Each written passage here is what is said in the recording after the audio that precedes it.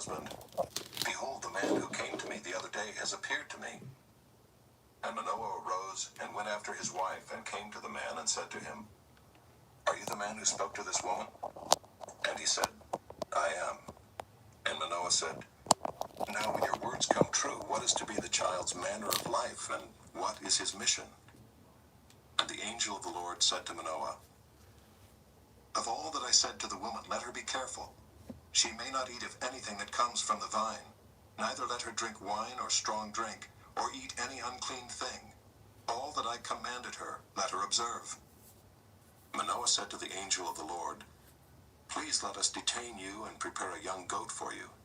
And the angel of the Lord said to Manoah, "If you detain me, I will not eat of your food. But if you prepare a burnt offering, then offer it to the Lord." For Manoah did not know that he was the angel of the Lord.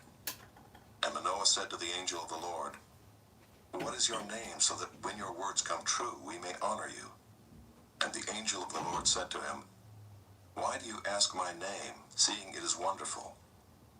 So Manoah took the young goat with the grain offering and offered it on the rock to the Lord, to the one who works wonders, and Manoah and his wife were watching.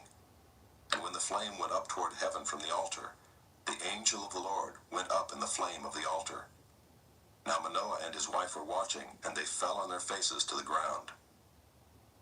The angel of the Lord appeared no more to Manoah and to his wife. Then Manoah knew that he was the angel of the Lord. And Manoah said to his wife, "We shall surely die, for we have seen God." But his wife said to him, "If the Lord had meant to kill us, he would not have accepted a burnt offering and a grain offering at our hands, or shown us all these things, or now announced to us such things as these." And the woman bore a son, and called his name Samson. And the young man grew, and the Lord blessed him. And the Spirit of the Lord began to stir him in Mahaneh-dan, between Zorah and Eshtaol. Chapter 14. Samson went down to Timnah, and at Timnah he saw one of the daughters of the Philistines. Then he came up and told his father and mother, "I saw one of the daughters of the Philistines at Timnah. Now get her for me as my wife." But his father and mother said to him, "Is there not a woman among the daughters of your relatives, or among all our people, that you must go to take a wife from the uncircumcised Philistines?" But Samson said to his father, "Get her for me, for she is right in my eyes." His father and mother did not know that it was from the Lord, for he was seeking an opportunity against the Philistines. At that time the Philistines ruled over Israel. Then Samson went down with his father and mother to Timnah, and they came to the vineyards of Timnah. And behold, a young lion came toward him, roaring. Then the Spirit of the Lord rushed upon him, and although he had nothing in his hand, he tore the lion in pieces as one tears a young goat. But he did not tell his father or his mother what he had done. Then he went down and talked with the woman, and she was right in Samson's eyes. After some days he returned to take her, and he turned aside to see the carcass of the lion, and behold, there was a swarm of bees in the body of the lion, and honey. He scraped it out into his hands and went on, eating as he went. And he came to his father and mother and gave some to them, and they ate. But he did not tell them that he had scraped the honey from the carcass of the lion. His father went down to the woman, and Samson prepared a feast there, for so the young men used to do. As soon as the people saw him, they brought 30 companions to be with him. And Samson said to them, "Let me now put a riddle to you. If you can tell me what it is within the 7 days of the feast and find it out, then I will give you 30 linen garments and 30 changes of clothes. But if you cannot tell me what it is, then you shall give me 30 linen garments and 30 changes of clothes." And they said to him, "Put your riddle, that we may hear it." And he said to them, "Out of the eater came something to eat. Out of the strong came something sweet." And in 3 days they could not solve the riddle. On the 4th day they said to Samson's wife, "Entice your husband to tell us what the riddle is, lest we burn you and your father's house with fire. Have you invited us here to impoverish us?"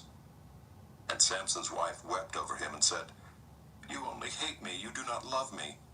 You've put a riddle to my people, and you have not told me what it is. And he said to her, Behold, I have not told my father nor my mother, and shall I tell you? She wept before him the 7 days that their feast lasted, and on the 7th day he told her, because she pressed him hard. Then she told the riddle to her people. And the men of the city said to him on the 7th day before the sun went down, What is sweeter than honey? What is stronger than a lion? And he said to them, If you had not plowed with my heifer, you would not have found out my riddle. And the Spirit of the Lord rushed upon him, and he went down to Ashkelon, and struck down 30 men of the town, and took their spoil, and gave the garments to those who had told the riddle. In hot anger he went back to his father's house. And Samson's wife was given to his companion, who had been his best man. Chapter 15. After some days, at the time of wheat harvest, Samson went to visit his wife with a young goat. And he said, I will go into my wife in the chamber. But her father would not allow him to go in. And her father said, I really thought that you utterly hated her, so I gave her to your companion. Is not her younger sister more beautiful than she? Please take her instead. And Samson said to them, This time I shall be innocent in regard to the Philistines when I do them harm. So Samson went and caught 300 foxes and took torches. And he turned them tail to tail, and put a torch between each pair of tails. And when he had set fire to the torches, he let the foxes go into the standing grain of the Philistines, and set fire to the stacked grain and the standing grain, as well as the olive orchards. Then the Philistines said, Who has done this? And they said, Samson, the son-in-law of the Timnite, because he has taken his wife and given her to his companion. And the Philistines came up and burned her and her father with fire. And Samson said to them, If this is what you do, I swear I will be avenged on you, and after that I will quit. And he struck them hip and thigh with a great blow, and he went down and stayed in the cleft of the rock of Edom. Then the Philistines came up and encamped in Judah and made a raid on Lehi. And the men of Judah said, Why have you come up against us? They said, We have come up to bind Samson, to do to him as he did to us. Then 3,000 men of Judah went down to the cleft of the rock of Edom and said to Samson, Do you not know that the Philistines are rulers over us? What then is this that you have done to us? And he said to them, As they did to me, so have I done to them. And they said to him, We have come down to bind you, that we may give you into the hands of the Philistines. And Samson said to them, Swear to me that you will not attack me yourselves. They said to him, No, we will only bind you and give you into their hands. We will surely not kill you. So they bound him with 2 new ropes and brought him up from the rock. When he came to Lehi, the Philistines came shouting to meet him. Then the Spirit of the Lord rushed upon him, and the ropes that were on his arms became as flax that has caught fire, and his bonds melted off his hands. And he found a fresh jawbone of a donkey, and put out his hand and took it, and with it he struck 1,000 men. And Samson said, With the jawbone of a donkey, heaps upon heaps. With the jawbone of a donkey have I struck down 1,000 men. As soon as he had finished speaking, he threw away the jawbone out of his hand. And that place was called Ramath Lehi. And he was very thirsty, and he called upon the Lord and said, You have granted this great salvation by the hand of your servant. And shall I now die of thirst and fall into the hands of the uncircumcised? And God split open the hollow place that is at Lehi, and water came out from it. And when he drank, his spirit returned, and he revived. Therefore the name of it was called En-Hakkore. It is at Lehi to this day. And he judged Israel in the days of the Philistines 20 years. Chapter 16. Samson went to Gaza, and there he saw a prostitute, and he went into her. The Gazites were told, Samson has come here. And they surrounded the place and set an ambush for him all night at the gate of the city. They kept quiet all night, saying, Let us wait till the light of the morning, then we will kill him. But Samson lay till midnight, and at midnight he arose and took hold of the doors of the gate of the city and the two posts, and pulled them up, bar and all, and put them on his shoulders, and carried them to the top of the hill that is in front of Hebron. After this he loved a woman in the valley of Sorek, whose name was Delilah. And the lords of the Philistines came up to her and said to her, Seduce him, and see where his great strength lies, and by what means we may overpower him, that we may bind him to humble him. And we will each give you 1,100 pieces of silver. So Delilah said to Samson, Please tell me where your great strength lies, and how you might be bound, that one could subdue you. Samson said to her, If they bind me with 7 fresh bowstrings that have not been dried, then I shall become weak and be like any other man. Then the lords of the Philistines brought up to her 7 fresh bowstrings that had not been dried, and she bound him with them. Now she had men lying in ambush in an inner chamber, and she said to him, The Philistines are upon you, Samson. But he snapped the bowstrings as a thread of flax snaps when it touches the fire. So the secret of his strength was not known. Then Delilah said to Samson, Behold, you have mocked me and told me lies. Please tell me how you might be bound. And he said to her, If they bind me with new ropes that have not been used, then I shall become weak and be like any other man. So Delilah took new ropes and bound him with them and said to him, The Philistines are upon you, Samson. And the men lying in ambush were in an inner chamber, but he snapped the ropes off his arms like a thread. Then Delilah said to Samson, Until now you have mocked me and told me lies. Tell me how you might be bound. And he said to her, If you weave the 7 locks of my head with the web and fasten it tight with a pin, then I shall become weak and be like any other man. So while he slept, Delilah took the 7 locks of his head and wove them into the web. And she made them tight with a pin and said to him, The Philistines are upon you, Samson. But he awoke from his sleep and pulled away the pin, the loom, and the web. And she said to him, How can you say, I love you, when your heart is not with me? You have mocked me these 3 times, and you have not told me where your great strength lies. And when she pressed him hard with her words day after day and urged him, his soul was vexed to death. And he told her all his heart and said to her, A razor has never come upon my head, for I have been a Nazirite to God from my mother's womb. If my head is shaved, then my strength will leave me, and I shall become weak and be like any other man. When Delilah saw that he had told her all his heart, she sent and called the lords of the Philistines, saying, Come up again, for he has told me all his heart. Then the lords of the Philistines came up to her and brought the money in their hands. She made him sleep on her knees, and she called a man and had him shave off the 7 locks of his head. Then she began to torment him, and his strength left him. And she said, The Philistines are upon you, Samson. And he awoke from his sleep and said, I will go out as at other times and shake myself free. But he did not know that the Lord had left him. And the Philistines seized him and gouged out his eyes, and brought him down to Gaza and bound him with bronze shackles. And he ground at the mill in the prison. But the hair of his head began to grow again after it had been shaved. Now the lords of the Philistines gathered to offer a great sacrifice to Dagon their god, and to rejoice. And they said, Our God has given Samson our enemy into our hand. And when the people saw him, they praised their God. For they said, Our God has given our enemy into our hand, the ravager of our country, who has killed many of us.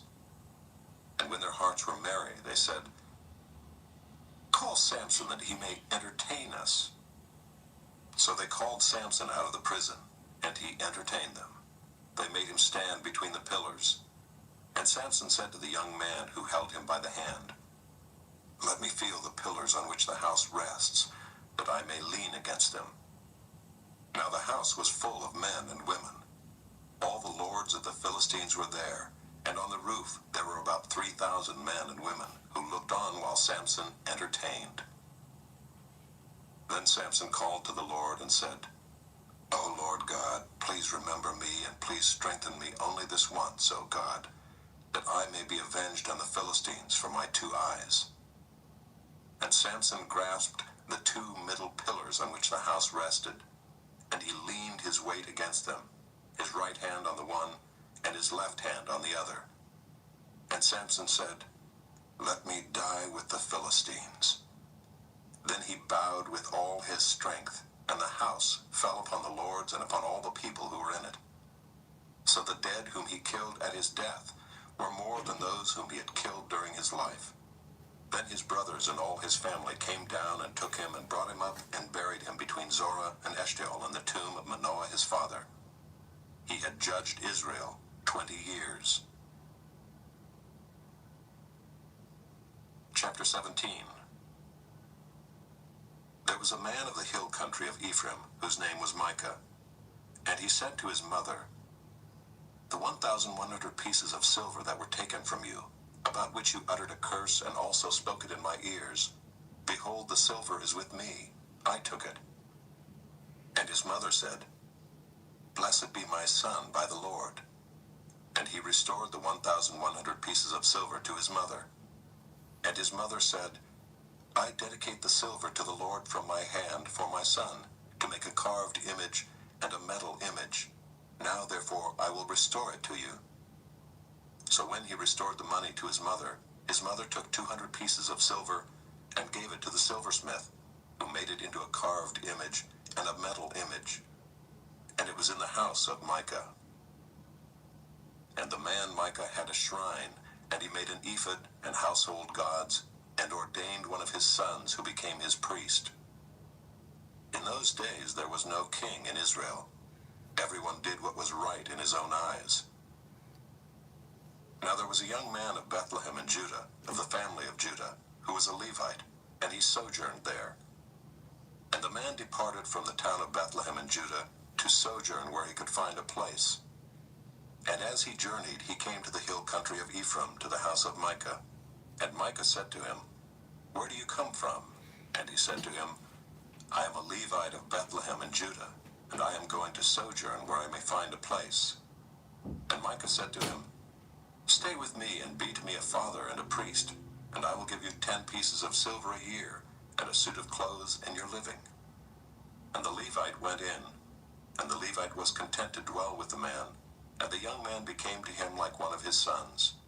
And Micah ordained the Levite, and the young man became his priest and was in the house of Micah. Then Micah said, "Now I know that the Lord will prosper me, because I have a Levite as priest."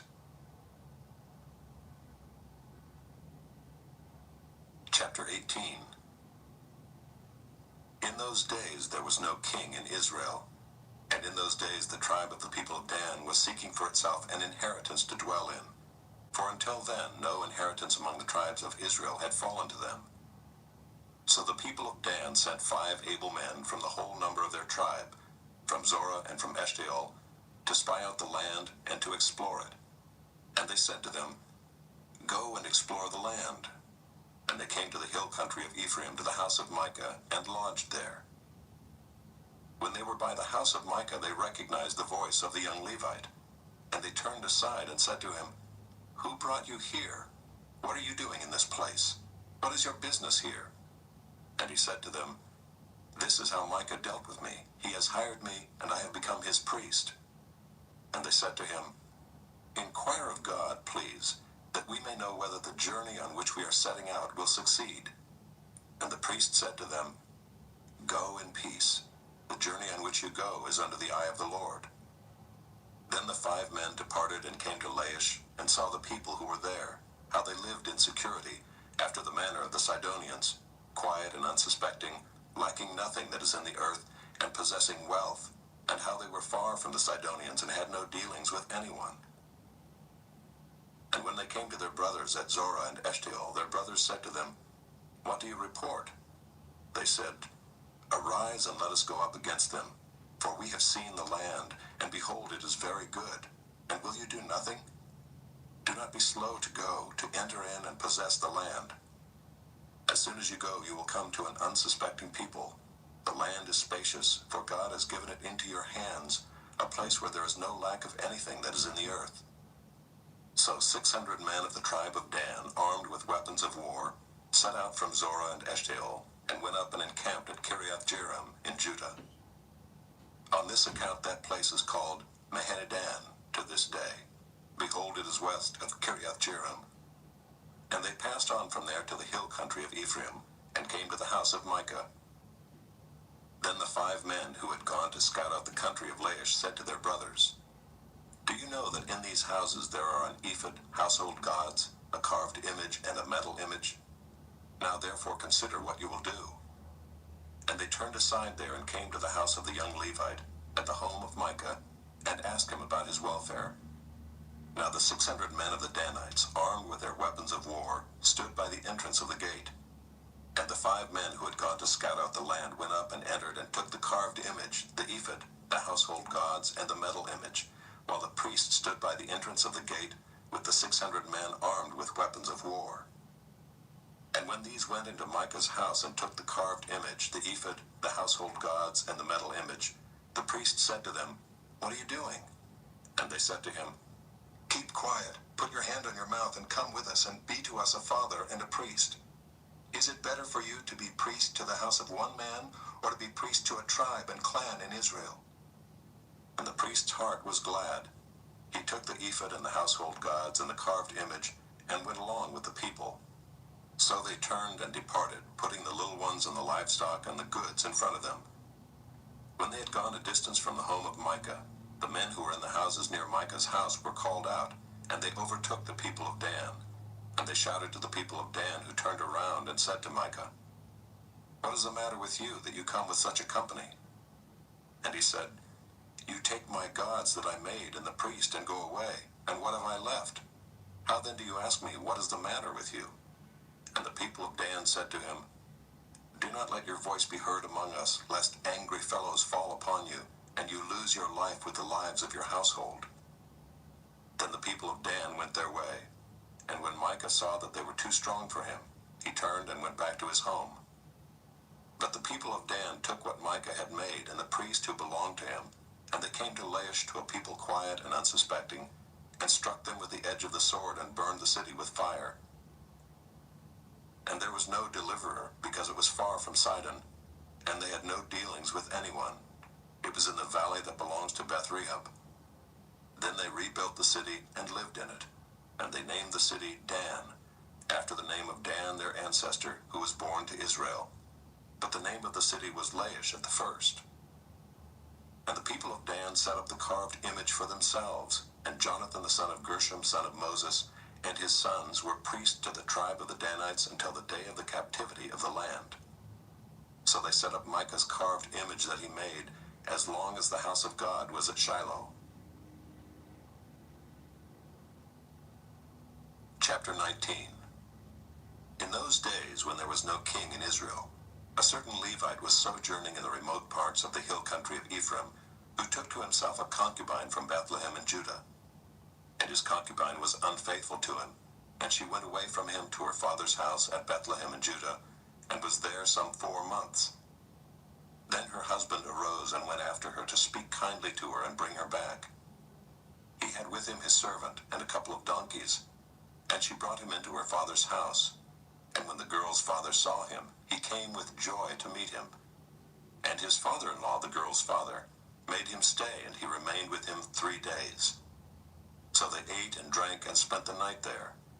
And on the 4th day they arose early in the morning, and he prepared to go. But the girl's father said to his son-in-law, Strengthen your heart with a morsel of bread, and after that you may go. So the 2 of them sat and ate and drank together. And the girl's father said to the man, Be pleased to spend the night, and let your heart be merry. And when the man rose up to go, his father-in-law pressed him, till he spent the night there again. And on the 5th day he arose early in the morning to depart. And the girl's father said, Strengthen your heart, and wait until the day declines. So they ate, both of them. And when the man and his concubine and his servant rose up to depart, his father-in-law, the girl's father, said to him, Behold, now the day is waned toward evening. Please spend the night. Behold, the day draws to its close. Lodge here and let your heart be merry, and tomorrow you shall arise early in the morning for your journey and go home. But the man would not spend the night. He rose up and departed and arrived opposite Jebus, that is, Jerusalem. He had with him a couple of saddled donkeys, and his concubine was with him. When they were near Jebus, the day was nearly over, and the servant said to his master, "Come now, let us turn aside to the city of the Jebusites and spend the night in it." And his master said to him, "We will not turn aside into the city of foreigners, who do not belong to the people of Israel, but we will pass on to Gibeah." And he said to his young man, "Come and let us draw near to one of these places and spend the night at Gibeah or at Ramah." So they passed on and went their way. And the sun went down on them near Gibeah, which belongs to Benjamin, and they turned aside there to go in and spend the night at Gibeah. And he went in and sat down in the open square of the city, for no one took them into his house to spend the night. And behold, an old man was coming from his work in the field at evening. The man was from the hill country of Ephraim, and he was sojourning in Gibeah. The men of the place were Benjaminites. And he lifted up his eyes and saw the traveler in the open square of the city. And the old man said, "Where are you going? And where do you come from?" And he said to him, "We are passing from Bethlehem in Judah to the remote parts of the hill country of Ephraim, from which I come. I went to Bethlehem in Judah, and I am going to the house of the Lord, but no one has taken me into his house. We have straw and feed for our donkeys, with bread and wine for me and your female servant, and the young man with your servants. There is no lack of anything." And the old man said, "Peace be to you. I will care for all your wants. Only do not spend the night in the square." So he brought him into his house and gave the donkeys feed, and they washed their feet and ate and drank. As they were making their hearts merry, behold, the men of the city, worthless fellows, surrounded the house, beating on the door. And they said to the old man, the master of the house, "Bring out the man who came into your house, that we may know him." And the man, the master of the house, went out to them and said to them, "No, my brothers, do not act so wickedly. Since this man has come into my house, do not do this vile thing. Behold, here are my virgin daughter and his concubine. Let me bring them out now. Violate them and do with them what seems good to you, but against this man do not do this outrageous thing." But the man would not listen to him. So the man seized his concubine and made her go out to them. And they knew her and abused her all night until the morning. And as the dawn began to break, they let her go. And as morning appeared, the woman came and fell down at the door of the man's house where her master was, until it was light. And her master rose up in the morning, and when he opened the doors of the house and went out to go on his way, behold, there was his concubine lying at the door of the house, with her hands on the threshold. He said to her, "Get up, let us be going." But there was no answer. Then he put her on the donkey, and the man rose up and went away to his home.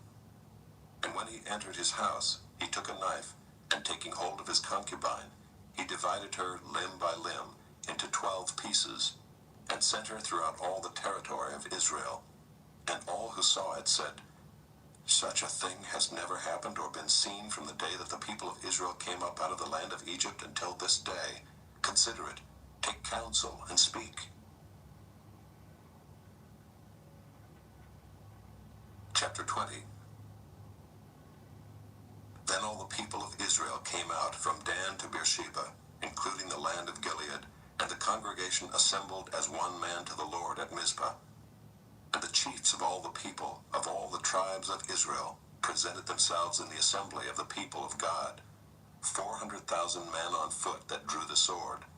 Now the people of Benjamin heard that the people of Israel had gone up to Mizpah. And the people of Israel said, "Tell us, how did this evil happen?" And the Levite, the husband of the woman who was murdered, answered and said, "I came to Gibeah that belongs to Benjamin, I and my concubine, to spend the night. And the leaders of Gibeah rose against me and surrounded the house against me by night. They meant to kill me, and they violated my concubine, and she is dead. So I took hold of my concubine and cut her in pieces, and sent her throughout all the country of the inheritance of Israel, for they have committed abomination and outrage in Israel. Behold, you people of Israel, all of you, give your advice and counsel here. And all the people arose as one man, saying, None of us will go to his tent, and none of us will return to his house. But now this is what we will do to Gibeah. We will go up against it by lot, and we will take 10 men of 100 throughout all the tribes of Israel, and 100 of 1,000, and 1,000 of 10,000, to bring provisions for the people, that when they come they may repay Gibeah of Benjamin for all the outrage that they have committed in Israel. So all the men of Israel gathered against the city, united as one man. And the tribes of Israel sent men through all the tribe of Benjamin, saying, What evil is this that has taken place among you?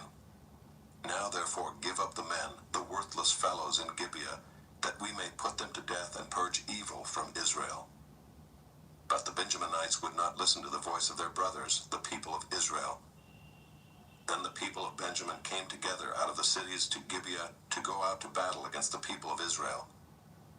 And the people of Benjamin mustered out of their cities on that day 26,000 men who drew the sword, besides the inhabitants of Gibeah, who mustered 700 chosen men. Among all these were 700 chosen men who were left-handed. Everyone could sling a stone at a hair and not miss. And the men of Israel, apart from Benjamin, mustered 400,000 men who drew the sword. All these were men of war. The people of Israel arose and went up to Bethel and inquired of God, Who shall go up first for us to fight against the people of Benjamin? And the Lord said, Judah shall go up first. Then the people of Israel rose in the morning and encamped against Gibeah. And the men of Israel went out to fight against Benjamin, and the men of Israel drew up the battle line against them at Gibeah. The people of Benjamin came out of Gibeah and destroyed on that day 22,000 men of the Israelites. But the people, the men of Israel, took courage and again formed the battle line in the same place where they had formed it on the first day. And the people of Israel went up and wept before the Lord until the evening. And they inquired of the Lord, Shall we again draw near to fight against our brothers, the people of Benjamin? And the Lord said, Go up against them. So the people of Israel came near against the people of Benjamin the second day, and Benjamin went against them out of Gibeah the second day, and destroyed 18,000 men of the people of Israel. All these were men who drew the sword. Then all the people of Israel, the whole army, went up and came to Bethel and wept. They sat there before the Lord and fasted that day until evening, and offered burnt offerings and peace offerings before the Lord.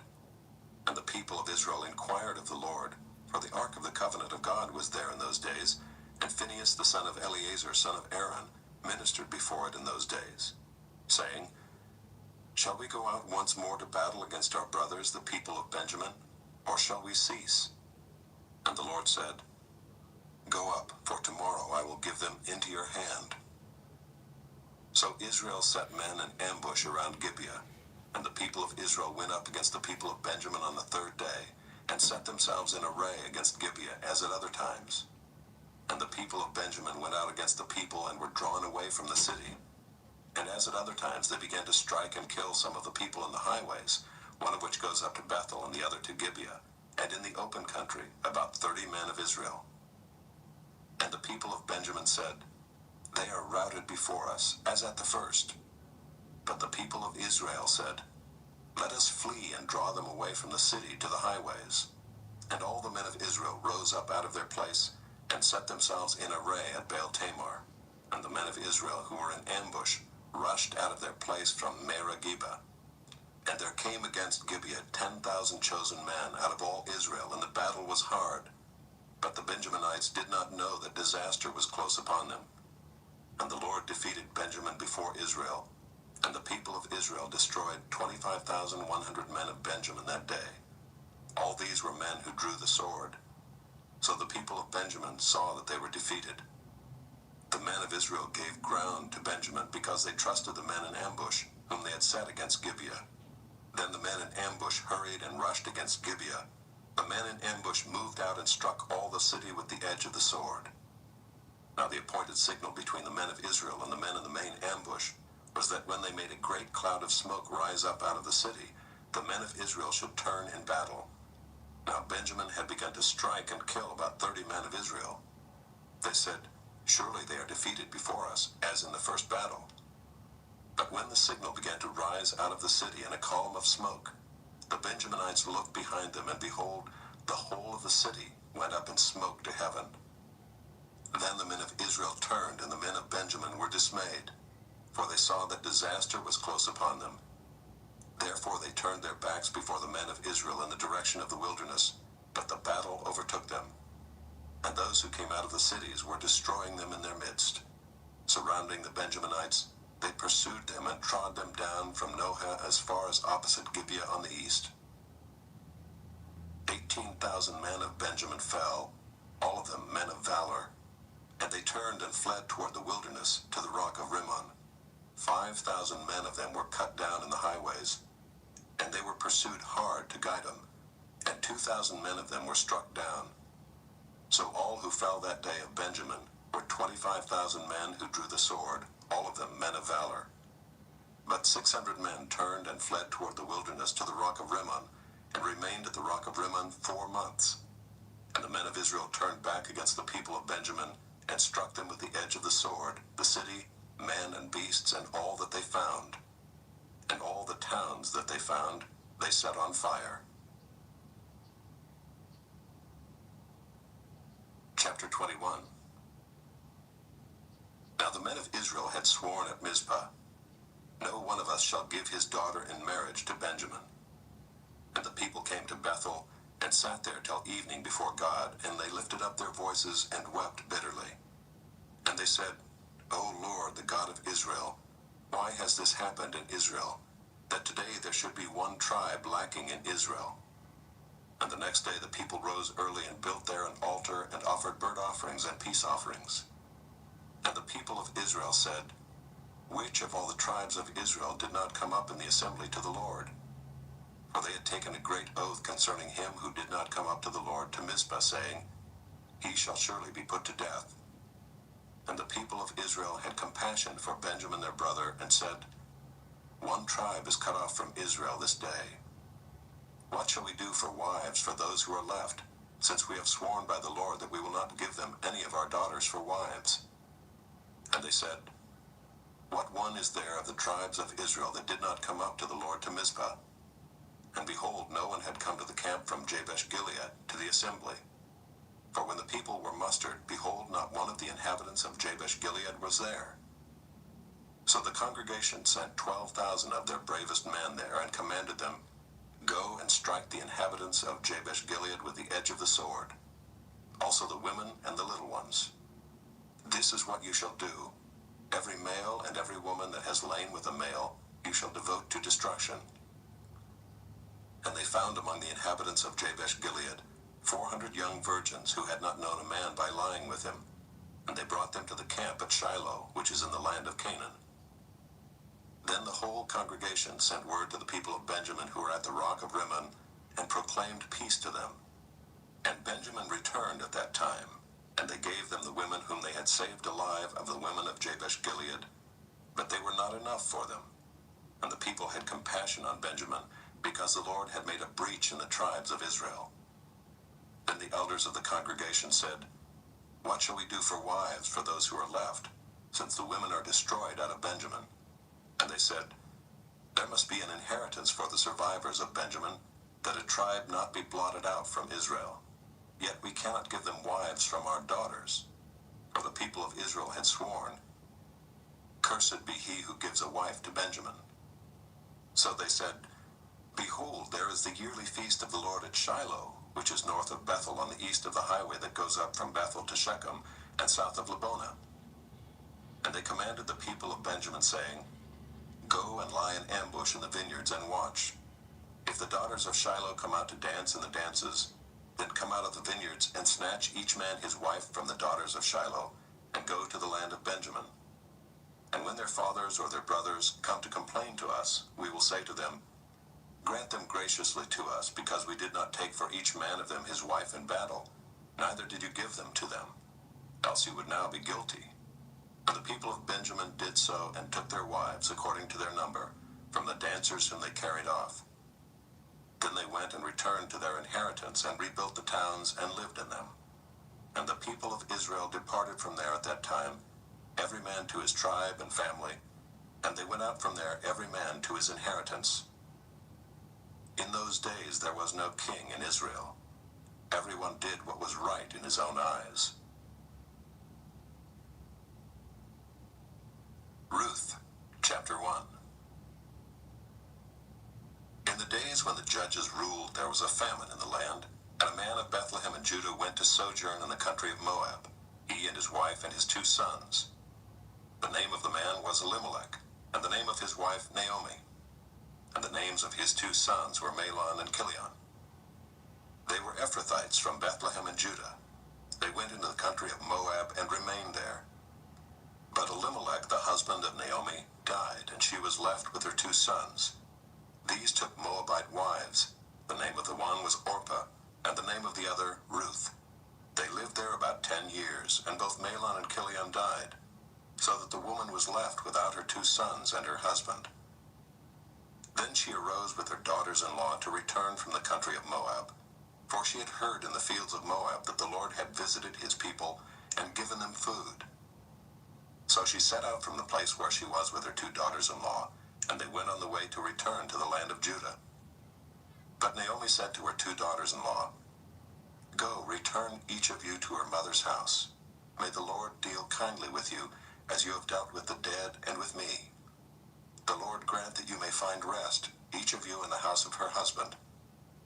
Then she kissed them, and they lifted up their voices and wept. And they said to her, "No, we will return with you to your people." But Naomi said, "Turn back, my daughters. Why will you go with me? Have I yet sons in my womb, that they may become your husbands? Turn back, my daughters, go your way, for I am too old to have a husband. If I should say I have hope, even if I should have a husband this night and should bear sons, would you therefore wait till they were grown? Would you therefore refrain from marrying? No, my daughters, for it is exceedingly bitter to me for your sake that the hand of the Lord has gone out against me." Then they lifted up their voices and wept again. And Orpah kissed her mother-in-law, but Ruth clung to her. And she said, "See, your sister-in-law has gone back to her people and to her gods. Return after your sister-in-law." But Ruth said, "Do not urge me to leave you or to return from following you. For where you go, I will go, and where you lodge, I will lodge. Your people shall be my people, and your God, my God. Where you die, I will die, and there will I be buried. May the Lord do so to me, and more also, if anything but death parts me from you." And when Naomi saw that she was determined to go with her, she said no more. So the 2 of them went on until they came to Bethlehem.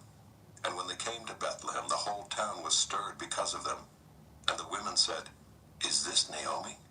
She said to them, "Do not call me Naomi. Call me Mara, for the Almighty has dealt very bitterly with me. I went away full, and the Lord has brought me back empty. Why call me Naomi, when the Lord has testified against me, and the Almighty has brought calamity upon me?" So Naomi returned, and Ruth the Moabite her daughter-in-law with her, who returned from the country of Moab. And they came to Bethlehem at the beginning of barley harvest. Chapter 2. Now Naomi had a relative of her husband's, a worthy man of the clan of Elimelech, whose name was Boaz. And Ruth the Moabite said to Naomi, "Let me go to the field and glean among the ears of grain after him, in whose sight I shall find favor." And she said to her, "Go, my daughter." So she set out and went and gleaned in the field after the reapers. And she happened to come to the part of the field belonging to Boaz, who was of the clan of Elimelech. And behold, Boaz came from Bethlehem. And he said to the reapers, "The Lord be with you." And they answered, "The Lord bless you." Then Boaz said to his young man who was in charge of the reapers, "Whose young woman is this?" And the servant who was in charge of the reapers answered, "Oh, she is the young Moabite woman who came back with Naomi from the country of Moab." She said, "Please let me glean and gather among the sheaves after the reapers." So she came, and she has continued from early morning until now, except for a short rest. Then Boaz said to Ruth, "Now listen, my daughter. Do not go to glean in another field, or leave this one, But keep close to my young women. Let your eyes be on the field that they are reaping, and go after them. Have I not charged the young men not to touch you? And when you are thirsty, go to the vessels and drink what the young men have drawn. Then she fell on her face, bowing to the ground, and said to him, Why have I found favor in your eyes, that you should take notice of me, since I am a foreigner? But Boaz answered her, All that you have done for your mother-in-law since the death of your husband has been fully told to me, and how you left your father and mother and your native land, and came to a people that you did not know before. The Lord repay you for what you have done, and a full reward be given you by the Lord, the God of Israel, under whose wings you have come to take refuge. Then she said, I have found favor in your eyes, my lord, for you have comforted me and spoken kindly to your servant, though I am not one of your servants. And at mealtime Boaz said to her, Come here and eat some bread and dip your morsel in the wine. So she sat beside the reapers, and he passed to her roasted grain. And she ate until she was satisfied, and she had some left over. When she rose to glean, Boaz instructed his young men, saying, Let her glean even among the sheaves, and do not reproach her. And also pull out some from the bundles for her, and leave it for her to glean, and do not rebuke her. So she gleaned in the field until evening. Then she beat out what she had gleaned, and it was about an ephah of barley. And she took it up and went into the city. Her mother-in-law saw what she had gleaned. She also brought out and gave her what food she had left over after being satisfied. And her mother-in-law said to her, Where did you glean today, and where have you worked? Blessed be the man who took notice of you. So she told her mother-in-law with whom she had worked, and said, The man's name with whom I work today is Boaz. And Naomi said to her daughter-in-law, May he be blessed by the Lord, whose kindness has not forsaken the living or the dead. Naomi also said to her, The man is a close relative of ours, one of our redeemers. And Ruth the Moabite said, Besides, he said to me, You shall keep close by my young men until they have finished all my harvest. And Naomi said to Ruth her daughter-in-law, It is good, my daughter, that you go out with his young women, lest in another field you be assaulted. So she kept close to the young women of Boaz, gleaning until the end of the barley and wheat harvests, and she lived with her mother-in-law. Chapter 3. Then Naomi, her mother-in-law, said to her, My daughter, should I not seek rest for you, that it may be well with you? Is not Boaz our relative, with whose young women you were? See, he is winnowing barley tonight at the threshing floor. Wash, therefore, and anoint yourself, and put on your cloak and go down to the threshing floor. But do not make yourself known to the man until he has finished eating and drinking. But when he lies down, observe the place where he lies. Then go and uncover his feet and lie down, and he will tell you what to do. And she replied, All that you say I will do. So she went down to the threshing floor and did just as her mother-in-law had commanded her. And when Boaz had eaten and drunk, and his heart was merry, he went to lie down at the end of the heap of grain. Then she came softly and uncovered his feet and lay down. At midnight the man was startled and turned over, and behold, a woman lay at his feet. He said, Who are you? And she answered, I am Ruth, your servant. Spread your wings over your servant, for you are a redeemer. And he said, May you be blessed by the Lord, my daughter. You have made this last kindness greater than the first, in that you have not gone after young men, whether poor or rich. And now, my daughter, do not fear. I will do for you all that you ask, for all my fellow townsmen know that you are a worthy woman. And now it is true that I am a redeemer, yet there is a redeemer nearer than I. Remain tonight, and in the morning, if he will redeem you, good, let him do it. But if he is not willing to redeem you, then as the Lord lives, I will redeem you. Lie down until the morning.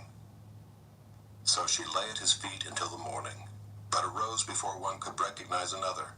And he said, Let it not be known that the woman came to the threshing floor. And he said, Bring the garment you are wearing and hold it out. So she held it, and he measured out 6 measures of barley and put it on her. Then she went into the city, and when she came to her mother-in-law, she said, "How did you fare, my daughter?"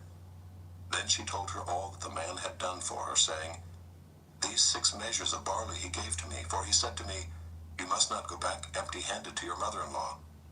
She replied, "Wait, my daughter, until you learn how the matter turns out, for the man will not rest, but will settle the matter today." Chapter 4. Now Boaz had gone up to the gate and sat down there, and behold, the Redeemer of whom Boaz had spoken came by. So Boaz said, "Turn aside, friend, sit down here." And he turned aside and sat down. And he took 10 men of the elders of the city and said, "Sit down here." So they sat down. Then he said to the Redeemer, "Naomi, who has come back from the country of Moab, is selling the parcel of land that belonged to our relative Elimelech. So I thought I would tell you of it and say, buy it in the presence of those sitting here and in the presence of the elders of my people. If you will redeem it, redeem it. But if you will not, tell me that I may know, for there is no one besides you to redeem it, and I come after you." And he said, "I will redeem it." Then Boaz said, "The day you buy the field from the hand of Naomi, you also acquire Ruth the Moabite, the widow of the dead, in order to perpetuate the name of the dead in his inheritance." Then the Redeemer said, "I cannot redeem it for myself, lest I impair my own inheritance. Take my right of redemption yourself, for I cannot redeem it." Now this was the custom in former times in Israel concerning redeeming and exchanging. To confirm a transaction, the one drew off his sandal and gave it to the other, and this was the manner of attesting in Israel. So when the Redeemer said to Boaz, "Buy it for yourself," he drew off his sandal. And Boaz said to the elders and all the people, "You are witnesses this day that I have bought from the hand of Naomi all that belonged to Elimelech, and all that belonged to Chilion and to Mahlon. Also Ruth the Moabite, the widow of Mahlon, I have bought to be my wife, to perpetuate the name of the dead in his inheritance, that the name of the dead may not be cut off from among his brothers, and from the gate of his native place. You are witnesses this day." Then all the people who were at the gate and the elders said, "We are witnesses. May the Lord make the woman who is coming into your house like Rachel and Leah, who together built up the house of Israel. May you act worthily in Ephrathah and be renowned in Bethlehem. And may your house be like the house of Perez, whom Tamar bore to Judah, because of the offspring that the Lord will give you by this young woman." So Boaz took Ruth, and she became his wife. And he went into her, and the Lord gave her conception, and she bore a son. Then the women said to Naomi, "Blessed be the Lord, who has not left you this day without a redeemer, and may his name be renowned in Israel. He shall be to you a restorer of life and a nourisher of your old age. For your daughter-in-law who loves you, who is more to you than 7 sons, has given birth to him." Then Naomi took the child and laid him on her lap and became his nurse. And the women of the neighborhood gave him a name, saying, "A son has been born to Naomi." They named him Obed. He was the father of Jesse, the father of David. Now these are the generations of Perez. Perez fathered Hezron. Hezron fathered Ram. Ram fathered Amminadab. Amminadab fathered Nahshon. Nahshon fathered Salmon. Salmon fathered Boaz. Boaz fathered Obed. Obed fathered Jesse. And Jesse fathered David.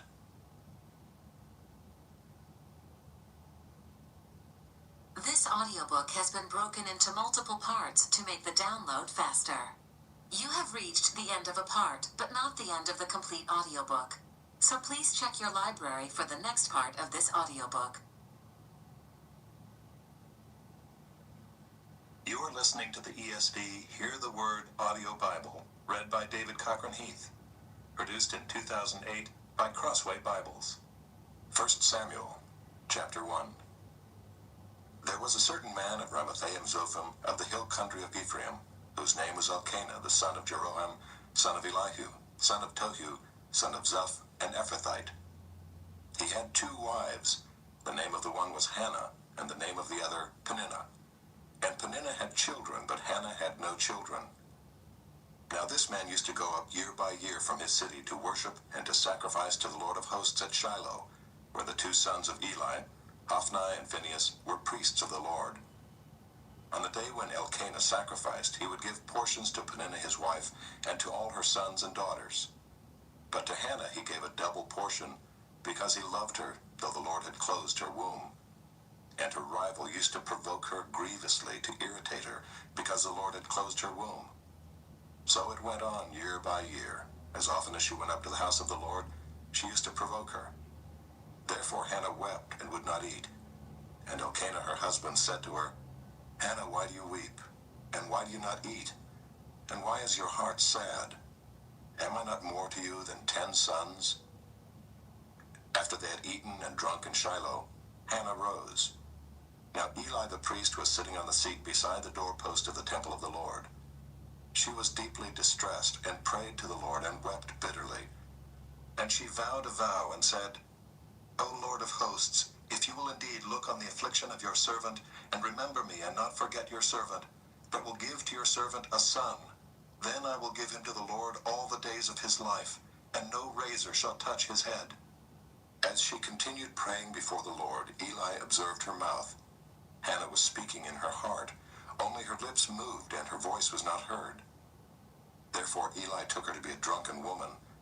And Eli said to her, How long will you go on being drunk? Put your wine away from you. But Hannah answered, No, my lord, I am a woman troubled in spirit. I have drunk neither wine nor strong drink, but I have been pouring out my soul before the Lord. Do not regard your servant as a worthless woman, for all along I have been speaking out of my great anxiety and vexation. Then Eli answered, Go in peace, and the God of Israel grant your petition that you have made to him. And she said, Let your servant find favor in your eyes. Then the woman went her way and ate, and her face was no longer sad. They rose early in the morning and worshipped before the Lord. Then they went back to their house at Ramah. And Elkanah knew Hannah his wife, and the Lord remembered her. And in due time Hannah conceived and bore a son, and she called his name Samuel. For she said, I have asked for him from the Lord. The man Elkanah and all his house went up to offer to the Lord the yearly sacrifice and to pay his vow. But Hannah did not go up, for she said to her husband, As soon as the child is weaned, I will bring him, so that he may appear in the presence of the Lord and dwell there forever.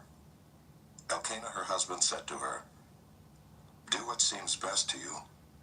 Wait until you have weaned him, only may the Lord establish his word. So the woman remained and nursed her son until she weaned him. And when she had weaned him, she took him up with her along with a 3-year-old bull, an ephah of flour, and a skin of wine. And she brought him to the house of the Lord at Shiloh. And the child was young. Then they slaughtered the bull, and they brought the child to Eli. And she said, O my Lord, as you live, my Lord, I am the woman who was standing here in your presence, praying to the Lord. For this child I prayed, and the Lord has granted me my petition that I made to him. Therefore I have lent him to the Lord. As long as he lives, he is lent to the Lord. And he worshipped the Lord there. Chapter 2. And Hannah prayed and said, My heart exults in the Lord. My horn is exalted in the Lord. My mouth derides my enemies, because I rejoice in your salvation. There is none holy like the Lord, for there is none besides you. There is no rock like our God. Talk no more so very proudly. Let not arrogance come from your mouth. For the Lord is a God of knowledge, and by him actions are weighed. The bows of the mighty are broken, but the feeble bind on strength. Those who were full have hired themselves out for bread, but those who are hungry have ceased to hunger. The barren has borne 7, but she who has many children is forlorn. The Lord kills and brings to life. He brings down to Sheol and raises up. The Lord makes poor and makes rich. He brings low and he exalts. He raises up the poor from the dust. He lifts the needy from the ash heap to make them sit with princes and inherit a seat of honor. For the pillars of the earth are the Lord's, and on them he has set the world. He will guard the feet of his faithful ones, but the wicked shall be cut off in darkness, for not by might shall a man prevail. The adversaries of the Lord shall be broken to pieces. Against them he will thunder in heaven. The Lord will judge the ends of the earth. He will give strength to his king, and exalt the horn of his anointed. Then Elkanah went home to Ramah, and the boy was ministering to the Lord in the presence of Eli the priest. Now the sons of Eli were worthless men. They did not know the Lord. The custom of the priests with the people was that when any man offered sacrifice, the priest's servant would come while the meat was boiling, with a three-pronged fork in his hand, and he would thrust it into the pan or kettle or cauldron or pot. All that the fork brought up, the priest would take for himself. This is what they did at Shiloh to all the Israelites who came there. Moreover, before the fat was burned, the priest's servant would come and say to the man who was sacrificing, "Give meat for the priest to roast, for he will not accept boiled meat from you, but only raw." And if the man said to him, "Let them burn the fat first, and then take as much as you wish," he would say, "No, you must give it now, and if not, I will take it by force." Thus the sin of the young men was very great in the sight of the Lord, for the men treated the offering of the Lord with contempt. Samuel was ministering before the Lord, a boy clothed with a linen ephod. And his mother used to make for him a little robe and take it to him each year when she went up with her husband to offer the yearly sacrifice. Then Eli would bless Elkanah and his wife and say, "May the Lord give you children by this woman for the petition she asked of the Lord." So then they would return to their home. Indeed, the Lord visited Hannah, and she conceived and bore 3 sons and 2 daughters. And the boy Samuel grew in the presence of the Lord. Now Eli was very old, and he kept hearing all that his sons were doing to all Israel, and how they lay with the women who were serving at the entrance to the tent of meeting. And he said to them, "Why do you do such things? For I hear of your evil dealings from all these people. No, my sons, it is no good report that I hear the people of the Lord spreading abroad. If someone sins against a man, God will mediate for him. But if someone sins against the Lord, who can intercede for him?" But they would not listen to the voice of their father, for it was the will of the Lord to put them to death. Now the boy Samuel continued to grow both in stature and in favor with the Lord, and also with man. And there came a man of God to Eli and said to him, "Thus says the Lord, did I indeed reveal myself to the house of your father when they were in Egypt, subject to the house of Pharaoh? Did I choose him out of all the tribes of Israel to be my priest, to go up to my altar, to burn incense, to wear an ephod before me? I gave to the house of your father all my offerings by fire from the people of Israel. Why then do you scorn my sacrifices and my offerings that I commanded for my dwelling, and honor your sons above me by fattening yourselves on the choicest parts of every offering of my people Israel? Therefore the Lord, the God of Israel, declares, I promised that your house and the house of your father should go in and out before me forever. But now the Lord declares, far be it from me, for those who honor me I will honor, and those who despise me shall be lightly esteemed. Behold, the days are coming when I will cut off your strength and the strength of your father's house, so that there will not be an old man in your house. Then in distress you will look with envious eye on all the prosperity that shall be bestowed on Israel, and there shall not be an old man in your house forever. The only one of you whom I shall not cut off from my altar shall be spared to weep his eyes out, to grieve his heart, and all the descendants of your house shall die by the sword of men. And this that shall come upon your 2 sons, Hophni and Phinehas, shall be the sign to you. Both of them shall die on the same day. And I will raise up for myself a faithful priest, who shall do according to what is in my heart and in my mind. And I will build him a sure house, and he shall go in and out before my anointed forever. And everyone who is left in your house shall come to implore him for a piece of silver or a loaf of bread, and shall say, please put me in one of the priest's places, that I may eat a morsel of bread. Chapter 3. Now the boy Samuel was ministering to the Lord in the presence of Eli, and the word of the Lord was rare in those days. There was no frequent vision. At that time Eli, whose eyesight had begun to grow dim so that he could not see, was lying down in his own place. The lamp of God had not yet gone out, and Samuel was lying down in the temple of the Lord where the ark of God was. Then the Lord called Samuel, and he said, "Here I am," and ran to Eli and said, "Here I am, for you called me." But he said, "I did not call. Lie down again." So he went and lay down. And the Lord called again, "Samuel." And Samuel arose and went to Eli and said, "Here I am, for you called me." But he said, "I did not call, my son. Lie down again." Now Samuel did not yet know the Lord, and the word of the Lord had not yet been revealed to him. And the Lord called Samuel again the third time. And he arose and went to Eli and said, "Here I am, for you called me." Then Eli perceived that the Lord was calling the boy. Therefore Eli said to Samuel, "Go, lie down, and if he calls you, you shall say, 'Speak, Lord, for your servant hears.'" So Samuel went and lay down in his place. And the Lord came and stood, calling as at other times, "Samuel, Samuel." And Samuel said, "Speak, for your servant hears." Then the Lord said to Samuel, "Behold, I am about to do a thing in Israel at which the 2 ears of everyone who hears it will tingle.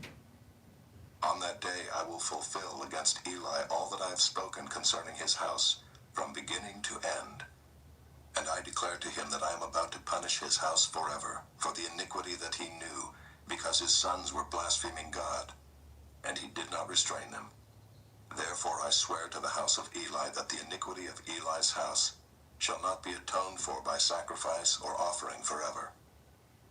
Samuel lay until morning. Then he opened the doors of the house of the Lord. And Samuel was afraid to tell the vision to Eli. But Eli called Samuel and said, "Samuel, my son." And he said, "Here I am." And Eli said, "What was it that he told you? Do not hide it from me. May God do so to you, and more also if you hide anything from me of all that he told you." So Samuel told him everything and hid nothing from him. And he said, "It is the Lord. Let him do what seems good to him." And Samuel grew, and the Lord was with him, and let none of his words fall to the ground. And all Israel from Dan to Beersheba knew that Samuel was established as a prophet of the Lord. And the Lord appeared again at Shiloh, for the Lord revealed himself to Samuel at Shiloh by the word of the Lord. Chapter 4. And the word of Samuel came to all Israel. Now Israel went out to battle against the Philistines. They encamped at Ebenezer, and the Philistines encamped at Aphek. The Philistines drew up in line against Israel, and when the battle spread, Israel was defeated before the Philistines, who killed about 4,000 men on the field of battle. And when the people came to the camp, the elders of Israel said, "Why has the Lord defeated us today before the Philistines? Let us bring the ark of the covenant of the Lord here from Shiloh, that it may come among us and save us from the power of our enemies." So the people sent to Shiloh and brought from there the ark of the covenant of the Lord of hosts, who is enthroned on the cherubim. And the 2 sons of Eli, Hophni and Phinehas, were there with the ark of the covenant of God. As soon as the ark of the covenant of the Lord came into the camp, all Israel gave a mighty shout, so that the earth resounded. And when the Philistines heard the noise of the shouting, they said, "What does this great shouting in the camp of the Hebrews mean?" And when they learned that the ark of the Lord had come to the camp, the Philistines were afraid, for they said, "A god has come into the camp." And they said, "Woe to us, for nothing like this has happened before. Woe to us, who can deliver us from the power of these mighty gods? These are the gods who struck the Egyptians with every sort of plague in the wilderness. Take courage and be men, O Philistines, lest you become slaves to the Hebrews, as they have been to you. Be men and fight." So the Philistines fought, and Israel was defeated, and they fled every man to his home. And there was a very great slaughter, for 30,000 foot soldiers of Israel fell. And the ark of God was captured, and the 2 sons of Eli, Hophni and Phinehas, died. of Benjamin ran from the battle line and came to Shiloh the same day, with his clothes torn and with dirt on his head. When he arrived, Eli was sitting on his seat by the road watching, for his heart trembled for the ark of God. And when the man came into the city and told the news, all the city cried out. When Eli heard the sound of the outcry, he said, "What is this uproar?" Then the man hurried and came and told Eli. Now Eli was 98 years old, and his eyes were set so that he could not see. And the man said to Eli, "I am he who has come from the battle. I fled from the battle today." And he said, "How did it go, my son?" He who brought the news answered and said, "Israel has fled before the Philistines, and there has also been a great defeat among the people. Your 2 sons also, Hophni and Phinehas, are dead, and the ark of God has been captured." As soon as he mentioned the ark of God, Eli fell over backward from his seat by the side of the gate, and his neck was broken, and he died. For the man was old and heavy. He had judged Israel 40 years. Now his daughter-in-law, the wife of Phinehas, was pregnant, about to give birth. And when she heard the news that the ark of God was captured, and that her father-in-law and her husband were dead, she bowed and gave birth, for her pains came upon her. And about the time of her death, the women attending her said to her, "Do not be afraid, for you have borne a son." But she did not answer or pay attention. And she named the child Ichabod, saying, "The glory has departed from Israel," because the ark of God had been captured, and because of her father-in-law and her husband. And she said, "The glory has departed from Israel, for the ark of God has been captured." Chapter 5. When the Philistines captured the ark of God, they brought it from Ebenezer to Ashdod. Then the Philistines took the ark of God and brought it into the house of Dagon and set it up beside Dagon. And when the people of Ashdod rose early the next day, behold, Dagon had fallen face downward on the ground before the ark of the Lord. So they took Dagon and put him back in his place. But when they rose early on the next morning, behold, Dagon had fallen face downward on the ground before the ark of the Lord, and the head of Dagon and both his hands were lying cut off on the threshold. Only the trunk of Dagon was left to him. This is why the priests of Dagon and all who enter the house of Dagon do not tread on the threshold of Dagon in Ashdod to this day. The hand of the Lord was heavy against the people of Ashdod, and he terrified and afflicted them with tumors, both Ashdod and its territory. And when the men of Ashdod saw how things were, they said, "The ark of the God of Israel must not remain with us, for his hand is hard against us and against Dagon our God." So they sent and gathered together all the lords of the Philistines and said, "What shall we do with the ark of the God of Israel?" They answered, "Let the ark of the God of Israel be brought around to Gath." So they brought the ark of the God of Israel there. But after they had brought it around, the hand of the Lord was against the city, causing a very great panic. And he afflicted the men of the city, both young and old, so that tumors broke out on them. So they sent the ark of God to Ekron. But as soon as the ark of God came to Ekron, the people of Ekron cried out, "They have brought around to us the ark of the God of Israel to kill us and our people." They sent therefore and gathered together all the lords of the Philistines and said, "Send away the ark of the God of Israel, and let it return to its own place, that it may not kill us and our people." For there was a deathly panic throughout the whole city. The hand of God was very heavy there. The men who did not die were struck with tumors, and the cry of the city went up to heaven. Chapter 6. The ark of the Lord was in the country of the Philistines 7 months, and the Philistines called for the priests and the diviners and said, "What shall we do with the ark of the Lord? Tell us with what we shall send it to its place." They said, "If you send away the ark of the God of Israel, do not send it empty, but by all means return him a guilt offering. Then you will be healed, and it will be known to you why his hand does not turn away from you." And they said, "What is the guilt offering that we shall return to him?" They answered, 5 golden tumors and 5 golden mice, according to the number of the lords of the Philistines, for the same plague was on all of you and on your lords. So you must make images of your tumors and images of your mice that ravage the land, and give glory to the God of Israel. Perhaps he will lighten his hand from off of you and your gods and your land. Why should you harden your hearts as the Egyptians and Pharaoh hardened their hearts? After he had dealt severely with them, did they not send the people away and they departed? Now then, take and prepare a new cart and 2 milk cows on which there has never come a yoke, and yoke the cows to the cart, but take their calves home away from them. And take the ark of the Lord and place it on the cart, and put in a box at its side the figures of gold, which you are returning to him as a guilt offering. Then send it off, and let it go its way, and watch. If it goes up on the way to its own land, to Bethshemesh, then it is he who has done us this great harm. But if not, then we shall know that it is not his hand that struck us. It happened to us by coincidence. The men did so, and took 2 milk cows, and yoked them to the cart, and shut up their calves at home. And they put the ark of the Lord on the cart, and the box with the golden mice and the images of their tumors. And the cows went straight in the direction of Bethshemesh along one highway, lowing as they went.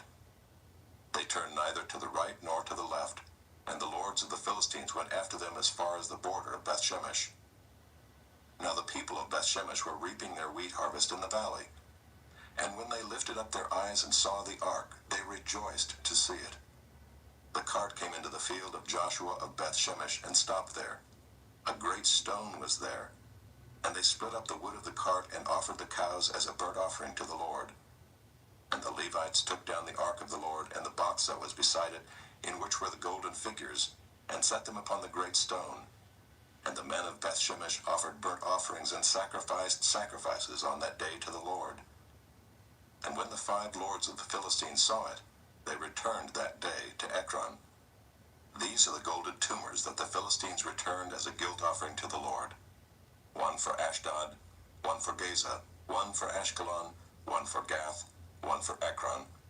And the golden mice, according to the number of all the cities of the Philistines belonging to the 5 lords, both fortified cities and unwalled villages. The great stone beside which they set down the ark of the Lord is a witness to this day in the field of Joshua of Bethshemesh. And he struck some of the men of Bethshemesh because they looked upon the ark of the Lord. He struck 70 men of them, and the people mourned because the Lord had struck the people with a great blow. Then the men of Bethshemesh said, Who is able to stand before the Lord, this holy God? And to whom shall he go up away from us? So they sent messengers to the inhabitants of Kiriath-Jearim, saying, The Philistines have returned the ark of the Lord. Come down and take it up to you. Chapter 7. And the men of Kiriath-Jearim came and took up the ark of the Lord, and brought it to the house of Abinadab on the hill.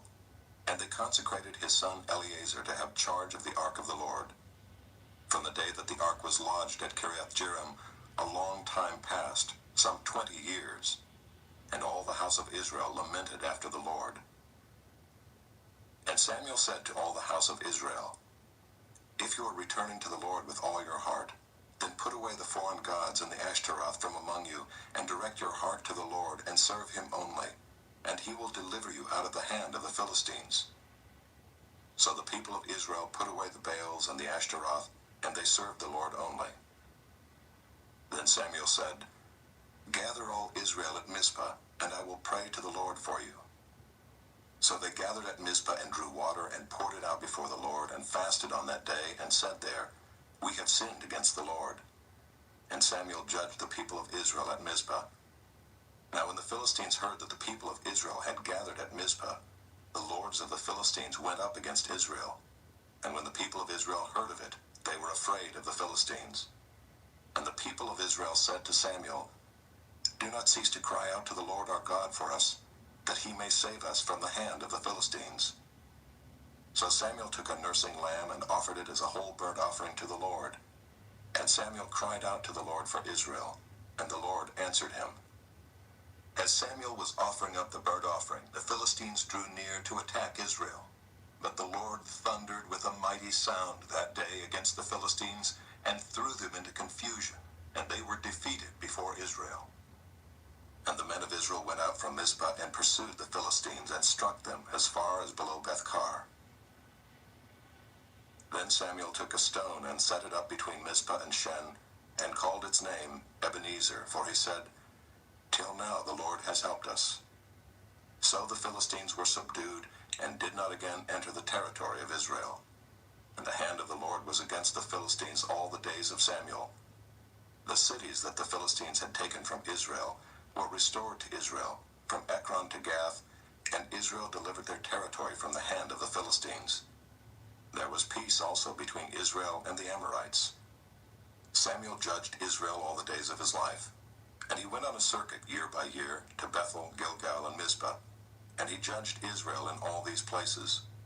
Then he would return to Ramah, for his home was there, and there also he judged Israel, and he built there an altar to the Lord.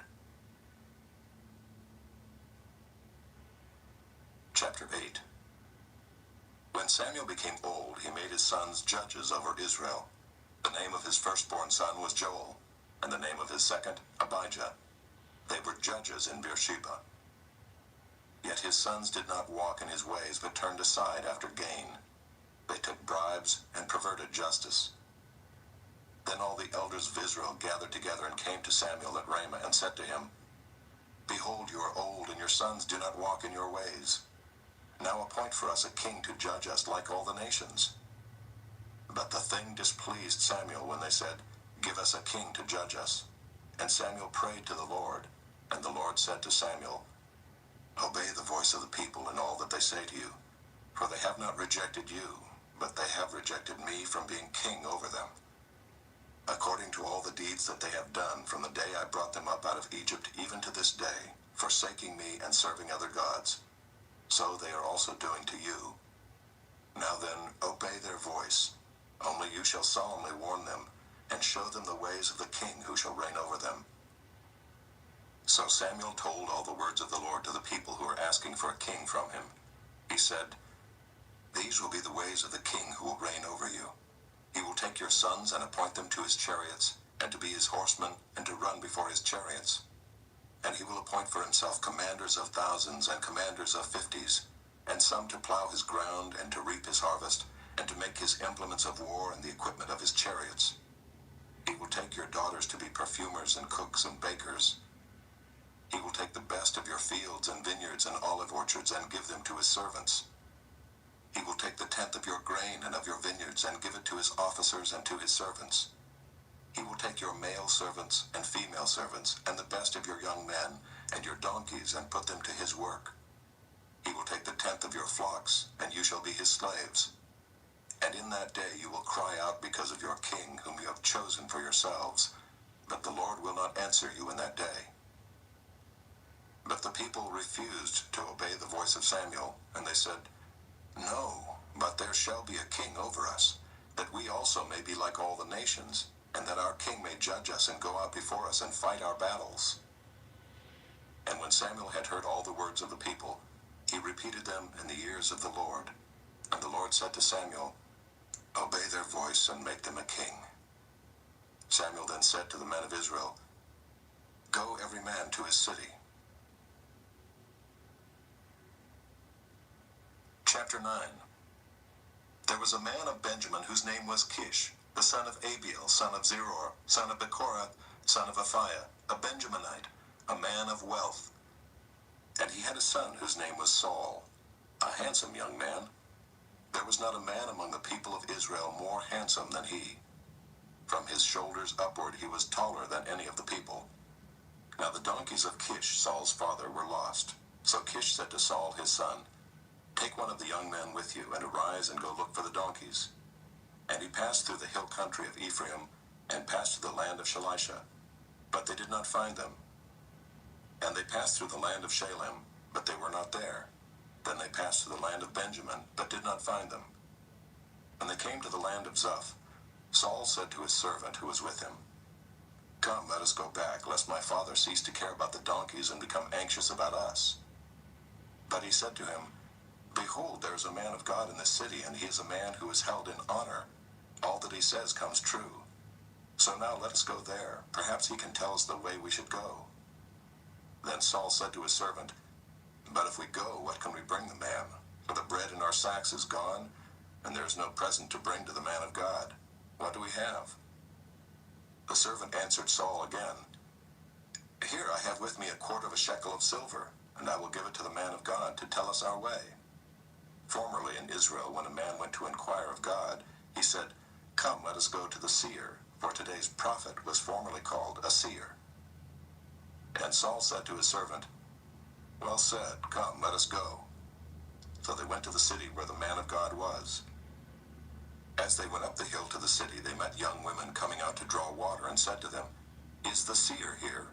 They answered, "He is. Behold, he is just ahead of you. Hurry, he has come just now to the city, because the people have a sacrifice today on the high place. As soon as you enter the city, you will find him before he goes up to the high place to eat. For the people will not eat till he comes, since he must bless the sacrifice. Afterward, those who are invited will eat. Now go up, for you will meet him immediately." So they went up to the city. As they were entering the city, they saw Samuel coming out toward them on his way up to the high place. Now the day before Saul came, the Lord had revealed to Samuel, "Tomorrow about this time I will send to you a man from the land of Benjamin, and you shall anoint him to be prince over my people Israel. He shall save my people from the hand of the Philistines. For I have seen my people, because their cry has come to me." When Samuel saw Saul, the Lord told him, "Here is the man of whom I spoke to you. He it is who shall restrain my people." Then Saul approached Samuel in the gate and said, "Tell me, where is the house of the seer?" Samuel answered Saul, "I am the seer. Go up before me to the high place, for today you shall eat with me, and in the morning I will let you go and will tell you all that is on your mind. As for your donkeys that were lost 3 days ago, do not set your mind on them, for they have been found. And for whom is all that is desirable in Israel? Is it not for you and for all your father's house?" Saul answered, "Am I not a Benjamite from the least of the tribes of Israel? And is not my clan the humblest of all the clans of the tribe of Benjamin? Why then have you spoken to me in this way?" Then Samuel took Saul and his young man, and brought them into the hall, and gave them a place at the head of those who had been invited, who were about 30 persons. And Samuel said to the cook, "Bring the portion I gave you, of which I said to you, put it aside." So the cook took up the leg and what was on it, and set them before Saul. And Samuel said, "See, what was kept is set before you. Eat, because it was kept for you until the hour appointed, that you might eat with the guests." So Saul ate with Samuel that day, and when they came down from the high place into the city, a bed was spread for Saul on the roof, and he lay down to sleep. Then at the break of dawn, Samuel called to Saul on the roof, "Up, that I may send you on your way." So Saul arose, and both he and Samuel went out into the street. As they were going down to the outskirts of the city, Samuel said to Saul, "Tell the servant to pass on before us, and when he has passed on, stop here yourself for a while, that I may make known to you the word of God."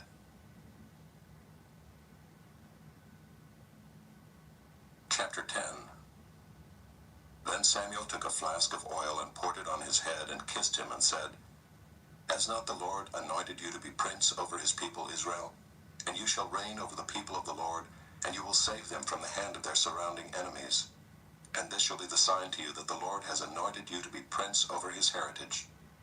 When you depart from me today, you will meet 2 men by Rachel's tomb in the territory of Benjamin at Zelzah, and they will say to you, 'The donkeys that you went to seek are found.' And now your father has ceased to care about the donkeys, and is anxious about you, saying, 'What shall I do about my son?' Then you shall go on from there farther, and come to the oak of Tabor.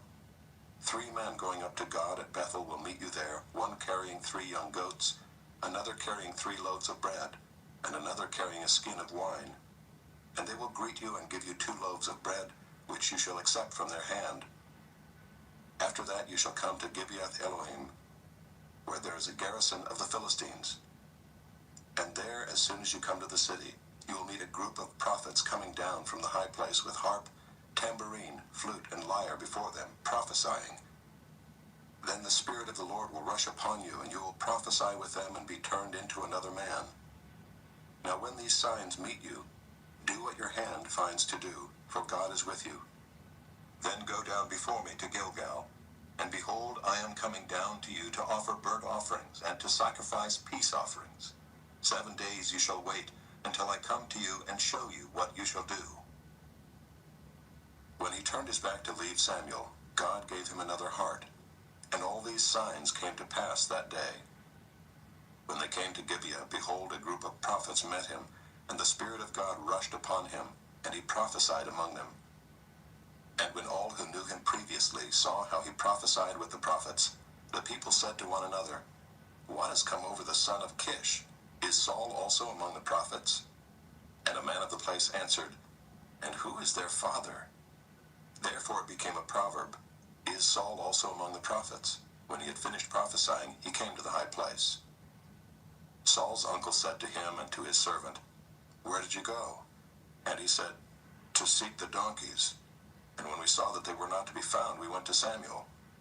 And Saul's uncle said, Please tell me what Samuel said to you. And Saul said to his uncle, He told us plainly that the donkeys had been found. But about the matter of the kingdom of which Samuel had spoken, he did not tell him anything. Now Samuel called the people together to the Lord at Mizpah, and he said to the people of Israel, Thus says the Lord, the God of Israel, I brought up Israel out of Egypt, and I delivered you from the hand of the Egyptians, and from the hand of all the kingdoms that were oppressing you. But today you have rejected your God, who saves you from all your calamities and your distresses, and you have said to him, Set a king over us. Now therefore present yourselves before the Lord by your tribes and by your thousands. Then Samuel brought all the tribes of Israel near, and the tribe of Benjamin was taken by lot. He brought the tribe of Benjamin near by its clans, and the clan of the Matrites was taken by lot. And Saul the son of Kish was taken by lot. But when they sought him, he could not be found. So they inquired again of the Lord, Is there a man still to come? And the Lord said, Behold, he has hidden himself among the baggage. Then they ran and took him from there. And when he stood among the people, he was taller than any of the people from his shoulders upward. And Samuel said to all the people, Do you see him whom the Lord has chosen? There is none like him among all the people. And all the people shouted, Long live the king! Then Samuel told the people the rights and duties of the kingship, and he wrote them in a book and laid it up before the Lord. Then Samuel sent all the people away, each one to his home. Saul also went to his home at Gibeah, and with him went men of valor, whose hearts God had touched. But some worthless fellows said, How can this man save us? And they despised him and brought him no present. But he held his peace. Chapter 11. Then Nahash the Ammonite went up and besieged Jabesh Gilead, and all the men of Jabesh said to Nahash, Make a treaty with us, and we will serve you. But Nahash the Ammonite said to them, On this condition I will make a treaty with you, that I gouge out all your right eyes, and thus bring disgrace on all Israel. The elders of Jabesh said to him, Give us 7 days' respite, that we may send messengers through all the territory of Israel. Then if there is no one to save us, we will give ourselves up to you. When the messengers came to Gibeah of Saul, they reported the matter in the ears of the people, and all the people wept aloud. Now behold, Saul was coming from the field behind the oxen, and Saul said, What is wrong with the people that they are weeping? So they told him the news of the men of Jabesh, and the Spirit of God rushed upon Saul when he heard these words, and his anger was greatly kindled.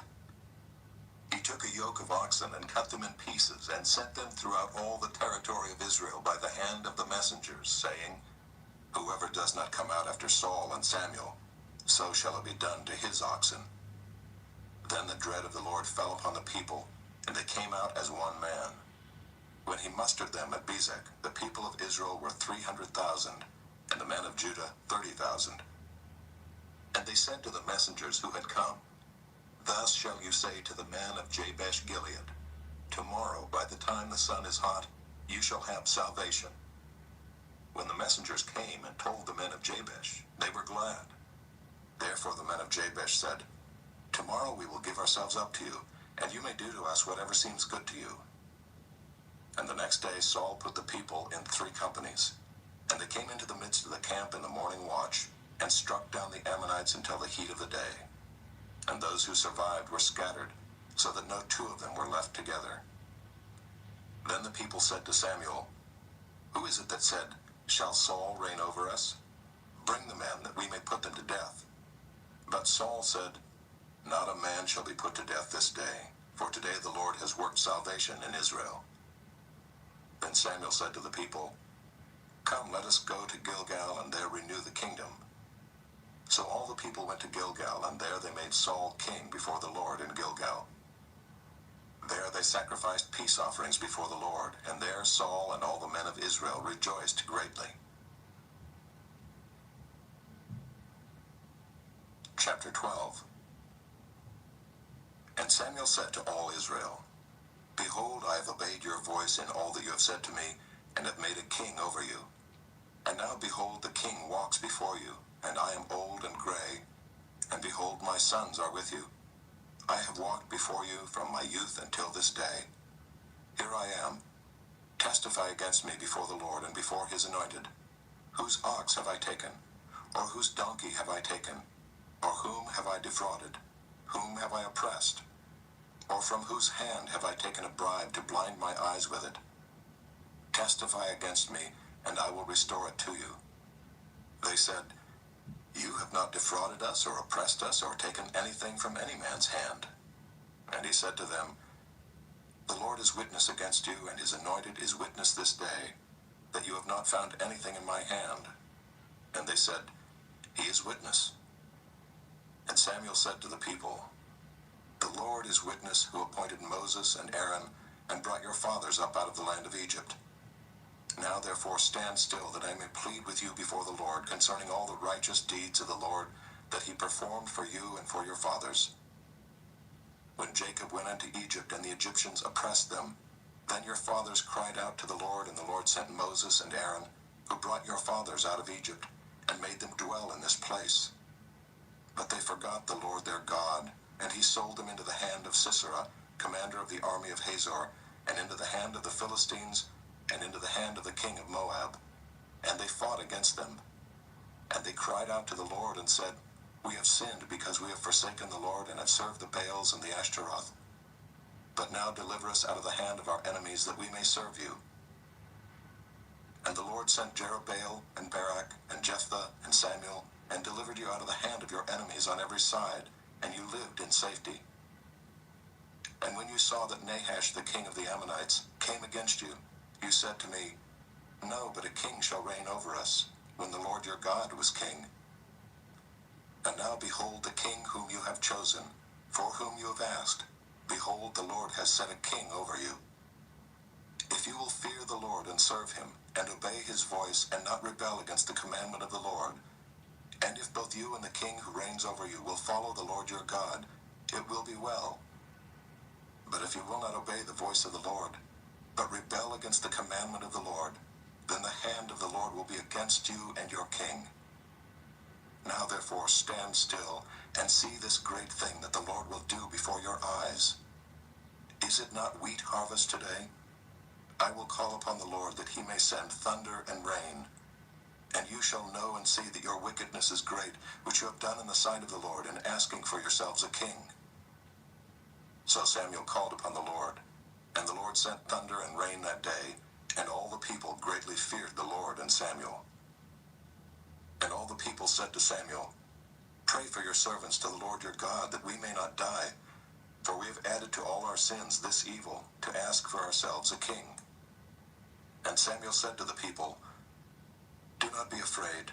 You have done all this evil, yet do not turn aside from following the Lord, but serve the Lord with all your heart. And do not turn aside after empty things that cannot profit or deliver, for they are empty. For the Lord will not forsake his people, for his great name's sake, because it has pleased the Lord to make you a people for himself.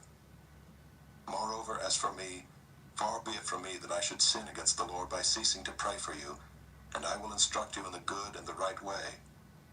Only fear the Lord and serve him faithfully with all your heart.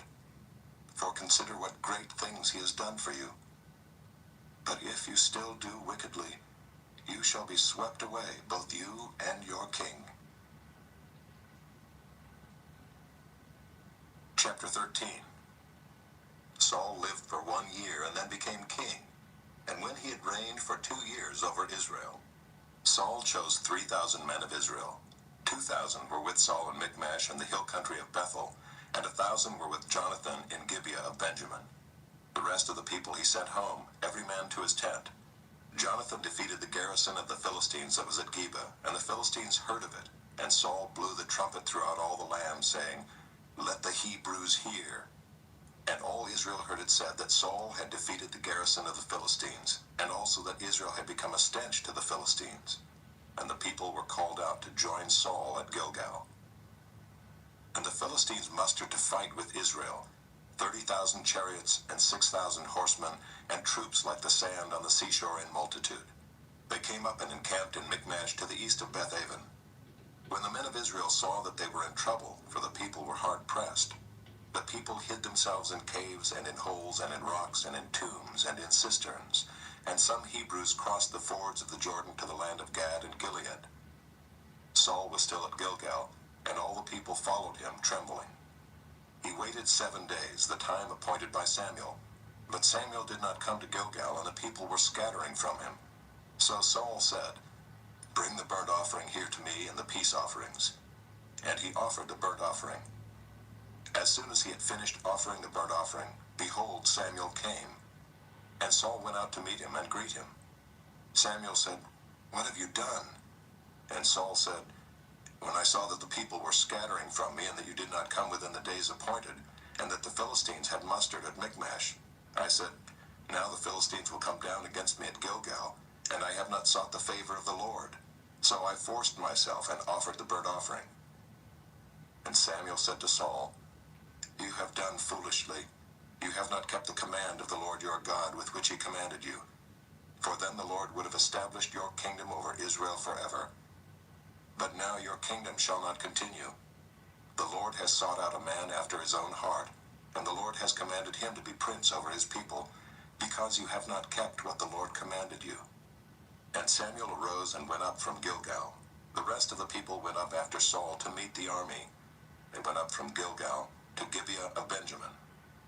And Saul numbered the people who were present with him, about 600 men. And Saul and Jonathan his son and the people who were present with them stayed in Gibeah of Benjamin, but the Philistines encamped in Michmash. And raiders came out of the camp of the Philistines in 3 companies.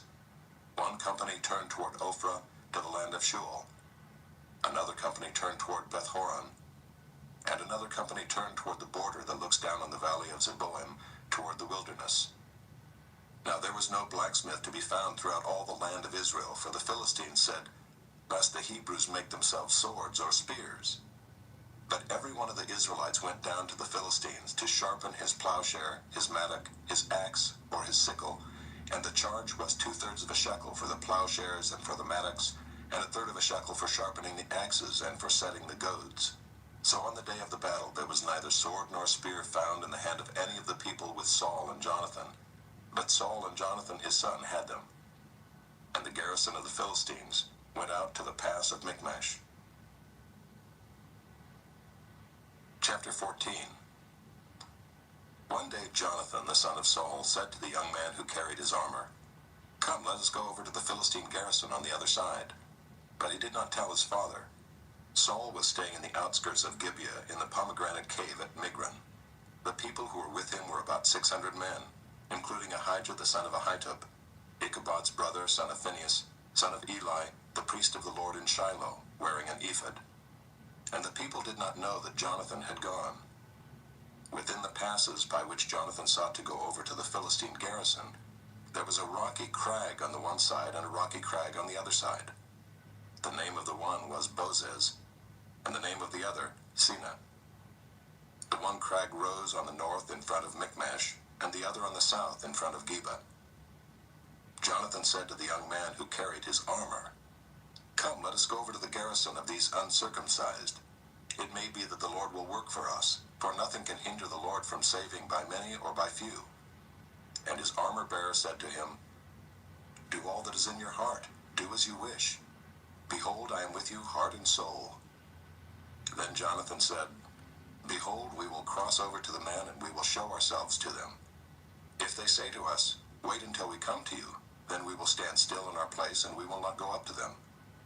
But if they say, 'Come up to us,' then we will go up, for the Lord has given them into our hand, and this shall be the sign to us." So both of them showed themselves to the garrison of the Philistines.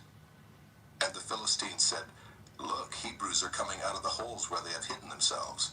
And the men of the garrison hailed Jonathan and his armor-bearer and said, "Come up to us, and we will show you a thing." And Jonathan said to his armor-bearer, "Come up after me, for the Lord has given them into the hand of Israel." Then Jonathan climbed up on his hands and feet, and his armor-bearer after him. And they fell before Jonathan, and his armor-bearer killed them after him. And that first strike which Jonathan and his armor-bearer made killed about 20 men, within, as it were, half a furrow's length in an acre of land. And there was a panic in the camp, in the field, and among all the people. The garrison and even the raiders trembled, the earth quaked, and it became a very great panic. And the watchmen of Saul and Gibeah of Benjamin looked, and behold, the multitude was dispersing here and there. Then Saul said to the people who were with him, "Count and see who has gone from us." And when they had counted, behold, Jonathan and his armor-bearer were not there. So Saul said to Ahijah, "Bring the ark of God here." For the ark of God went at that time with the people of Israel. Now while Saul was talking to the priest, the tumult in the camp of the Philistines increased more and more. So Saul said to the priest, "Withdraw your hand." Then Saul and all the people who were with him rallied and went into the battle. And behold, every Philistine's sword was against his fellow, and there was very great confusion.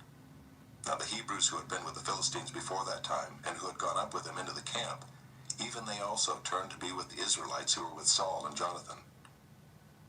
Likewise, when all the men of Israel who had hidden themselves in the hill country of Ephraim heard that the Philistines were fleeing, they too followed hard after them in the battle. So the Lord saved Israel that day, and the battle passed beyond Bethaven. And the men of Israel had been hard pressed that day. So Saul had laid an oath on the people, saying, "Cursed be the man who eats food until it is evening, and I am avenged on my enemies." So none of the people had tasted food. Now when all the people came to the forest, behold, there was honey on the ground. And when the people entered the forest, behold, the honey was dropping, but no one put his hand to his mouth, for the people feared the oath. But Jonathan had not heard his father charge the people with the oath. So he put out the tip of the staff that was in his hand, and dipped it in the honeycomb, and put his hand to his mouth, and his eyes became bright. Then one of the people said, "Your father strictly charged the people with an oath, saying, 'Cursed be the man who eats food this day.' And the people were faint." Then Jonathan said, "My father has troubled the land. See how my eyes have become bright because I tasted a little of this honey. How much better if the people had eaten freely today of the spoil of their enemies that they found. For now the defeat among the Philistines has not been great." They struck down the Philistines that day from Michmash to Aijalon, and the people were very faint. The people pounced on the spoil and took sheep and oxen and calves and slaughtered them on the ground, and the people ate them with the blood. Then they told Saul, "Behold, the people are sinning against the Lord by eating with the blood." And he said, "You have dealt treacherously. Roll a great stone to me here." And Saul said, "Disperse yourselves among the people and say to them, 'Let every man bring his ox or his sheep and slaughter them here and eat, and do not sin against the Lord by eating with the blood.'" So every one of the people brought his ox with him that night, and they slaughtered them there. And Saul built an altar to the Lord. It was the first altar that he built to the Lord. Then Saul said, "Let us go down after the Philistines by night and plunder them until the morning light. Let us not leave a man of them." And they said, "Do whatever seems good to you." But the priest said, "Let us draw near to God here." And Saul inquired of God, "Shall I go down after the Philistines? Will you give them into the hand of Israel?" But he did not answer him that day. And Saul said, "Come here, all you leaders of the people, and know and see how this sin has arisen today. For as the Lord lives who saves Israel, though it be in Jonathan my son, he shall surely die." But there was not a man among all the people who answered him. Then he said to all Israel, "You shall be on one side, and I and Jonathan my son will be on the other side."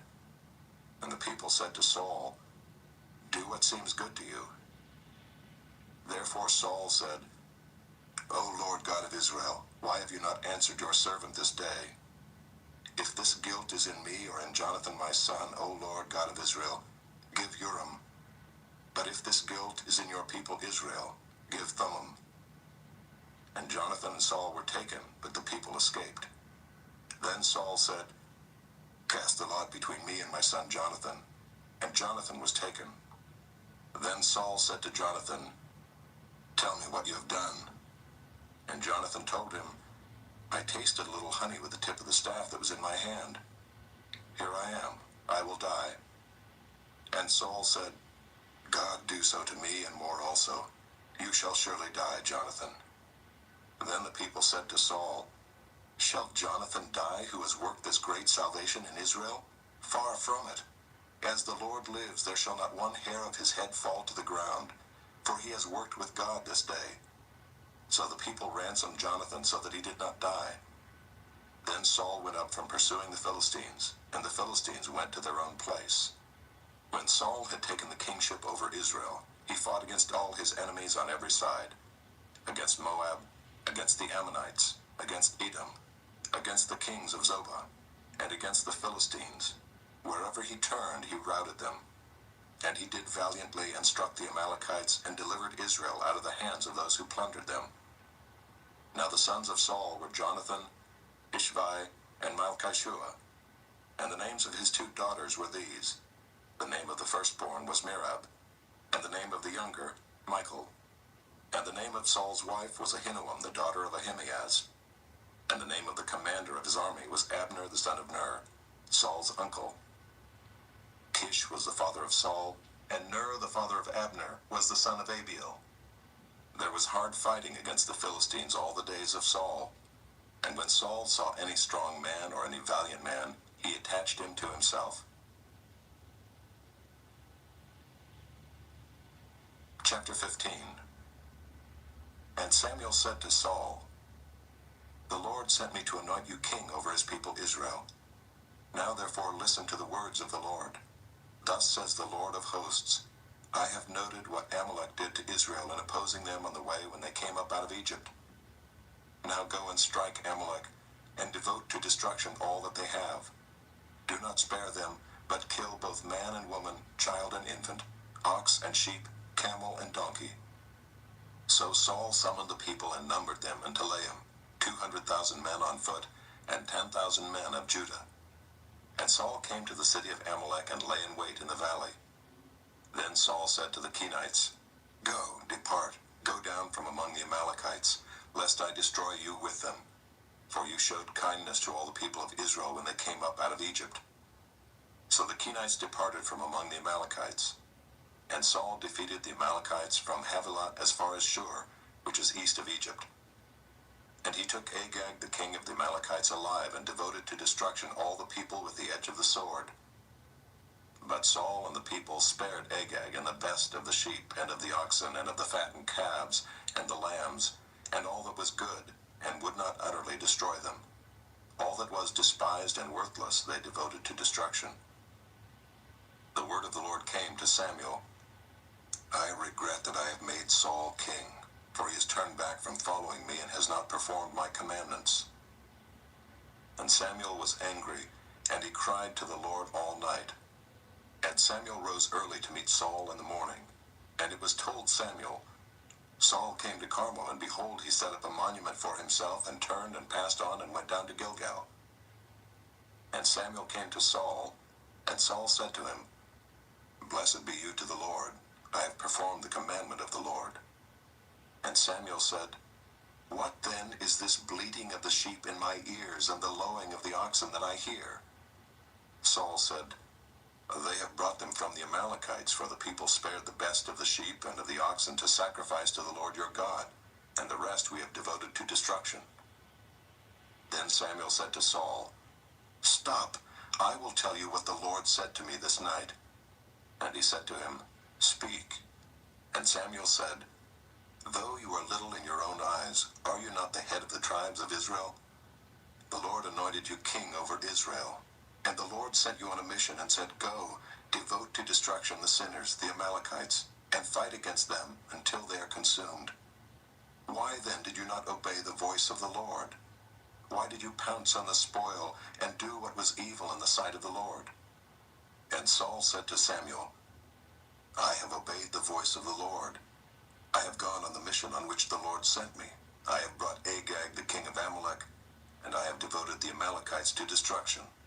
But the people took of the spoil, sheep and oxen, the best of the things devoted to destruction, to sacrifice to the Lord your God in Gilgal.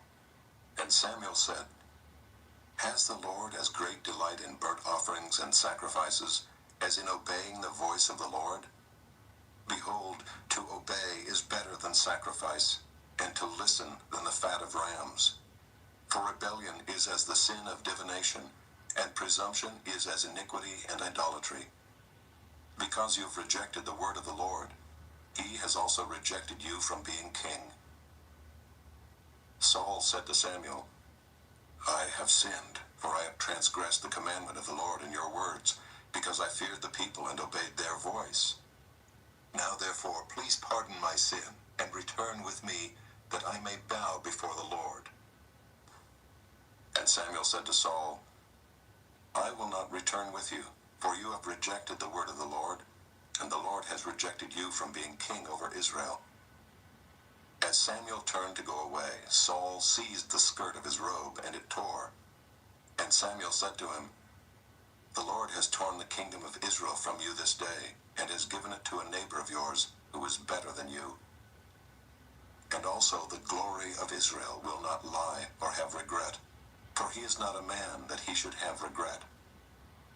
Then he said, I have sinned, yet honor me now before the elders of my people and before Israel, and return with me, that I may bow before the Lord your God. So Samuel turned back after Saul, and Saul bowed before the Lord. Then Samuel said, Bring here to me Agag, the king of the Amalekites. And Agag came to him cheerfully. Agag said, Surely the bitterness of death is past.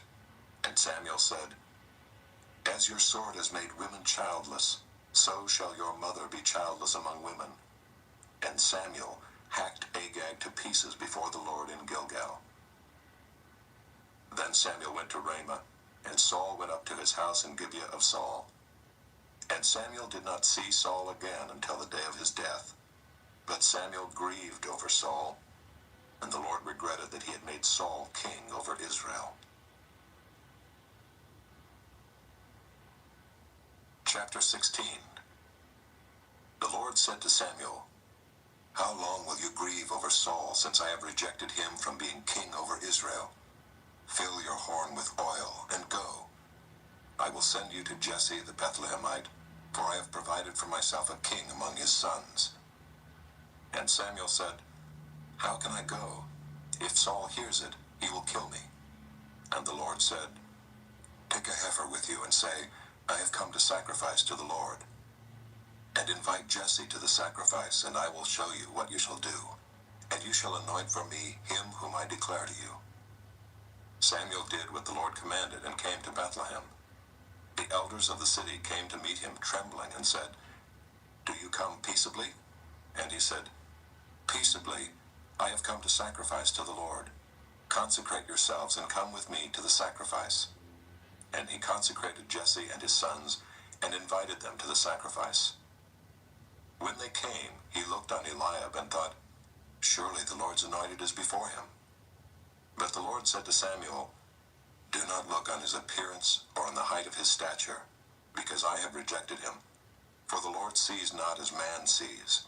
Man looks on the outward appearance, but the Lord looks on the heart. Then Jesse called Abinadab, and made him pass before Samuel. And he said, Neither has the Lord chosen this one. Then Jesse made Shammah pass by, and he said, Neither has the Lord chosen this one. And Jesse made 7 of his sons pass before Samuel. And Samuel said to Jesse, The Lord has not chosen these. Then Samuel said to Jesse, Are all your sons here? And he said, Oh, there remains yet the youngest, but behold, he is keeping the sheep. And Samuel said to Jesse, Send and get him, for we will not sit down till he comes here. And he sent and brought him in. Now he was ruddy and had beautiful eyes and was handsome. And the Lord said, Arise, anoint him, for this is he. Then Samuel took the horn of oil and anointed him in the midst of his brothers. And the Spirit of the Lord rushed upon David from that day forward, and Samuel rose up and went to Ramah. Now the Spirit of the Lord departed from Saul, and a harmful spirit from the Lord tormented him. And Saul's servants said to him, Behold now, a harmful spirit from God is tormenting you. Let our Lord now command your servants who are before you to seek out a man who is skillful in playing the lyre, and when the harmful spirit from God is upon you, he will play it, and you will be well. So Saul said to his servants, Provide for me a man who can play well, and bring him to me. One of the young men answered, Behold, I have seen a son of Jesse the Bethlehemite, who is skillful in playing, a man of valor, a man of war, prudent in speech, and a man of good presence, and the Lord is with him. Therefore Saul sent messengers to Jesse, and said, Send me David your son, who is with the sheep. And Jesse took a donkey laden with bread and a skin of wine and a young goat, and sent them by David his son to Saul. And David came to Saul and entered his service. And Saul loved him greatly, and he became his armor-bearer. And Saul sent to Jesse, saying, Let David remain in my service, for he has found favor in my sight. And whenever the harmful spirit from God was upon Saul, David took the lyre and played it with his hand. So Saul was refreshed and was well, and the harmful spirit departed from him. Chapter 17. Now the Philistines gathered their armies for battle, and they were gathered at Socoh, which belongs to Judah, and encamped between Socoh and Azekah, in Ephes-dammim. And Saul and the men of Israel were gathered, and encamped in the valley of Elah, and drew up in line of battle against the Philistines. And the Philistines stood on the mountain on the one side, and Israel stood on the mountain on the other side, with a valley between them. And there came out from the camp of the Philistines a champion named Goliath of Gath, whose height was 6 cubits and a span. He had a helmet of bronze on his head, and he was armed with a coat of mail, and the weight of the coat was 5,000 shekels of bronze. And he had bronze armor on his legs, and a javelin of bronze slung between his shoulders. The shaft of his spear was like a weaver's beam, and his spear's head weighed 600 shekels of iron. And his shield-bearer went before him. He stood and shouted to the ranks of Israel, Why have you come out to draw up for battle? Am I not a Philistine? And are you not servants of Saul? Choose a man for yourselves, and let him come down to me. If he's able to fight with me and kill me, then we will be your servants. But if I prevail against him and kill him, then you shall be our servants and serve us. And the Philistine said, I defy the ranks of Israel this day. Give me a man that we may fight together. When Saul and all Israel heard these words of the Philistine, they were dismayed and greatly afraid. Now David was the son of an Ephrathite of Bethlehem in Judah, named Jesse, who had 8 sons. In the days of Saul, the man was already old and advanced in years. The 3 oldest sons of Jesse had followed Saul to the battle, and the names of his 3 sons who went to the battle were Eliab the firstborn, and next to him Abinadab, and the third Shema. David was the youngest. The 3 eldest followed Saul, but David went back and forth from Saul to feed his father's sheep at Bethlehem. For 40 days the Philistine came forward and took his stand, morning and evening. And Jesse said to David his son, Take for your brothers an ephah of this parched grain and these 10 loaves, and carry them quickly to the camp to your brothers. Also take these 10 cheeses to the commander of their 1,000.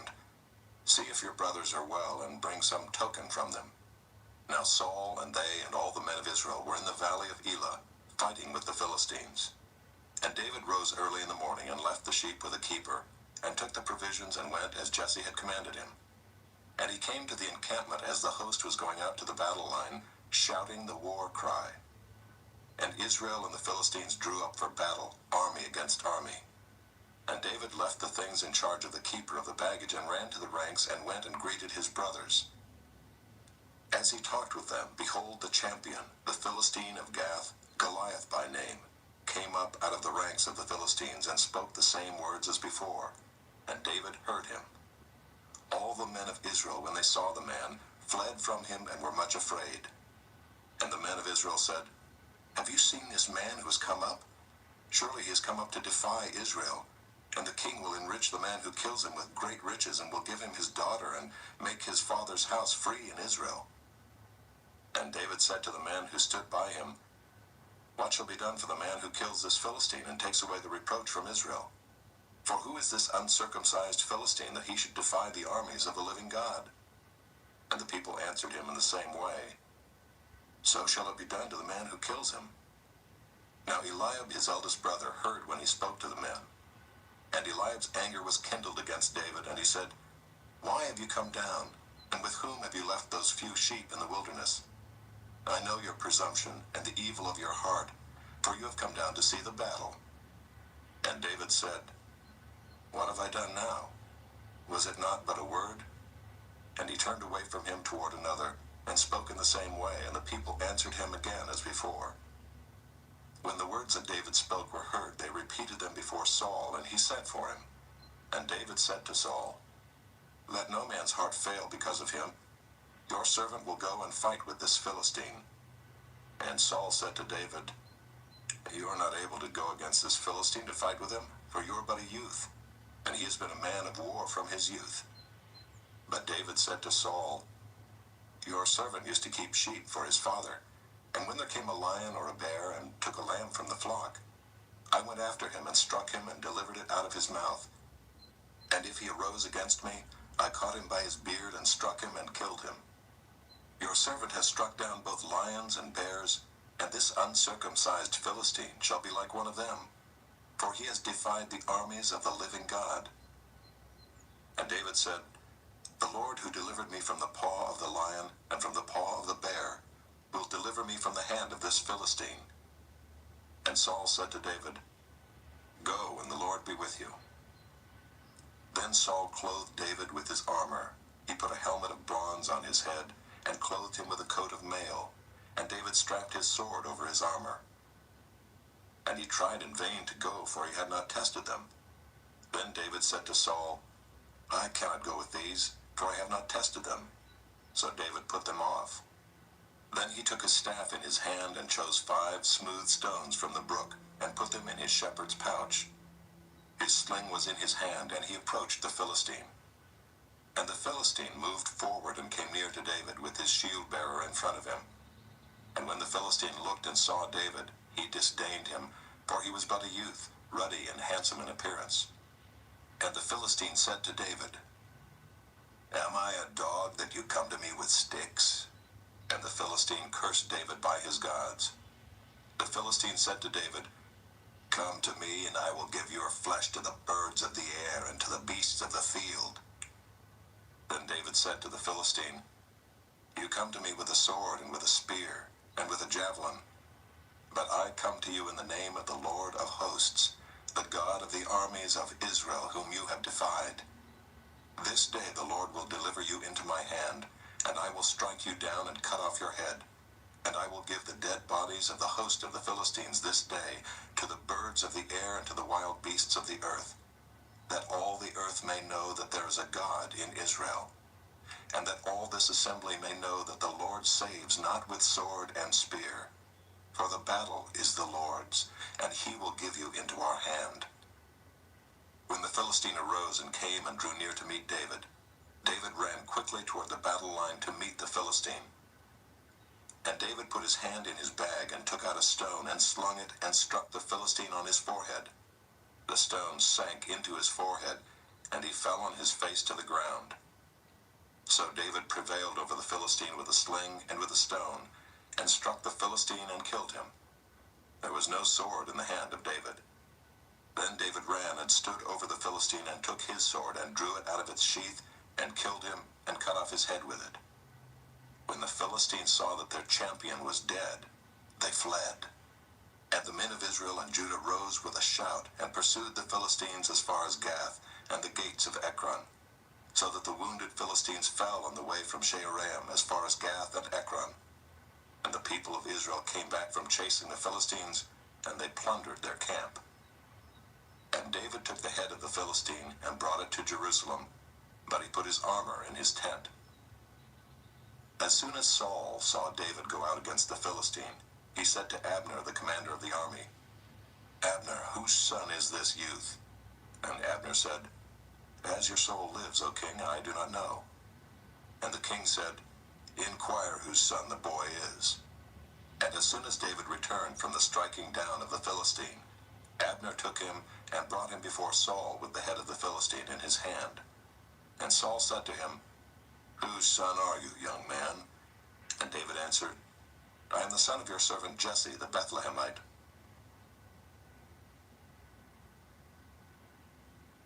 Chapter 18. As soon as he had finished speaking to Saul, the soul of Jonathan was knit to the soul of David, and Jonathan loved him as his own soul. And Saul took him that day and would not let him return to his father's house. Then Jonathan made a covenant with David because he loved him as his own soul. And Jonathan stripped himself of the robe that was on him and gave it to David, and his armor, and even his sword, and his bow, and his belt. And David went out and was successful wherever Saul sent him, so that Saul set him over the men of war. And this was good in the sight of all the people, and also in the sight of Saul's servants. As they were coming home, when David returned from striking down the Philistine, the women came out of all the cities of Israel, singing and dancing to meet King Saul, with tambourines, with songs of joy, and with musical instruments. And the women sang to one another as they celebrated, "Saul has struck down his thousands, and David his 10,000s.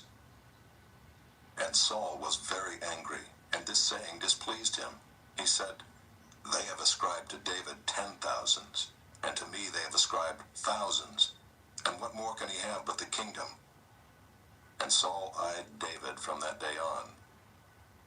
The next day a harmful spirit from God rushed upon Saul, and he raved within his house while David was playing the lyre, as he did day by day. Saul had his spear in his hand, and Saul hurled the spear, for he thought, "I will pin David to the wall." But David evaded him twice. Saul was afraid of David because the Lord was with him, but had departed from Saul. So Saul removed him from his presence and made him a commander of 1,000, and he went out and came in before the people. And David had success in all his undertakings, for the Lord was with him. And when Saul saw that he had great success, he stood in fearful awe of him. But all Israel and Judah loved David, for he went out and came in before them. Then Saul said to David, "Here is my elder daughter Merab. I will give her to you for a wife. Only be valiant for me and fight the Lord's battles." For Saul thought, "Let not my hand be against him, but let the hand of the Philistines be against him." And David said to Saul, "Who am I and who are my relatives, my father's clan in Israel, that I should be son-in-law to the king?" But at the time when Merab, Saul's daughter, should have been given to David, she was given to Adriel the Meholathite for a wife. Now Saul's daughter Michal loved David, and they told Saul, and the thing pleased him. Saul thought, "Let me give her to him, that she may be a snare for him, and that the hand of the Philistines may be against him." Therefore Saul said to David a second time, "You shall now be my son-in-law." And Saul commanded his servants, "Speak to David in private and say, 'Behold, the king has delight in you, and all his servants love you. Now then become the king's son-in-law.'" And Saul's servants spoke these words in the ears of David. And David said, "Does it seem to you a little thing to become the king's son-in-law, since I am a poor man and have no reputation?" And the servants of Saul told him, "Thus and so did David speak." Then Saul said, "Thus shall you say to David, 'The king desires no bride price except 100 foreskins of the Philistines, that he may be avenged of the king's enemies.'" Now Saul thought to make David fall by the hand of the Philistines. And when his servants told David these words, it pleased David well to be the king's son-in-law. Before the time had expired, David arose and went along with his men, and killed 200 of the Philistines. And David brought their foreskins, which were given in full number to the king, that he might become the king's son-in-law. And Saul gave him his daughter Michal for a wife. But when Saul saw and knew that the Lord was with David and that Michal, Saul's daughter, loved him, Saul was even more afraid of David. So Saul was David's enemy continually.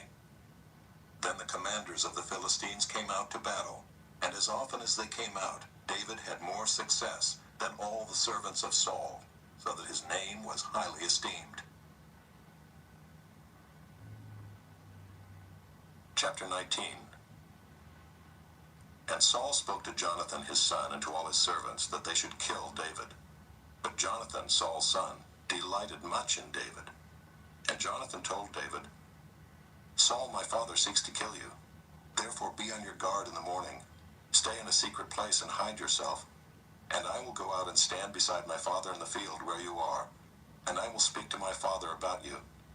And if I learn anything, I will tell you. And Jonathan spoke well of David to Saul his father, and said to him, Let not the king sin against his servant David, because he has not sinned against you, and because his deeds have brought good to you. For he took his life in his hand, and he struck down the Philistine. And the Lord worked a great salvation for all Israel. You saw it, and rejoiced. Why then will you sin against innocent blood by killing David without cause? And Saul listened to the voice of Jonathan. Saul swore, As the Lord lives, he shall not be put to death. And Jonathan called David, and Jonathan reported to him all these things. And Jonathan brought David to Saul, and he was in his presence as before. And there was war again. And David went out and fought with the Philistines, and struck them with a great blow, so that they fled before him. Then a harmful spirit from the Lord came upon Saul as he sat in his house with his spear in his hand, and David was playing the lyre. And Saul sought to pin David to the wall with a spear, but he eluded Saul, so that he struck the spear into the wall.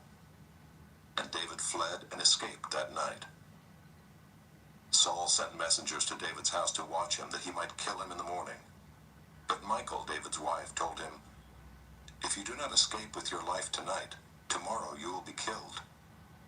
So Michal let David down through the window, and he fled away and escaped.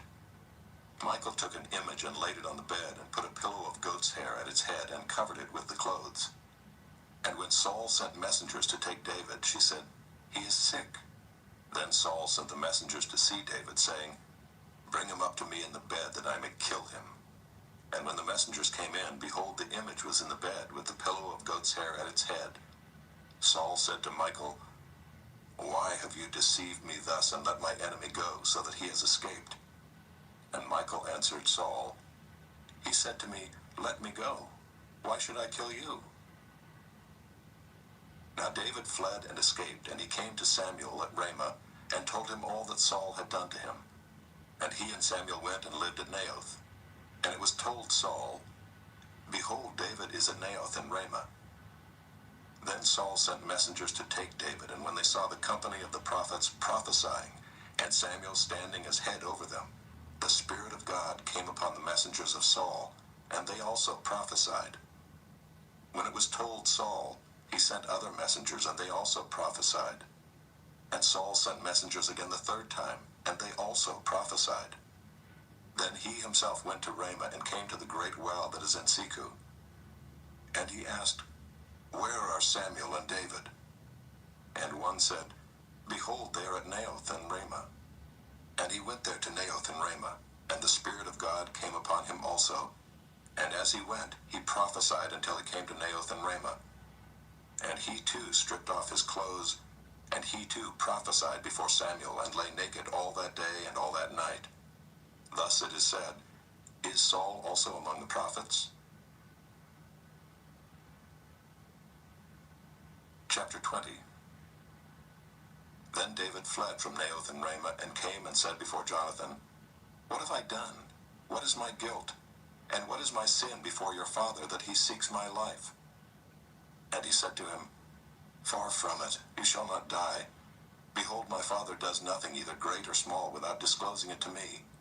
And why should my father hide this from me? It is not so. But David vowed again, saying, Your father knows well that I have found favor in your eyes, and he thinks, Do not let Jonathan know this, lest he be grieved. But truly, as the Lord lives, and as your soul lives, There is but a step between me and death." Then Jonathan said to David, "Whatever you say, I will do for you." David said to Jonathan, "Behold, tomorrow is the new moon, and I should not fail to sit at table with the king. But let me go that I may hide myself in the field till the third day at evening.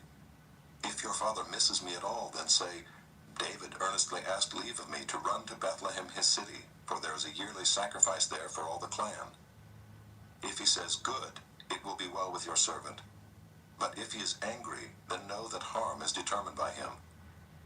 Therefore deal kindly with your servant, for you have brought your servant into a covenant of the Lord with you. But if there is guilt in me, kill me yourself, for why should you bring me to your father?" And Jonathan said, "Far be it from you.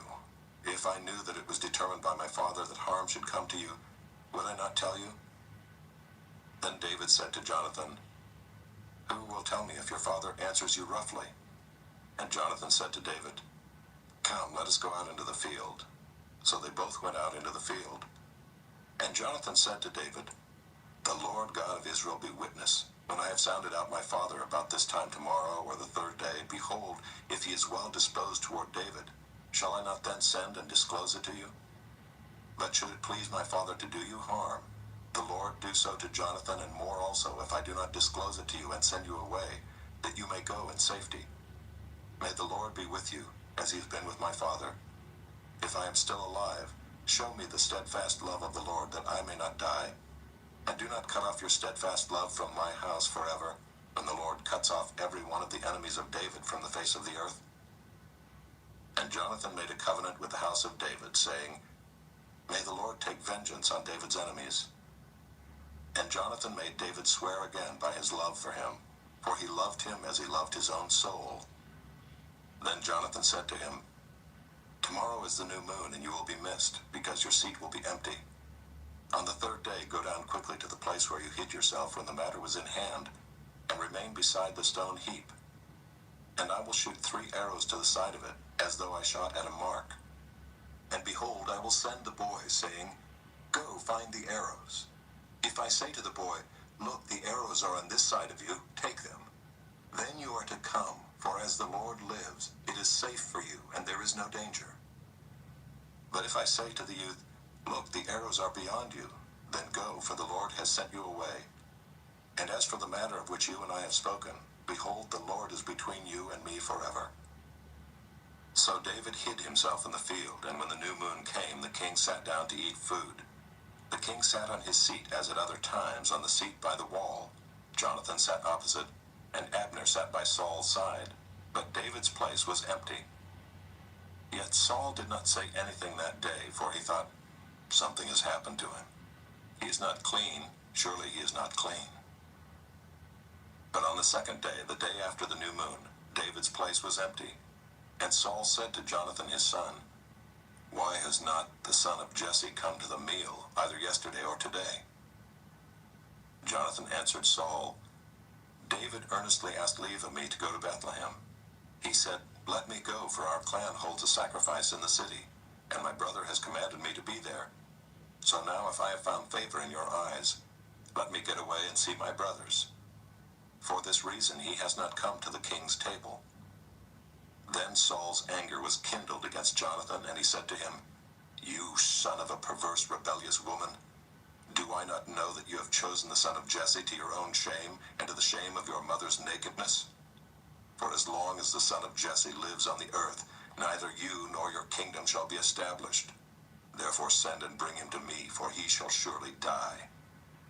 Then Jonathan answered Saul his father, "Why should he be put to death?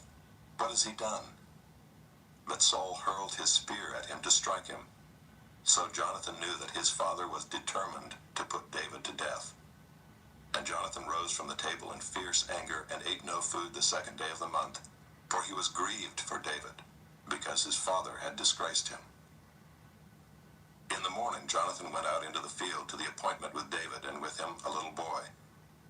And he said to his boy, "Run and find the arrows that I shoot."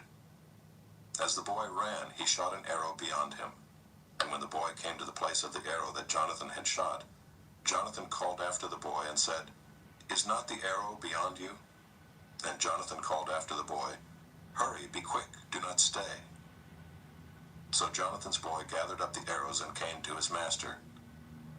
But the boy knew nothing. Only Jonathan and David knew the matter. And Jonathan gave his weapons to his boy and said to him, "Go and carry them to the city." And as soon as the boy had gone, David rose from beside the stone heap and fell on his face to the ground and bowed 3 times. And they kissed one another and wept with one another, David weeping the most. Then Jonathan said to David, "Go in peace, because we have sworn both of us in the name of the Lord, saying, 'The Lord shall be between me and you, and between my offspring and your offspring forever.'" And he rose and departed, and Jonathan went into the city. Chapter 21. Then David came to Nob to Ahimelech the priest, and Ahimelech came to David trembling and said to him, "Why are you alone and no one with you?" And David said to Ahimelech the priest, "The king has charged me with a matter and said to me, 'Let no one know anything of the matter about which I send you, and with which I have charged you. I have made an appointment with the young men for such and such a place. Now then, what do you have on hand? Give me 5 loaves of bread or whatever is here.' And the priest answered David, 'I have no common bread on hand, but there is holy bread, if the young men have kept themselves from women.' And David answered the priest, 'Truly women have been kept from us as always when I go on an expedition. The vessels of the young men are holy even when it is an ordinary journey. How much more today will their vessels be holy?' So the priest gave him the holy bread, for there was no bread there but the bread of the presence, which is removed from before the Lord, to be replaced by hot bread on the day it is taken away. Now a certain man of the servants of Saul was there that day, detained before the Lord. His name was Doeg the Edomite, the chief of Saul's herdsmen. Then David said to Ahimelech, 'Then have you not here a spear or a sword at hand? For I have brought neither my sword nor my weapons with me, because the king's business required haste.' And the priest said, 'The sword of Goliath the Philistine, whom you struck down in the valley of Elah, behold, it is here wrapped in a cloth behind the ephod. If you will take that, take it, for there is none but that here.' And David said, 'There is none like that. Give it to me.' And David rose and fled that day from Saul and went to Achish the king of Gath. And the servants of Achish said to him, 'Is not this David the king of the land? Did they not sing to one another of him in dances? Saul has struck down his thousands, and David his 10,000s. And David took these words to heart and was much afraid of Achish the king of Gath. So he changed his behavior before them and pretended to be insane in their hands, and made marks on the doors of the gate, and let his spittle run down his beard. Then Achish said to his servants, 'Behold, you see the man is mad. Why then have you brought him to me? Do I lack madmen that you have brought this fellow to behave as a madman in my presence? Shall this fellow come into my house?' Chapter 22. David departed from there and escaped to the cave of Adullam. And when his brothers and all his father's house heard it, they went down there to him. And everyone who was in distress, and everyone who was in debt, and everyone who was bitter in soul, gathered to him. And he became commander over them. And there were with him about 400 men. And David went from there to Mizpah of Moab. And he said to the king of Moab, 'Please let my father and my mother stay with you till I know what God will do for me.' And he left them with the king of Moab, and they stayed with him all the time that David was in the stronghold. Then the prophet Gad said to David, 'Do not remain in the stronghold. Depart and go into the land of Judah.' So David departed and went into the forest of Hereth. Now Saul heard that David was discovered, and the men who were with him. Saul was sitting at Gibeah under the tamarisk tree on the height, with his spear in his hand, and all his servants were standing about him. And Saul said to his servants who stood about him, 'Hear now, people of Benjamin. Will the son of Jesse give every one of you fields and vineyards? Will he make you all commanders of thousands and commanders of hundreds? That all of you have conspired against me? No one discloses to me when my son makes a covenant with the son of Jesse. None of you is sorry for me or discloses to me that my son has stirred up my servant against me to lie in wait as at this day. Then answered Doeg the Edomite, who stood by the servants of Saul, I saw the son of Jesse coming to Nob, to Ahimelech the son of Ahitub, and he inquired of the Lord for him, and gave him provisions, and gave him the sword of Goliath the Philistine. Then the king sent to summon Ahimelech the priest, the son of Ahitub, and all his father's house, the priests who were at Nob, and all of them came to the king. And Saul said, Hear now, son of Ahitub. And he answered, Here I am, my lord. And Saul said to him, Why have you conspired against me, you and the son of Jesse, in that you have given him bread and a sword, and have inquired of God for him, so that he has risen against me to lie in wait, as at this day? Then Ahimelech answered the king, And who among all your servants is so faithful as David, who is the king's son-in-law and captain over your bodyguard, and honored in your house? Is today the first time that I have inquired of God for him? No. Let not the king impute anything to his servant or to all the house of my father, for your servant has known nothing of all this, much or little. And the king said, You shall surely die, Ahimelech, you and all your father's house. And the king said to the guard who stood about him, Turn and kill the priests of the Lord, because their hand also is with David, and they knew that he fled and did not disclose it to me. But the servants of the king would not put out their hand to strike the priests of the Lord. Then the king said to Doeg, You turn and strike the priests. And Doeg the Edomite turned and struck down the priests, and he killed on that day 85 persons who wore the linen ephod.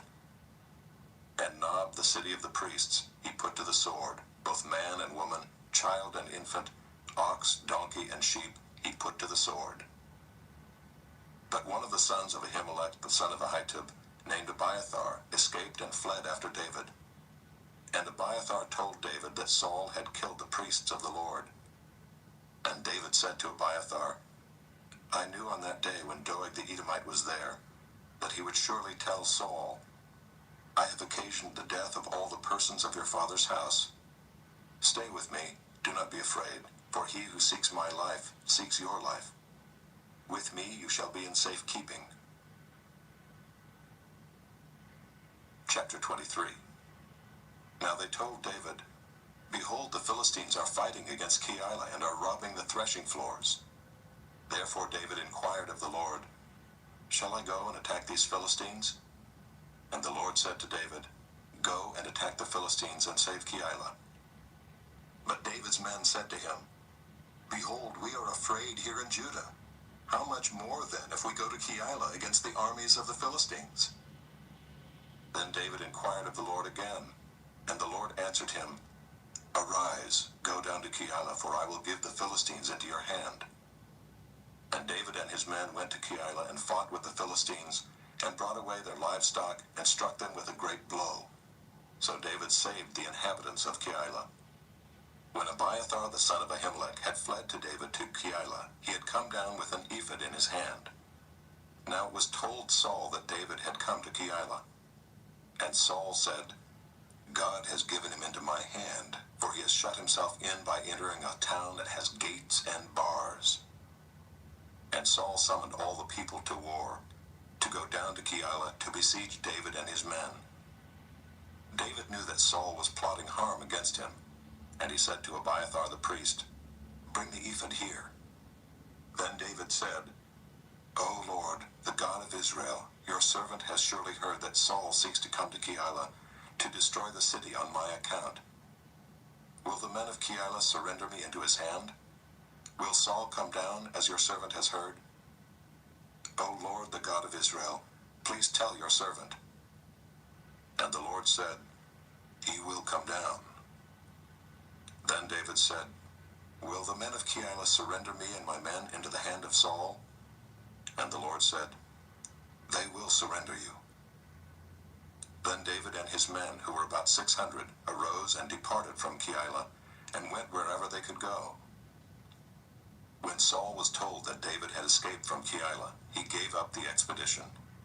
And David remained in the strongholds in the wilderness, in the hill country of the wilderness of Ziph.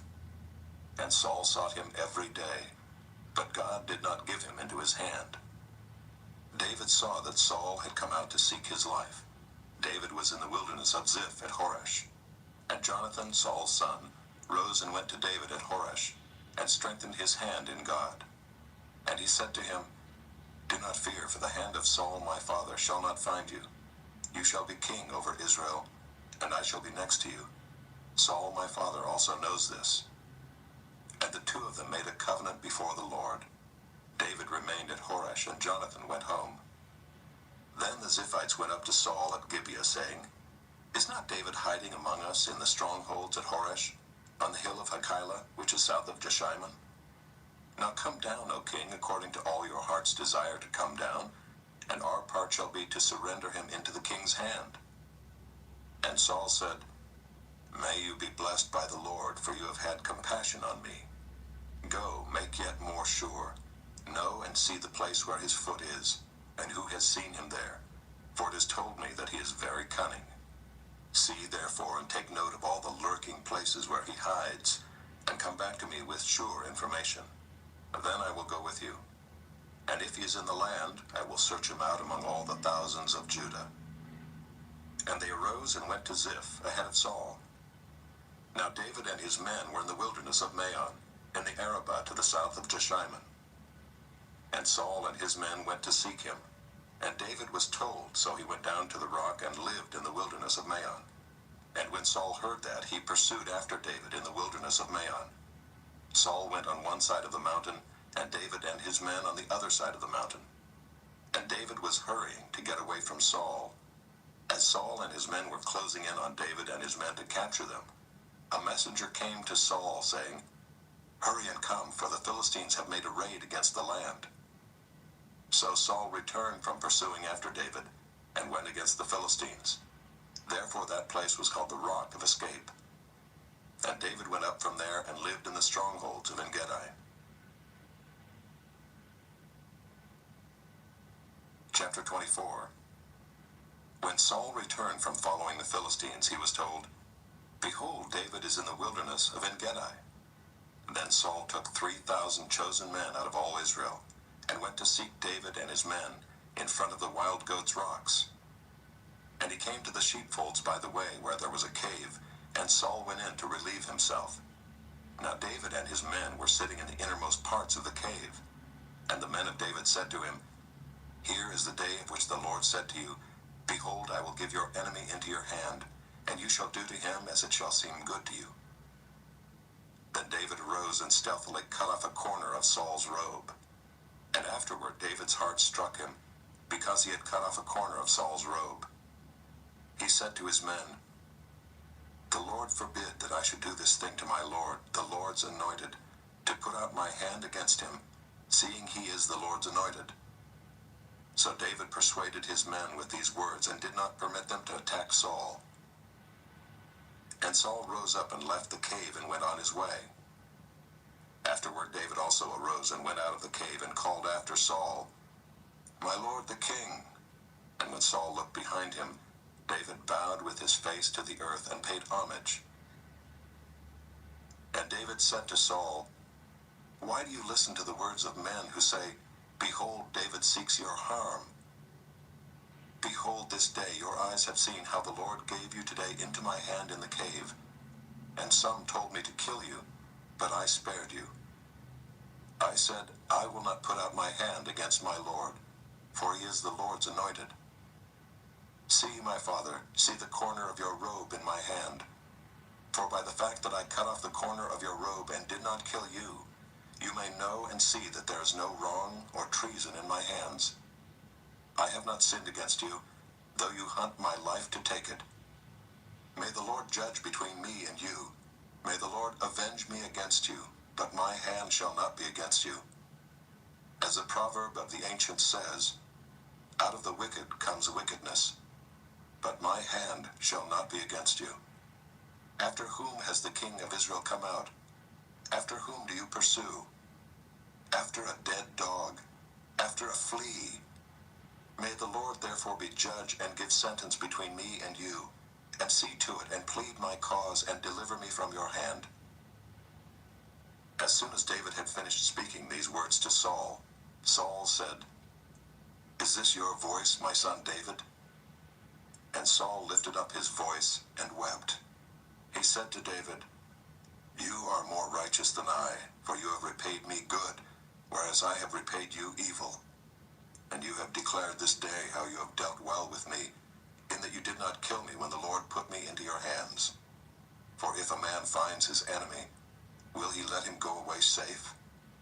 So may the Lord reward you with good for what you have done to me this day. And now, behold, I know that you shall surely be king, and that the kingdom of Israel shall be established in your hand. Swear to me, therefore, by the Lord, that you will not cut off my offspring after me, and that you will not destroy my name out of my father's house." And David swore this to Saul. Then Saul went home, but David and his men went up to the stronghold. Chapter 25. Now Samuel died, and all Israel assembled and mourned for him, and they buried him in his house at Ramah. Then David rose and went down to the wilderness of Paran. And there was a man in Maon whose business was in Carmel. The man was very rich. He had 3,000 sheep and 1,000 goats. He was shearing his sheep in Carmel. Now the name of the man was Nabal, and the name of his wife Abigail. The woman was discerning and beautiful, but the man was harsh and badly behaved. He was a Calebite. David heard in the wilderness that Nabal was shearing his sheep. So David sent 10 young men. And David said to the young men, "Go up to Carmel and go to Nabal and greet him in my name. And thus you shall greet him. Peace be to you, and peace be to your house, and peace be to all that you have. I hear that you have shearers. Now your shepherds have been with us, and we did them no harm, and they missed nothing all the time they were in Carmel. Ask your young men, and they will tell you. Therefore let my young man find favor in your eyes, for we come on a feast day. Please give whatever you have at hand to your servants and to your son David." When David's young men came, they said all this to Nabal in the name of David, and then they waited. And Nabal answered David's servants, "Who is David? Who is the son of Jesse? There are many servants these days who are breaking away from their masters. Shall I take my bread and my water and my meat that I have killed for my shearers, and give it to men who come from I do not know where?" So David's young men turned away, and came back and told him all this. And David said to his men, "Every man strap on his sword." And every man of them strapped on his sword. David also strapped on his sword. And about 400 men went up after David, while 200 remained with the baggage. But one of the young men told Abigail, Nabal's wife, "Behold, David sent messengers out of the wilderness to greet our master, and he railed at them. Yet the men were very good to us, and we suffered no harm. And we did not miss anything when we were in the fields, as long as we went with them. They were a wall to us both by night and by day, all the while we were with them keeping the sheep. Now therefore know this and consider what you should do, for harm is determined against our master and against all his house. And he is such a worthless man that one cannot speak to him." Then Abigail made haste and took 200 loaves and 2 skins of wine, and 5 sheep already prepared, and 5 seahs of parched grain, and 100 clusters of raisins, and 200 cakes of figs, and laid them on donkeys. And she said to her young men, "Go on before me. Behold, I come after you." But she did not tell her husband Nabal. And as she rode on the donkey and came down under cover of the mountain, behold, David and his men came down toward her, and she met them. Now David had said, "Surely in vain have I guarded all that this fellow has in the wilderness, so that nothing was missed of all that belonged to him, and he has returned me evil for good. God do so to the enemies of David, and more also, if by morning I leave so much as one male of all who belong to him." When Abigail saw David, she hurried and got down from the donkey and fell before David on her face, and bowed to the ground. She fell at his feet and said, "On me alone, my lord, be the guilt. Please let your servant speak in your ears, and hear the words of your servant.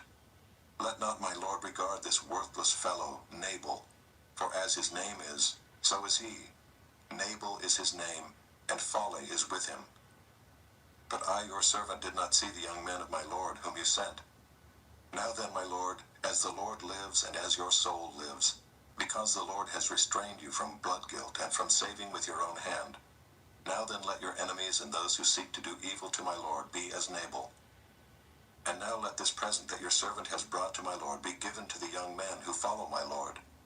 Please forgive the trespass of your servant, for the Lord will certainly make my Lord a sure house, because my Lord is fighting the battles of the Lord, and evil shall not be found in you so long as you live. If men rise up to pursue you and to seek your life, the life of my Lord shall be bound in the bundle of the living in the care of the Lord your God. And the lives of your enemies he shall sling out as from the hollow of a sling.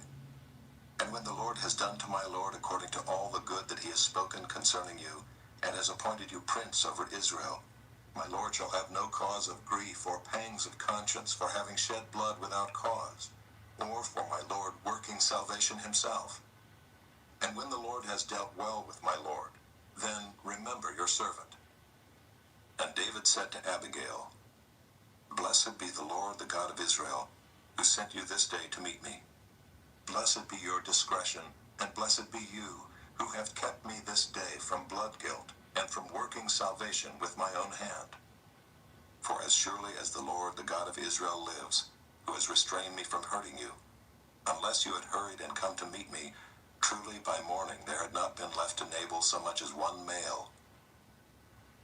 Then David received from her hand what she had brought him, and he said to her, Go up in peace to your house. See, I have obeyed your voice, and I have granted your petition. And Abigail came to Nabal, and behold, he was holding a feast in his house, like the feast of a king. And Nabal's heart was merry within him, for he was very drunk. So she told him nothing at all until the morning light. In the morning, when the wine had gone out of Nabal, his wife told him these things, and his heart died within him, and he became as a stone. And about 10 days later the Lord struck Nabal, and he died. When David heard that Nabal was dead, he said, Blessed be the Lord, who has avenged the insult I received at the hand of Nabal, and has kept back his servant from wrongdoing. The Lord has returned the evil of Nabal on his own head. Then David sent and spoke to Abigail, to take her as his wife. When the servants of David came to Abigail at Carmel, they said to her, David has sent us to you, to take you to him as his wife. And she rose and bowed with her face to the ground, and said, Behold, your handmaid is a servant to wash the feet of the servants of my Lord. And Abigail hurried and rose and mounted a donkey, and her 5 young women attended her. She followed the messengers of David and became his wife. David also took Ahinoam of Jezreel, and both of them became his wives. Saul had given Michal his daughter, David's wife, to Palti the son of Laish, who was of Gallim. Chapter 26. Then the Ziphites came to Saul at Gibeah, saying, Is not David hiding himself on the hill of Hachilah, which is on the east of Jeshimon? So Saul arose, and went down to the wilderness of Ziph with 3,000 chosen men of Israel to seek David in the wilderness of Ziph. And Saul encamped on the hill of Hachilah, which is beside the road on the east of Jeshimon. But David remained in the wilderness. When he saw that Saul came after him into the wilderness, David sent out spies and learned that Saul had indeed come. Then David rose and came to the place where Saul had encamped. And David saw the place where Saul lay, with Abner the son of Ner, the commander of his army. Saul was lying within the encampment, while the army was encamped around him. Then David said to Ahimelech the Hittite, and to Joab's brother Abishai the son of Zeruiah, Who will go down with me into the camp to Saul? And Abishai said, I will go down with you. So David and Abishai went to the army by night. And there lay Saul, sleeping within the encampment, with his spear stuck in the ground at his head, and Abner and the army lay around him. Then Abishai said to David, God has given your enemy into your hand this day. Now please let me pin him to the earth with one stroke of the spear, and I will not strike him twice. But David said to Abishai, Do not destroy him, for who can put out his hand against the Lord's anointed and be guiltless? And David said, As the Lord lives, The Lord will strike him, or his day will come to die, or he will go down into battle and perish. The Lord forbid that I should put out my hand against the Lord's anointed. But take now the spear that is at his head, and the jar of water, and let us go. So David took the spear and the jar of water from Saul's head, and they went away. No man saw it or knew it, nor did any awake, for they were all asleep, because a deep sleep from the Lord had fallen upon them. Then David went over to the other side and stood far off on the top of the hill with a great space between them. And David called to the army and to Abner the son of Ner, saying, Will you not answer, Abner? Then Abner answered, Who are you who calls to the king? And David said to Abner, Are you not a man? Who is like you in Israel? Why then have you not kept watch over your lord the king? For one of the people came in to destroy the king your lord. This thing that you have done is not good. As the Lord lives, you deserve to die, because you have not kept watch over your lord, the Lord's anointed. And now see where the king's spear is, and the jar of water that was at his head. Saul recognized David's voice and said, Is this your voice, my son David? And David said, It is my voice, my lord, O king. And he said, Why does my lord pursue after his servant? For what have I done? What evil is on my hands? Now therefore let my lord the king hear the words of his servant. If it is the Lord who has stirred you up against me, may he accept an offering. But if it is men, may they be cursed before the Lord. For they have driven me out this day that I should have no share in the heritage of the Lord, saying, Go, serve other gods. Now therefore let not my blood fall to the earth away from the presence of the Lord. For the king of Israel has come out to seek a single flea like one who hunts a partridge in the mountains. Then Saul said, I have sinned. Return, my son David, for I will no more do you harm, because my life was precious in your eyes this day. Behold, I have acted foolishly, and have made a great mistake. And David answered and said, Here is the spear, O king. Let one of the young men come over and take it. The Lord rewards every man for his righteousness and his faithfulness. For the Lord gave you into my hand today, and I would not put out my hand against the Lord's anointed. Behold, as your life was precious this day in my sight, so may my life be precious in the sight of the Lord, and may he deliver me out of all tribulation. Then Saul said to David, Blessed be you, my son David. You will do many things and will succeed in them. So David went his way, and Saul returned to his place.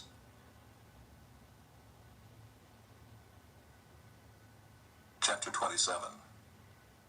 Then David said in his heart, Now I shall perish one day by the hand of Saul. There is nothing better for me than that I should escape to the land of the Philistines. Then Saul will despair of seeking me any longer within the borders of Israel, and I shall escape out of his hand. So David arose and went over, he and the 600 men who were with him, to Achish the son of Maoch, king of Gath. And David lived with Achish at Gath, he and his men, every man with his household, and David with his 2 wives, Ahinoam of Jezreel, and Abigail of Carmel, Nabal's widow. And when it was told Saul that David had fled to Gath, he no longer sought him. Then David said to Achish, If I have found favor in your eyes, let a place be given me in one of the country towns, that I may dwell there. For why should your servant dwell in the royal city with you? So that day Achish gave him Ziklag. Therefore Ziklag has belonged to the kings of Judah to this day. And the number of the days that David lived in the country of the Philistines was 1 year and 4 months. Now David and his men went up and made raids against the Geshurites, the Girzites, and the Amalekites, for these were the inhabitants of the land from of old, as far as Shur to the land of Egypt. And David would strike the land and would leave neither man nor woman alive, but would take away the sheep, the oxen, the donkeys, the camels, and the garments, and come back to Achish. When Achish asked, Where have you made a raid today? David would say, Against the Negev of Judah, or against the Negev of the Jerahmeelites, or against the Negev of the Kenites. And David would leave neither man nor woman alive to bring news to Gath, thinking, lest they should tell about us and say, So David has done. Such was his custom all the while he lived in the country of the Philistines. And Achish trusted David, thinking, He has made himself an utter stench to his people Israel. Therefore he shall always be my servant. Chapter 28. In those days the Philistines gathered their forces for war, to fight against Israel. And Achish said to David, Understand that you and your men are to go out with me in the army. David said to Achish, Very well, you shall know what your servant can do. And Achish said to David, Very well, I will make you my bodyguard for life. Now Samuel had died, and all Israel had mourned for him, and buried him in Ramah his own city. And Saul had put the mediums and the necromancers out of the land. The Philistines assembled and came and encamped at Shunem. And Saul gathered all Israel, and they encamped at Gilboa. When Saul saw the army of the Philistines, he was afraid, and his heart trembled greatly. And when Saul inquired of the Lord did not answer him, either by dreams, or by Urim, or by prophets. Then Saul said to his servants, Seek out for me a woman who is a medium, that I may go to her and inquire of her. And his servants said to him, Behold, there is a medium at Endor. So Saul disguised himself and put on other garments, and went, he and 2 men with him. And they came to the woman by night. And he said, Divine for me by a spirit, and bring up for me whomever I shall name to you. The woman said to him, Surely you know what Saul has done, how he has cut off the mediums and the necromancers from the land. Why then are you laying a trap for my life to bring about my death? But Saul swore to her by the Lord, As the Lord lives, no punishment shall come upon you for this thing. Then the woman said, Whom shall I bring up for you? He said, Bring up Samuel for me. When the woman saw Samuel, she cried out with a loud voice. And the woman said to Saul, Why have you deceived me? You are Saul. The king said to her, Do not be afraid. What do you see? And the woman said to Saul, I see a God coming up out of the earth. He said to her, What is his appearance? And she said, An old man is coming up, and he is wrapped in a robe. And Saul knew that it was Samuel, and he bowed with his face to the ground, and paid homage. Then Samuel said to Saul, Why have you disturbed me by bringing me up? Saul answered, I am in great distress, for the Philistines are warring against me, and God has turned away from me, and answers me no more, either by prophets or by dreams. Therefore I have summoned you to tell me what I shall do. And Samuel said, Why then do you ask me, since the Lord has turned from you, and become your enemy? The Lord has done to you as he spoke by me, for the Lord has torn the kingdom out of your hand, and given it to your neighbor David. Because you did not obey the voice of the Lord, and did not carry out his fierce wrath against Amalek. Therefore the Lord has done this thing to you this day. Moreover, the Lord will give Israel also with you into the hand of the Philistines. And tomorrow you and your sons shall be with me. The Lord will give the army of Israel also into the hand of the Philistines. Then Saul fell at once full length on the ground, filled with fear because of the words of Samuel. And there was no strength in him, for he had eaten nothing all day and all night. And the woman came to Saul, and when she saw that he was terrified, she said to him, Behold, your servant has obeyed you. I have taken my life in my hand, and have listened to what you have said to me. Now therefore you also obey your servant. Let me set a morsel of bread before you, and eat, that you may have strength when you go on your way. He refused and said, I will not eat. But his servants, together with the woman, urged him, and he listened to their words. So he arose from the earth and sat on the bed. Now the woman had a fattened calf in the house, and she quickly killed it, and she took flour and kneaded it, and baked unleavened bread of it. And she put it before Saul and his servants, and they ate. Then they rose and went away that night. Chapter 29. Now the Philistines had gathered all their forces at Aphek, and the Israelites were encamped by the spring that was in Jezreel. As the lords of the Philistines were passing on by hundreds and by thousands, and David and his men were passing on in the rear with Achish, the commanders of the Philistines said, "What are these Hebrews doing here?"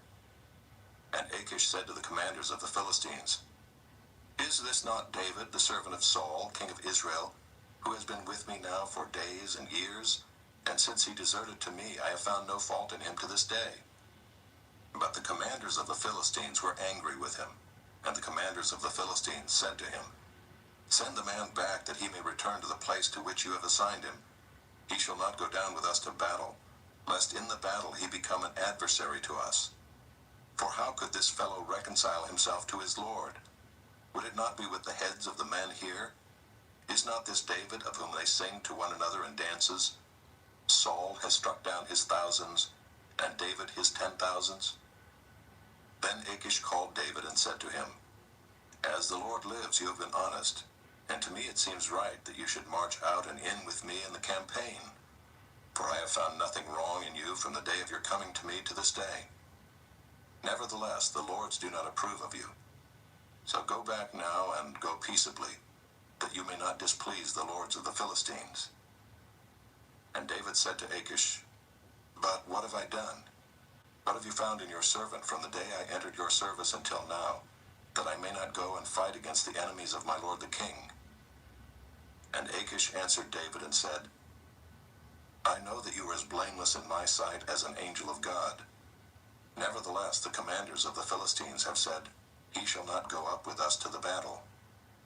Now then, rise early in the morning with the servants of your lord who came with you, and start early in the morning and depart as soon as you have light." So David set out with his men early in the morning to return to the land of the Philistines. But the Philistines went up to Jezreel. Chapter 30. Now when David and his men came to Ziklag on the third day, the Amalekites had made a raid against the Negeb and against Ziklag. They had overcome Ziklag and burned it with fire, and taken captive the women and all who were in it, both small and great. They killed no one, but carried them off and went their way. And when David and his men came to the city, they found it burned with fire, and their wives and sons and daughters taken captive. Then David and the people who were with him raised their voices and wept until they had no more strength to weep. David's 2 wives also had been taken captive, Ahinoam of Jezreel, and Abigail the wife of Nabal of Carmel. And David was greatly distressed, for the people spoke of stoning him, because all the people were bitter in soul, each for his sons and daughters. But David strengthened himself in the Lord his God. And David said to Abiathar the priest, the son of Ahimelech, "Bring me the ephod." So Abiathar brought the ephod to David. And David inquired of the Lord, "Shall I pursue after this band? Shall I overtake them?" He answered him, "Pursue, for you shall surely overtake, and shall surely rescue." So David set out, and the 600 men who were with him, and they came to the brook Bezor, where those who were left behind stayed. But David pursued, he and 400 men. 200 stayed behind, who were too exhausted to cross the brook Bezor. They found an Egyptian in the open country and brought him to David. And they gave him bread, and he ate. They gave him water to drink, and they gave him a piece of a cake of figs and 2 clusters of raisins. And when he had eaten, his spirit revived, for he had not eaten bread or drunk water for 3 days and 3 nights. And David said to him, "To whom do you belong, and where are you from?" He said, "I am a young man of Egypt, servant to an Amalekite, and my master left me behind because I fell sick 3 days ago. We had made a raid against the Negeb of the Kerethites, and against that which belongs to Judah, and against the Negeb of Caleb, and we burned Ziklag with fire." And David said to him, "Will you take me down to this band?" And he said, "Swear to me by God that you will not kill me or deliver me into the hands of my master, and I will take you down to this band." And when he had taken him down, behold, they were spread abroad over all the land, eating and drinking and dancing, because of all the great spoil they had taken from the land of the Philistines and from the land of Judah. And David struck them down from twilight until the evening of the next day, and not a man of them escaped, except 400 young men who mounted camels and fled. David recovered all that the Amalekites had taken, and David rescued his 2 wives. Nothing was missing, whether small or great, sons or daughters, spoil or anything that had been taken. David brought back all. David also captured all the flocks and herds, and the people drove the livestock before him, and said, "This is David's spoil." Then David came to the 200 men who had been too exhausted to follow David, and who had been left at the brook Besor. And they went out to meet David and to meet the people who were with him. And when David came near to the people, he greeted them. Then all the wicked and worthless fellows among the men who had gone with David said, "Because they did not go with us, we will not give them any of the spoil that we have recovered, except that each man may lead away his wife and children and depart." But David said, "You shall not do so, my brothers, with what the Lord has given us. He has preserved us and given into our hand the band that came against us. Who would listen to you in this matter? For as his share is who goes down into the battle, so shall his share be who stays by the baggage. They shall share alike." And he made it a statute and a rule for Israel from that day forward to this day. When David came to Ziklag, he sent part of the spoil to his friends, the elders of Judah, saying, "Here is a present for you from the spoil of the enemies of the Lord." It was for those in Bethel, in Ramoth of the Negeb, in Jatir, in Aroer, in Sifmoth, in Eshtemoa, in Rachel, in the cities of the Jerahmeelites, in the cities of the Kenites, in Hormah, in Boration, in Athek, in Hebron, for all the places where David and his men had roamed. Chapter 31. Now the Philistines were fighting against Israel, and the men of Israel fled before the Philistines and fell slain on Mount Gilboa. And the Philistines overtook Saul and his sons, and the Philistines struck down Jonathan and Abinadab and Malchishua, the sons of Saul. The battle pressed hard against Saul, and the archers found him, and he was badly wounded by the archers. Then Saul said to his armor-bearer, "Draw your sword and thrust me through with it, lest these uncircumcised come and thrust me through and mistreat me." But his armor-bearer would not, for he feared greatly. Therefore Saul took his own sword and fell upon it. And when his armor-bearer saw that Saul was dead, he also fell upon his sword and died with him. Thus Saul died, and his 3 sons, and his armor-bearer, and all his men on the same day together. And when the men of Israel who were on the other side of the valley and those beyond the Jordan saw that the men of Israel had fled, and that Saul and his sons were dead, they abandoned their cities and fled. And the Philistines came and lived in them. The next day, when the Philistines came to strip the slain, they found Saul and his 3 sons fallen on Mount Gilboa. So they cut off his head and stripped off his armor, and sent messengers throughout the land of the Philistines to carry the good news to the house of their idols and to the people. They put his armor in the temple of Ashtaroth, and they fastened his body to the wall of Bethshan. But when the inhabitants of Jabesh-Gilead heard what the Philistines had done to Saul, all the valiant men arose and went all night and took the body of Saul and the bodies of his sons from the wall of Bethshan, and they came to Jabesh and burned them there.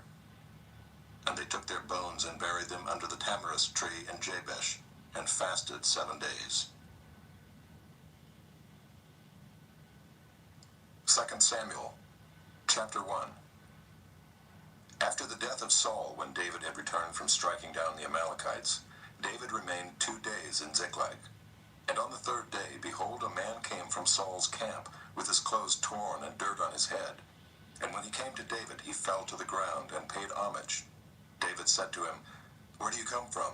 And he said to him, "I have escaped from the camp of Israel." And David said to him, "How did it go? Tell me." And he answered, "The people fled from the battle, and also many of the people have fallen and are dead. And Saul and his son Jonathan are also dead." Then David said to the young man who told him, "How do you know that Saul and his son Jonathan are dead?" And the young man who told him said, By chance I happened to be on Mount Gilboa, and there was Saul leaning on his spear, and behold, the chariots and the horsemen were close upon him. And when he looked behind him, he saw me, and called to me. And I answered, Here I am. And he said to me, Who are you? I answered him, I am an Amalekite. And he said to me, Stand beside me and kill me, for anguish has seized me, and yet my life still lingers. So I stood beside him and killed him, because I was sure that he could not live after he had fallen. And I took the crown that was on his head, and the armlet that was on his arm, and I have brought them here to my lord. Then David took hold of his clothes and tore them, and so did all the men who were with him. And they mourned and wept and fasted until evening for Saul, and for Jonathan his son, and for the people of the Lord, and for the house of Israel, because they had fallen by the sword. And David said to the young man who told him, Where do you come from? And he answered, I am the son of a sojourner, an Amalekite. David said to him, How is it you were not afraid to put out your hand to destroy the Lord's anointed? Then David called one of the young men and said, Go, execute him. And he struck him down so that he died. And David said to him, Your blood be on your head, for your own mouth has testified against you, saying, I have killed the Lord's anointed. And David lamented with this lamentation over Saul and Jonathan his son, and he said it should be taught to the people of Judah. Behold, it is written in the book of Jasher. He said, Your glory, O Israel, is slain on your high places. How the mighty have fallen. Tell it not in Gath, publish it not in the streets of Ashkelon, lest the daughters of the Philistines rejoice, lest the daughters of the uncircumcised exult. You mountains of Gilboa, let there be no dew or rain upon you, nor fields of offerings. For there the shield of the mighty was defiled, the shield of Saul not anointed with oil. From the blood of the slain, from the fat of the mighty, the bow of Jonathan turned not back, and the sword of Saul returned not empty. Saul and Jonathan, beloved and lovely. In life and in death they were not divided. They were swifter than eagles. They were stronger than lions. You daughters of Israel, weep over Saul, who clothed you luxuriously in scarlet, who put ornaments of gold on your apparel. How the mighty have fallen in the midst of the battle. Jonathan lies slain on your high places. I am distressed for you, my brother Jonathan. Very pleasant have you been to me. Your love to me was extraordinary, surpassing the love of women. How the mighty have fallen, and the weapons of war perished. Chapter 2. After this David inquired of the Lord, Shall I go up into any of the cities of Judah? And the Lord said to him, Go up. David said, To which shall I go up? And he said, To Hebron. So David went up there, and his 2 wives also, Ahinoam of Jezreel, and Abigail the widow of Nabal of Carmel. And David brought up his men who were with him, everyone with his household, and they lived in the towns of Hebron. And the men of Judah came, and there they anointed David king over the house of Judah. When they told David, It was the men of Jabesh Gilead who buried Saul, David sent messengers to the men of Jabesh Gilead and said to them, May you be blessed by the Lord, because you showed this loyalty to Saul your lord, and buried him. Now may the Lord show steadfast love and faithfulness to you, and I will do good to you because you have done this thing. Now therefore let your hands be strong, and be valiant. For Saul your lord is dead, and the house of Judah has anointed me king over them. But Abner the son of Ner, commander of Saul's army, took Ishbosheth the son of Saul, and brought him over to Mahanaim. And he made him king over Gilead and the Asherites and Jezreel and Ephraim and Benjamin and all Israel. Ishbosheth, Saul's son, was 40 years old when he began to reign over Israel, and he reigned 2 years. But the house of Judah followed David. And the time that David was king in Hebron over the house of Judah was 7 years and 6 months. Abner the son of Ner and the servants of Ishbosheth the son of Saul went out from Mahanaim to Gibeon. And Joab the son of Zeruiah and the servants of David went out and met them at the pool of Gibeon. And they sat down, the one on the one side of the pool, and the other on the other side of the pool. And Abner said to Joab, Let the young men arise and compete before us. And Joab said, Let them arise. Then they arose and passed over by number, 12 for Benjamin, and Ishbosheth the son of Saul, and 12 of the servants of David. And each caught his opponent by the head and thrust his sword in his opponent's side, so they fell down together. Therefore that place was called Helkath Hazurim, which is at Gibeon. And the battle was very fierce that day. And Abner and the men of Israel were beaten before the servants of David. And the 3 sons of Zeruiah were there, Joab, Abishai, and Asahel. Now Asahel was as swift of foot as a wild gazelle. And Asahel pursued Abner, and as he went, he turned neither to the right hand nor to the left from following Abner. Then Abner looked behind him and said, "Is it you, Asahel?" And he answered, "It is I." Abner said to him, "Turn aside to your right hand or to your left, and seize one of the young men and take his spoil." But Asahel would not turn aside from following him. And Abner said again to Asahel, "Turn aside from following me. Why should I strike you to the ground? How then could I lift up my face to your brother Joab?" But he refused to turn aside. Therefore Abner struck him in the stomach with the butt of his spear, so that the spear came out at his back, and he fell there and died where he was. And all who came to the place where Asahel had fallen and died stood still. But Joab and Abishai pursued Abner, and as the sun was going down, they came to the hill of Ammah, which lies before Giah, on the way to the wilderness of Gibeon. And the people of Benjamin gathered themselves together behind Abner and became one group, and took their stand on the top of a hill. Then Abner called to Joab, "Shall the sword devour forever? Do you not know that the end will be bitter? How long will it be before you tell your people to turn from the pursuit of their brothers?" And Joab said, "As God lives, if you had not spoken, surely the men would not have given up the pursuit of their brothers until the morning." So Joab blew the trumpet, and all the men stopped and pursued Israel no more, nor did they fight any more. And Abner and his men went all that night through the Arabah. They crossed the Jordan, and marching the whole morning they came to Mahanaim. Joab returned from the pursuit of Abner, and when he had gathered all the people together, there were missing from David's servants 19 men besides Asahel. That the servants of David had struck down of Benjamin 360 of Abner's men. And they took up Asahel and buried him in the tomb of his father, which was at Bethlehem. And Joab and his men marched all night, and the day broke upon them at Hebron. Chapter 3. There was a long war between the house of Saul and the house of David, and David grew stronger and stronger, while the house of Saul became weaker and weaker. And sons were born to David at Hebron. His firstborn was Amnon of Ahinoam of Jezreel, and his second Chileab of Abigail the widow of Nabal of Carmel, and the third Absalom the son of Maacah the daughter of Talmai king of Geshur, and the fourth Adonijah the son of Haggith, and the fifth Shephatiah the son of Abital, and the sixth Ithream of Eglah David's wife. These were born to David in Hebron. While there was war between the house of Saul and the house of David, Abner was making himself strong in the house of Saul. Now Saul had a concubine whose name was Rizpah, the daughter of Aiah. And Ishbosheth said to Abner, "Why have you gone into my father's concubine?" Then Abner was very angry over the words of Ishbosheth and said, "Am I a dog's head of Judah? To this day I keep showing steadfast love to the house of Saul your father, to his brothers and to his friends, and have not given you into the hand of David. And yet you charge me today with a fault concerning a woman. God do so to Abner and more also, if I do not accomplish for David what the Lord has sworn to him, to transfer the kingdom from the house of Saul and set up the throne of David over Israel and over Judah, from Dan to Beersheba." And Ishbosheth could not answer Abner another word, because he feared him. And Abner sent messengers to David on his behalf, saying, "To whom does the land belong?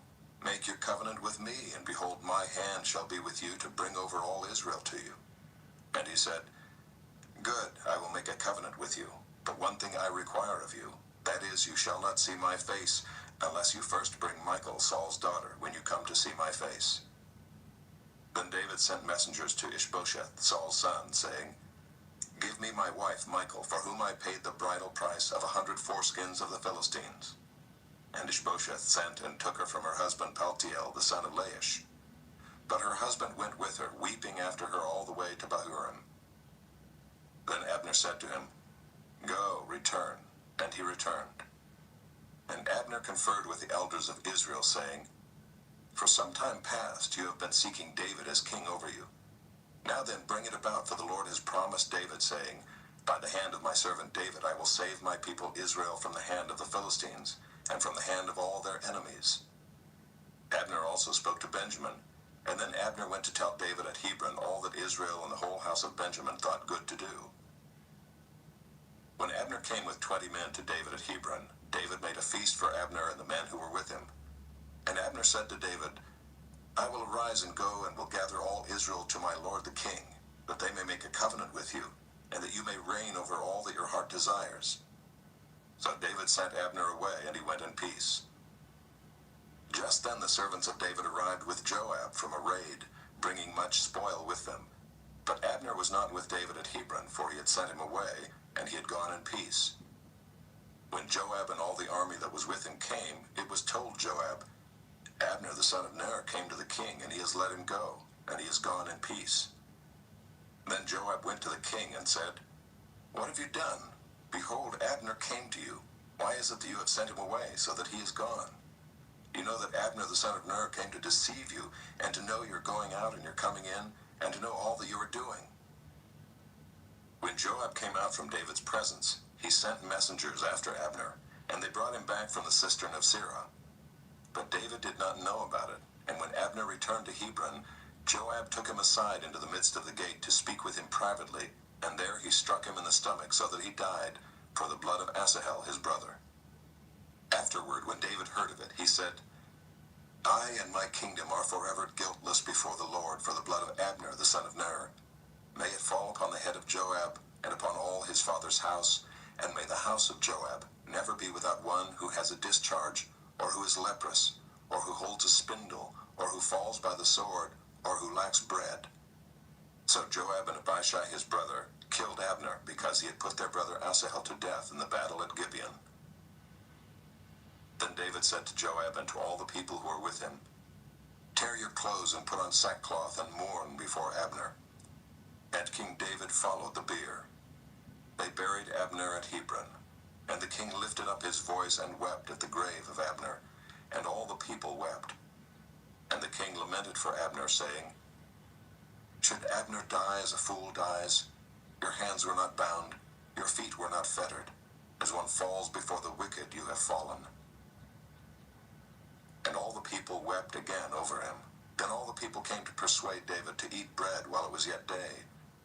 But David swore, saying, God do so to me and more also, if I taste bread or anything else, till the sun goes down.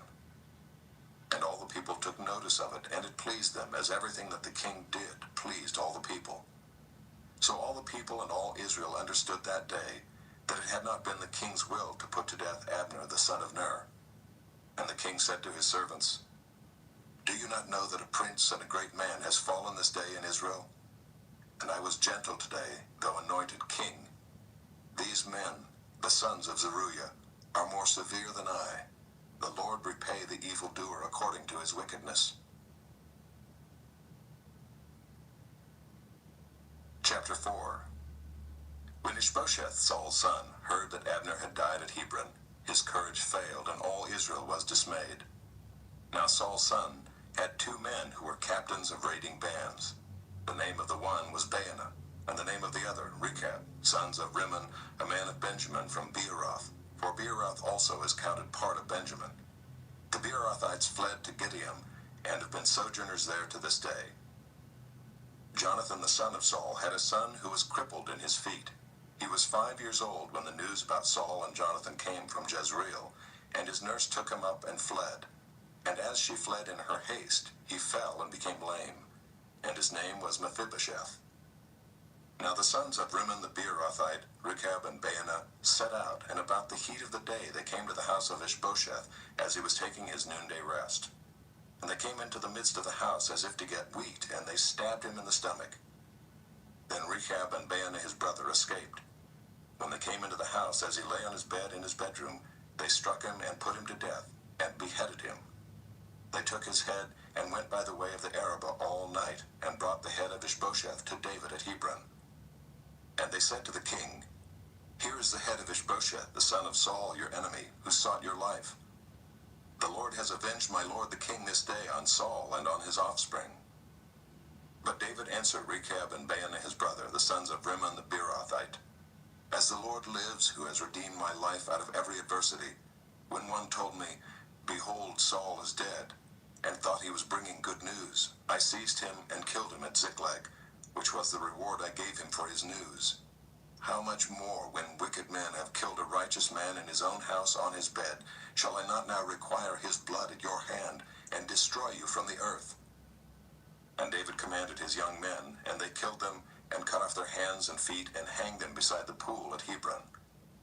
But they took the head of Ishbosheth, and buried it in the tomb of Abner at Hebron. Chapter 5. Then all the tribes of Israel came to David at Hebron and said, Behold, we are your bone and flesh. In times past, when Saul was king over us, it was you who led out and brought in Israel, and the Lord said to you, You shall be shepherd of my people Israel, and you shall be prince over Israel. So all the elders of Israel came to the king at Hebron, and King David made a covenant with them at Hebron before the Lord. And they anointed David king over Israel. David was 30 years old when he began to reign, and he reigned 40 years. At Hebron he reigned over Judah 7 years and 6 months, and at Jerusalem he reigned over all Israel and Judah 33 years. And the king and his men went to Jerusalem against the Jebusites, the inhabitants of the land, who said to David, You will not come in here, but the blind and the lame will ward you off, thinking, David cannot come in here. Nevertheless, David took the stronghold of Zion, that is the city of David. And David said on that day, Whoever would strike the Jebusites, let him get up the water shaft, to attack the lame and the blind, who are hated by David's soul. Therefore it is said, The blind and the lame shall not come into the house. And David lived in the stronghold and called it the city of David. And David built the city all around from the Millo inward.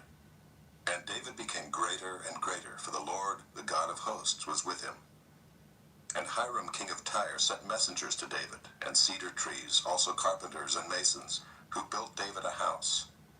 And David knew that the Lord had established him king over Israel, and that he had exalted his kingdom for the sake of his people Israel. And David took more concubines and wives from Jerusalem after he came from Hebron, and more sons and daughters were born to David. And these are the names of those who were born to him in Jerusalem: Shemuiah, Shobab, Nathan, Solomon, Ibhar, Elishua, Nepheg, Japhiah, Elishama, Eliada, and Eliphalet. When the Philistines heard that David had been anointed king over Israel, all the Philistines went up to search for David. But David heard of it and went down to the stronghold. Now the Philistines had come and spread out in the valley of Rephaim, and David inquired of the Lord, Shall I go up against the Philistines? Will you give them into my hand? And the Lord said to David, Go up, for I will certainly give the Philistines into your hand. And David came to Baal-perazim, and David defeated them there. And he said, The Lord has broken through my enemies before me like a breaking flood. Therefore the name of that place is called Baal-perazim. And the Philistines left their idols there, and David and his men carried them away. And the Philistines came up yet again and spread out in the valley of Rephaim. And when David inquired of the Lord, he said, You shall not go up. Go around to their rear, and come against them opposite the balsam trees. And when you hear the sound of marching in the tops of the balsam trees, then rouse yourself, for then the Lord has gone out before you to strike down the army of the Philistines. And David did as the Lord commanded him, and struck down the Philistines from Geba to Gezer.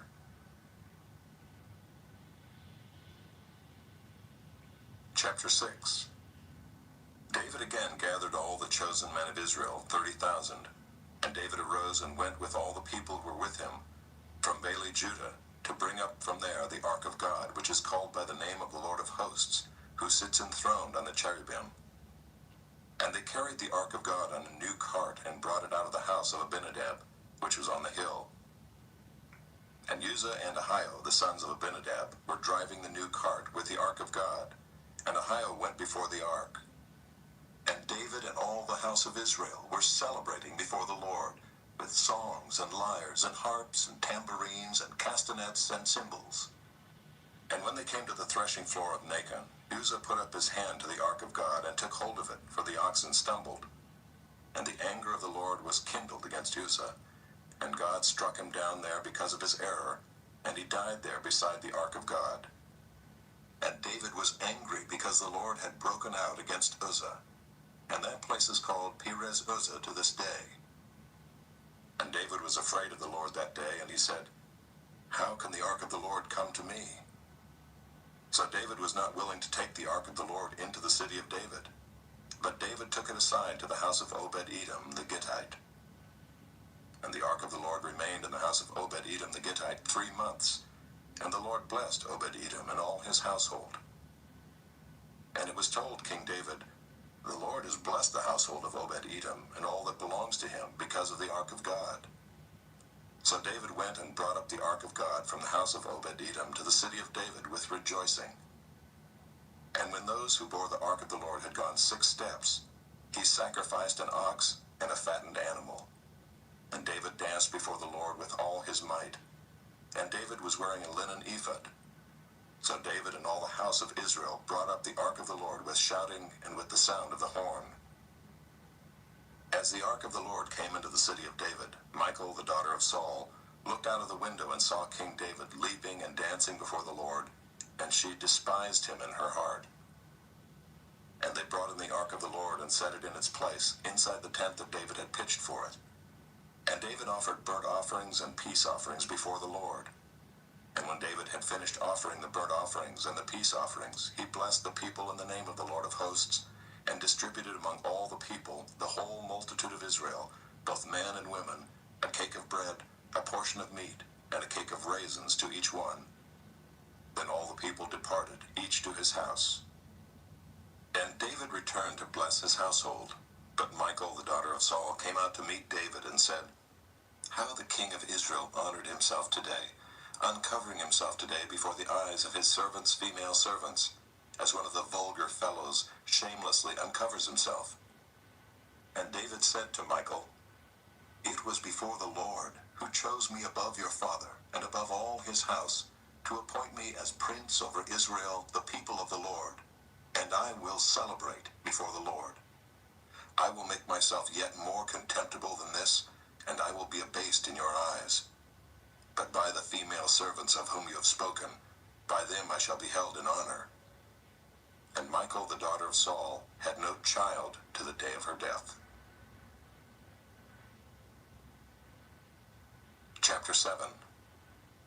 Now when the king lived in his house, and the Lord had given him rest from all his surrounding enemies, the king said to Nathan the prophet, "See now, I dwell in a house of cedar, but the ark of God dwells in a tent."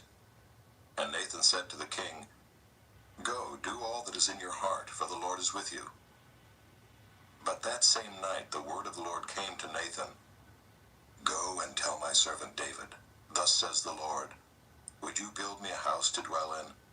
I have not lived in a house since the day I brought up the people of Israel from Egypt to this day, but I have been moving about in a tent for my dwelling. In all places where I have moved with all the people of Israel, did I speak a word with any of the judges of Israel, whom I commanded to shepherd my people Israel, saying, Why have you not built me a house of cedar? Now therefore, thus you shall say to my servant David, Thus says the Lord of hosts, I took you from the pasture, from following the sheep, that you should be prince over my people Israel. And I have been with you wherever you went, and have cut off all your enemies from before you. And I will make for you a great name, like the name of the great ones of the earth. And I will appoint a place for my people Israel, and will plant them, so that they may dwell in their own place, and be disturbed no more. And violent men shall afflict them no more, as formerly, from the time that I appointed judges over my people Israel. And I will give you rest from all your enemies. Moreover, the Lord declares to you that the Lord will make you a house. When your days are fulfilled and you lie down with your fathers, I will raise up your offspring after you, who shall come from your body, and I will establish his kingdom. He shall build a house for my name, and I will establish the throne of his kingdom forever. I will be to him a father, and he shall be to me a son. When he commits iniquity, I will discipline him with the rod of men, with the stripes of the sons of men. But my steadfast love will not depart from him, as I took it from Saul, whom I put away from before you. And your house and your kingdom shall be made sure forever before me. Your throne shall be established forever. In accordance with all these words, and in accordance with all this vision, Nathan spoke to David. Then King David went in and sat before the Lord and said, Who am I, O Lord God, and what is my house, that you have brought me thus far? And yet this was a small thing in your eyes, O Lord God. You have spoken also of your servant's house for a great while to come, and this is instruction for mankind, O Lord God. And what more can David say to you? For you know your servant, O Lord God. Because of your promise and according to your own heart, you have brought about all this greatness to make your servant know it.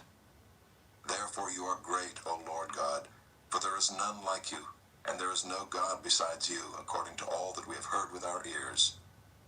And who is like your people Israel, the one nation on earth whom God went to redeem to be his people, making himself a name and doing for them great and awesome things, by driving out before your people, whom you redeemed for yourself from Egypt, a nation and its gods.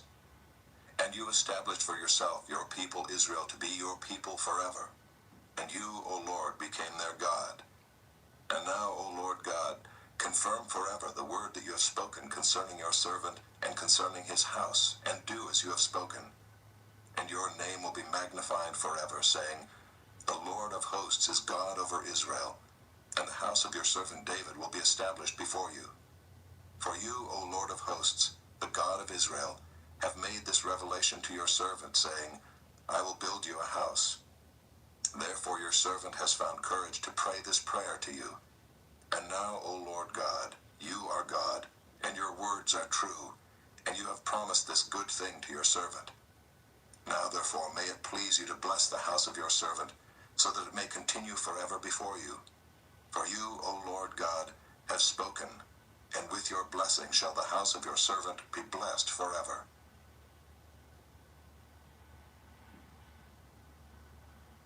Chapter 8.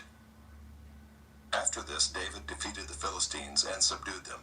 And David took Metheg-Ammah out of the hand of the Philistines. And he defeated Moab, and he measured them with a line, making them lie down on the ground. 2 lines he measured to be put to death, and 1 full line to be spared. And the Moabites became servants to David, and brought tribute. David also defeated Hadadezer the son of Rehob, king of Zobah, as he went to restore his power at the river Euphrates. And David took from him 1,700 horsemen and 20,000 foot soldiers. And David hamstrung all the chariot horses, but left enough for 100 chariots.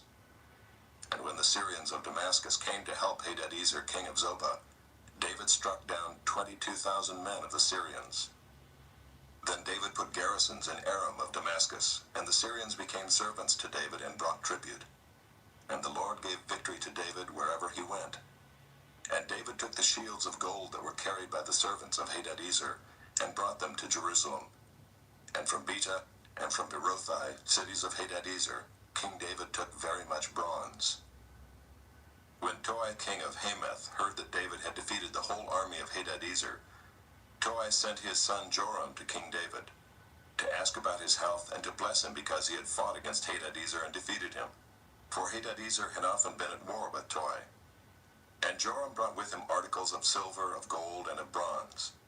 These also King David dedicated to the Lord, together with the silver and gold that he dedicated from all the nations he subdued, from Edom, Moab, the Ammonites, the Philistines, Amalek, and from the spoil of Hadadezer, the son of Rehob, king of Zobah. And David made a name for himself when he returned from striking down 18,000 Edomites in the valley of Salt. Then he put garrisons in Edom. Throughout all Edom he put garrisons, and all the Edomites became David's servants. And the Lord gave victory to David wherever he went. So David reigned over all Israel, and David administered justice and equity to all his people. Joab the son of Zeruiah was over the army, and Jehoshaphat the son of Ahilud was recorder, and Zadok the son of Ahitub, and Ahimelech the son of Abiathar were priests, and Seraiah was secretary. And Benaiah the son of Jehoiada was over the Kerethites and the Pelethites, and David's sons were priests. Chapter 9. And David said, Is there still anyone left of the house of Saul, that I may show him kindness for Jonathan's sake? Now there was a servant of the house of Saul, whose name was Ziba, and they called him to David. And the king said to him, Are you Ziba? And he said, I am your servant. And the king said, Is there not still someone of the house of Saul, that I may show the kindness of God to him? Ziba said to the king, There is still a son of Jonathan, he is crippled in his feet. The king said to him, Where is he? And Ziba said to the king, He is in the house of Machir, the son of Ammiel, at Lo-debar. Then King David sent and brought him from the house of Machir, the son of Ammiel, at Lo-debar. And Mephibosheth, the son of Jonathan, son of Saul, came to David, and fell on his face, and paid homage. And David said, Mephibosheth. And he answered, Behold, I am your servant. And David said to him, Do not fear, for I will show you kindness for the sake of your father Jonathan. And I will restore to you all the land of Saul your father, and you shall eat at my table always. And he paid homage and said, What is your servant that you should show regard for a dead dog such as I? Then the king called Ziba, Saul's servant, and said to him, All that belonged to Saul and to all his house I have given to your master's grandson. And you and your sons and your servants shall till the land for him, and shall bring in the produce, that your master's grandson may have bread to eat. But Mephibosheth, your master's grandson, shall always eat at my table. Now Ziba had 15 sons and 20 servants. Then Ziba said to the king, According to all that my lord the king commands his servant, so will your servant do. So Mephibosheth ate at David's table like one of the king's sons. And Mephibosheth had a young son whose name was Micah, and all who lived in Ziba's house became Mephibosheth's servants. So Mephibosheth lived in Jerusalem, for he ate always at the king's table. Now he was lame in both his feet. Chapter 10. After this the king of the Ammonites died, and Hanun his son reigned in his place. And David said, I will deal loyally with Hanun the son of Nahash, as his father dealt loyally with me. So David sent by his servants to console him concerning his father. And David's servants came into the land of the Ammonites. But the princes of the Ammonites said to Hanun their lord, Do you think because David has sent comforters to you that he is honoring your father? Has not David sent his servants to you to search the city and to spy it out and to overthrow it? So Hanun took David's servants, and shaved off half the beard of each, and cut off their garments in the middle at their hips, and sent them away. When it was told David, he sent to meet them, for the men were greatly ashamed. And the king said, Remain at Jericho until your beards have grown, and then return. When the Ammonites saw that they had become a stench to David, the Ammonites sent and hired the Syrians of Beth-rehob, and the Syrians of Zobah, 20,000 foot soldiers, and the king of Maacah with 1,000 men, and the men of Tob 12,000 men. And when David heard of it, he sent Joab and all the host of the mighty men. And the Ammonites came out and drew up in battle array at the entrance of the gate. And the Syrians of Zobah and of Rehob, and the men of Tob and Maacah, were by themselves in the open country. When Joab saw that the battle was set against him both in front and in the rear, he chose some of the best men of Israel and arrayed them against the Syrians. The rest of his men he put in the charge of Abishai his brother, and he arrayed them against the Ammonites. And he said, If the Syrians are too strong for me, then you shall help me. But if the Ammonites are too strong for you, then I will come and help you. Be of good courage, and let us be courageous for our people and for the cities of our God, and may the Lord do what seems good to him. So Joab and the people who were with him drew near to battle against the Syrians, and they fled before him. And when the Ammonites saw that the Syrians fled, they likewise fled before Abishai and entered the city. Then Joab returned from fighting against the Ammonites and came to Jerusalem. But when the Syrians saw that they had been defeated by Israel, they gathered themselves together. And Hadadezer sent and brought out the Syrians who were beyond the Euphrates. They came to Helam with Shobach, the commander of the army of Hadadezer, at their head. And when it was told David, he gathered all Israel together and crossed the Jordan and came to Helam. The Syrians arrayed themselves against David and fought with him. And the Syrians fled before Israel. And David killed of the Syrians the men of 700 chariots and 40,000 horsemen, and wounded Shobach the commander of their army, so that he died there. And when all the kings who were servants of Hadadezer saw that they had been defeated by Israel, they made peace with Israel and became subject to them. So the Syrians were afraid to save the Ammonites anymore. Chapter 11. In the spring of the year, the time when kings go out to battle, David sent Joab and his servants with him and all Israel. And they ravaged the Ammonites and besieged Rabbah. But David remained at Jerusalem. It happened late one afternoon, when David arose from his couch and was walking on the roof of the king's house, that he saw from the roof a woman bathing, and the woman was very beautiful. And David sent and inquired about the woman. And one said, "Is not this Bathsheba the daughter of Eliam, the wife of Uriah the Hittite?" So David sent messengers and took her, and she came to him, and he lay with her. Now she had been purifying herself from her uncleanness. Then she returned to her house. And the woman conceived, and she sent and told David, "I am pregnant." So David sent word to Joab, "Send me Uriah the Hittite." And Joab sent Uriah to David. When Uriah came to him, David asked how Joab was doing, and how the people were doing, and how the war was going. Then David said to Uriah, "Go down to your house and wash your feet." And Uriah went out of the king's house, and there followed him a present from the king. But Uriah slept at the door of the king's house with all the servants of his lord, and did not go down to his house. When they told David, "Uriah did not go down to his house," David said to Uriah, "Have you not come from a journey? Why did you not go down to your house?" Uriah said to David, "The ark and Israel and Judah dwell in booths, and my lord Joab and the servants of my lord are camping in the open field. Shall I then go to my house, to eat and to drink and to lie with my wife? As you live and as your soul lives, I will not do this thing."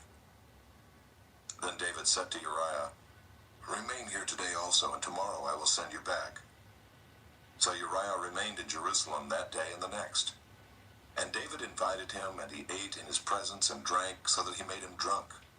And in the evening he went out to lie on his couch with the servants of his lord, but he did not go down to his house. In the morning David wrote a letter to Joab and sent it by the hand of Uriah. In the letter he wrote, "Set Uriah in the forefront of the hardest fighting, and then draw back from him, that he may be struck down and die."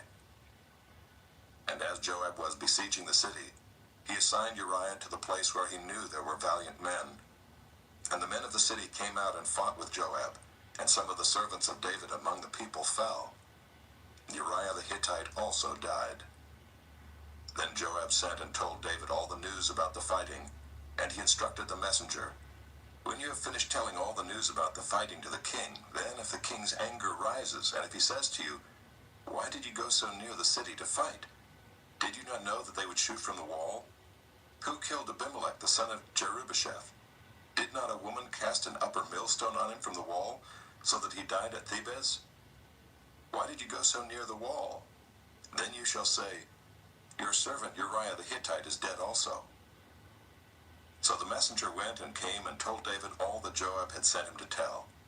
The messenger said to David, "The men gained an advantage over us and came out against us in the field, but we drove them back to the entrance of the gate. Then the archers shot at your servants from the wall. Some of the king's servants are dead, and your servant Uriah the Hittite is dead also." David said to the messenger, "Thus shall you say to Joab, 'Do not let this matter displease you, for the sword devours now one and now another. Strengthen your attack against the city and overthrow it, and encourage him.'" When the wife of Uriah heard that Uriah her husband was dead, she lamented over her husband. And when the mourning was over, David sent and brought her to his house, and she became his wife and bore him a son. But the thing that David had done displeased the Lord. Chapter 12. Lord sent Nathan to David. He came to him and said to him, "There were two men in a certain city, the one rich and the other poor. The rich man had very many flocks and herds, but the poor man had nothing but one little ewe lamb which he had bought. And he brought it up, and it grew up with him and with his children. It used to eat of his morsel and drink from his cup and lie in his arms, and it was like a daughter to him. Now there came a traveler to the rich man, and he was unwilling to take one of his own flock or herd to prepare for the guest who had come to him. But he took the poor man's lamb and prepared it for the man who had come to him. Then David's anger was greatly kindled against the man, and he said to Nathan, 'As the Lord lives, the man who has done this deserves to die, and he shall restore the lamb fourfold, because he did this thing, and because he had no pity.' Nathan said to David, 'You are the man. Thus says the Lord, the God of Israel, I anointed you king over Israel, and I delivered you out of the hand of Saul, and I gave you your master's house and your master's wives into your arms, and gave you the house of Israel and of Judah. And if this were too little, I would add to you as much more. Why have you despised the word of the Lord, to do what is evil in his sight? You have struck down Uriah the Hittite with the sword, and have taken his wife to be your wife, and have killed him with the sword of the Ammonites. Now therefore the sword shall never depart from your house, because you have despised me, and have taken the wife of Uriah the Hittite to be your wife. Thus says the Lord, Behold, I will raise up evil against you out of your own house, and I will take your wives before your eyes, and give them to your neighbor, and he shall lie with your wives in the sight of this sun. For you did it secretly, but I will do this thing before all Israel and before the sun.' David said to Nathan, 'I have sinned against the Lord.' And Nathan said to David, 'The Lord also has put away your sin. You shall not die. Nevertheless, because by this deed you have utterly scorned the Lord, the child who is born to you shall die.'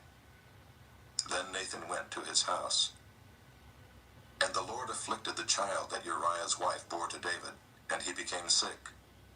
David therefore sought God on behalf of the child, and David fasted, and went in and lay all night on the ground.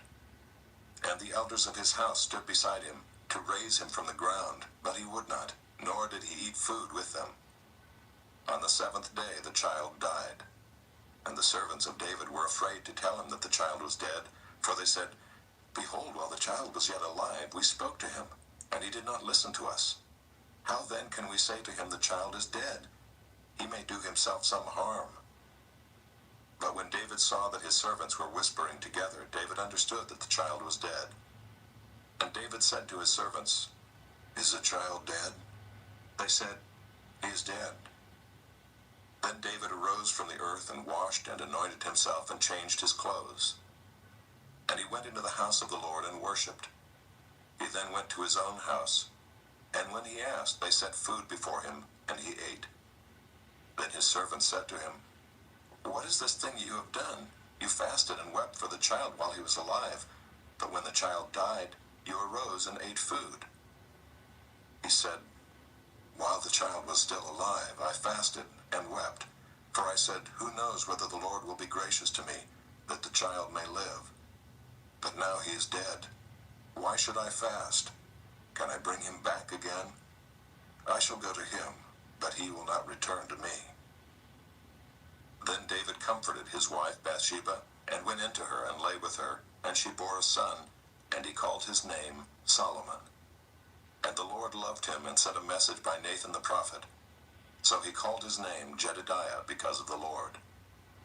Now Joab fought against Rabbah of the Ammonites, and took the royal city. And Joab sent messengers to David, and said, 'I have fought against Rabbah, moreover I have taken the city of waters. Now then gather the rest of the people together, and encamp against the city, and take it, lest I take the city, and it be called by my name.' So David gathered all the people together, and went to Rabbah, and fought against it, and took it. And he took the crown of their king from his head. The weight of it was a talent of gold, and in it was a precious stone, and it was placed on David's head. And he brought out the spoil of the city, a very great amount. And he brought out the people who were in it, and set them to labor with saws and iron picks and iron axes, and made them toil at the brick kilns. And thus he did to all the cities of the Ammonites. Then David and all the people returned to Jerusalem.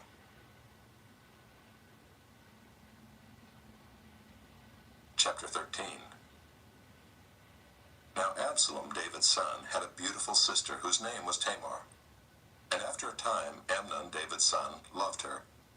And Amnon was so tormented that he made himself ill because of his sister Tamar, for she was a virgin, and it seemed impossible to Amnon to do anything to her. But Amnon had a friend whose name was Jonadab, the son of Shimeah, David's brother. And Jonadab was a very crafty man, and he said to him, "O son of the king, why are you so haggard morning after morning? Will you not tell me?" Amnon said to him, "I love Tamar, my brother Absalom's sister." Jonadab said to him, "Lie down on your bed and pretend to be ill, and when your father comes to see you, say to him, 'Let my sister Tamar come and give me bread to eat, and prepare the food in my sight, that I may see it and eat it from her hand.'" So Amnon lay down and pretended to be ill. And when the king came to see him, Amnon said to the king, "Please let my sister Tamar come and make a couple of cakes in my sight, that I may eat from her hand." Then David sent home to Tamar, saying, "Go to your brother Amnon's house and prepare food for him." So Tamar went to her brother Amnon's house where he was lying down, and she took dough and kneaded it and made cakes in his sight and baked the cakes. And she took the pan and emptied it out before him, but he refused to eat. And Amnon said, "Send out everyone from me." So everyone went out from him. Then Amnon said to Tamar, "Bring the food into the chamber that I may eat from your hand." And Tamar took the cakes she had made and brought them into the chamber to Amnon her brother. But when she brought them near him to eat, he took hold of her and said to her, "Come, lie with me, my sister." She answered him, "No, my brother, do not violate me, for such a thing is not done in Israel. Do not do this outrageous thing. As for me, where could I carry my shame? And as for you, you would be as one of the outrageous fools in Israel. Now therefore, please speak to the king, for he will not withhold me from you." But he would not listen to her, and being stronger than she, he violated her and lay with her. Then Amnon hated her with very great hatred, so that the hatred with which he hated her was greater than the love with which he had loved her. And Amnon said to her, "Get up, go." But she said to him, "No, my brother, for this wrong in sending me away is greater than the other that you did to me." But he would not listen to her. He called the young man who served him and said, "Put this woman out of my presence and bolt the door after her." Now she was wearing a long robe with sleeves, for thus were the virgin daughters of the king dressed. So his servant put her out and bolted the door after her. And Tamar put ashes on her head and tore the long robe that she wore. And she laid her hand on her head and went away, crying aloud as she went. And her brother Absalom said to her, "Has Amnon your brother been with you? Now hold your peace, my sister. He is your brother. Do not take this to heart." So Tamar lived, a desolate woman, in her brother Absalom's house. When King David heard of all these things, he was very angry. But Absalom spoke to Amnon neither good nor bad, for Absalom hated Amnon because he had violated his sister Tamar. After 2 full years, Absalom had sheep shearers at Baal Hazor, which is near Ephraim, and Absalom invited all the king's sons. And Absalom came to the king and said, "Behold, your servant has sheep shearers. Please let the king and his servants go with your servant." But the king said to Absalom, "No, my son, let us not all go, lest we be burdensome to you." He pressed him, but he would not go, but gave him his blessing. Then Absalom said, "If not, please let my brother Amnon go with us." And the king said to him, "Why should he go with you?" But Absalom pressed him until he let Amnon and all the king's sons go with him. Then Absalom commanded his servants, "Mark when Amnon's heart is merry with wine, and when I say to you, 'Strike Amnon,' then kill him. Do not fear. Have I not commanded you? Be courageous and be valiant." So the servants of Absalom did to Amnon as Absalom had commanded. Then all the king's sons arose, and each mounted his mule and fled. While they were on the way, news came to David, Absalom has struck down all the king's sons, and not one of them is left." Then the king arose and tore his garments and lay on the earth. And all his servants who were standing by tore their garments. But Jonadab the son of Shimeah, David's brother, said, "Let not my lord suppose that they have killed all the young men, the king's sons, for Amnon alone is dead. For by the command of Absalom this has been determined from the day he violated his sister Tamar. Now therefore let not my lord the king so take it to heart as to suppose that all the king's sons are dead, for Amnon alone is dead." But Absalom fled, and the young man who kept the watch lifted up his eyes and looked, and behold, many people were coming from the road behind him by the side of the mountain. And Jonadab said to the king, "Behold, the king's sons have come, as your servant said, so it has come about." And as soon as he had finished speaking, behold, the king's sons came and lifted up their voice and wept. And the king also and all his servants wept very bitterly. But Absalom fled and went to Talmai the son of Ammihud, king of Geshur. And David mourned for his son day after day. So Absalom fled and went to Geshur and was there 3 years. And the spirit of the king longed to go out to Absalom, because he was comforted about Amnon, since he was dead. Chapter 14. Now Joab the son of Zeruiah knew that the king's heart went out to Absalom. And Joab sent to Tekoa and brought from there a wise woman and said to her, "Pretend to be a mourner and put on mourning garments. Do not anoint yourself with oil, but behave like a woman who has been mourning many days for the dead. Go to the king and speak thus to him." So Joab put the words in her mouth. When the woman of Tekoa came to the king, she fell on her face to the ground and paid homage and said, "Save me, O king." And the king said to her, "What is your trouble?" She answered, "Alas, I am a widow. My husband is dead. And your servant had 2 sons, and they quarreled with one another in the field. There was no one to separate them, and one struck the other and killed him. And now the whole clan has risen against your servant, and they say, 'Give up the man who struck his brother, that we may put him to death for the life of his brother whom he killed.' And so they would destroy the heir also. Thus they would quench my coal that is left, and leave to my husband neither name nor remnant on the face of the earth." Then the king said to the woman, "Go to your house, and I will give orders concerning you."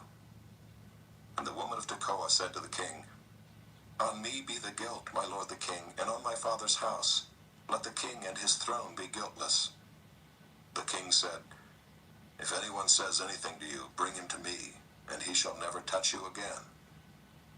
Then she said, "Please let the king invoke the Lord your God, that the avenger of blood kill no more, and my son be not destroyed."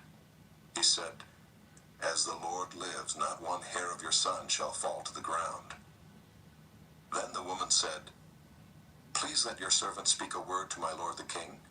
He said, "Speak." And the woman said, "Why then have you planned such a thing against the people of God? For in giving this decision the king convicts himself, inasmuch as the king does not bring his banished one home again. We must all die. We are like water spilled on the ground, which cannot be gathered up again. But God will not take away life, and he devises means so that the banished one will not remain an outcast. Now I have come to say this to my lord the king, because the people have made me afraid, and your servant thought, 'I will speak to the king. It may be that the king will perform the request of his servant.' For the king will hear and deliver his servant from the hand of the man who would destroy me and my son together from the heritage of God. And your servant thought, 'The word of my lord the king will set me at rest. For my lord the king is like the angel of God to discern good and evil. The Lord your God be with you.' Then the king answered the woman, 'Do not hide from me anything I ask you.' And the woman said, 'Let my lord the king speak.' The king said, 'Is the hand of Joab with you in all this?' The woman answered and said, 'As surely as you live, my lord the king, one cannot turn to the right hand or to the left from anything that my lord the king has said. It was your servant Joab who commanded me. It was he who put all these words in the mouth of your servant. In order to change the course of things, your servant Joab did this. But my lord has wisdom like the wisdom of the angel of God, to know all things that are on the earth.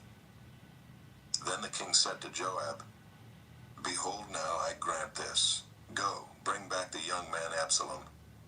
And Joab fell on his face to the ground, and paid homage and blessed the king. And Joab said, Today your servant knows that I have found favor in your sight, my lord the king, in that the king has granted the request of his servant. So Joab arose and went to Geshur and brought Absalom to Jerusalem. And the king said, Let him dwell apart in his own house. He is not to come into my presence. So Absalom lived apart in his own house and did not come into the king's presence. Now in all Israel there was no one so much to be praised for his handsome appearance as Absalom. From the sole of his foot to the crown of his head there was no blemish in him. And when he cut the hair of his head, for at the end of every year he used to cut it, when it was heavy on him he cut it, he weighed the hair of his head 200 shekels by the king's weight. There were born to Absalom 3 sons, and 1 daughter whose name was Tamar. She was a beautiful woman. So Absalom lived 2 full years in Jerusalem without coming into the king's presence. Then Absalom sent for Joab to send him to the king, but Joab would not come to him. And he sent a second time, but Joab would not come. Then he said to his servants, See, Joab's field is next to mine, and he has barley there. Go and set it on fire. So Absalom's servants set the field on fire. Then Joab arose and went to Absalom at his house, and said to him, Why have your servants set my field on fire? Absalom answered Joab, Behold, I sent word to you. Come here, that I may send you to the king to ask, Why have I come from Geshur? It would be better for me to be there still. Now therefore let me go into the presence of the king, and if there is guilt in me, let him put me to death. Then Joab went to the king and told him, and he summoned Absalom. So he came to the king, and bowed himself on his face to the ground before the king, and the king kissed Absalom. Chapter 15. After this Absalom got himself a chariot and horses and 50 men to run before him. And Absalom used to rise early and stand beside the way of the gate. And when any man had a dispute to come before the king for judgment, Absalom would call to him and say, From what city are you? And when he said, Your servant is of such and such a tribe in Israel, Absalom would say to him, See, your claims are good and right, but there is no man designated by the king to hear you. Then Absalom would say, Oh, that I were judge in the land! Then every man with a dispute or cause might come to me, and I would give him justice. And whenever a man came near to pay homage to him, he would put out his hand and take hold of him and kiss him. Thus Absalom did to all of Israel who came to the king for judgment. So Absalom stole the hearts of the men of Israel. And at the end of 4 years Absalom said to the king, Please let me go and pay my vow which I have vowed to the Lord in Hebron. For your servant vowed a vow while I lived at Geshur in Aram, saying, If the Lord will indeed bring me back to Jerusalem, then I will offer worship to the Lord. The king said to him, Go in peace. So he arose and went to Hebron. But Absalom sent secret messengers throughout all the tribes of Israel, saying, As soon as you hear the sound of the trumpet, then say, Absalom is king at Hebron. With Absalom went 200 men from Jerusalem who were invited guests, and they went in their innocence and knew nothing. And while Absalom was offering the sacrifices, he sent for Ahithophel the Gilonite, David's counselor, from his city Gilo. And the conspiracy grew strong, and the people with Absalom kept increasing. And a messenger came to David, saying, The hearts of the men of Israel have gone after Absalom. Then David said to all his servants who were with him at Jerusalem, Arise and let us flee, or else there will be no escape for us from Absalom. Go quickly, lest he overtake us quickly and bring down ruin on us and strike the city with the edge of the sword. And the king's servants said to the king, Behold, your servants are ready to do whatever my lord the king decides. So the king went out and all his household after him. And the king left 10 concubines to keep the house.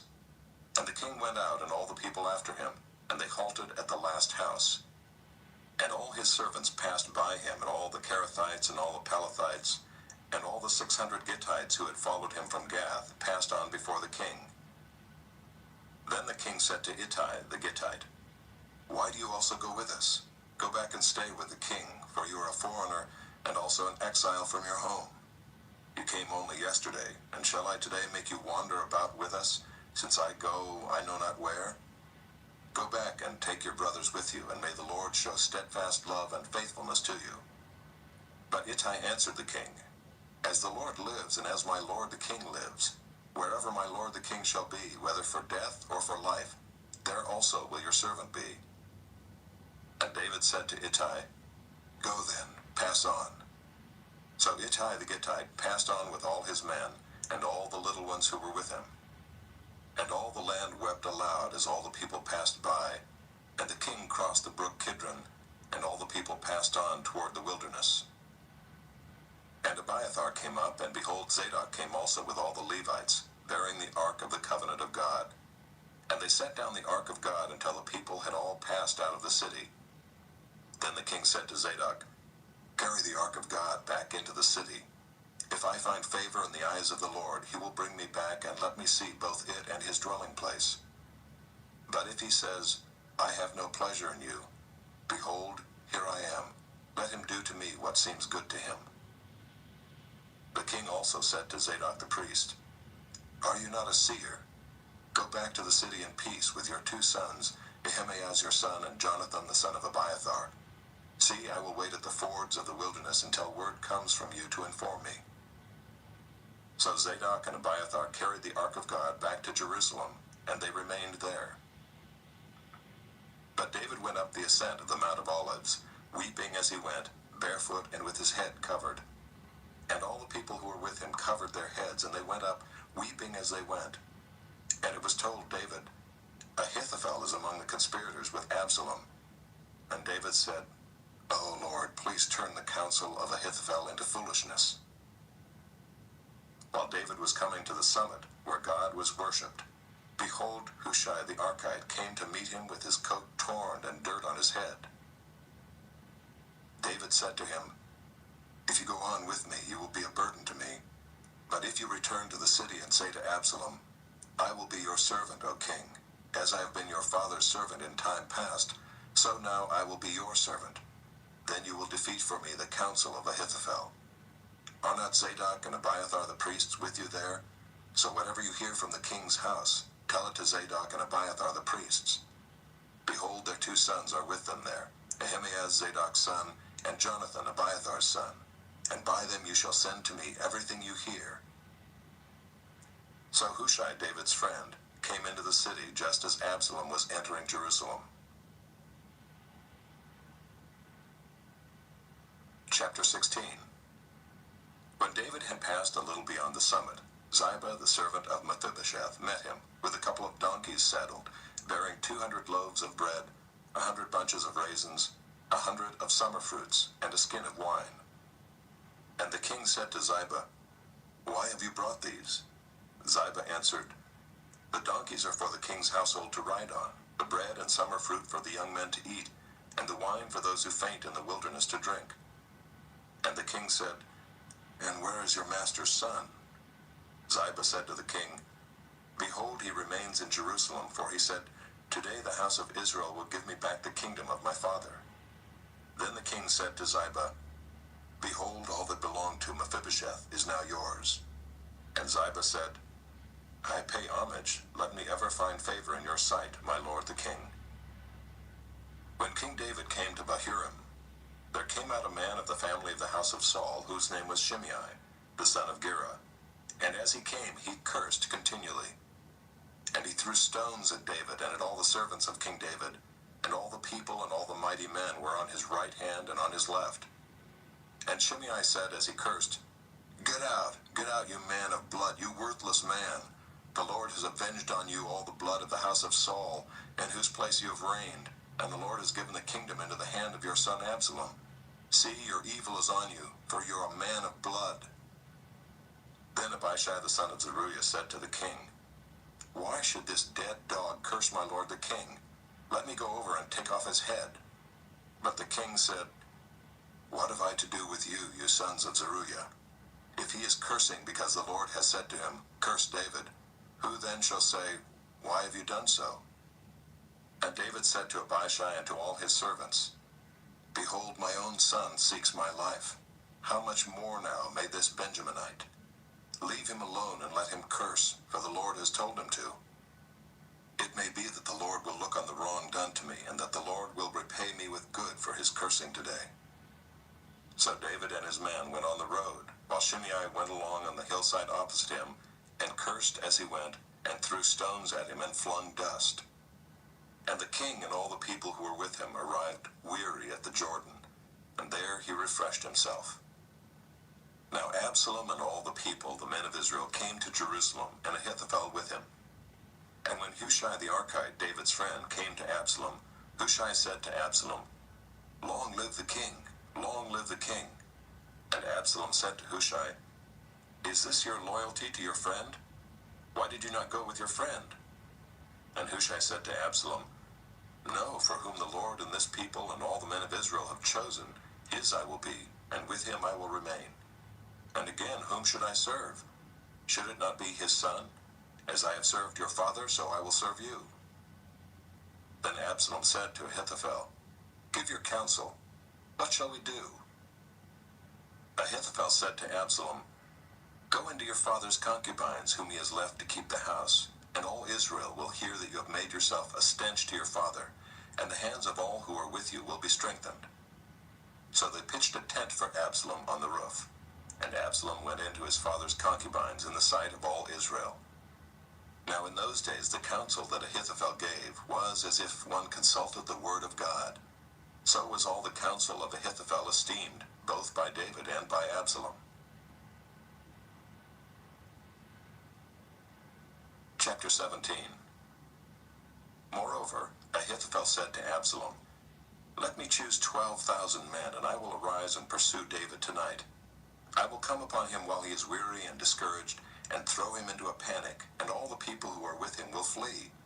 I will strike down only the king, and I will bring all the people back to you as a bride comes home to her husband. You seek the life of only one man, and all the people will be at peace. And the advice seemed right in the eyes of Absalom and all the elders of Israel. Then Absalom said, Call Hushai the Archite also, and let us hear what he has to say. And when Hushai came to Absalom, Absalom said to him, Thus has Ahithophel spoken. Shall we do as he says? If not, you speak. Then Hushai said to Absalom, This time the counsel that Ahithophel has given is not good. Hushai said, You know that your father and his men are mighty men, and that they are enraged like a bear robbed of her cubs in the field. Besides, your father is expert in war. He will not spend the night with the people. Behold, even now he has hidden himself in one of the pits or in some other place. And as soon as some of the people fall at the first attack, whoever hears it will say, There has been a slaughter among the people who follow Absalom. Then even the valiant men whose heart is like the heart of a lion will utterly melt with fear, for all Israel knows that your father is a mighty man, and that those who are with him are valiant men. But my counsel is that all Israel be gathered to you from Dan to Beersheba, as the sand by the sea for multitude, and that you go to battle in person. So we shall come upon him in some place where he is to be found, and we shall light upon him as the dew falls on the ground. And of him and all the men with him, not one will be left. If he withdraws into a city, then all Israel will bring ropes to that city, and we shall drag it into the valley, until not even a pebble is to be found there. And Absalom and all the men of Israel said, The counsel of Hushai the Archite is better than the counsel of Ahithophel. For the Lord had ordained to defeat the good counsel of Ahithophel, so that the Lord might bring harm upon Absalom. Then Hushai said to Zadok and Abiathar the priests, Thus and so did Ahithophel counsel Absalom and the elders of Israel, and thus and so have I counseled. Now therefore send quickly and tell David, Do not stay tonight at the fords of the wilderness, but by all means pass over, lest the king and all the people who are with him be swallowed up. Now Jonathan and Ahimaaz were waiting at Enrogel. A female servant was to go and tell them, and they were to go and tell King David, for they were not to be seen entering the city. But a young man saw them and told Absalom. So both of them went away quickly and came to the house of a man at Bahurim, who had a well in his courtyard, and they went down into it. And the woman took and spread a covering over the well's mouth, and scattered grain on it, and nothing was known of it. When Absalom's servants came to the woman at the house, they said, "Where are Ahimaaz and Jonathan?" And the woman said to them, "They have gone over the brook of water." And when they had sought and could not find them, they returned to Jerusalem. After they had gone, the men came up out of the well and went and told King David. They said to David, "Arise and go quickly over the water, for thus and so has Ahithophel counseled against you." Then David arose and all the people who were with him, and they crossed the Jordan. By daybreak not one was left who had not crossed the Jordan. When Ahithophel saw that his counsel was not followed, he saddled his donkey and went off home to his own city. He set his house in order and hanged himself, and he died and was buried in the tomb of his father. Then David came to Mahanaim, and Absalom crossed the Jordan with all the men of Israel. Now Absalom had set Amasa over the army instead of Joab. Amasa was the son of a man named Ithra the Ishmaelite, who had married Abigail the daughter of Nahash, sister of Zeruiah, Joab's mother. And Israel and Absalom encamped in the land of Gilead. When David came to Mahanaim, Shobai the son of Nahash from Rabbah of the Ammonites, and Machir the son of Ammiel from Lo-debar, and Barzillai the Gileadite from Rogelim, brought beds, basins, and earthen vessels, wheat, barley, flour, parched grain, beans and lentils, honey and curds and sheep and cheese from the herd, for David and the people with him to eat, for they said, "The people are hungry and weary and thirsty in the wilderness." Chapter 18. Then David mustered the men who were with him, and set over them commanders of thousands, and commanders of hundreds. And David sent out the army 1/3 under the command of Joab, 1/3 under the command of Abishai the son of Zeruiah, Joab's brother, and 1/3 under the command of Ittai the Gittite. And the king said to the men, "I myself will also go out with you." But the men said, "You shall not go out, for if we flee, they will not care about us. If half of us die, they will not care about us. But you are worth 10,000 of us. Therefore it is better that you send us help from the city." The king said to them, "Whatever seems best to you I will do." So the king stood at the side of the gate, while all the army marched out by hundreds and by thousands. And the king ordered Joab and Abishai and Ittai, "Deal gently for my sake with the young man Absalom." And all the people heard when the king gave orders to all the commanders about Absalom. So the army went out into the field against Israel, and the battle was fought in the forest of Ephraim. And the men of Israel were defeated there by the servants of David, and the loss there was great on that day, 20,000 men. The battle spread over the face of all the country, and the forest devoured more people that day than the sword. And Absalom happened to meet the servants of David. Absalom was riding on his mule, and the mule went under the thick branches of a great oak, and his head caught fast in the oak, and he was suspended between heaven and earth, while the mule that was under him went on. And a certain man saw it and told Joab, "Behold, I saw Absalom hanging in an oak." Joab said to the man who told him, "What, you saw him? Why then did you not strike him there to the ground? I would have been glad to give you 10 pieces of silver and a belt." But the man said to Joab, "Even if I felt in my hand the weight of 1,000 pieces of silver, I would not reach out my hand against the king's son. For in our hearing the king commanded you and Abishai and Ittai, for my sake protect the young man Absalom. On the other hand, if I had dealt treacherously against his life, and there is nothing hidden from the king, then you yourself would have stood aloof." Joab said, "I will not waste time like this with you." And he took 3 javelins in his hand, and thrust them into the heart of Absalom while he was still alive in the oak. And 10 young men, Joab's armor-bearers, surrounded Absalom and struck him and killed him. Then Joab blew the trumpet, and the troops came back from pursuing Israel, for Joab restrained them. And they took Absalom and threw him into a great pit in the forest, and raised over him a very great heap of stones. And all Israel fled, everyone to his own home. Now Absalom in his lifetime had taken and set up for himself the pillar that is in the king's valley, for he said, "I have no son to keep my name in remembrance." He called the pillar after his own name, and it is called Absalom's monument to this day. Then Ahimaaz the son of Zadok said, "Let me run and carry news to the king that the Lord has delivered him from the hand of his enemies." And Joab said to him, "You are not to carry news today. You may carry news another day, but today you shall carry no news, because the king's son is dead." Then Joab said to the Cushite, "Go, tell the king what you have seen." The Cushite bowed before Joab and ran. Then Ahimaaz the son of Zadok said again to Joab, "Come what may, let me also run after the Cushite." And Joab said, "Why will you run, my son, seeing that you will have no reward for the news?" "Come what may," he said, "I will run." So he said to him, "Run." Then Ahimaaz ran by the way of the plain, and outran the Cushite.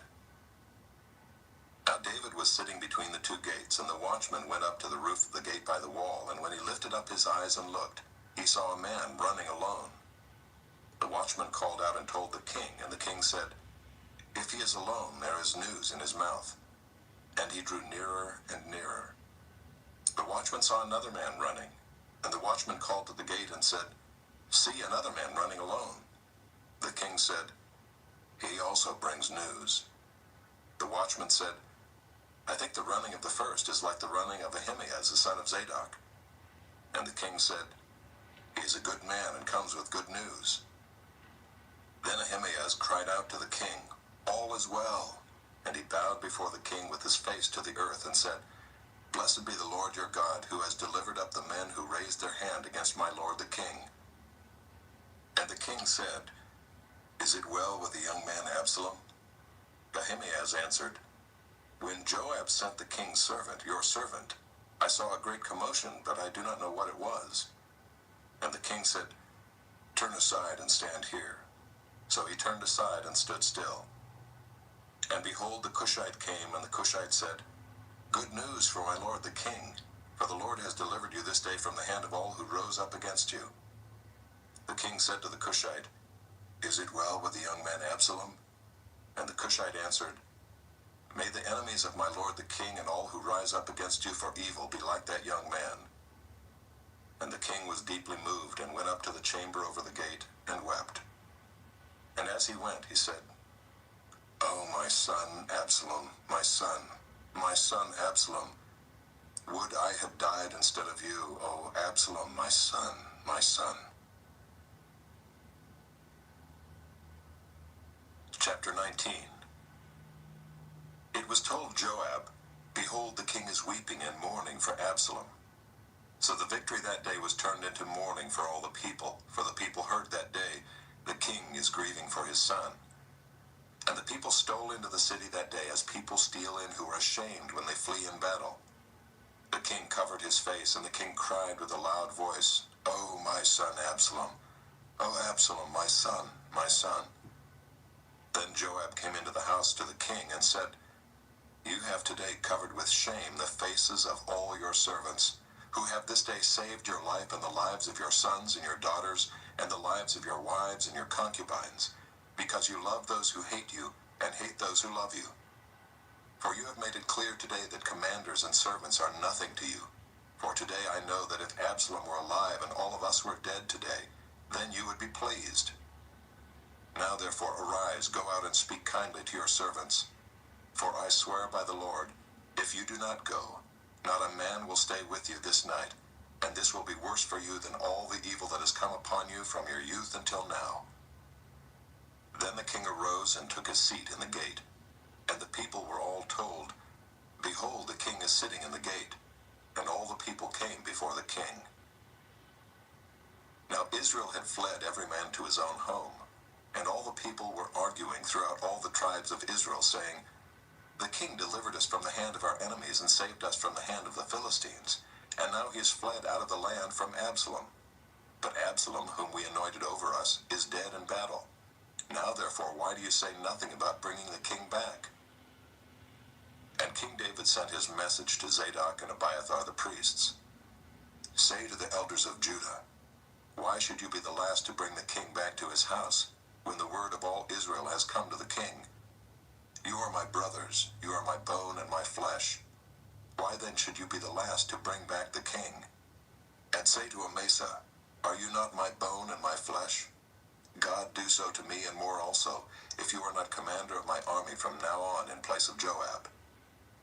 And he swayed the heart of all the men of Judah as one man, so that they sent word to the king, Return, both you and all your servants." So the king came back to the Jordan, and Judah came to Gilgal to meet the king and to bring the king over the Jordan. And Shimei the son of Gera, the Benjaminite from Bahurim, hurried to come down with the men of Judah to meet King David. And with him were 1,000 men from Benjamin. And Ziba the servant of the house of Saul, with his 15 sons and his 20 servants, rushed down to the Jordan before the king. And they crossed the ford to bring over the king's household and to do his pleasure. And Shimei the son of Gera fell down before the king as he was about to cross the Jordan, and said to the king, "Let not my lord hold me guilty, or remember how your servant did wrong on the day my lord the king left Jerusalem. Do not let the king take it to heart, for your servant knows that I have sinned. Therefore, behold, I have come this day, the first of all the house of Joseph, to come down to meet my lord the king." Abishai the son of Zeruiah answered, "Shall not Shimei be put to death for this, because he cursed the Lord's anointed?" But David said, "What have I to do with you, you sons of Zeruiah, that you should this day be as an adversary to me? Shall anyone be put to death in Israel this day? For do I not know that I am this day king over Israel?" And the king said to Shimei, "You shall not die." And the king gave him his oath. And Mephibosheth the son of Saul came down to meet the king. He had neither taken care of his feet, nor trimmed his beard, nor washed his clothes, from the day the king departed until the day he came back in safety. And when he came to Jerusalem to meet the king said to him, "Why did you not go with me, Mephibosheth?" He answered, "My lord, O king, my servant deceived me. For your servant said to him, 'I will saddle a donkey for myself, that I may ride on it and go with the king, for your servant is lame.' He has slandered your servant to my lord the king, but my lord the king is like the angel of God. Do therefore what seems good to you. For all my father's house were but men doomed to death before my lord the king. But you set your servant among those who eat at your table. What further right have I then to cry to the king?" And the king said to him, "Why speak any more of your affairs? I have decided. You and Ziba shall divide the land." And Mephibosheth said to the king, "Oh, let him take it all, since my lord the king has come safely home." Now Barzillai the Gileadite had come down from Rogelim, and he went on with the king to the Jordan, to escort him over the Jordan. Barzillai was a very aged man, 80 years old. He had provided the king with food while he stayed at Mahanaim, for he was a very wealthy man. And the king said to Barzillai, "Come over with me, and I will provide for you with me in Jerusalem." But Barzillai said to the king, "How many years have I still to live, that I should go up with the king to Jerusalem? I am this day 80 years old. Can I discern what is pleasant and what is not? Can your servant taste what he eats or what he drinks? Can I still listen to the voice of singing men and singing women? Why then should your servant be an added burden to my lord the king? Your servant will go a little way over the Jordan with the king. Why should the king repay me with such a reward? Please let your servant return, that I may die in my own city near the grave of my father and my mother. But here is your servant Kimham. Let him go over with my lord the king, and do for him whatever seems good to you." And the king answered, "Kimham shall go over with me, and I will do for him whatever seems good to you, and all that you desire of me I will do for you." Then all the people went over the Jordan, and the king went over. And the king kissed Barzillai and blessed him, and he returned to his own home. The king went on to Gilgal, and Kimham went on with him. All the people of Judah, and also half the people of Israel, brought the king on his way. Then all the men of Israel came to the king and said to the king, "Why have our brothers the men of Judah stolen you away and brought the king and his household over the Jordan, and all David's men with him?" All the men of Judah answered the men of Israel, "Because the king is our close relative. Why then are you angry over this matter? Have we eaten it all at the king's expense? Or has he given us any gift?" And the men of Israel answered the men of Judah, "We have 10 shares in the king, and in David also we have more than you. Why then did you despise us? Were we not the first to speak of bringing back our king?" But the words of the men of Judah were fiercer than the words of the men of Israel. Chapter 20. Now there happened to be there a worthless man, whose name was Sheba, the son of Bichri, a Benjaminite. And he blew the trumpet and said, We have no portion in David, and we have no inheritance in the son of Jesse. Every man to his tents, O Israel.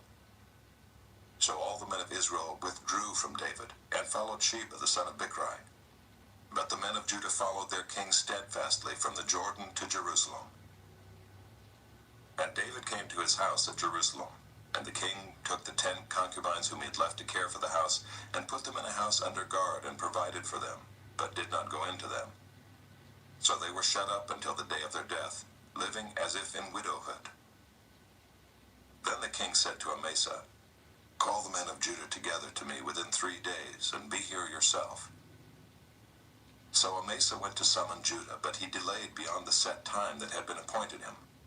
And David said to Abishai, Now Sheba the son of Bichri will do us more harm than Absalom. Take your lord's servants and pursue him, lest he get himself to fortified cities and escape from us. And there went out after him Joab's men, and the Kerethites and the Pelethites, and all the mighty men. They went out from Jerusalem to pursue Sheba the son of Bichri. When they were at the great stone that is in Gibeon, Amasa came to meet them. Now Joab was wearing a soldier's garment, and over it was a belt with a sword in its sheath, fastened on his thigh. And as he went forward, it fell out. And Joab said to Amasa, Is it well with you, my brother? And Joab took Amasa by the beard with his right hand to kiss him. But Amasa did not observe the sword that was in Joab's hand. So Joab struck him with it in the stomach, and spilled his entrails to the ground without striking a second blow, and he died. Then Joab and Abishai his brother pursued Sheba the son of Bichri, and one of Joab's young men took his stand by Amasa and said, Whoever favors Joab, and whoever is for David, let him follow Joab. And Amasa lay wallowing in his blood in the highway, and anyone who came by seeing him stopped. And when the man saw that all the people stopped, he carried Amasa out of the highway into the field, and threw a garment over him. When he was taken out of the highway, all the people went on after Joab to pursue Sheba the son of Bichri. And Sheba passed through all the tribes of Israel to Abel of Bethmaachah, and all the Bichrites assembled and followed him in. And all the men who were with Joab came and besieged him in Abel of Bethmaachah. They cast up a mound against the city, and it stood against the rampart, and they were battering the wall to throw it down. Then a wise woman called from the city, Listen, listen, tell Joab, Come here that I may speak to you.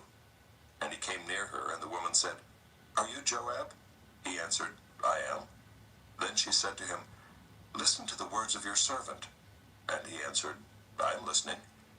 Then she said, They used to say in former times, Let them but ask counsel at Abel, and so they settled a matter.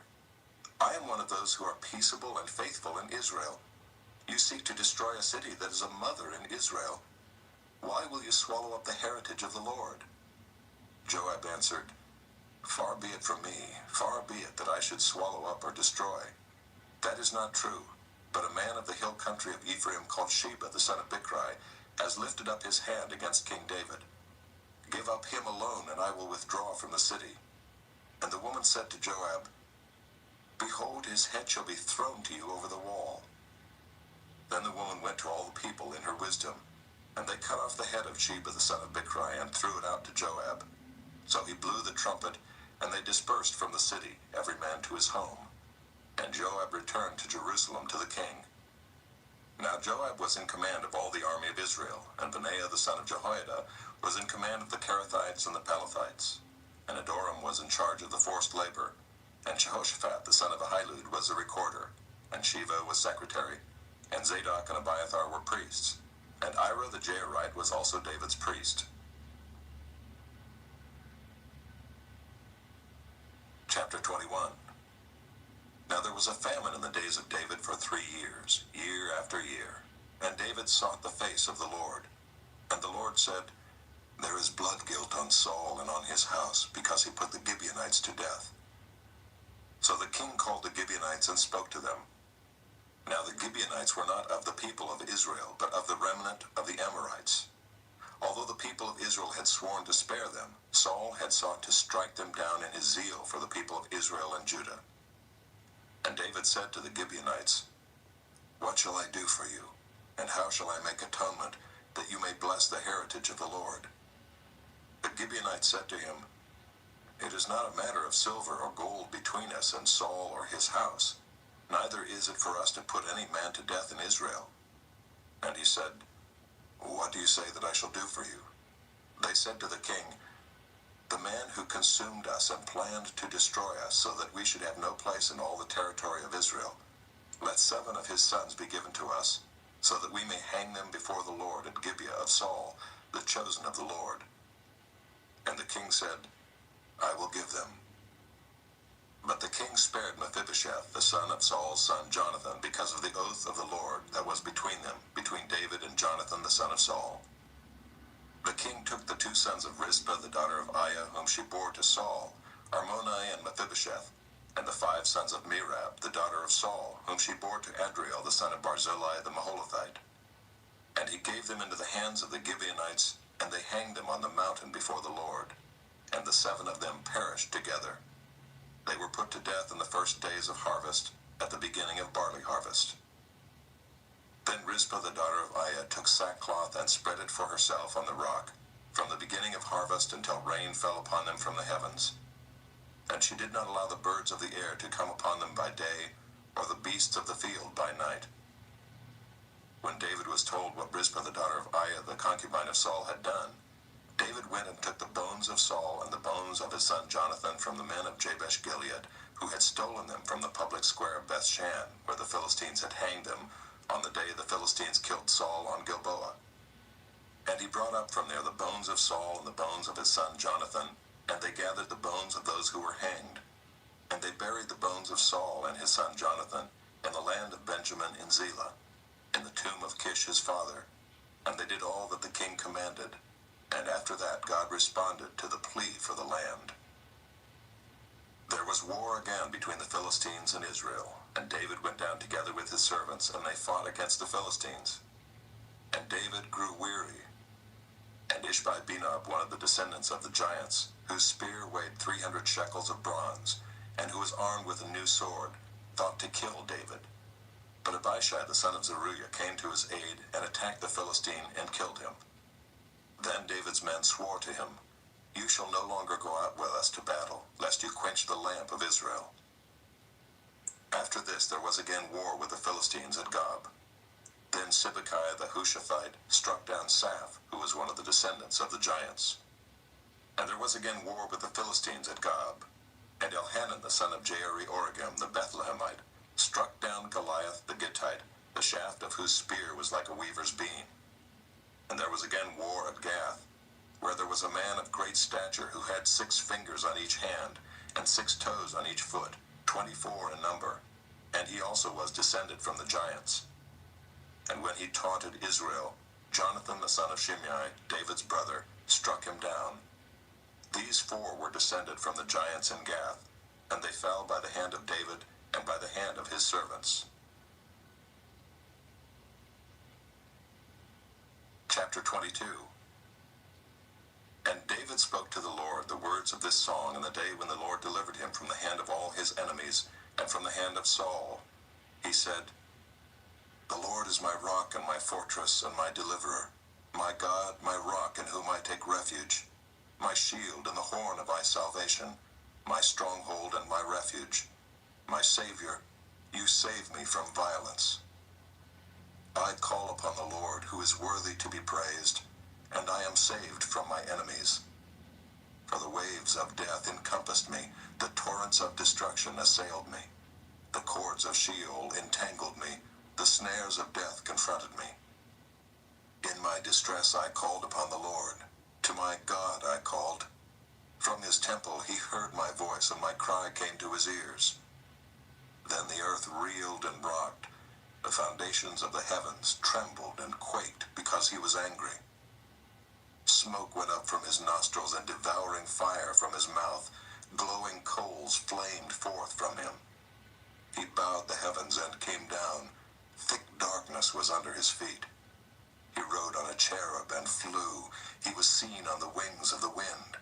He made darkness around him, his canopy, thick clouds, a gathering of water. Out of the brightness before him, coals of fire flamed forth.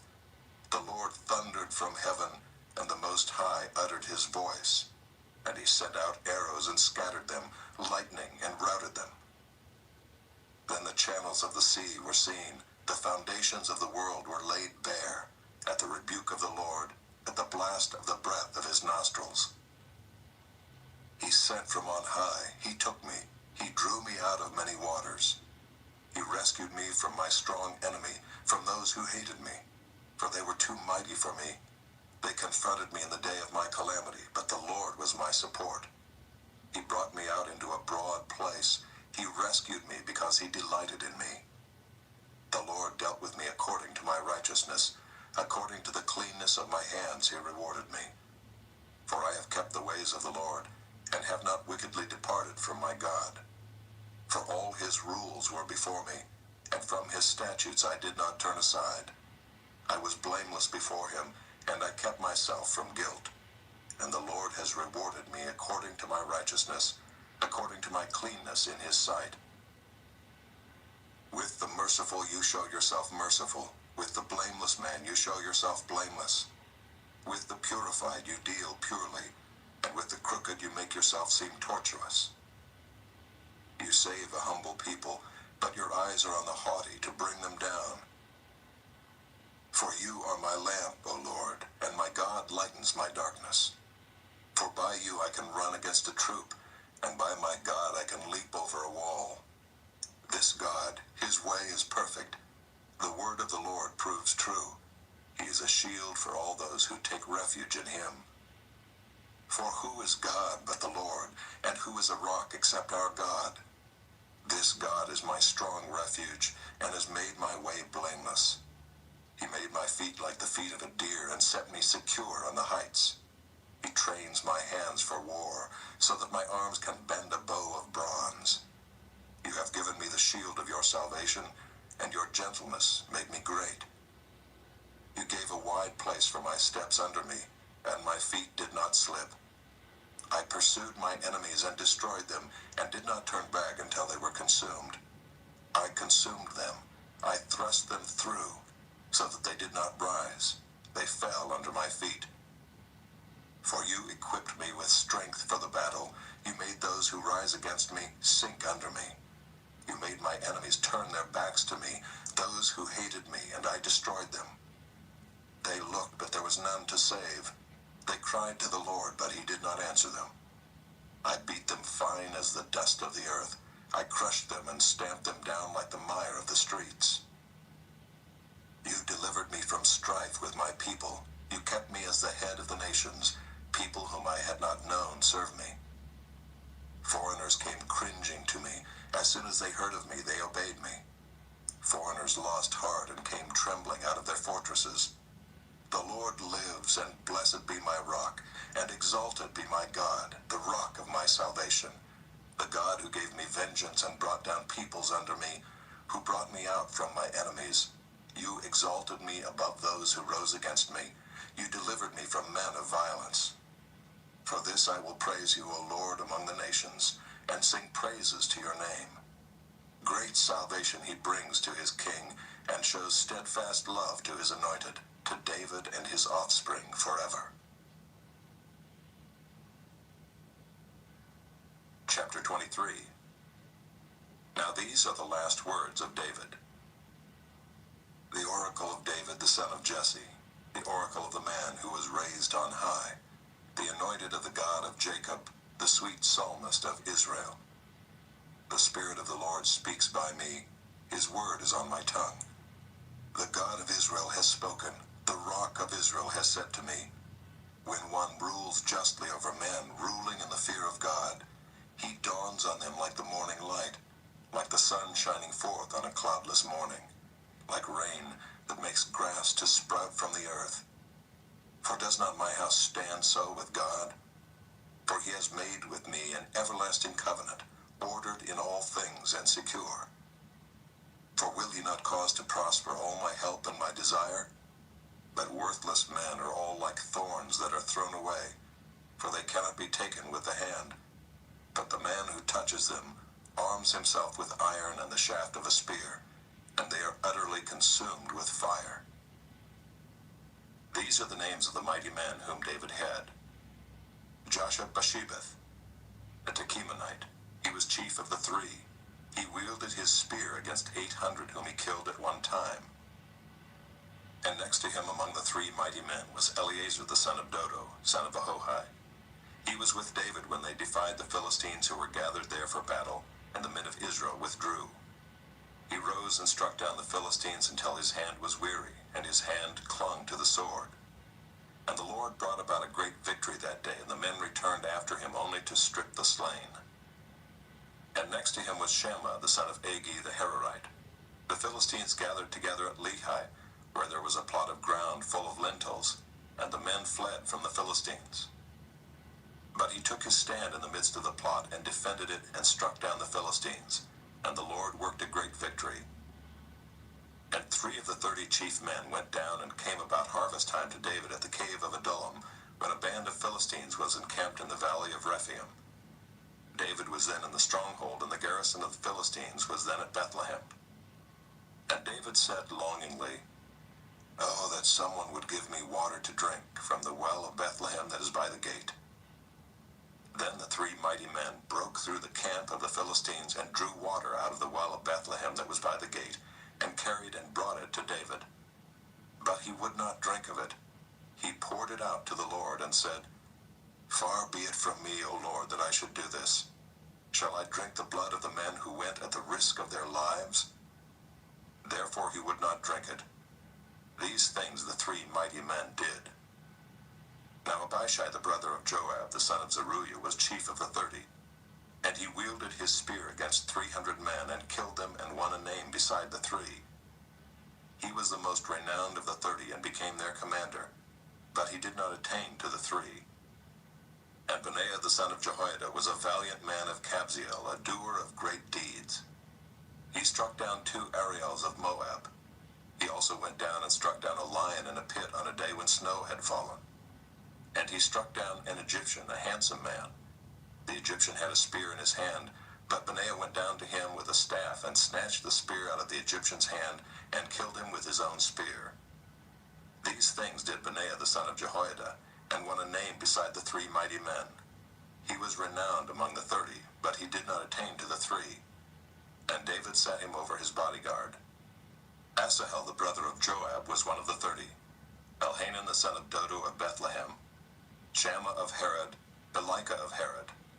Helez the Paltite, Ira the son of Ikesh of Tekoa, Abiezer of Anathoth, Mabunai the Hushathite, Zalman the Ahohite, Meharai of Netophah, Helab the son of Baanah of Netophah, Ittai the son of Ribai of Gibeah of the people of Benjamin, Benaiah of Pirathon, Hiddai of the brooks of Gaash, Abi-Alban the Arbathite, Asmaveth of Bahurim, Eliabah the Shaalbanite, the sons of Jashan, Jonathan, Shammah the Hararite, Ahiam the son of Sherar the Hararite, Eliphalet the son of Ahasbai of Maacah, Eliam the son of Ahithophel of Gilo, Hezro of Carmel, Peorai the Arbite, Igal the son of Nathan of Zobah, Bani the Gadite, Zelek the Ammonite, Naharai of Beeroth, the armor-bearer of Joab the son of Zeruiah, Ira the Ithrite, Gareb the Ithrite, Uriah the Hittite, 37 in all. Chapter 24. Again the anger of the Lord was kindled against Israel, and he incited David against them, saying, "Go, number Israel and Judah." So the king said to Joab, the commander of the army who was with him, "Go through all the tribes of Israel from Dan to Beersheba, and number the people, that I may know the number of the people." But Joab said to the king, "May the Lord your God add to the people 100 times as many as they are, while the eyes of my lord the king still see it. But why does my lord the king delight in this thing?" But the king's word prevailed against Joab and the commanders of the army. So Joab and the commanders of the army went out from the presence of the king to number the people of Israel. They crossed from the Jordan and began from Aroer, and from the city that is in the middle of the valley, toward Gad and on to Jazer. Then they came to Gilead and to Kadesh in the land of the Hittites. And they came to Dan, and from Dan they went around to Sidon. and came to the fortress of Tyre, and to all the cities of the Hivites and Canaanites. And they went out to the Negeb of Judah at Beersheba. So when they had gone through all the land, they came to Jerusalem at the end of 9 months and 20 days. And Joab gave the sum of the numbering of the people to the king. In Israel there were 800,000 valiant men who drew the sword, and the men of Judah were 500,000. But David's heart struck him after he had numbered the people. And David said to the Lord, I have sinned greatly in what I have done. But now, O Lord, please take away the iniquity of your servant, for I have done very foolishly. And when David arose in the morning, the word of the Lord came to the prophet Gad, David's seer, saying, Go and say to David, Thus says the Lord, 3 things I offer you. Choose one of them, that I may do it to you. So Gad came to David and told him, and said to him, Shall 3 years of famine come to you in your land? Or will you flee 3 months before your foes while they pursue you? Or shall there be 3 days pestilence in your land? Now consider and decide what answer I shall return to him who sent me. Then David said to Gad, I am in great distress. Let us fall into the hand of the Lord, for his mercy is great. But let me not fall into the hand of man. So the Lord sent a pestilence on Israel from the morning until the appointed time. And there died of the people from Dan to Beersheba 70,000 men. And when the angel stretched out his hand toward Jerusalem to destroy it, the Lord relented from the calamity and said to the angel who was working destruction among the people, It is enough. Now stay your hand. And the angel of the Lord was by the threshing floor of Araunah the Jebusite. Then David spoke to the Lord when he saw the angel who was striking the people, and said, Behold, I have sinned, and I have done wickedly. But these sheep, what have they done? Please let your hand be against me and against my father's house. And Gad came that day to David and said to him, Go up, raise an altar to the Lord on the threshing floor of Araunah the Jebusite. So David went up at Gad's word as the Lord commanded. And when Araunah looked down, he saw the king and his servants coming on toward him. And Araunah went out and paid homage to the king with his face to the ground. And Araunah said, Why has my lord the king come to his servant? David said, To buy the threshing floor from you in order to build an altar to the Lord, that the plague may be averted from the people. Then Araunah said to David, Let my lord the king take and offer up what seems good to him. Here are the oxen for the burnt offering, and the threshing sledges and the yokes of the oxen for the wood. All this, O king, Araunah gives to the king. And Araunah said to the king, May the Lord your God accept you. But the king said to Araunah, No, but I will buy it from you for a price. I will not offer burnt offerings to the Lord my God that cost me nothing. So David bought the threshing floor and the oxen for 50 shekels of silver. And David built there an altar to the Lord and offered burnt offerings and peace offerings. So the Lord responded to the plea for the land, and the plague was averted from Israel. 1 Kings, chapter 1. Now King David was old and advanced in years, and although they covered him with clothes, he could not get warm. Therefore his servants said to him, Let a young woman be sought for my lord the king, and let her wait on the king and be in his service. Let her lie in your arms, that my lord the king may be warm. So they sought for a beautiful young woman throughout all the territory of Israel, and found Abishag the Shunammite, and brought her to the king. The young woman was very beautiful, and she was of service to the king, and attended to him, but the king knew her not. Now Adonijah the son of Haggith exalted himself, saying, I will be king. And he prepared for himself chariots and horsemen, and 50 men to run before him. His father had never at any time displeased him by asking, Why have you done thus and so? He was also a very handsome man, and he was born next after Absalom. He conferred with Joab the son of Zeruiah, and with Abiathar the priest, and they followed Adonijah and helped him. But Zadok the priest, and Benaiah the son of Jehoiada, and Nathan the prophet, and Shimei and Rei, and David's mighty men, were not with Adonijah. Adonijah sacrificed sheep, oxen, and fattened cattle by the serpent's stone, which is beside En-Rogel, and he invited all his brothers, the king's sons, and all the royal officials of Judah. But he did not invite Nathan the prophet, or Benaiah, or the mighty men, or Solomon his brother. Then Nathan said to Bathsheba, the mother of Solomon, "Have you not heard that Adonijah the son of Haggith has become king, and David our Lord does not know it? Now therefore come, let me give you advice, that you may save your own life and the life of your son Solomon. Go in at once to King David and say to him, Did you not, my lord the king, swear to your servant, saying, Solomon your son shall reign after me, and he shall sit on my throne? Why then is Adonijah king? Then while you are still speaking with the king, I also will come in after you and confirm your words." So Bathsheba went to the king in his chamber. Now the king was very old, and Abishag the Shunammite was attending to the king. Bathsheba bowed and paid homage to the king, and the king said, "What do you desire?" She said to him, "My lord, you swore to your servant by the Lord your God, saying, Solomon your son shall reign after me, and he shall sit on my throne.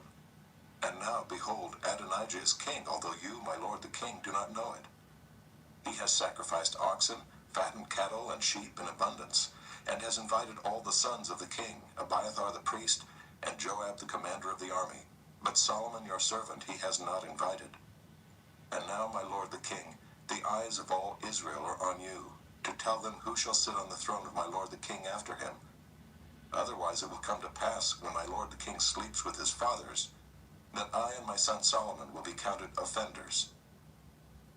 While she was still speaking with the king, Nathan the prophet came in, and they told the king, "Here is Nathan the prophet." And when he came in before the king, he bowed before the king with his face to the ground. And Nathan said, "My lord the king, have you said, Adonijah shall reign after me, and he shall sit on my throne? For he has gone down this day and has sacrificed oxen, fattened cattle, and sheep in abundance, and has invited all the king's sons, the commanders of the army, and Abiathar the priest. And behold, they are eating and drinking before him, and saying, Long live King Adonijah.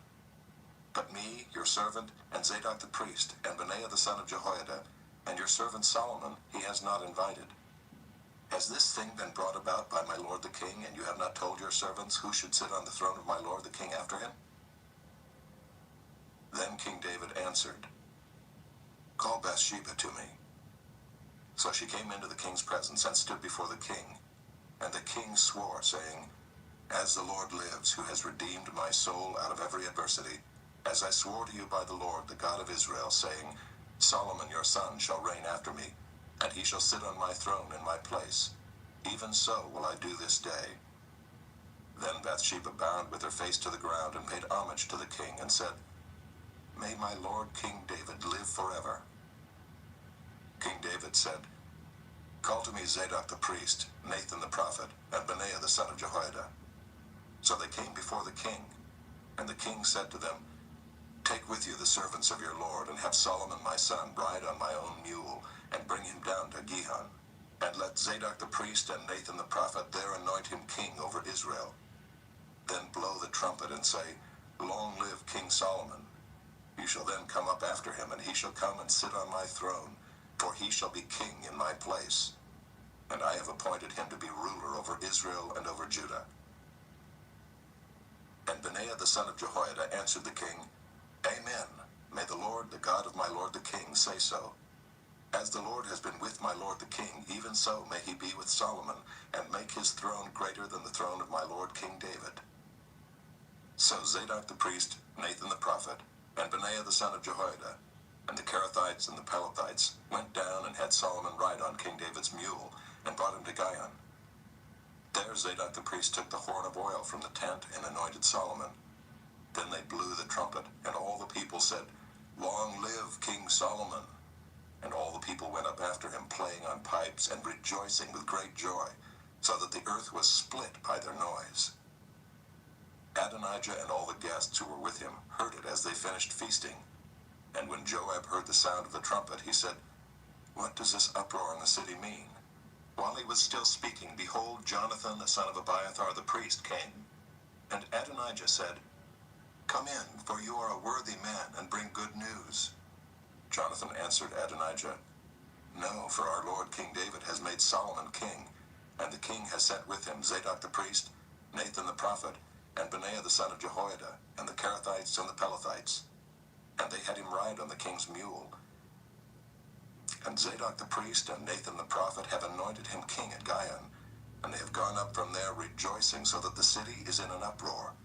This is the noise that you have heard. Solomon sits on the royal throne. Moreover, the king's servants came to congratulate our Lord King David, saying, May your God make the name of Solomon more famous than yours, and make his throne greater than your throne. And the king bowed himself on the bed. And the king also said, Blessed be the Lord, the God of Israel, who has granted someone to sit on my throne this day, my own eyes seeing it. Then all the guests of Adonijah trembled and rose, and each went his own way. And Adonijah feared Solomon. So he arose and went and took hold of the horns of the altar. Then it was told Solomon, Behold, Adonijah fears King Solomon, for behold, he has laid hold of the horns of the altar, saying, Let King Solomon swear to me first that he will not put his servant to death with the sword. And Solomon said, If he will show himself a worthy man, not one of his hairs shall fall to the earth. But if wickedness is found in him, he shall die. So King Solomon sent, and they brought him down from the altar. And he came and paid homage to King Solomon. And Solomon said to him, Go to your house. Chapter 2. When David's time to die drew near, he commanded Solomon his son, saying, I am about to go the way of all the earth. Be strong and show yourself a man, and keep the charge of the Lord your God, walking in his ways and keeping his statutes, his commandments, his rules, and his testimonies, as it is written in the law of Moses, that you may prosper in all that you do and wherever you turn, that the Lord may establish his word that he spoke concerning me, saying, If your sons pay close attention to their way, to walk before me in faithfulness with all their heart and with all their soul, you shall not lack a man on the throne of Israel. Moreover, you also know what Joab the son of Zeruiah did to me, how he dealt with the two commanders of the armies of Israel, Abner the son of Ner, and Amasa the son of Jether, whom he killed, avenging in time of peace for blood that had been shed in war, and putting the blood of war on the belt around his waist and on the sandals on his feet. Act therefore according to your wisdom, but do not let his gray head go down to Sheol in peace. But deal loyally with the sons of Barzillai the Gileadite, and let them be among those who eat at your table. For with such loyalty they met me when I fled from Absalom your brother. And there is also with you Shimei the son of Gera the Benjaminite from Bahurim, who cursed me with a grievous curse on the day when I went to Mahanaim. But when he came down to meet me at the Jordan, I swore to him by the Lord, saying, I will not put you to death with the sword. Now therefore do not hold him guiltless, for you are a wise man. You will know what you ought to do to him, and you shall bring his gray head down with blood to Sheol. Then David slept with his fathers and was buried in the city of David. And the time that David reigned over Israel was 40 years. He reigned 7 years in Hebron and 33 years in Jerusalem. So Solomon sat on the throne of David his father, and his kingdom was firmly established. Then Adonijah the son of Haggith came to Bathsheba, the mother of Solomon, and she said, Do you come peacefully? He said, Peacefully. Then he said, I have something to say to you. She said, Speak. He said, You know that the kingdom was mine, and that all Israel fully expected me to reign. However, the kingdom has turned about and become my brother's, for it was his from the Lord. And now I have one request to make of you. Do not refuse me. She said to him, Speak. And he said, Please ask King Solomon, if he will not refuse you, to give me Abishag the Shunammite as my wife. Bathsheba said, Very well, I will speak for you to the king. So Bathsheba went to King Solomon to speak to him on behalf of Adonijah. And the king rose to meet her and bowed down to her. Then he sat on his throne and had a seat brought for the king's mother, and she sat on his right. Then she said, I have one small request to make of you. Do not refuse me. And the king said to her, Make your request, my mother, for I will not refuse you. She said, Let Abishag the Shunammite be given to Adonijah your brother as his wife. King Solomon answered his mother, And why do you ask Abishag the Shunammite for Adonijah? Ask for him the kingdom also, for he is my older brother, and on his side are Abiathar the priest, and Joab the son of Zeruiah. Then King Solomon swore by the Lord, saying, God do so to me and more also, if this word does not cost Adonijah his life. Now therefore as the Lord lives, who has established me and placed me on the throne of David my father, and who has made me a house as he promised, Adonijah shall be put to death today. So King Solomon sent Benaiah the son of Jehoiada, and he struck him down, and he died. And to Abiathar the priest the king said, Go to Anathoth to your estate, for you deserve death. But I will not at this time put you to death, because you carried the ark of the Lord God before David my father, and because you shared in all my father's affliction. So Solomon expelled Abiathar from being priest to the Lord, thus fulfilling the word of the Lord that he had spoken concerning the house of Eli in Shiloh. When the news came to Joab, for Joab had supported Adonijah, although he had not supported Absalom, Joab fled to the tent of the Lord and caught hold of the horns of the altar. And when it was told King Solomon, Joab has fled to the tent of the Lord, and behold, he is beside the altar, Solomon sent Benaiah the son of Jehoiada, saying, Go, strike him down. So Benaiah came to the tent of the Lord and said to him, The king commands, come out. But he said, No, I will die here. Then Benaiah brought the king word again, saying, Thus said Joab, and thus he answered me. The king replied to him, Do as he has said, strike him down, and bury him, and thus take away from me and from my father's house the guilt for the blood that Joab shed without cause. The Lord will bring back his bloody deeds on his own head, because without the knowledge of my father David, he attacked and killed with the sword 2 men more righteous and better than himself, Abner the son of Ner, commander of the army of Israel, and Amasa the son of Jether, commander of the army of Judah. So shall their blood come back on the head of Joab and on the head of his descendants forever. But for David and for his descendants, and for his house and for his throne, there shall be peace from the Lord forevermore. Then Benaiah the son of Jehoiada went up and struck him down and put him to death, and he was buried in his own house in the wilderness. The king put Benaiah the son of Jehoiada over the army in place of Joab, and the king put Zadok the priest in the place of Abiathar. Then the king sent and summoned Shimei and said to him, Build yourself a house in Jerusalem and dwell there, and do not go out from there to any place whatever. For on the day you go out and cross the brook Kidron, know for certain that you shall die. Your blood shall be on your own head. And Shimei said to the king, What you say is good, as my lord the king has said, so will your servant do. So Shimei lived in Jerusalem many days. But it happened at the end of 3 years that 2 of Shimei's servants ran away to Achish, son of Maacah, king of Gath. And when it was told Shimei, Behold, your servants are in Gath, Shimei arose and saddled a donkey and went to Gath to Achish to seek his servants. Shimei went and brought his servants from Gath. And when Solomon was told that Shimei had gone from Jerusalem to Gath and returned, the king sent and summoned Shimei and said to him, Did I not make you swear by the Lord, and solemnly warn you, saying, Know for certain that on the day you go out and go to any place whatever, you shall die? And you said to me, What you say is good, I will obey. Why then have you not kept your oath to the Lord and the commandment with which I commanded you? The king also said to Shimei, You know in your own heart all the harm that you did to David my father. So the Lord will bring back your harm on your own head.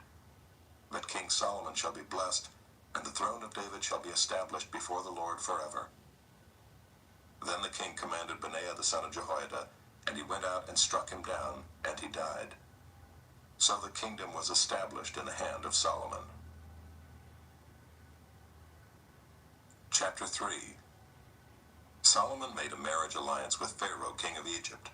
He took Pharaoh's daughter and brought her into the city of David until he had finished building his own house and the house of the Lord and the wall around Jerusalem. The people were sacrificing at the high places, however, because no house had yet been built for the name of the Lord. Solomon loved the Lord, walking in the statutes of David his father. Only he sacrificed and made offerings at the high places. And the king went to Gibeon to sacrifice there, for that was the great high place. Solomon used to offer 1,000 burnt offerings on that altar. At Gibeon the Lord appeared to Solomon in a dream by night, and God said, Ask what I shall give you. And Solomon said, You have shown great and steadfast love to your servant David my father, because he walked before you in faithfulness, in righteousness, and in uprightness of heart toward you. And you have kept for him this great and steadfast love, and have given him a son to sit on his throne this day. And now, O Lord my God, you have made your servant king in place of David my father, although I am but a little child. I do not know how to go out or come in. And your servant is in the midst of your people whom you have chosen, a great people, too many to be numbered or counted for multitude. Give your servant, therefore, an understanding mind to govern your people, that I may discern between good and evil. For who is able to govern this, your great people? It pleased the Lord that Solomon had asked this. And God said to him, because you have asked this, and have not asked for yourself long life or riches or the life of your enemies, but have asked for yourself understanding to discern what is right.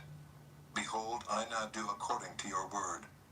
Behold, I give you a wise and discerning mind, so that none like you has been before you, and none like you shall arise after you. I give you also what you have not asked, both riches and honor, so that no other king shall compare with you all your days. And if you will walk in my ways, keeping my statutes and my commandments as your father David walked, then I will lengthen your days. And Solomon awoke, and behold, it was a dream. Then he came to Jerusalem and stood before the ark of the covenant of the Lord, and offered up burnt offerings and peace offerings, and made a feast for all his servants. Then 2 prostitutes came to the king and stood before him. The one woman said, "O my lord, this woman and I live in the same house, and I gave birth to a child while she was in the house. Then on the 3rd day after I gave birth, this woman also gave birth, and we were alone. There was no one else with us in the house, only we 2 were in the house. And this woman's son died in the night because she lay on him. And she arose at midnight and took my son from beside me while your servant slept, and laid him at her breast, and laid her dead son at my breast. When I rose in the morning to nurse my child, behold, he was dead. But when I looked at him closely in the morning, behold, he was not the child that I had borne." But the other woman said, "No, the living child is mine, and the dead child is yours." The first said, "No, the dead child is yours, and the living child is mine." Thus they spoke before the king. Then the king said, "The one says, 'This is my son that is alive, and your son is dead.' And the other says, 'No, but your son is dead, and my son is the living one.'" And the king said, "Bring me a sword." So a sword was brought before the king. And the king said, "Divide the living child in 2, and give half to the one and half to the other." Then the woman whose son was alive said to the king, because her heart yearned for her son, "O my lord, give her the living child, and by no means put him to death." But the other said, "He shall be neither mine nor yours. Divide him." Then the king answered and said, "Give the living child to the first woman, and by no means put him to death. She is his mother." And all Israel heard of the judgment that the king had rendered, and they stood in awe of the king, because they perceived that the wisdom of God was in him to do justice. Chapter 4. King Solomon was king over all Israel, and these were his high officials. Azariah the son of Zadok was the priest. Elihoreph and Ahijah the sons of Shisha were secretaries. Jehoshaphat the son of Ahilud was recorder. Benaiah the son of Jehoiada was in command of the army. Zadok and Abiathar were priests. Azariah the son of Nathan was over the officers. Zabad the son of Nathan was priest and king's friend. Ahishar was in charge of the palace, and Adoniram the son of Abda was in charge of the forced labor. Solomon had 12 officers over all Israel, who provided food for the king and his household. Each man had to make provision for 1 month in the year. These were their names: Ben-Hur in the hill country of Ephraim, Ben-Deker in Makaz, Shaalbim, Beth-Shemesh, and Elon Beth-Hanan, Ben-Hesed in Arubath. To him belonged Soko and all the land of Hepher. Ben-Abinadab in all Naphath Dor. He had Taphath, the daughter of Solomon, as his wife. Baanah the son of Ahilud in Taanach, Megiddo and all Beth-Shean that is beside Zarethan below Jezreel, and from Beth-Shean to Abel-Maholah, as far as the other side of Jokmeam. Ben-Geber in Ramoth-Gilead. He had the villages of Jair the son of Manasseh, which are in Gilead, and he had the region of Argob, which is in Bashan, 60 great cities with walls and bronze bars. Ahinadab the son of Iddo in Mahanaim, Ahimaaz in Naphtali, He had taken Basemath, the daughter of Solomon, as his wife, Baanah the son of Hushai in Asher and Baaloth, Jehoshaphat the son of Paruiah in Issachar, Shimei the son of Elah in Benjamin, Geber the son of Uri in the land of Gilead, the country of Sihon king of the Amorites and of Og king of Bashan. And there was one governor who was over the land. Judah and Israel were as many as the sand by the sea. They ate and drank and were happy. Solomon ruled over all the kingdoms from the Euphrates to the land of the Philistines and to the border of Egypt. They brought tribute and served Solomon all the days of his life. Solomon's provision for one day was 30 cores of fine flour and 60 cores of meal, 10 fat oxen and 20 pasture-fed cattle, 100 sheep, besides deer, gazelles, roebucks, and fattened fowl. For he had dominion over all the region west of the Euphrates, from Tiphsah to Gaza, over all the kings west of the Euphrates. And he had peace on all sides around him. And Judah and Israel lived in safety, from Dan even to Beersheba, every man under his vine and under his fig tree, all the days of Solomon. Solomon also had 40,000 stalls of horses for his chariots, and 12,000 horsemen. And those officers supplied provisions for King Solomon and for all who came to King Solomon's table, each one in his month. They let nothing be lacking. Barley also and straw for the horses and swift steeds they brought to the place where it was required, each according to his duty. And God gave Solomon wisdom and understanding beyond measure, and breadth of mind like the sand on the seashore, so that Solomon's wisdom surpassed the wisdom of all the people of the east and all the wisdom of Egypt. For he was wiser than all other men, wiser than Ethan the Ezrahite, and Heman, Calcol, and Darda the sons of Mahol, and his fame was in all the surrounding nations. He also spoke 3,000 proverbs, and his songs were 1,005. He spoke of trees, from the cedar that is in Lebanon to the hyssop that grows out of the wall. He spoke also of beasts, and of birds, and of reptiles, and of fish. And people of all nations came to hear the wisdom of Solomon, and from all the kings of the earth who had heard of his wisdom. Chapter 5. Now Hiram, king of Tyre, sent his servants to Solomon when he heard that they had anointed him king in place of his father, for Hiram always loved David. And Solomon sent word to Hiram, "You know that David my father could not build a house for the name of the Lord his God, because of the warfare with which his enemies surrounded him, until the Lord put them under the soles of his feet. But now the Lord my God has given me rest on every side. There is neither adversary nor misfortune. And so I intend to build a house for the name of the Lord my God, as the Lord said to David my father, Your son, whom I will set on your throne in your place, shall build the house for my name. Now therefore command that cedars of Lebanon be cut for me, and my servants will join your servants, and I will pay you for your servants such wages as you said, for you know that there is no one among us who knows how to cut timber, like the Sidonians." As soon as Hiram heard the words of Solomon, he rejoiced greatly and said, "Blessed be the Lord this day, who has given to David a wise son to be over this great people." And Hiram sent to Solomon, saying, "I have heard the message that you have sent to me. I am ready to do all you desire in the matter of cedar and cypress timber. My servant shall bring it down to the sea from Lebanon, and I will make it into rafts to go by sea to the place you direct. And I will have them broken up there, and you shall receive it. And you shall meet my wishes by providing food for my household." So Hiram supplied Solomon with all the timber of cedar and cypress that he desired, while Solomon gave Hiram 20,000 cores of wheat as food for his household, and 20,000 cores of beaten oil. Solomon gave this to Hiram year by year. And the Lord gave Solomon wisdom as he promised him. And there was peace between Hiram and Solomon, and the two of them made a treaty. King Solomon drafted forced labor out of all Israel, and the draft numbered 30,000 men. And he sent them to Lebanon, 10,000 a month in shifts. They would be a month in Lebanon and 2 months at home. Adoniram was in charge of the draft. Solomon also had 70,000 burden bearers and 80,000 stone cutters in the hill country, besides Solomon's 3,300 chief officers who were over the work, who had charge of the people who carried on the work. At the king's command, they quarried out great, costly stones in order to lay the foundation of the house with dressed stones. So Solomon's builders and Hiram's builders and the men of Gebal did the cutting and prepared the timber and the stone to build the house.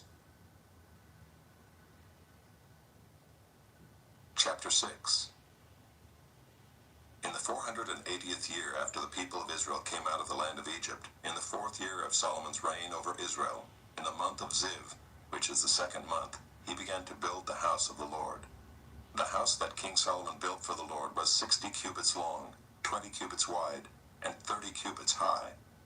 The vestibule in front of the nave of the house was 20 cubits long, equal to the width of the house, and 10 cubits deep in front of the house. And he made for the house windows with recessed frames. He also built a structure against the wall of the house, running around the walls of the house, both the nave and the inner sanctuary. And he made side chambers all around. The lowest story was 5 cubits broad, the middle one was 6 cubits broad, and the third was 7 cubits broad. For around the outside of the house he made offsets on the wall in order that the supporting beams should not be inserted into the walls of the house. When the house was built, it was with stone prepared at the quarry, so that neither hammer nor axe nor any tool of iron was heard in the house while it was being built. The entrance for the lowest story was on the south side of the house, and one went up by stairs to the middle story, and from the middle story to the third. So he built the house and finished it, and he made the ceiling of the house of beams and planks of cedar. He built the structure against the whole house, 5 cubits high, and it was joined to the house with timbers of cedar. Now the word of the Lord came to Solomon concerning this house that you are building. If you will walk in my statutes and obey my rules and keep all my commandments and walk in them, then I will establish my word with you, which I spoke to David your father. And I will dwell among the children of Israel and will not forsake my people Israel. So Solomon built the house and finished it. He lined the walls of the house on the inside with boards of cedar. From the floor of the house to the walls of the ceiling, he covered them on the inside with wood, and he covered the floor of the house with boards of cypress. He built 20 cubits of the rear of the house with boards of cedar from the floor to the walls, and he built this within as an inner sanctuary, as the most holy place. The house, that is, the nave in front of the inner sanctuary, was 40 cubits long. The cedar within the house was carved in the form of gourds and open flowers. All was cedar, no stone was seen. The inner sanctuary he prepared in the innermost part of the house, to set there the ark of the covenant of the Lord. The inner sanctuary was 20 cubits long, 20 cubits wide, and 20 cubits high, and he overlaid it with pure gold. He also overlaid an altar of cedar. And Solomon overlaid the inside of the house with pure gold, and he drew chains of gold across in front of the inner sanctuary, and overlaid it with gold. And he overlaid the whole house with gold, until all the house was finished. Also the whole altar that belonged to the inner sanctuary he overlaid with gold. In the inner sanctuary he made 2 cherubim of olive wood, each 10 cubits high. 5 cubits was the length of one wing of the cherub, and 5 cubits the length of the other wing of the cherub. It was 10 cubits from the tip of one wing to the tip of the other. The other cherub also measured 10 cubits. Both cherubim had the same measure and the same form. The height of one cherub was 10 cubits, and so was that of the other cherub.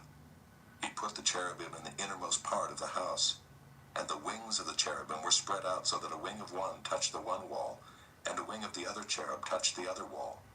Their other wings touched each other in the middle of the house, and he overlaid the cherubim with gold.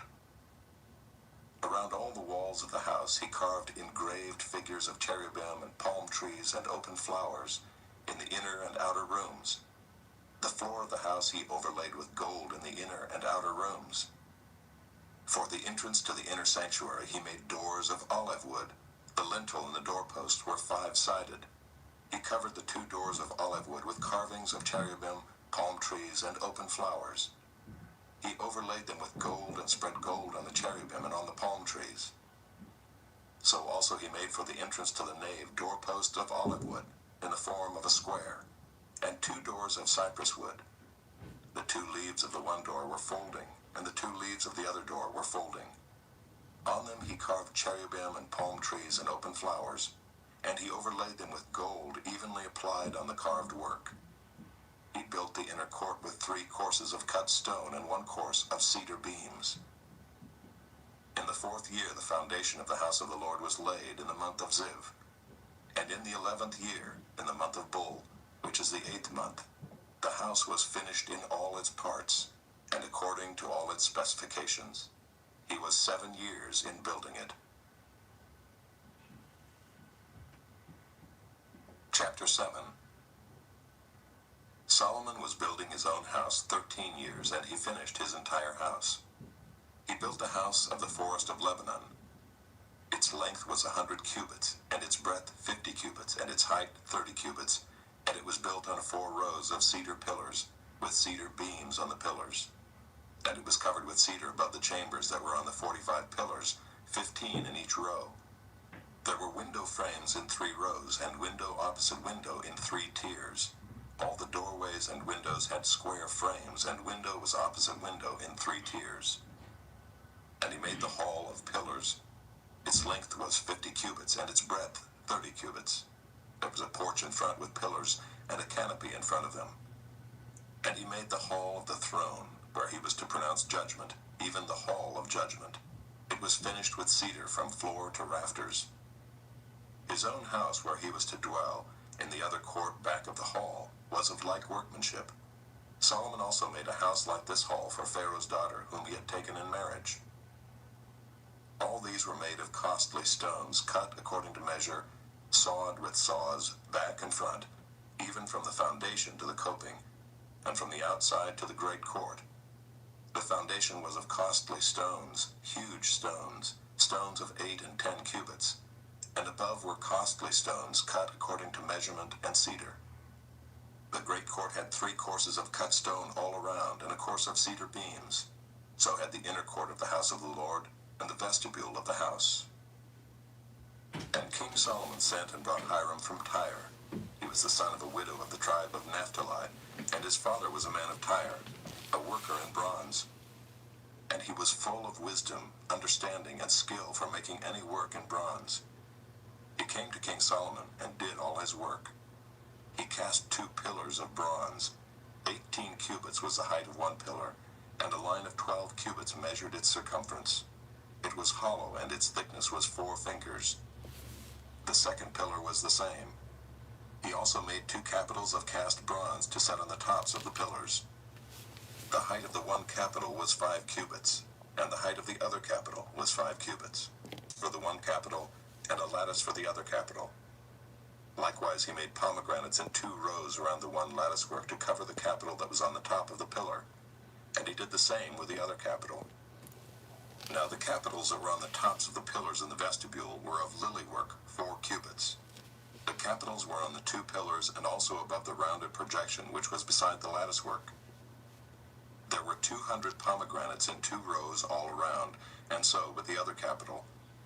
He set up the pillars at the vestibule of the temple. He set up the pillar on the south and called its name Jachin, and he set up the pillar on the north and called its name Boaz. And on the tops of the pillars was lily work. Thus the work of the pillars was finished. Then he made the sea of cast metal. It was round, 10 cubits from brim to brim, and 5 cubits high, and a line of 30 cubits measured its circumference. Under its brim were gourds for 10 cubits, compassing the sea all around. The gourds were in 2 rows, cast with it when it was cast. It stood on 12 oxen, 3 facing north, 3 facing west, 3 facing south, and 3 facing east. The sea was set on them, and all their rear parts were inward. Its thickness was a handbreadth, and its brim was made like the brim of a cup, like the flower of a lily. It held 2,000 baths. He also made the 10 stands of bronze. Each stand was 4 cubits long, 4 cubits wide, and 3 cubits high. This was the construction of the stands. They had panels, and the panels were set in the frames, and on the panels that were set in the frames were lions, oxen, and cherubim. On the frames, both above and below the lions and oxen, there were wreaths of beveled work. Moreover, each stand had 4 bronze wheels and axles of bronze, and at the 4 corners were supports for a basin. The supports were cast with wreaths at the side of each. Its opening was within a crown that projected upward 1 cubit. Its opening was round, as a pedestal is made, a cubit and a half deep. At its opening there were carvings, and its panels were square, not round. And the four wheels were underneath the panels. The axles of the wheels were of one piece with the stands, and the height of the wheel was a cubit and a half. The wheels were made like a chariot wheel. Their axles, their rims, their spokes, and their hubs were all cast. There were four supports at the four corners of each stand. The supports were of one piece with the stands. And on the top of the stand there was a round band half a cubit high, and on the top of the stand its stays and its panels were of one piece with it. And on the surfaces of its stays and on its panels he carved cherubim, lions, and palm trees, according to the space of each, with wreaths all around. After this manner he made the 10 stands. All of them were cast alike, of the same measure and the same form. And he made 10 basins of bronze. Each basin held 40 baths. Each basin measured 4 cubits, and there was a basin for each of the 10 stands. And he set the stands 5 on the south side of the house, and 5 on the north side of the house. And he set the sea at the southeast corner of the house. Hiram also made the pots, the shovels, and the basins. So Hiram finished all the work that he did for King Solomon on the house of the Lord: the 2 pillars, the 2 bowls of the capitals that were on the tops of the pillars, and the 2 lattice works to cover the 2 bowls of the capitals that were on the tops of the pillars, and the 400 pomegranates for the 2 lattice works, 2 rows of pomegranates for each lattice work, to cover the 2 bowls of the capitals that were on the pillars, the 10 stands and the 10 basins on the stands, and the 1 sea and the 12 oxen underneath the sea. Now the pots, the shovels, and the basins, all these vessels in the house of the Lord, which Hiram made for King Solomon, were of burnished bronze. In the plain of the Jordan the king cast them, in the clayed ground between Succoth and Zarethan. And Solomon left all the vessels unweighed, because there were so many of them, the weight of the bronze was not ascertained. So Solomon made all the vessels that were in the house of the Lord: the golden altar, the golden table for the bread of the presence, the lampstands of pure gold, 5 on the south side and 5 on the north, before the inner sanctuary, the flowers, the lamps, and the tongs of gold, the cups, snuffers, basins, dishes for incense, and fire pans of pure gold, and the sockets of gold for the doors of the innermost part of the house, the most holy place, and for the doors of the nave of the temple. Thus all the work that King Solomon did on the house of the Lord was finished. And Solomon brought in the things that David his father had dedicated, the silver, the gold, and the vessels, and stored them in the treasuries of the house of the Lord. Chapter 8. Then Solomon assembled the elders of Israel and all the heads of the tribes, the leaders of the fathers' houses of the people of Israel, before King Solomon in Jerusalem, to bring up the ark of the covenant of the Lord out of the city of David, which is Zion. And all the men of Israel assembled to King Solomon at the feast in the month of Ethanim, which is the 7th month. And all the elders of Israel came, and the priests took up the ark. And they brought up the ark of the Lord, the tent of meeting, and all the holy vessels that were in the tent. The priest and the Levites brought them up. And King Solomon and all the congregation of Israel, who had assembled before him, were with him before the ark, sacrificing so many sheep and oxen that they could not be counted or numbered. Then the priests brought the ark of the covenant of the Lord to its place in the inner sanctuary of the house, in the most holy place, underneath the wings of the cherubim. For the cherubim spread out their wings over the place of the ark, so that the cherubim overshadowed the ark and its poles. And the poles were so long that the ends of the poles were seen from the holy place before the inner sanctuary, but they could not be seen from outside. And they are there to this day. There was nothing in the ark except the 2 tablets of stone that Moses put there at Horeb, where the Lord made a covenant with the people of Israel when they came out of the land of Egypt. And when the priests came out of the holy place, a cloud filled the house of the Lord, so that the priests could not stand to minister because of the cloud. For the glory of the Lord filled the house of the Lord. Then Solomon said, "The Lord has said that he would dwell in thick darkness. I have indeed built you an exalted house, a place for you to dwell in forever." Then the king turned around and blessed all the assembly of Israel, while all the assembly of Israel stood. And he said, "Blessed be the Lord, the God of Israel, who with his hand has fulfilled what he promised with his mouth to David my father, saying, Since the day that I brought my people Israel out of Egypt, I chose no city out of all the tribes of Israel in which to build a house, that my name might be there. But I chose David to be over my people Israel. Now it was in the heart of David my father to build a house for the name of the Lord, the God of Israel. But the Lord said to David my father, whereas it was in your heart to build a house for my name, you did well that it was in your heart. Nevertheless, you shall not build the house, but your son, who shall be born to you, shall build the house for my name. Now the Lord has fulfilled his promise that he made. For I have risen in the place of David my father, and sit on the throne of Israel, as the Lord promised, and have built the house for the name of the Lord, the God of Israel. And there I have provided a place for the ark, in which is the covenant of the Lord that he made with our fathers, when he brought them out of the land of Egypt.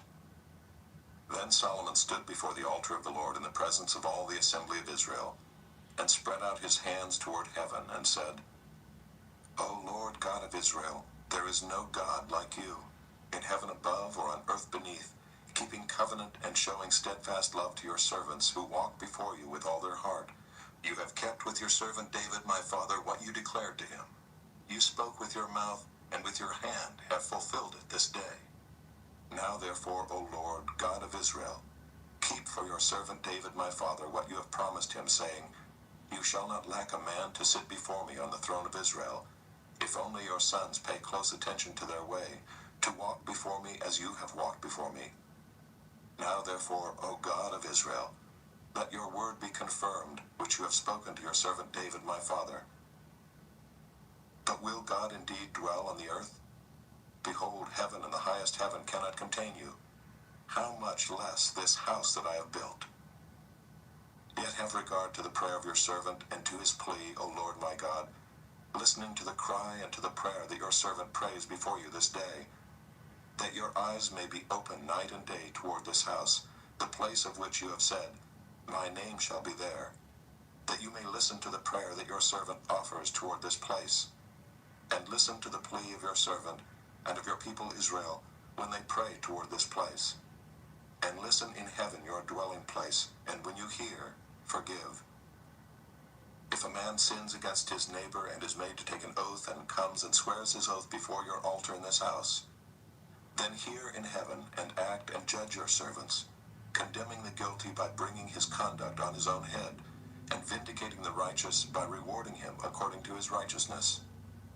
When your people Israel are defeated before the enemy because they have sinned against you, and if they turn again to you and acknowledge your name, and pray and plead with you in this house, then hear in heaven and forgive the sin of your people Israel, and bring them again to the land that you gave to their fathers. When heaven is shut up and there is no rain because they have sinned against you, if they pray toward this place and acknowledge your name and turn from their sin when you afflict them, then hear in heaven and forgive the sin of your servants, your people Israel, when you teach them the good way in which they should walk, and grant rain upon your land, which you have given to your people as an inheritance. If there is famine in the land, if there is pestilence or blight or mildew or locust or caterpillar, if their enemy besieges them in the land at their gates, whatever plague, whatever sickness there is, whatever prayer, whatever plea is made by any man or by all your people Israel, each knowing the affliction of his own heart, and stretching out his hands toward this house, then hear in heaven your dwelling place, and forgive and act, and render to each whose heart you know, according to all his ways, for you only know the hearts of all the children of mankind, that they may fear you all the days that they live in the land that you gave to our fathers. Likewise, when a foreigner who is not of your people Israel comes from a far country for your name's sake, for they shall hear of your great name and your mighty hand, and of your outstretched arm, when he comes and prays toward this house, hear in heaven your dwelling place, and do according to all for which the foreigner calls to you, in order that all the peoples of the earth may know your name, and fear you, as do your people Israel, and that they may know that this house that I have built is called by your name. If your people go out to battle against their enemy, by whatever way you shall send them, and they pray to the Lord toward the city that you have chosen and the house that I have built for your name, then hear in heaven their prayer and their plea, and maintain their cause. If they sin against you, for there is no one who does not sin, and you are angry with them and give them to an enemy, so that they are carried away captive to the land of the enemy, far off or near, Yet if they turn their heart in the land to which they have been carried captive, and repent and plead with you in the land of their captors, saying, We have sinned and have acted perversely and wickedly, if they repent with all their mind and with all their heart in the land of their enemies, who carried them captive, and pray to you toward their land, which you gave to their fathers, the city that you have chosen, and the house that I have built for your name, then hear in heaven your dwelling place their prayer and their plea, and maintain their cause, and forgive your people who have sinned against you, and all their transgressions that they have committed against you, and grant them compassion in the sight of those who carried them captive, that they may have compassion on them. For they are your people and your heritage, which you have brought out of Egypt, from the midst of the iron furnace. Let your eyes be open to the plea of your servant, and to the plea of your people Israel, giving ear to them whenever they call to you. For you separated them from among all the peoples of the earth to be your heritage, as you declared through Moses your servant, when you brought our fathers out of Egypt, O Lord God. Now as Solomon finished offering all this prayer and plea to the Lord, he arose from before the altar of the Lord, where he had knelt with hands outstretched toward heaven.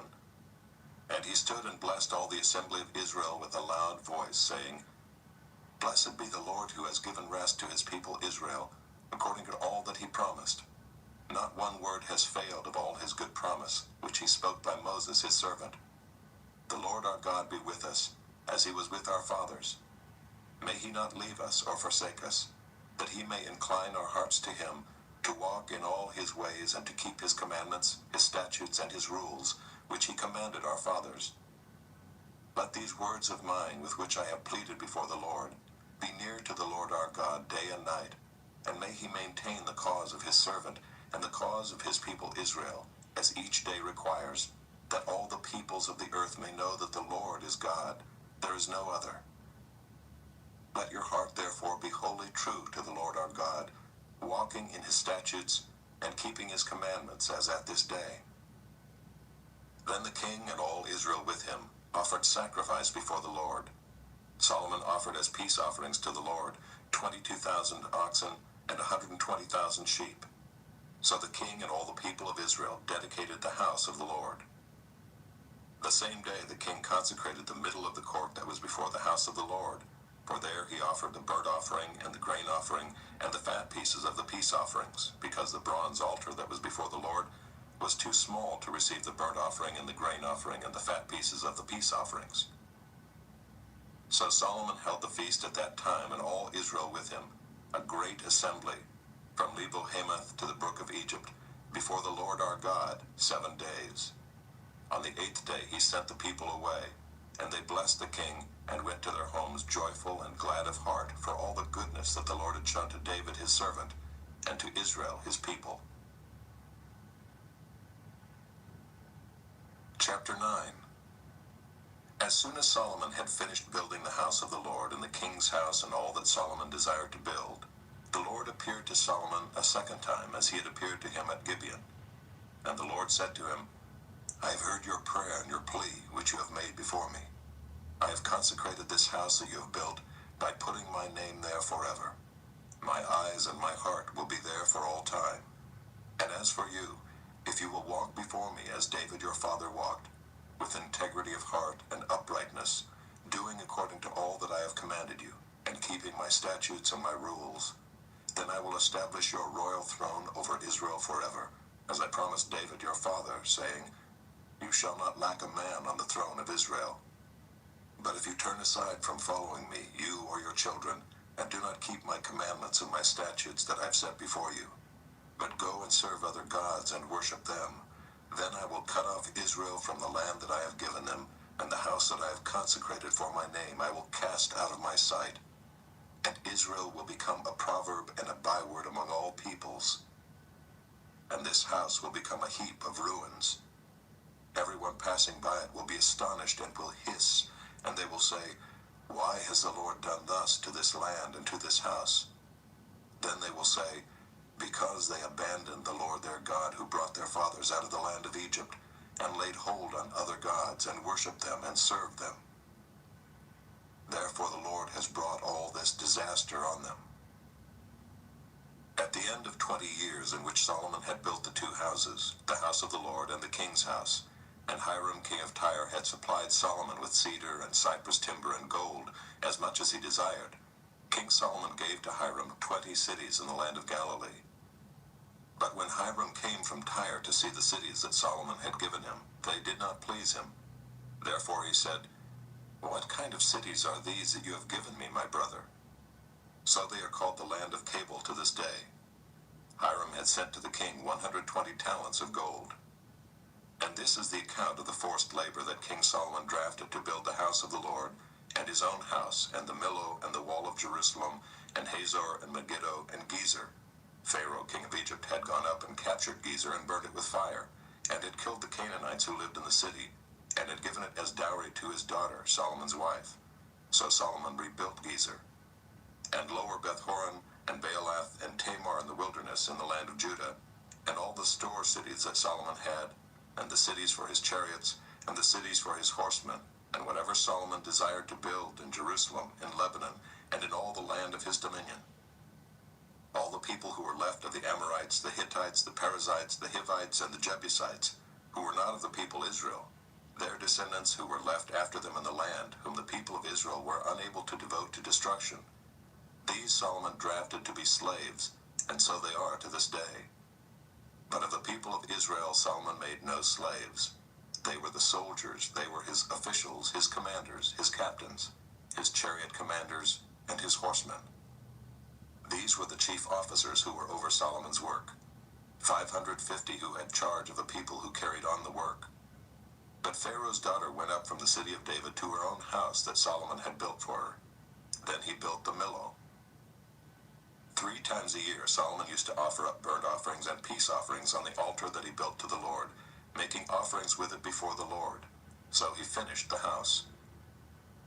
King Solomon built a fleet of ships at Ezion-Geber, which is near Eloth on the shore of the Red Sea in the land of Edom. And Hiram sent with the fleet his servants, seamen who were familiar with the sea, together with the servants of Solomon. And they went to Ophir and brought from there gold, 420 talents, and they brought it to King Solomon. Chapter 10. Now when the queen of Sheba heard of the fame of Solomon concerning the name of the Lord, she came to test him with hard questions. She came to Jerusalem with a very great retinue, with camels bearing spices, and very much gold and precious stones. And when she came to Solomon, she told him all that was on her mind. And Solomon answered all her questions. There was nothing hidden from the king that he could not explain to her. And when the queen of Sheba had seen all the wisdom of Solomon, the house that he had built, the food of his table, the seating of his officials, and the attendance of his servants, their clothing, his cupbearers, and his burnt offerings that he offered at the house of the Lord, there was no more breath in her. And she said to the king, "The report was true that I heard in my own land of your words and of your wisdom. But I did not believe the reports until I came and my own eyes had seen it. And behold, the half was not told me. Your wisdom and prosperity surpass the report that I heard. Happy are your men. Happy are your servants who continually stand before you and hear your wisdom. Blessed be the Lord your God, who has delighted in you and set you on the throne of Israel. Because the Lord loved Israel forever, he has made you king, that you may execute justice and righteousness." Then she gave the king 120 talents of gold, and a very great quantity of spices and precious stones. Never again came such an abundance of spices as these that the queen of Sheba gave to King Solomon.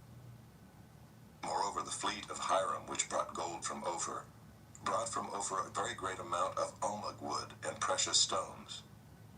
And the king made of the almug wood supports for the house of the Lord and for the king's house, also lyres and harps for the singers. No such almug wood has come or been seen to this day. And King Solomon gave to the queen of Sheba all that she desired, whatever she asked, besides what was given her by the bounty of King Solomon. So she turned and went back to her own land with her servants. Now the weight of gold that came to Solomon in 1 year was 666 talents of gold, besides that which came from the explorers and from the business of the merchants, and from all the kings of the west and from the governors of the land. King Solomon made 200 large shields of beaten gold. 600 shekels of gold went into each shield. And he made 300 shields of beaten gold. 3 minas of gold went into each shield, and the king put them in the house of the forest of Lebanon. The king also made a great ivory throne and overlaid it with the finest gold. The throne had 6 steps, and the throne had a round top, and on each side of the seat were armrests and 2 lions standing beside the armrests, while 12 lions stood there, one on each end of a step on the 6 steps. The like of it was never made in any kingdom. All King Solomon's drinking vessels were of gold, and all the vessels of the house of the forest of Lebanon were of pure gold. None were of silver. Silver was not considered as anything in the days of Solomon. For the king had a fleet of ships of Tarshish at sea with the fleet of Hiram. Once every 3 years the fleet of ships of Tarshish used to come bringing gold, silver, ivory, apes, and peacocks. Thus King Solomon excelled all the kings of the earth in riches and in wisdom. And the whole earth sought the presence of Solomon to hear his wisdom, which God had put into his mind. Every one of them brought his present, articles of silver and gold, garments, myrrh, spices, horses, and mules, so much year by year. And Solomon gathered together chariots and horsemen. He had 1,400 chariots and 12,000 horsemen, whom he stationed in the chariot cities and with the king in Jerusalem. And the king made silver as common in Jerusalem as stone, and he made cedar as plentiful as the sycamore of the Shephelah. And Solomon's import of horses was from Egypt and Cui, and the king's traders received them from Cui at a price. A chariot could be imported from Egypt for 600 shekels of silver, and a horse for 150. And so through the king's traders they were exported to all the kings of the Hittites and the kings of Syria. Chapter 11. Now King Solomon loved many foreign women, along with the daughter of Pharaoh, Moabite, Ammonite, Edomite, Sidonian, and Hittite women, from the nations concerning which the Lord had said to the people of Israel, "You shall not enter into marriage with them, neither shall they with you, for surely they will turn away your heart after their gods." Solomon clung to these in love. He had 700 wives who were princesses, and 300 concubines, and his wives turned away his heart. For when Solomon was old, his wives turned away his heart after other gods, and his heart was not wholly true to the Lord his God, as was the heart of David his father. For Solomon went after Ashtoreth, the goddess of the Sidonians, and after Milcom, the abomination of the Ammonites. So Solomon did what was evil in the sight of the Lord, and did not wholly follow the Lord, as David his father had done. Then Solomon built a high place for Chemosh, the abomination of Moab, and for Moloch, the abomination of the Ammonites, on the mountain east of Jerusalem. And so he did for all his foreign wives, who made offerings and sacrifice to their gods. And the Lord was angry with Solomon, because his heart had turned away from the Lord, the God of Israel, who had appeared to him twice, and had commanded him concerning this thing, that he should not go after other gods. But he did not keep what the Lord commanded. Therefore the Lord said to Solomon, "Since this has been your practice, and you have not kept my covenant and my statutes that I have commanded you, I will surely tear the kingdom from you, and will give it to your servant. Yet for the sake of David your father I will not do it in your days, but I will tear it out of the hand of your son. However, I will not tear away all the kingdom, but I will give one tribe to your son for the sake of David my servant, and for the sake of Jerusalem that I have chosen." And the Lord raised up an adversary against Solomon, Hadad the Edomite. He was of the royal house in Edom. For when David was in Edom, and Joab the commander of the army went up to bury the slain, he struck down every male in Edom. For Joab and all Israel remained there 6 months, until he had cut off every male in Edom. But Hadad fled to Egypt, together with certain Edomites of his father's servants, Hadad still being a little child. They set out from Midian and came to Paran, and took men with them from Paran, and came to Egypt, to Pharaoh king of Egypt, who gave him a house, and assigned him an allowance of food, and gave him land. And Hadad found great favor in the sight of Pharaoh, so that he gave him in marriage the sister of his own wife, the sister of Tahpenes the queen. And the sister of Tahpenes bore him Genubath his son, whom Tahpenes weaned in Pharaoh's house. And Genubath was in Pharaoh's house among the sons of Pharaoh. But when Hadad heard in Egypt that David slept with his fathers, and that Joab the commander of the army was dead, Hadad said to Pharaoh, "Let me depart, that I may go to my own country." But Pharaoh said to him, "What have you lacked with me that you are now seeking to go to your own country?" And he said to him, "Only let me depart." God also raised up as an adversary to him Rezin the son of Eliada, who had fled from his master Hadadezer king of Zobah. And he gathered men about him and became leader of a marauding band after the killing by David. And they went to Damascus and lived there and made him king in Damascus. He was an adversary of Israel all the days of Solomon, doing harm as Hadad did. And he loathed Israel and reigned over Syria. Jeroboam the son of Nebat, an Ephraimite of Zeradah, a servant of Solomon, whose mother's name was Zeruiah, a widow, also lifted up his hand against the king. And this was the reason why he lifted up his hand against the king. Solomon built the Millo, and closed up the breach of the city of David his father. The man Jeroboam was very able, and when Solomon saw that the young man was industrious, he gave him charge over all the forced labor of the house of Joseph. And at that time, when Jeroboam went out of Jerusalem, the prophet Ahijah the Shilonite found him on the road. Now Ahijah had dressed himself in a new garment, and the two of them were alone in the open country. Then Ahijah laid hold of the new garment that was on him, and tore it into 12 pieces. And he said to Jeroboam, "Take for yourself 10 pieces, for thus says the Lord, the God of Israel, Behold, I am about to tear the kingdom from the hand of Solomon, and will give you 10 tribes. But he shall have 1 tribe, for the sake of my servant David, and for the sake of Jerusalem, the city that I have chosen out of all the tribes of Israel, because they have forsaken me and worshipped Ashtoreth, the goddess of the Sidonians, Chemosh, the god of Moab, and Milcom, the god of the Ammonites. And they have not walked in my ways, doing what is right in my sight, and keeping my statutes and my rules, as David his father did. Nevertheless, I will not take the whole kingdom out of his hand, but I will make him ruler all the days of his life, for the sake of David my servant whom I chose, who kept my commandments and my statutes. But I will take the kingdom out of his son's hand, and will give it to you, 10 tribes. Yet to his son I will give 1 tribe, that David my servant may always have a lamp before me in Jerusalem, the city where I have chosen to put my name. And I will take you, and you shall reign over all that your soul desires, and you shall be king over Israel. And if you will listen to all that I command you, and will walk in my ways, and do what is right in my eyes by keeping my statutes and my commandments, as David my servant did, I will be with you and will build you a sure house, as I built for David, and I will give Israel to you. And I will afflict the offspring of David because of this, but not forever." Solomon sought therefore to kill Jeroboam. But Jeroboam arose and fled into Egypt, to Shishak king of Egypt, and was in Egypt until the death of Solomon. Now the rest of the acts of Solomon, and all that he did, and his wisdom, are they not written in the book of the acts of Solomon?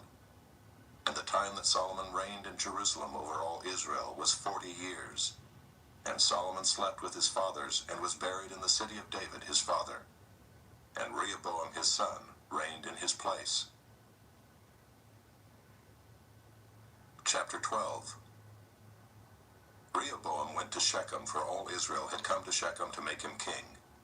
And as soon as Jeroboam the son of Nebat heard of it, for he was still in Egypt, where he had fled from King Solomon, then Jeroboam returned from Egypt. And they sent and called him, and Jeroboam and all the assembly of Israel came and said to Rehoboam, "Your father made our yoke heavy. Now therefore lighten the hard service of your father and his heavy yoke on us, and we will serve you." He said to them, "Go away for 3 days, then come again to me." So the people went away. Then King Rehoboam took counsel with the old men, who had stood before Solomon his father while he was yet alive, saying, "How do you advise me to answer this people?" And they said to him, "If you will be a servant to this people today and serve them, and speak good words to them when you answer them, then they will be your servants forever." But he abandoned the counsel that the old men gave him, and took counsel with the young men who had grown up with him and stood before him. And he said to them, "What do you advise that we answer this people who have said to me, 'Lighten the yoke that your father put on us'?" And the young men who had grown up with him said to him, "Thus shall you speak to this people who said to you, Your father made our yoke heavy, but you lighten it for us. Thus shall you say to them, My little finger is thicker than my father's thighs. And now, whereas my father laid on you a heavy yoke, I will add to your yoke. My father disciplined you with whips, but I will discipline you with scorpions. So Jeroboam and all the people came to Rehoboam the third day, as the king said, Come to me again the third day. And the king answered the people harshly, and forsaking the counsel that the old man had given him, he spoke to them according to the counsel of the young men, saying, My father made your yoke heavy, but I will add to your yoke. My father disciplined you with whips, but I will discipline you with scorpions. So the king did not listen to the people, for it was a turn of affairs brought about by the Lord, that he might fulfill his word, which the Lord spoke by Ahijah the Shilonite to Jeroboam the son of Nebat. And when all Israel saw that the king did not listen to them, the people answered the king, What portion do we have in David? We have no inheritance in the son of Jesse.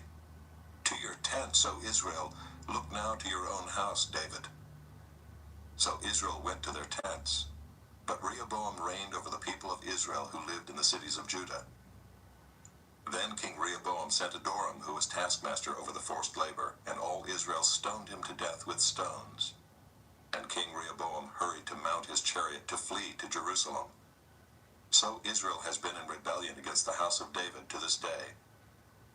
And when all Israel heard that Jeroboam had returned, they sent and called him to the assembly, and made him king over all Israel. There was none that followed the house of David, but the tribe of Judah only. When Rehoboam came to Jerusalem, he assembled all the house of Judah and the tribe of Benjamin, 180,000 chosen warriors, to fight against the house of Israel, to restore the kingdom to Rehoboam the son of Solomon. But the word of God came to Shemaiah the man of God. Say to Rehoboam the son of Solomon, king of Judah, and to all the house of Judah and Benjamin, and to the rest of the people, Thus says the Lord, You shall not go up or fight against your relatives, the people of Israel. Every man return to his home, for this thing is from me. So they listened to the word of the Lord, and went home again, according to the word of the Lord. Then Jeroboam built Shechem in the hill country of Ephraim, and lived there. And he went out from there and built Penuel. And Jeroboam said in his heart, Now the kingdom will turn back to the house of David. If this people go up to offer sacrifices in the temple of the Lord at Jerusalem, then the heart of this people will turn again to their Lord, to Rehoboam king of Judah, and they will kill me and return to Rehoboam king of Judah. So the king took counsel and made 2 calves of gold, and he said to the people, You have gone up to Jerusalem long enough. Behold your gods, O Israel, who brought you up out of the land of Egypt. And he set one in Bethel, and the other he put in Dan. Then this thing became a sin, for the people went as far as Dan to be before one. He also made temples on high places, and appointed priests from among all the people, who were not of the Levites. And Jeroboam appointed a feast on the 15th day of the 8th month, like the feast that was in Judah, and he offered sacrifices on the altar. So he did in Bethel, sacrificing to the calves that he made. And he placed in Bethel the priests of the high places that he had made. He went up to the altar that he had made in Bethel on the 15th day in the 8th month, in the month that he had devised from his own heart. And he instituted a feast for the people of Israel, and went up to the altar to make offerings. Chapter 13. And behold, a man of God came out of Judah by the word of the Lord to Bethel. Jeroboam was standing by the altar to make offerings. And the man cried against the altar by the word of the Lord, and said, O altar, altar, thus says the Lord, Behold, a son shall be born to the house of David, Josiah by name, and he shall sacrifice on you the priests of the high places who make offerings on you, and human bones shall be burned on you. And he gave a sign the same day, saying, This is the sign that the Lord has spoken. Behold, the altar shall be torn down, and the ashes that are on it shall be poured out. And when the king heard the saying of the man of God, which he cried against the altar at Bethel, Jeroboam stretched out his hand from the altar, saying, Seize him. And his hand, which he stretched out against him, dried up, so that he could not draw it back to himself. The altar also was torn down, and the ashes poured out from the altar, according to the sign that the man of God had given by the word of the Lord. And the king said to the man of God, Entreat now the favor of the Lord your God, and pray for me, that my hand may be restored to me. And the man of God entreated the Lord, and the king's hand was restored to him, and became as it was before. And the king said to the man of God, Come home with me, and refresh yourself, and I will give you a reward. And the man of God said to the king, If you give me half your house, I will not go in with you, and I will not eat bread or drink water in this place. For so it was commanded me by the word of the Lord, saying, You shall neither eat bread nor drink water, nor return by the way that you came. So he went another way, and did not return by the way that he came to Bethel. Now an old prophet lived in Bethel, and his sons came and told him all that the man of God had done that day in Bethel. They also told to their father the words that he had spoken to the king. And their father said to them, Which way did he go? And his sons showed him the way that the man of God who came from Judah had gone. And he said to his sons, Saddle the donkey for me. So they saddled the donkey for him, and he mounted it. And he went after the man of God, and found him sitting under an oak. And he said to him, Are you the man of God who came from Judah? And he said, I am. Then he said to him, Come home with me and eat bread. And he said, I may not return with you or go in with you, neither will I eat bread nor drink water with you in this place. For it was said to me by the word of the Lord, You shall neither eat bread nor drink water there, nor return by the way that you came. And he said to him, I also am a prophet as you are, and an angel spoke to me by the word of the Lord, saying, Bring him back with you into your house, that he may eat bread and drink water. But he lied to him. So he went back with him, and ate bread in his house, and drank water. And as they sat at the table, the word of the Lord came to the prophet who had brought him back. And he cried to the man of God who came from Judah, Thus says the Lord, because you have disobeyed the word of the Lord, and have not kept the command that the Lord your God commanded you, but have come back and have eaten bread and drunk water in the place of which he said to you, Eat no bread and drink no water, your body shall not come to the tomb of your fathers. And after he had eaten bread and drunk, he saddled the donkey for the prophet whom he had brought back. And as he went away, a lion met him on the road and killed him, and his body was thrown in the road, and the donkey stood beside it. The lion also stood beside the body. And behold, man passed by and saw the body thrown in the road, and the lion standing by the body. And they came and told it in the city where the old prophet lived. And when the prophet who had brought him back from the way heard of it, he said, It is the man of God who disobeyed the word of the Lord. Therefore the Lord has given him to the lion, which has torn him and killed him, according to the word that the Lord spoke to him. And he said to his sons, Saddle the donkey for me. And they saddled it. And he went and found his body thrown in the road, and the donkey and the lion standing beside the body. The lion had not eaten the body or torn the donkey. And the prophet took up the body of the man of God, and laid it on the donkey, and brought it back to the city to mourn and to bury him. And he laid the body in his own grave, and they mourned over him, saying, Alas, my brother. And after he had buried him, he said to his sons, When I die, bury me in the grave in which the man of God is buried. Lay my bones beside his bones. For the saying that he called out by the word of the Lord against the altar in Bethel, and against all the houses of the high places that are in the cities of Samaria, shall surely come to pass. After this thing Jeroboam did not turn from his evil way, but made priests for the high places again from among all the people. Any who would he ordained to be priests of the high places. And this thing became sin to the house of Jeroboam, so as to cut it off and to destroy it from the face of the earth. Chapter 14. At that time Abijah the son of Jeroboam fell sick, and Jeroboam said to his wife, Arise and disguise yourself, that it not be known that you are the wife of Jeroboam, and go to Shiloh. Behold, Ahijah the prophet is there, who said of me that I should be king over this people. Take with you 10 loaves, some cakes, and a jar of honey, and go to him. He will tell you what shall happen to the child. Jeroboam's wife did so. She arose and went to Shiloh, and came to the house of Ahijah. Now Ahijah could not see, for his eyes were dim because of his age. And the Lord said to Ahijah, Behold, the wife of Jeroboam is coming to inquire of you concerning her son, for he is sick. Thus and thus shall you say to her. When she came, she pretended to be another woman. But when Ahijah heard the sound of her feet as she came in at the door, he said, Come in, wife of Jeroboam. Why do you pretend to be another? For I am charged with unbearable news for you. Go, tell Jeroboam, Thus says the Lord, the God of Israel, because I exalted you from among the people and made you leader over my people Israel, and tore the kingdom away from the house of David and gave it to you.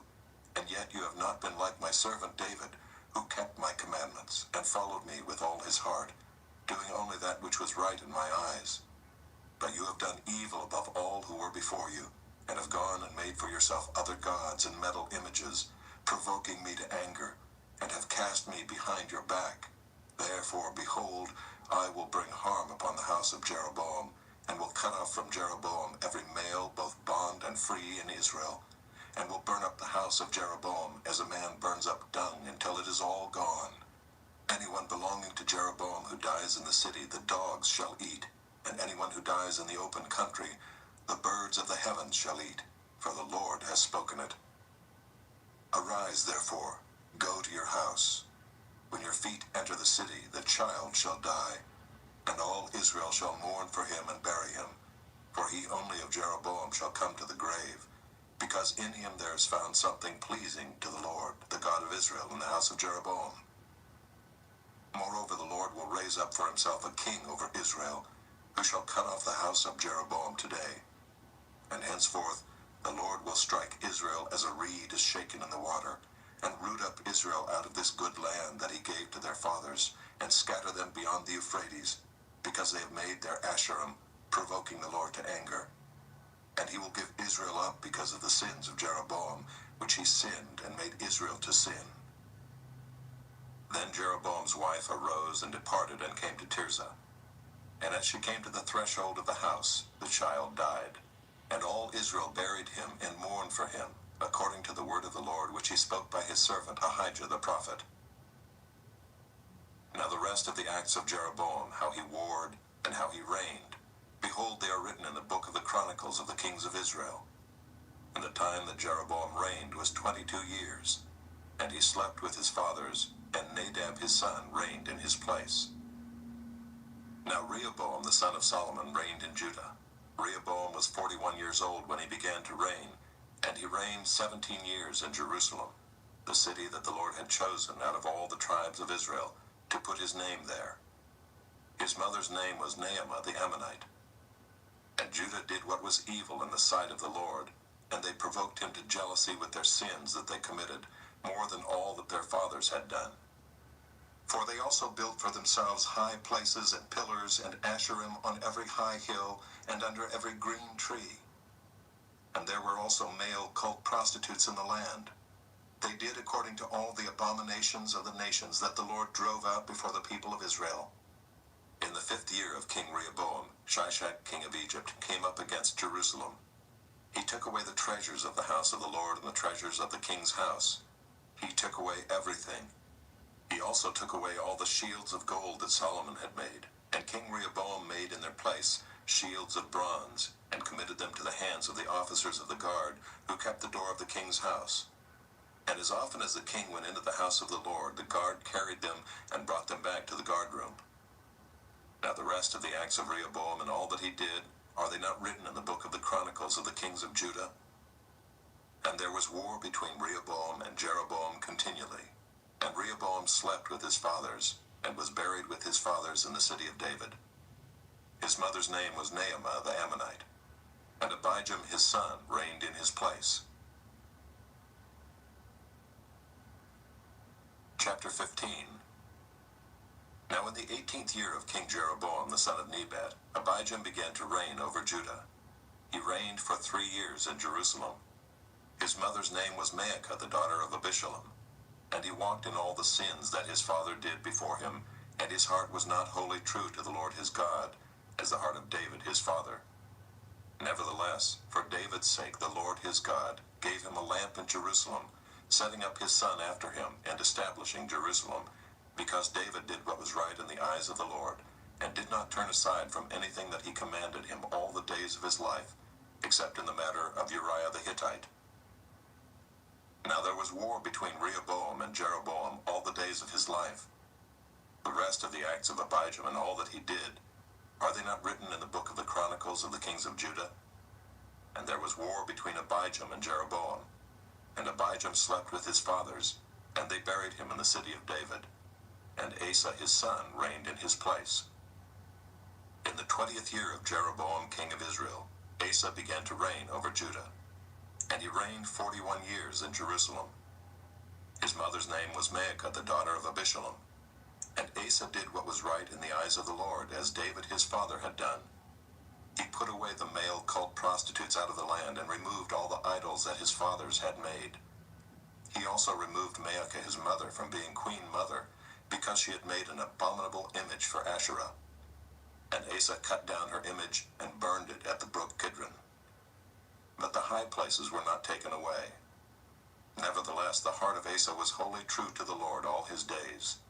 And he brought into the house of the Lord the sacred gifts of his father, and his own sacred gifts, silver and gold and vessels. And there was war between Asa and Baasha king of Israel all their days. Baasha king of Israel went up against Judah and built Ramah, that he might permit no one to go out or come in to Asa king of Judah. Then Asa took all the silver and the gold that were left in the treasures of the house of the Lord, and the treasures of the king's house, and gave them into the hands of his servants. And King Asa sent them to Ben-Hadad the son of Tabrimon, the son of Hezion king of Syria, who lived in Damascus, saying, Let there be a covenant between me and you, as there was between my father and your father. Behold, I am sending to you a present of silver and gold. Go, break your covenant with Baasha king of Israel, that he may withdraw from me. And Ben-Hadad listened to King Asa, and sent the commanders of his armies against the cities of Israel, and conquered Ijon, Dan, Abel-Beth-Maacah, and all Kinneroth, with all the land of Naphtali. And when Baasha heard of it, he stopped building Ramah, and he lived in Tirzah. Then King Asa made a proclamation to all Judah, none was exempt, and they carried away the stones of Ramah and its timber, with which Baasha had been building, and with them King Asa built Geba, Benjamin, and Mizpah. Now the rest of all the acts of Asa, all his might, and all that he did, and the cities that he built, are they not written in the book of the Chronicles of the kings of Judah? But in his old age he was diseased in his feet. And Asa slept with his fathers, and was buried with his fathers in the city of David his father, and Jehoshaphat his son reigned in his place. Nadab the son of Jeroboam began to reign over Israel in the 2nd year of Asa king of Judah, and he reigned over Israel 2 years. He did what was evil in the sight of the Lord, and walked in the way of his father, and in his sin which he made Israel to sin. Baasha the son of Ahijah of the house of Issachar conspired against him, and Baasha struck him down at Gibbethon, which belonged to the Philistines, for Nadab and all Israel were laying siege to Gibbethon. So Baasha killed him in the 3rd year of Asa king of Judah, and reigned in his place. And as soon as he was king, he killed all the house of Jeroboam. He left to the house of Jeroboam not one that breathed, until he had destroyed it, according to the word of the Lord that he spoke by his servant Ahijah the Shilonite. It was for the sins of Jeroboam that he sinned, and that he made Israel to sin, and because of the anger to which he provoked the Lord, the God of Israel. Now the rest of the acts of Nadab and all that he did, are they not written in the book of the Chronicles of the kings of Israel? And there was war between Asa and Baasha king of Israel all their days. In the 3rd year of Asa king of Judah, Baasha the son of Ahijah began to reign over all Israel at Tirzah, and he reigned 24 years. He did what was evil in the sight of the Lord, and walked in the way of Jeroboam, and in his sin which he made Israel to sin. Chapter 16. And the word of the Lord came to Jehu the son of Hanani against Baasha, saying, Since I exalted you out of the dust, and made you leader over my people Israel, and you have walked in the way of Jeroboam, and have made my people Israel to sin, provoking me to anger with their sins, behold, I will utterly sweep away Baasha and his house, and I will make your house like the house of Jeroboam the son of Nebat. Anyone belonging to Baasha who dies in the city, the dogs shall eat, and any one of his who dies in the field, the birds of the heavens shall eat. Now the rest of the acts of Baasha and what he did and his might, are they not written in the book of the Chronicles of the kings of Israel? And Baasha slept with his fathers, and was buried at Tirzah, and Elah his son reigned in his place. Moreover, the word of the Lord came by the prophet Jehu the son of Hanani against Baasha and his house, both because of all the evil that he did in the sight of the Lord, provoking him to anger with the work of his hands, and being like the house of Jeroboam, and also because he destroyed it. In the 26th year of Asa king of Judah, Elah the son of Baasha began to reign over Israel in Tirzah, and he reigned 2 years. But his servant Zimri, commander of half his chariots, conspired against him.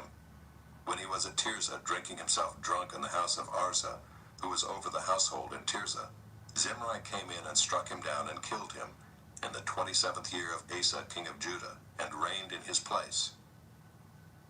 When he began to reign, as soon as he had seated himself on his throne, he struck down all the house of Baasha.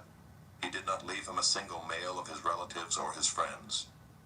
Thus Zimri destroyed all the house of Baasha, according to the word of the Lord which he spoke against Baasha by Jehu the prophet, for all the sins of Baasha, and the sins of Elah his son, which they sinned and which they made Israel to sin, provoking the Lord God of Israel to anger with their idols. Now the rest of the acts of Elah and all that he did, are they not written in the book of the Chronicles of the kings of Israel? In the 27th year of Asa, king of Judah, Zimri reigned 7 days in Tirzah. Now the troops were encamped against Gibbethon, which belonged to the Philistines. And the troops who were encamped heard it said, Zimri has conspired, and he has killed the king. Therefore all Israel made Omri, the commander of the army, king over Israel that day in the camp. So Omri went up from Gibbethon and all Israel with him, and they besieged Tirzah. And when Zimri saw that the city was taken, he went into the citadel of the king's house and burned the king's house over him with fire, and died, because of his sins that he committed, doing evil in the sight of the Lord, walking in the way of Jeroboam, and for his sin which he committed, making Israel to sin. Now the rest of the acts of Zimri and the conspiracy that he made, are they not written in the book of the Chronicles of the kings of Israel? Then the people of Israel were divided into 2 parts. Half of the people followed Tibni the son of Ginath to make him king, and half followed Omri. But the people who followed Omri overcame the people who followed Tibni the son of Ginath. So Tibni died, and Omri became king. In the 31st year of Asa king of Judah, Omri began to reign over Israel, and he reigned for 12 years. 6 years he reigned in Tirzah. He bought the hill of Samaria from Shemer for 2 talents of silver, and he fortified the hill and called the name of the city that he built, Samaria, after the name of Shemer, the owner of the hill. Omri did what was evil in the sight of the Lord, and did more evil than all who were before him. For he walked in all the way of Jeroboam the son of Nebat, and in the sins that he made Israel to sin, provoking the Lord, the God of Israel, to anger by their idols. Now the rest of the acts of Omri that he did, and the might that he showed, are they not written in the book of the Chronicles of the kings of Israel? And Omri slept with his fathers and was buried in Samaria, and Ahab his son reigned in his place. In the 38th year of Asa king of Judah, Ahab the son of Omri began to reign over Israel. And Ahab the son of Omri reigned over Israel in Samaria 22 years. And Ahab the son of Omri did evil in the sight of the Lord, more than all who were before him. And as if it had been a light thing for him to walk in the sins of Jeroboam the son of Nebat, he took for his wife Jezebel, the daughter of Ethbaal, king of the Sidonians, and went and served Baal and worshipped him.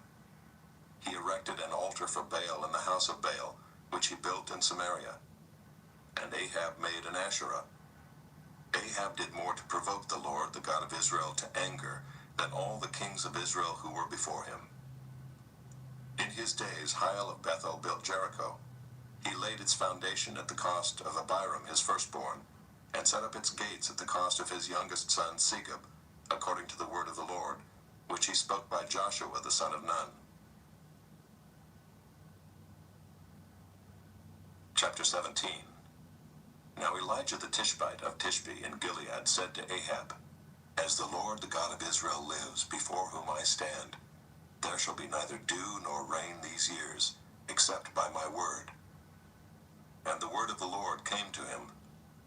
Depart from here and turn eastward, and hide yourself by the brook Kerith, which is east of the Jordan. You shall drink from the brook, and I have commanded the ravens to feed you there. So he went and did according to the word of the Lord. He went and lived by the brook Kerith that is east of the Jordan. And the ravens brought him bread and meat in the morning, and bread and meat in the evening, and he drank from the brook.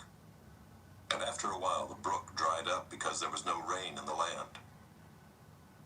Then the word of the Lord came to him. Arise, go to Zarephath, which belongs to Sidon, and dwell there. Behold, I have commanded a widow there to feed you. So he arose and went to Zarephath, and when he came to the gate of the city, behold, a widow was there gathering sticks. And he called to her and said, Bring me a little water in a vessel that I may drink. And as she was going to bring it, he called to her and said, Bring me a morsel of bread in your hand. And she said, As the Lord your God lives, I have nothing baked, only a handful of flour in a jar, and a little oil in a jug. And now I am gathering a couple of sticks that I may go in and prepare it for myself and my son, that we may eat it and die. And Elijah said to her, Do not fear, go and do as you have said, but first make me a little cake of it, and bring it to me, and afterward make something for yourself and your son. For thus says the Lord, the God of Israel, The jar of flour shall not be spent, and the jug of oil shall not be empty, until the day that the Lord sends rain upon the earth. And she went and did as Elijah said, and she and he and her household ate for many days. The jar of flour was not spent, neither did the jug of oil become empty, according to the word of the Lord that he spoke by Elijah.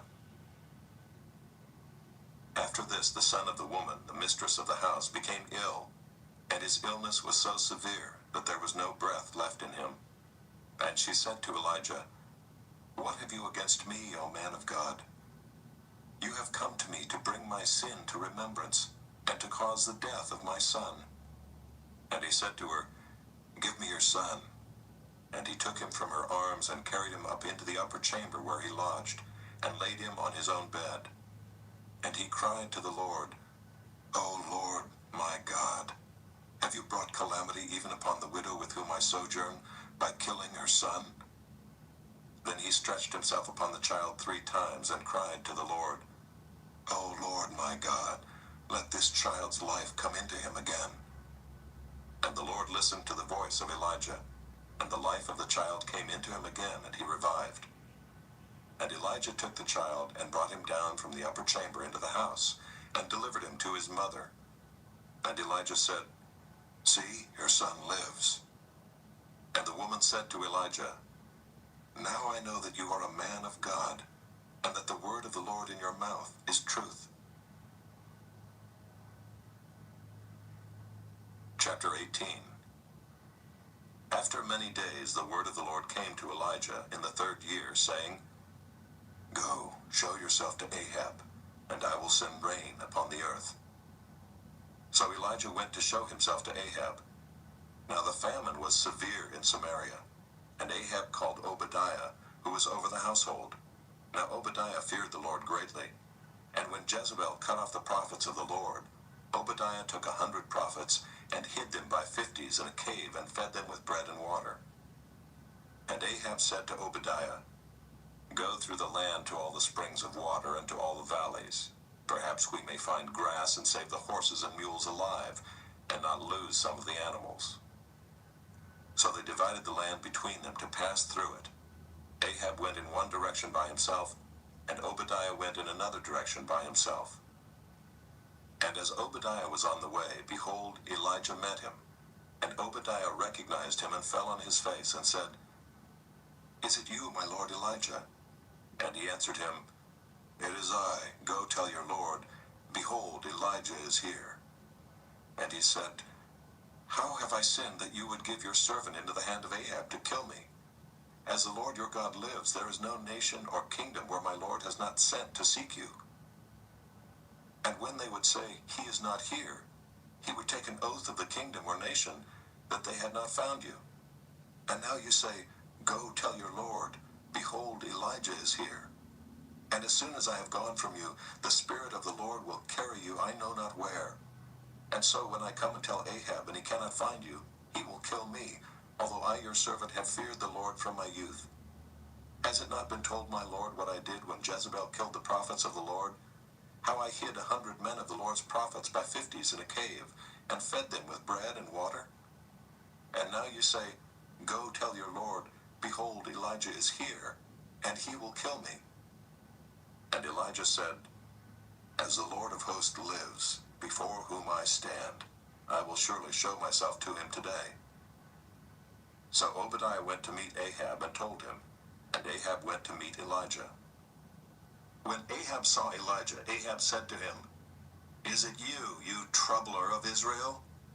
And he answered, I have not troubled Israel, but you have, and your father's house, because you have abandoned the commandments of the Lord and followed the Baals. Now therefore send and gather all Israel to me at Mount Carmel, and the 450 prophets of Baal, and the 400 prophets of Asherah, who eat at Jezebel's table. So Ahab sent to all the people of Israel and gathered the prophets together at Mount Carmel. And Elijah came near to all the people and said, How long will you go limping between two different opinions? If the Lord is God, follow him. But if Baal, then follow him. And the people did not answer him a word. Then Elijah said to the people, I, even I only am left a prophet of the Lord, but Baal's prophets are 450 men. Let 2 bulls be given to us, and let them choose 1 bull for themselves, and cut it in pieces and lay it on the wood, but put no fire to it. And I will prepare the other bull and lay it on the wood, and put no fire to it. And you call upon the name of your God, and I will call upon the name of the Lord, and the God who answers by fire, he is God. And all the people answered, It is well spoken. Then Elijah said to the prophets of Baal, Choose for yourselves 1 bull and prepare it first, for you are many, and call upon the name of your God, but put no fire to it. And they took the bull that was given them, and they prepared it and called upon the name of Baal from morning until noon, saying, O Baal, answer us. But there was no voice, and no one answered. And they limped around the altar that they had made. And at noon Elijah mocked them, saying, Cry aloud, for he is a god. Either he is musing, or he is relieving himself, or he is on a journey, or perhaps he is asleep and must be awakened. And they cried aloud and cut themselves after their custom with swords and lances, until the blood gushed out upon them. And as midday passed, they raved on until the time of the offering of the oblation, but there was no voice. No one answered, no one paid attention. Then Elijah said to all the people, Come near to me. And all the people came near to him, and he repaired the altar of the Lord that had been thrown down. Elijah took 12 stones, according to the number of the tribes of the sons of Jacob, to whom the word of the Lord came, saying, Israel shall be your name. And with the stones he built an altar in the name of the Lord. And he made a trench about the altar, as great as would contain 2 seahs of seed. And he put the wood in order, and cut the bull in pieces, and laid it on the wood. And he said, Fill 4 jars with water, and pour it on the burnt offering and on the wood. And he said, Do it a second time. And they did it a second time. And he said, Do it a third time.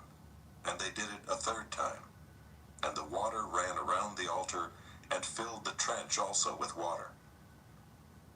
And at the time of the offering of the oblation, Elijah the prophet came near and said, O Lord God of Abraham, Isaac, and Israel, let it be known this day that you are God in Israel, and that I am your servant, and that I have done all these things at your word. Answer me, O Lord, answer me, that this people may know that you, O Lord, are God, and that you have turned their hearts back. Then the fire of the Lord fell and consumed the burnt offering, and the wood, and the stones, and the dust, and licked up the water that was in the trench. And when all the people saw it, they fell on their faces and said, The Lord, he is God. The Lord, he is God. And Elijah said to them, "Seize the prophets of Baal. Let not one of them escape." And they seized them. And Elijah brought them down to the brook Kishon and slaughtered them there. And Elijah said to Ahab, "Go up, eat and drink, for there is a sound of the rushing of rain." So Ahab went up to eat and to drink. And Elijah went up to the top of Mount Carmel. And he bowed himself down on the earth and put his face between his knees. And he said to his servant, "Go up now, look toward the sea." And he went up and looked and said, "There is nothing." And he said, "Go again, 7 times. And at the 7th time he said, Behold, a little cloud like a man's hand is rising from the sea." And he said, "Go up, say to Ahab, prepare your chariot and go down, lest the rain stop you." And in a little while the heavens grew black with clouds and wind, and there was a great rain. And Ahab rode and went to Jezreel. And the hand of the Lord was on Elijah, and he gathered up his garment and ran before Ahab to the entrance of Jezreel. Chapter 19. Ahab told Jezebel all that Elijah had done, and how he had killed all the prophets with the sword. Then Jezebel sent a messenger to Elijah, saying, "So may the gods do to me and more also, if I do not make your life as the life of one of them by this time tomorrow." Then he was afraid, and he arose and ran for his life, and came to Beersheba, which belongs to Judah, and left his servant there. But he himself went a day's journey into the wilderness, and came and sat down under a broom tree. And he asked that he might die, saying, "It is enough. Now, O Lord, take away my life, for I am no better than my fathers." And he lay down and slept under a broom tree. And behold, an angel touched him and said to him, "Arise and eat." And he looked, and behold, there was at his head a cake baked on hot stones and a jar of water. And he ate and drank and lay down again. And the angel of the Lord came again a second time and touched him and said, "Arise and eat, for the journey is too great for you." And he arose and ate and drank, and went in the strength of that food 40 days and 40 nights to Horeb, the mount of God. There he came to a cave and lodged in it. And behold, the word of the Lord came to him, and he said to him, "What are you doing here, Elijah?" He said, "I have been very jealous for the Lord, the God of hosts, for the people of Israel have forsaken your covenant, thrown down your altars, and killed your prophets with the sword. And I, even I only, am left, and they seek my life to take it away." And he said, "Go out and stand on the mount before the Lord." And behold, the Lord passed by, and a great and strong wind tore the mountains and broke in pieces the rocks before the Lord. But the Lord was not in the wind. And after the wind, an earthquake, but the Lord was not in the earthquake. And after the earthquake, a fire, but the Lord was not in the fire. And after the fire, the sound of a low whisper. And when Elijah heard it, he wrapped his face in his cloak, and went out and stood at the entrance of the cave. And behold, there came a voice to him and said, "What are you doing here, Elijah?" He said, "I have been very jealous for the Lord, the God of hosts, for the people of Israel have forsaken your covenant, thrown down your altars, and killed your prophets with the sword. And I, even I only, am left, and they seek my life to take it away." And the Lord said to him, "Go, return on your way to the wilderness of Damascus, and when you arrive, you shall anoint Hazael to be king over Syria. And Jehu the son of Nimshi you shall anoint to be king over Israel. And Elisha the son of Shaphat of Abel-Maholah you shall anoint to be prophet in your place. And the one who escapes from the sword of Hazael shall Jehu put to death. And the one who escapes from the sword of Jehu shall Elisha put to death. Yet I will leave 7,000 in Israel, all the knees that have not bowed to Baal, and every mouth that has not kissed him." So he departed from there and found Elisha the son of Shaphat, who was plowing with 12 yoke of oxen in front of him, and he was with the 12th. Elijah passed by him and cast his cloak upon him. And he left the oxen and ran after Elijah and said, "Let me kiss my father and my mother, and then I will follow you." And he said to him, "Go back again, for what have I done to you?" And he returned from following him, and took the yoke of oxen, and sacrificed them, and boiled their flesh with the yokes of the oxen, and gave it to the people, and they ate. Then he arose and went after Elijah, and assisted him. Chapter 20. Ben-Hadad the king of Syria gathered all his army together. 32 kings were with him, and horses and chariots. And he went up and closed in on Samaria, and fought against it. And he sent messengers into the city to Ahab king of Israel, and said to him, Thus says Ben-Hadad, Your silver and your gold are mine, your best wives and children also are mine. And the king of Israel answered, As you say, my lord, O king, I am yours, and all that I have. The messengers came again and said, Thus says Ben-Hadad, I sent to you, saying, Deliver to me your silver and your gold, your wives and your children.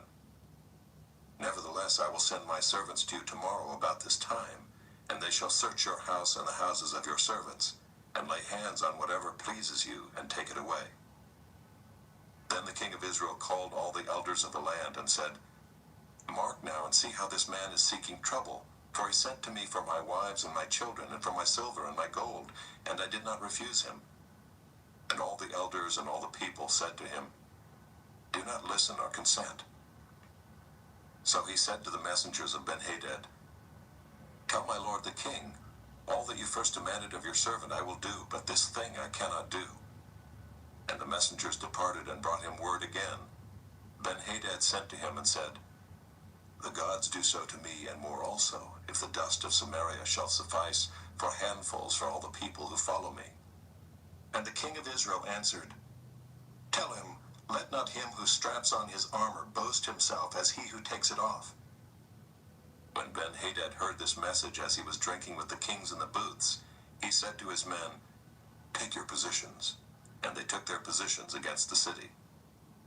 And behold, a prophet came near to Ahab king of Israel, and said, Thus says the Lord, Have you seen all this great multitude?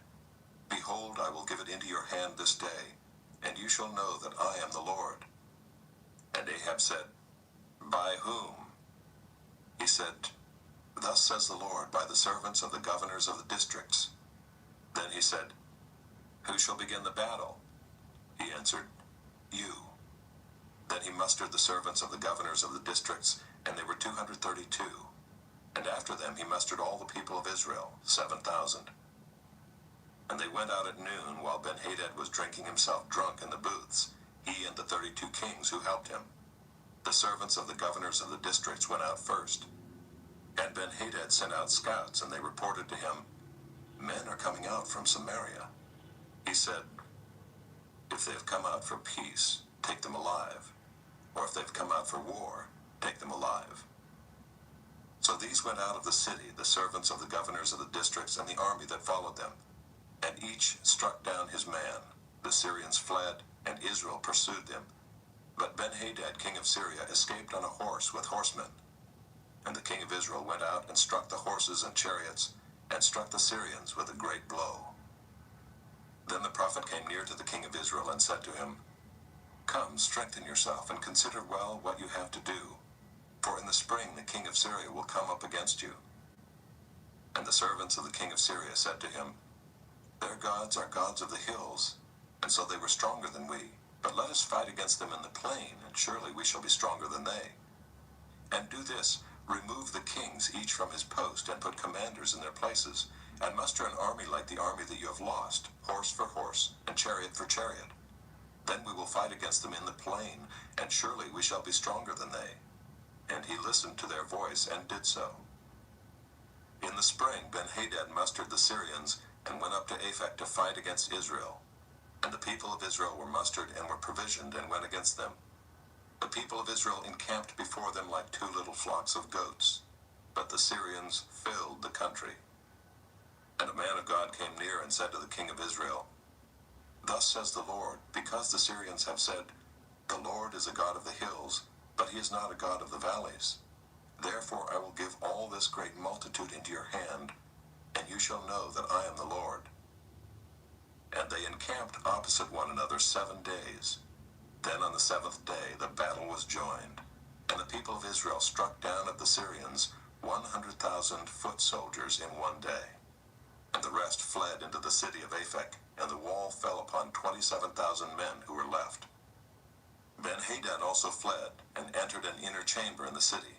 And his servant said to him, Behold, now we have heard that the kings of the house of Israel are merciful kings. Let us put sackcloth around our waists and ropes on our heads and go out to the king of Israel. Perhaps he will spare your life. So they tied sackcloth around their waists and put ropes on their heads and went to the king of Israel and said, Your servant Ben-Hadad says, Please let me live. And he said, Does he still live? He is my brother. Now the men were watching for a sign, and they quickly took it up from him and said, Yes, your brother Ben-Hadad.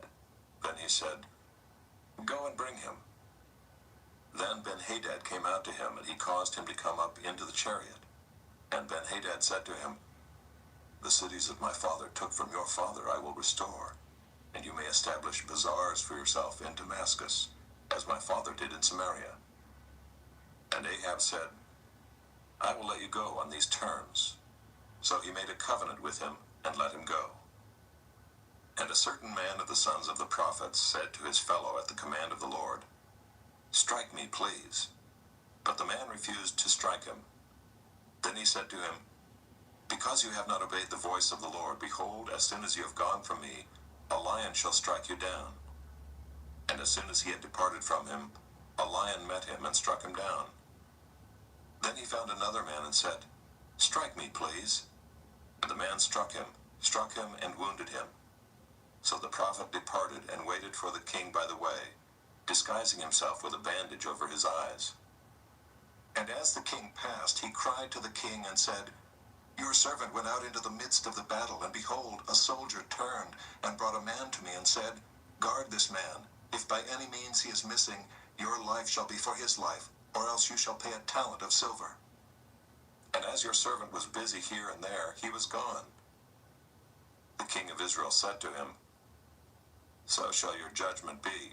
You yourself have decided it. Then he hurried to take the bandage away from his eyes, and the king of Israel recognized him as one of the prophets. And he said to him, Thus says the Lord, because you have let go out of your hand the man whom I had devoted to destruction, therefore your life shall be for his life, and your people for his people. And the king of Israel went to his house vexed and sullen, and came to Samaria. Chapter 21. Now Naboth the Jezreelite had a vineyard in Jezreel, beside the palace of Ahab king of Samaria. And after this Ahab said to Naboth, Give me your vineyard, that I may have it for a vegetable garden, because it is near my house, and I will give you a better vineyard for it. Or if it seems good to you, I will give you its value in money. But Naboth said to Ahab, The Lord forbid that I should give you the inheritance of my fathers. And Ahab went into his house vexed and sullen because of what Naboth the Jezreelite had said to him. For he had said, I will not give you the inheritance of my fathers. And he lay down on his bed and turned away his face, and would eat no food. But Jezebel his wife came to him and said to him, Why is your spirit so vexed that you eat no food? And he said to her, Because I spoke to Naboth the Jezreelite and said to him, Give me your vineyard for money, or else, if it please you, I will give you another vineyard for it. And he answered, I will not give you my vineyard. And Jezebel his wife said to him, Do you now govern Israel? Arise and eat bread, and let your heart be cheerful. I will give you the vineyard of Naboth the Jezreelite. So she wrote letters in Ahab's name, and sealed them with his seal, and she sent the letters to the elders and the leaders who lived with Naboth in his city. And she wrote in the letters, Proclaim a fast, and set Naboth at the head of the people, and set 2 worthless men opposite him, and let them bring a charge against him, saying, You have cursed God and the king. Then take him out and stone him to death. And the men of his city, the elders and the leaders who lived in his city, did as Jezebel had sent word to them. As it was written in the letters that she had sent to them, they proclaimed a fast and set Naboth at the head of the people. And the 2 worthless men came in and sat opposite him, and the worthless men brought a charge against Naboth in the presence of the people, saying, Naboth cursed God and the king. So they took him outside the city and stoned him to death with stones. Then they sent to Jezebel, saying, Naboth has been stoned, he is dead. As soon as Jezebel heard that Naboth had been stoned and was dead, Jezebel said to Ahab, Arise, take possession of the vineyard of Naboth the Jezreelite, which he refused to give you for money, for Naboth is not alive, but dead. And as soon as Ahab heard that Naboth was dead, Ahab arose to go down to the vineyard of Naboth the Jezreelite to take possession of it. Then the word of the Lord came to Elijah the Tishbite, saying, Arise, go down to meet Ahab king of Israel, who is in Samaria. Behold, he is in the vineyard of Naboth, where he is gone to take possession. And you shall say to him, Thus says the Lord, Have you killed and also taken possession? And you shall say to him, Thus says the Lord, In the place where dogs licked up the blood of Naboth, shall dogs lick your own blood. Ahab said to Elijah, Have you found me, O my enemy? He answered, I have found you because you have sold yourself to do what is evil in the sight of the Lord. Behold, I will bring disaster upon you. I will utterly burn you up, and will cut off from Ahab every male, bond or free, in Israel. And I will make your house like the house of Jeroboam the son of Nebat, and like the house of Baasha the son of Ahijah, for the anger to which you have provoked me, and because you have made Israel to sin. And of Jezebel the Lord also said, The dogs shall eat Jezebel within the walls of Jezreel. Anyone belonging to Ahab who dies in the city, the dogs shall eat, and any one of his who dies in the open country, the birds of the heavens shall eat. There was none who sold himself to do what was evil in the sight of the Lord like Ahab, whom Jezebel his wife incited. He acted very abominably in going after idols, as the Amorites had done, whom the Lord cast out before the people of Israel. And when Ahab heard those words, he tore his clothes and put sackcloth on his flesh, and fasted, and lay in sackcloth, and went about dejectedly. And the word of the Lord came to Elijah the Tishbite, saying, Have you seen how Ahab has humbled himself before me? Because he has humbled himself before me, I will not bring the disaster in his days, but in his son's days I will bring the disaster upon his house. Chapter 22. For 3 years Syria and Israel continued without war. But in the 3rd year Jehoshaphat the king of Judah came down to the king of Israel. And the king of Israel said to his servants, Do you know that Ramoth Gilead belongs to us, and we keep quiet and do not take it out of the hand of the king of Syria? And he said to Jehoshaphat, Will you go with me to battle at Ramoth Gilead? And Jehoshaphat said to the king of Israel, I am as you are, my people as your people, my horses as your horses.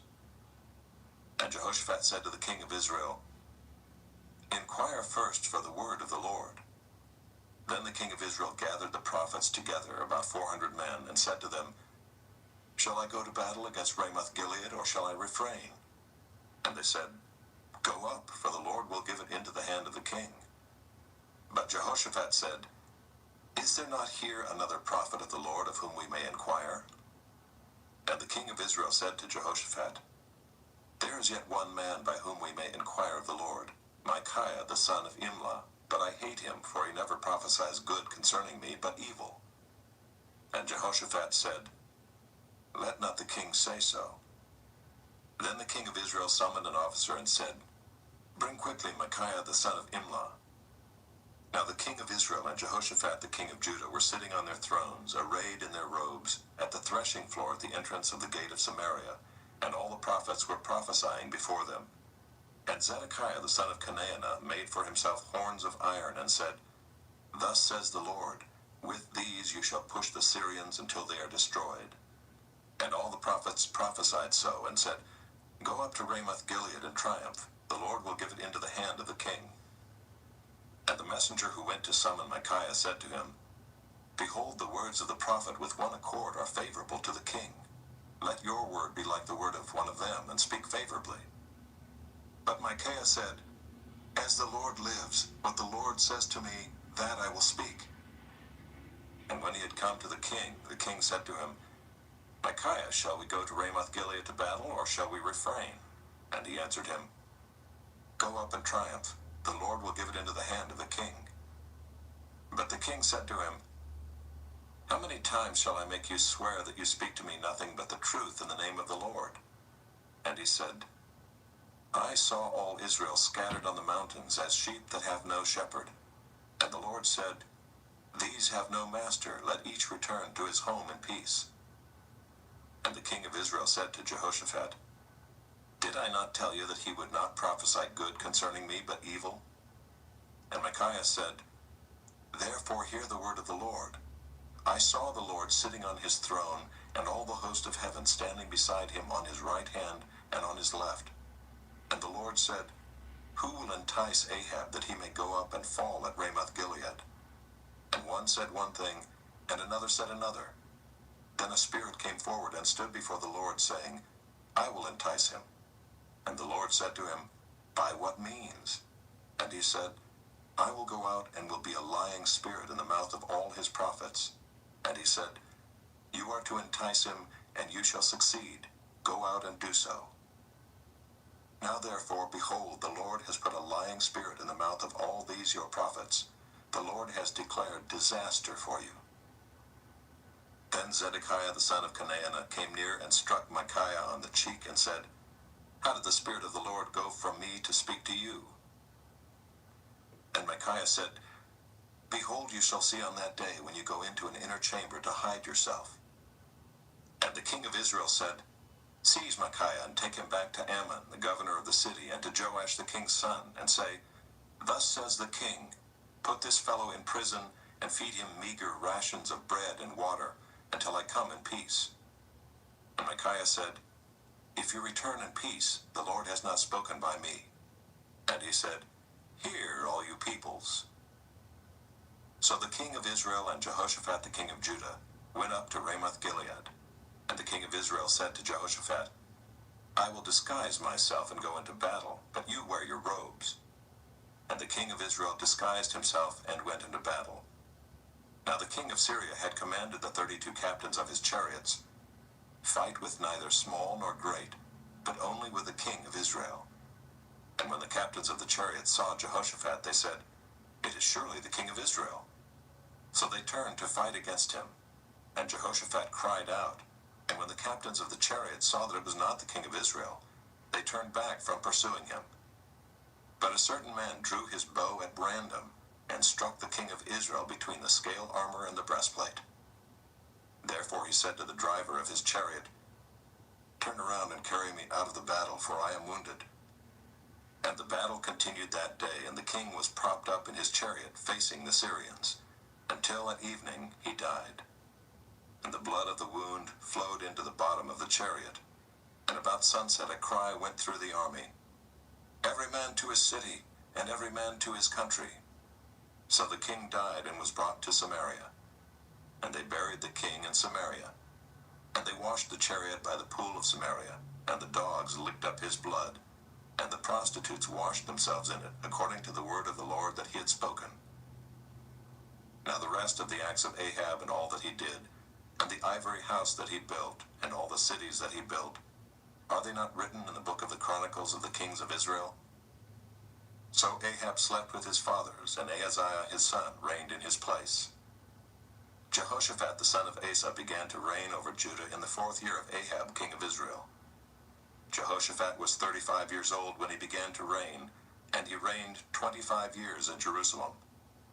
His mother's name was Azubah, the daughter of Shilhi. He walked in all the way of Asa his father. He did not turn aside from it, doing what was right in the sight of the Lord.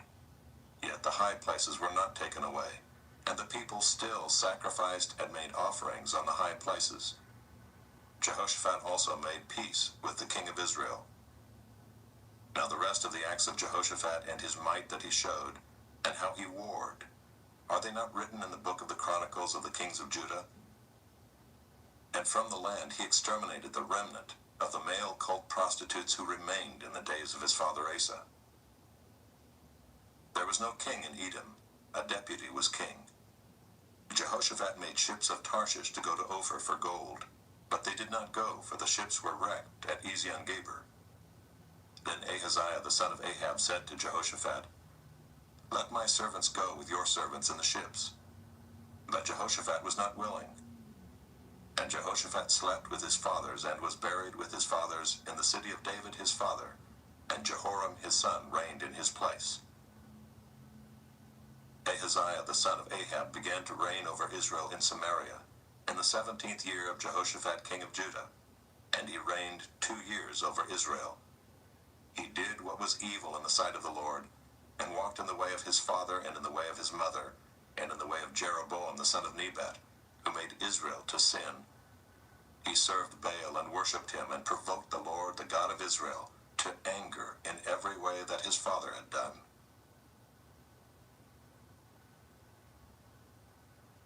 This audiobook has been broken into multiple parts to make the download faster.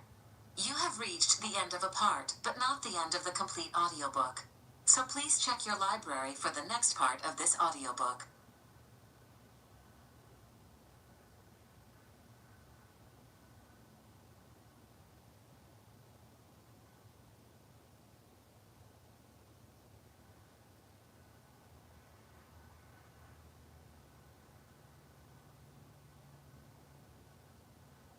You are listening to the ESV Hear the Word Audio Bible, read by David Cochran Heath. Produced in 2008 by Crossway Bibles. 2 Kings. Chapter 1. After the death of Ahab, Moab rebelled against Israel. Now Ahaziah fell through the lattice in his upper chamber in Samaria and lay sick. So he sent messengers telling them, "Go, inquire of Beelzebub, the god of Ekron, whether I shall recover from this sickness." But the angel of the Lord said to Elijah the Tishbite, "Arise, go up to meet the messenger of the king of Samaria, and say to them, Is it because there is no God in Israel that you are going to inquire of Beelzebub, the god of Ekron?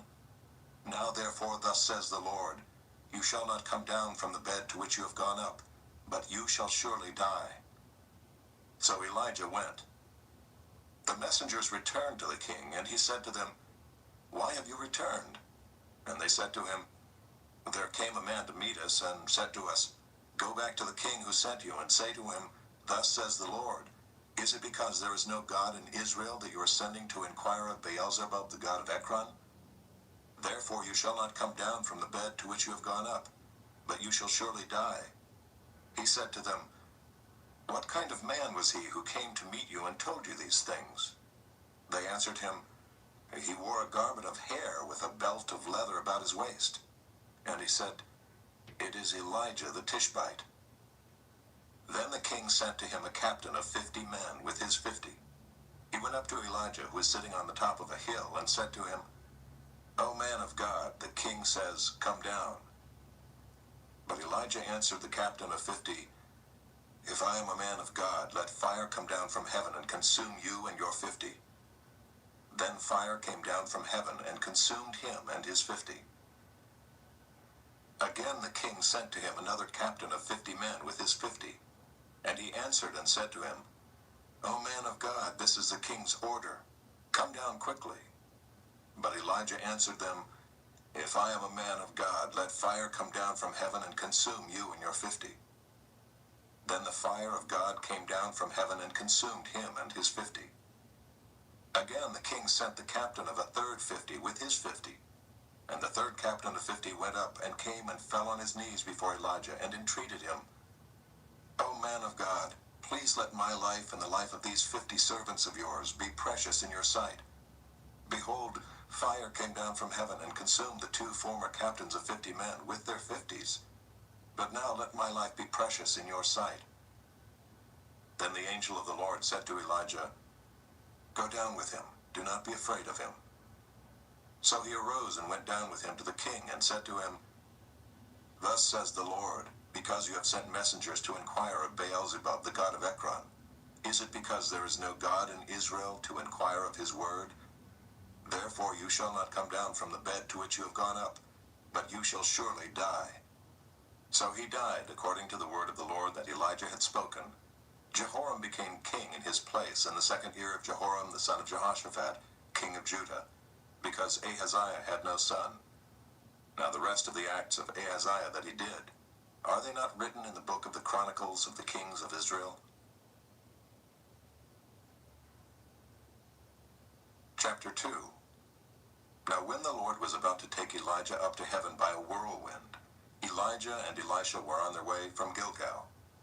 And Elijah said to Elisha, "Please stay here, for the Lord has sent me as far as Bethel." But Elisha said, "As the Lord lives and as you yourself live, I will not leave you." So they went down to Bethel. And the sons of the prophets who were in Bethel came out to Elisha and said to him, "Do you know that today the Lord will take away your master from over you?" And he said, "Yes, I know it. Keep quiet." Elijah said to him, "Elisha, please stay here, for the Lord has sent me to Jericho." But he said, "As the Lord lives and as you yourself live, I will not leave you." So they came to Jericho.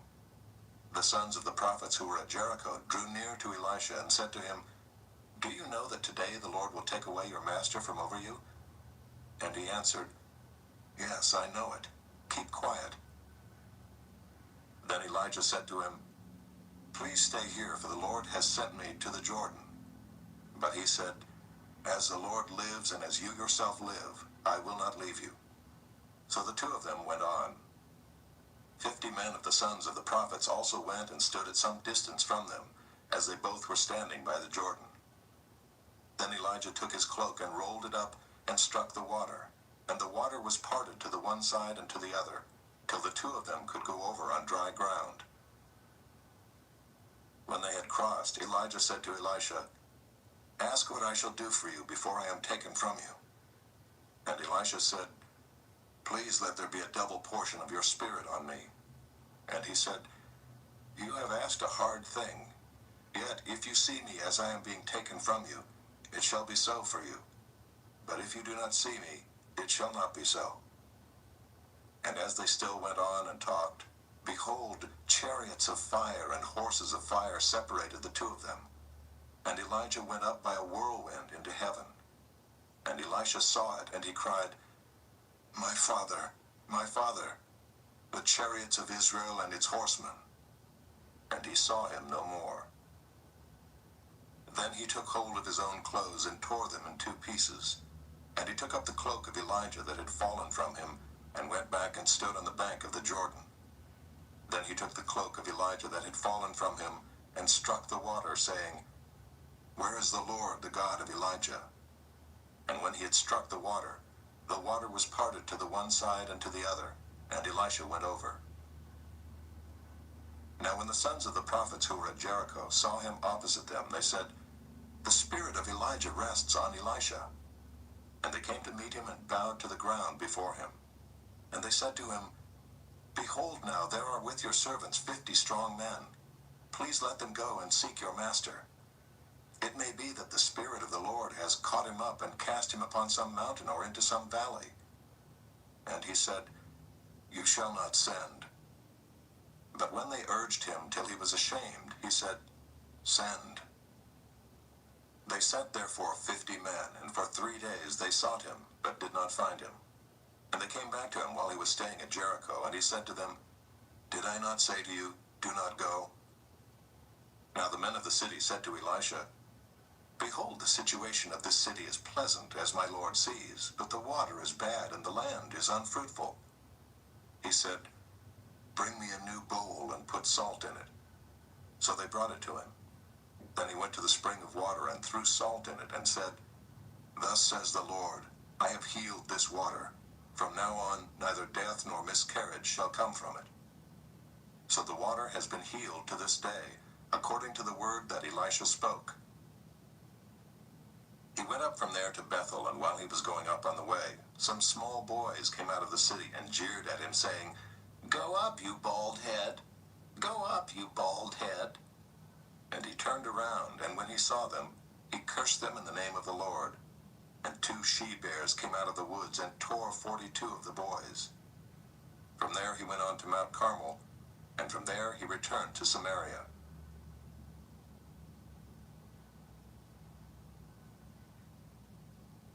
Chapter 3. In the 18th year of Jehoshaphat king of Judah, Jehoram the son of Ahab became king over Israel and Samaria, and he reigned 12 years. He did what was evil in the sight of the Lord, though not like his father and mother, for he put away the pillar of Baal that his father had made. Nevertheless, he clung to the sin of Jeroboam the son of Nebat, which he made Israel to sin. He did not depart from it. Now Mesha, king of Moab, was a sheep breeder, and he had to deliver to the king of Israel 100,000 lambs and the wool of 100,000 rams. But when Ahab died, the king of Moab rebelled against the king of Israel. So King Jehoram marched out of Samaria at that time and mustered all Israel. And he went and sent word to Jehoshaphat, king of Judah, "The king of Moab has rebelled against me. Will you go with me to battle against Moab?" And he said, "I will go. I am as you are, my people as your people, my horses as your horses." Then he said, "By which way shall we march?" Jehoram answered, "By the way of the wilderness of Edom." So the king of Israel went with the king of Judah and the king of Edom. And when they had made a circuitous march of 7 days, there was no water for the army or for the animals that followed them. Then the king of Israel said, "Alas, the Lord has called these 3 kings to give them into the hand of Moab." And Jehoshaphat said, "Is there no prophet of the Lord here, through whom we may inquire of the Lord?" Then one of the king of Israel's servants answered, "Elisha the son of Shaphat is here, who poured water on the hands of Elijah." And Jehoshaphat said, "The word of the Lord is with him." So the king of Israel and Jehoshaphat and the king of Edom went down to him. And Elisha said to the king of Israel, "What have I to do with you? Go to the prophets of your father and to the prophets of your mother." But the king of Israel said to him, "No, it is the Lord who has called these 3 kings to give them into the hand of Moab." And Elisha said, "As the Lord of hosts lives, before whom I stand, were it not that I have regard for Jehoshaphat the king of Judah, I would neither look at you nor see you. But now bring me a musician." And when the musician played, the hand of the Lord came upon him. And he said, "Thus says the Lord, I will make this dry stream bed full of pools. For thus says the Lord, you shall not see wind or rain, but that stream bed shall be filled with water, so that you shall drink, you, your livestock, and your animals. This is a light thing in the sight of the Lord. He will also give the Moabites into your hand, and you shall attack every fortified city and every choice city, and shall fell every good tree, and stop up all springs of water, and ruin every good piece of land with stones." The next morning, about the time of offering the sacrifice, behold, water came from the direction of Edom, till the country was filled with water. When all the Moabites heard that the kings had come up to fight against them, all who were able to put on armor, from the youngest to the oldest, were called out and were drawn up at the border. And when they rose early in the morning and the sun shone in the water, the Moabites saw the water opposite them as red as blood. And they said, "This is blood. The kings have surely fought together and struck one another down. Now then, Moab, to the spoil." But when they came to the camp of Israel, the Israelites rose and struck the Moabites till they fled before them. And they went forward, striking the Moabites as they went. And they overthrew the cities, and on every good piece of land every man threw a stone until it was covered. They stopped every spring of water and felled all the good trees, till only its stones were left in Kir-Hareseth, and the slingers surrounded and attacked it. When the king of Moab saw that the battle was going against him, he took with him 700 swordsmen to break through opposite the king of Edom, but they could not. Then he took his oldest son, who was to reign in his place, and offered him for a burnt offering on the wall. And there came great wrath against Israel, and they withdrew from him and returned to their own land. Chapter 4. Now the wife of one of the sons of the prophets cried to Elisha, "Your servant my husband is dead, and you know that your servant feared the Lord, but the creditor has come to take my 2 children to be his slaves." And Elisha said to her, "What shall I do for you? Tell me, what have you in the house?" And she said, "Your servant has nothing in the house except a jar of oil." Then he said, "Go outside, borrow vessels from all your neighbors, empty vessels and not too few. Then go in and shut the door behind yourself and your sons, and pour into all these vessels, and when one is full, set it aside."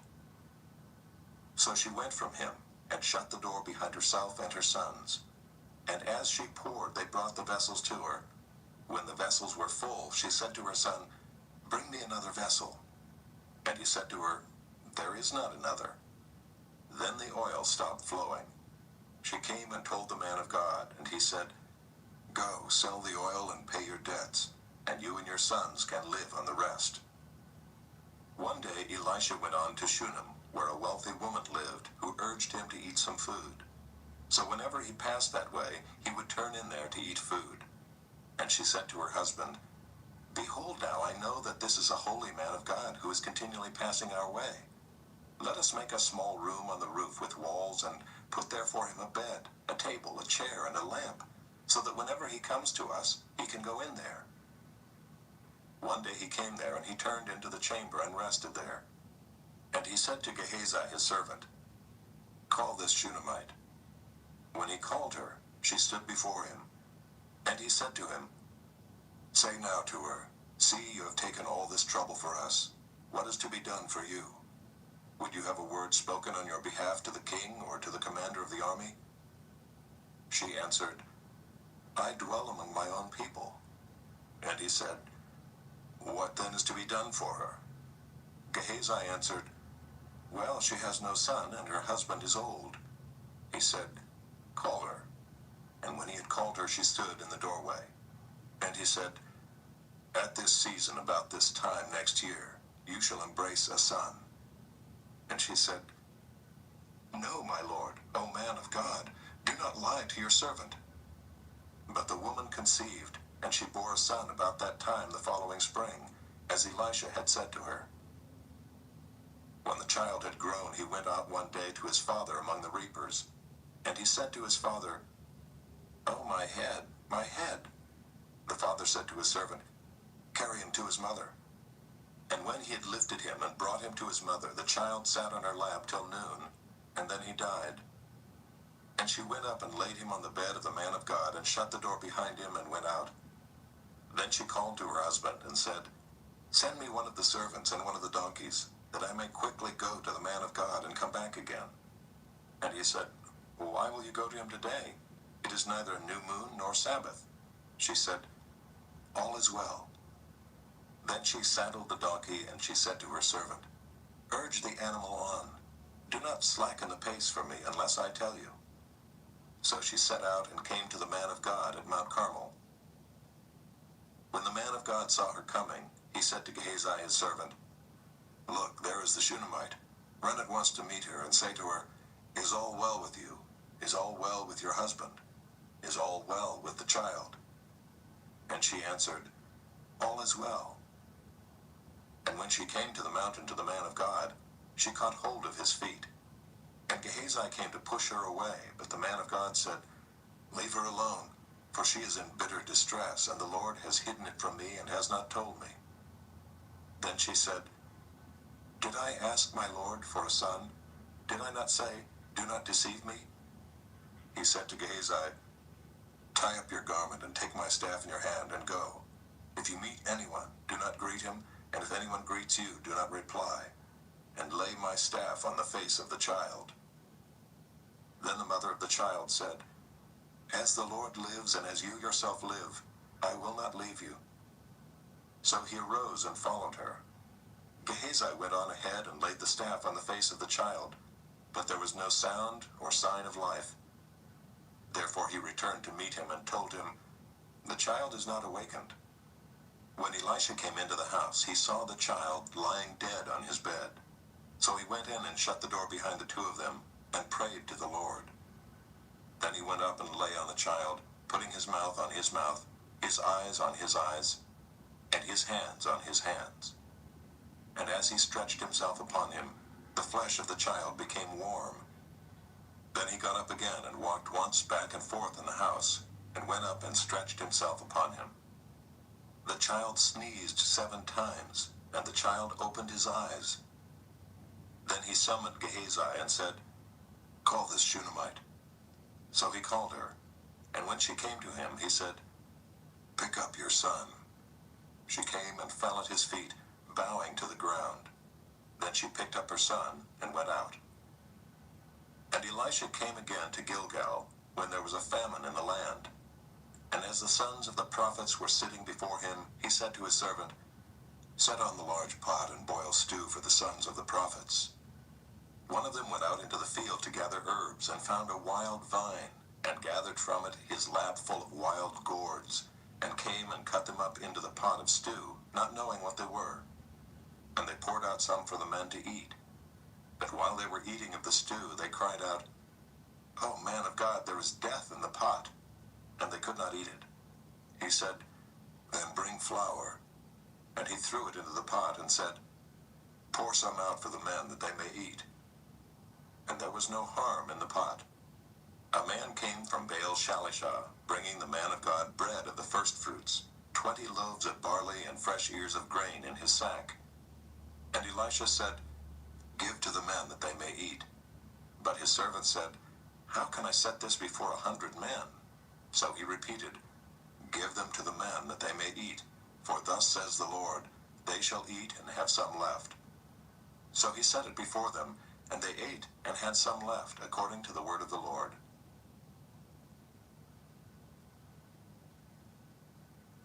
Chapter 5.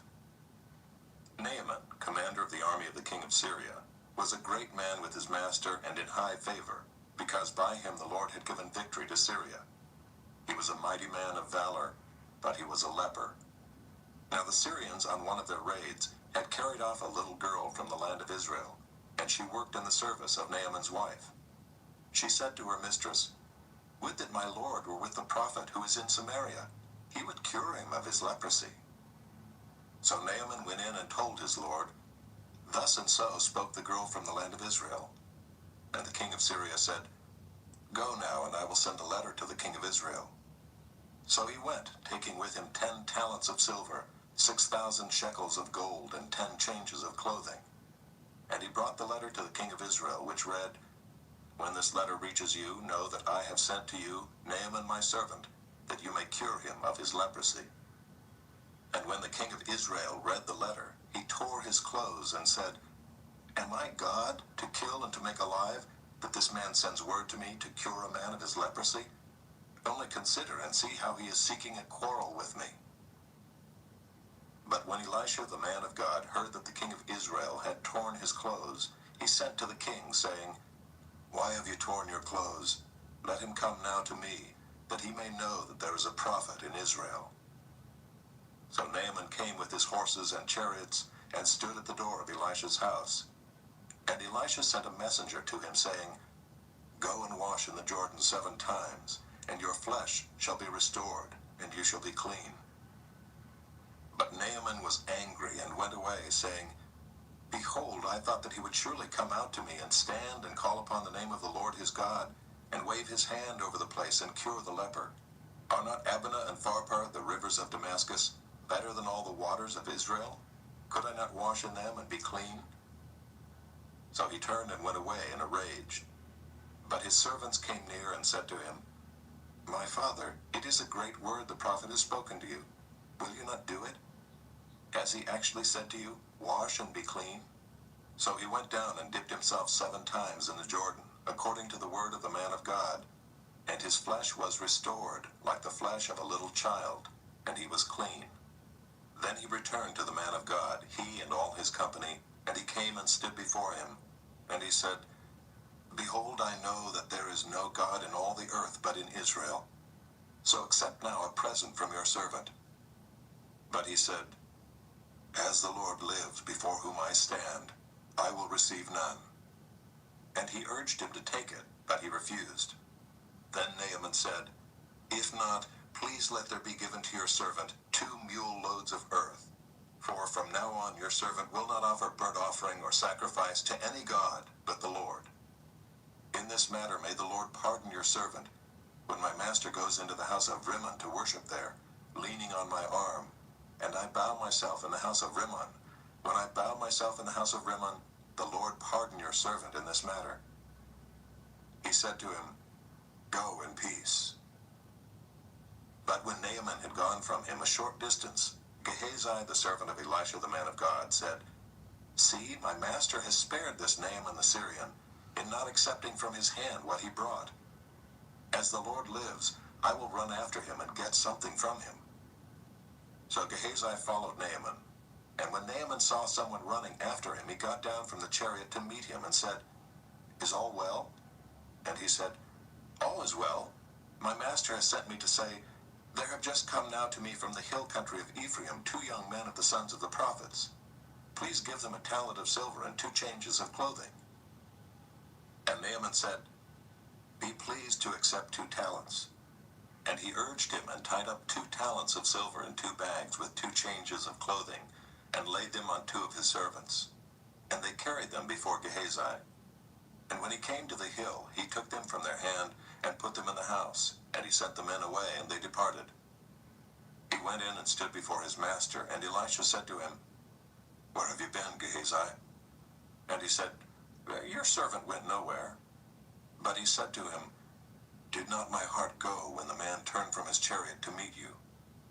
Was it a time to accept money and garments, olive orchards and vineyards, sheep and oxen, male servants and female servants? Therefore the leprosy of Naaman shall cling to you and to your descendants forever." So he went out from his presence a leper like snow.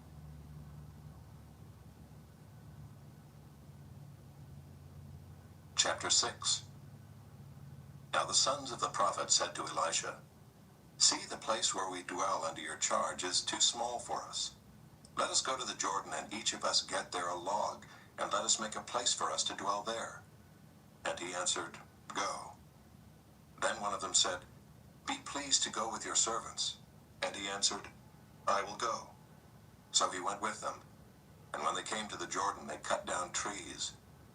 But as one was felling a log, his axe head fell into the water, and he cried out, "Alas, my master, it was borrowed." Then the man of God said, "Where did it fall?" When he showed him the place, he cut off a stick and threw it in there and made the iron float. And he said, "Take it up."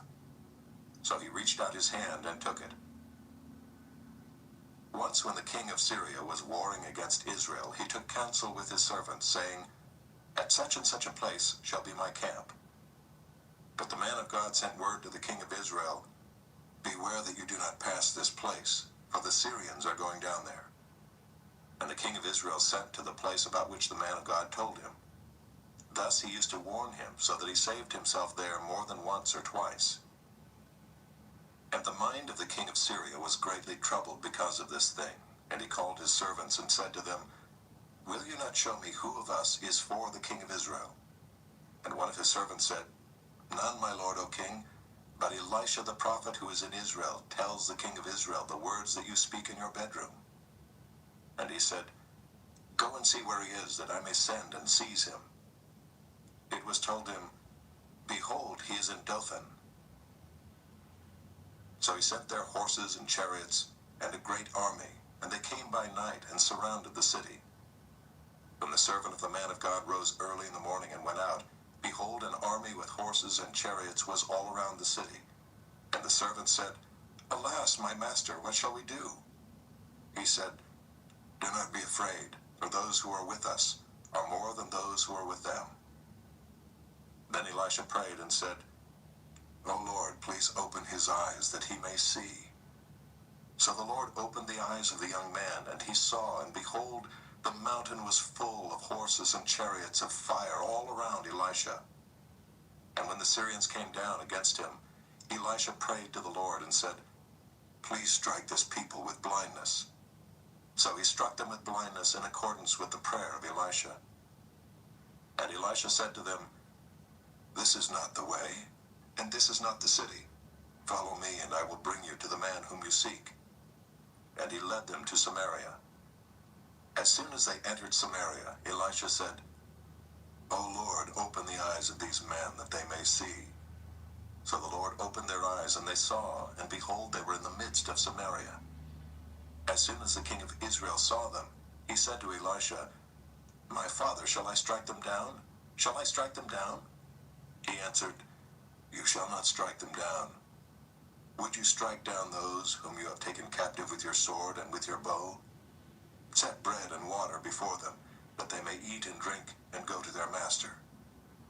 So he prepared for them a great feast, and when they had eaten and drunk, he sent them away, and they went to their master. And the Syrians did not come again on raids into the land of Israel.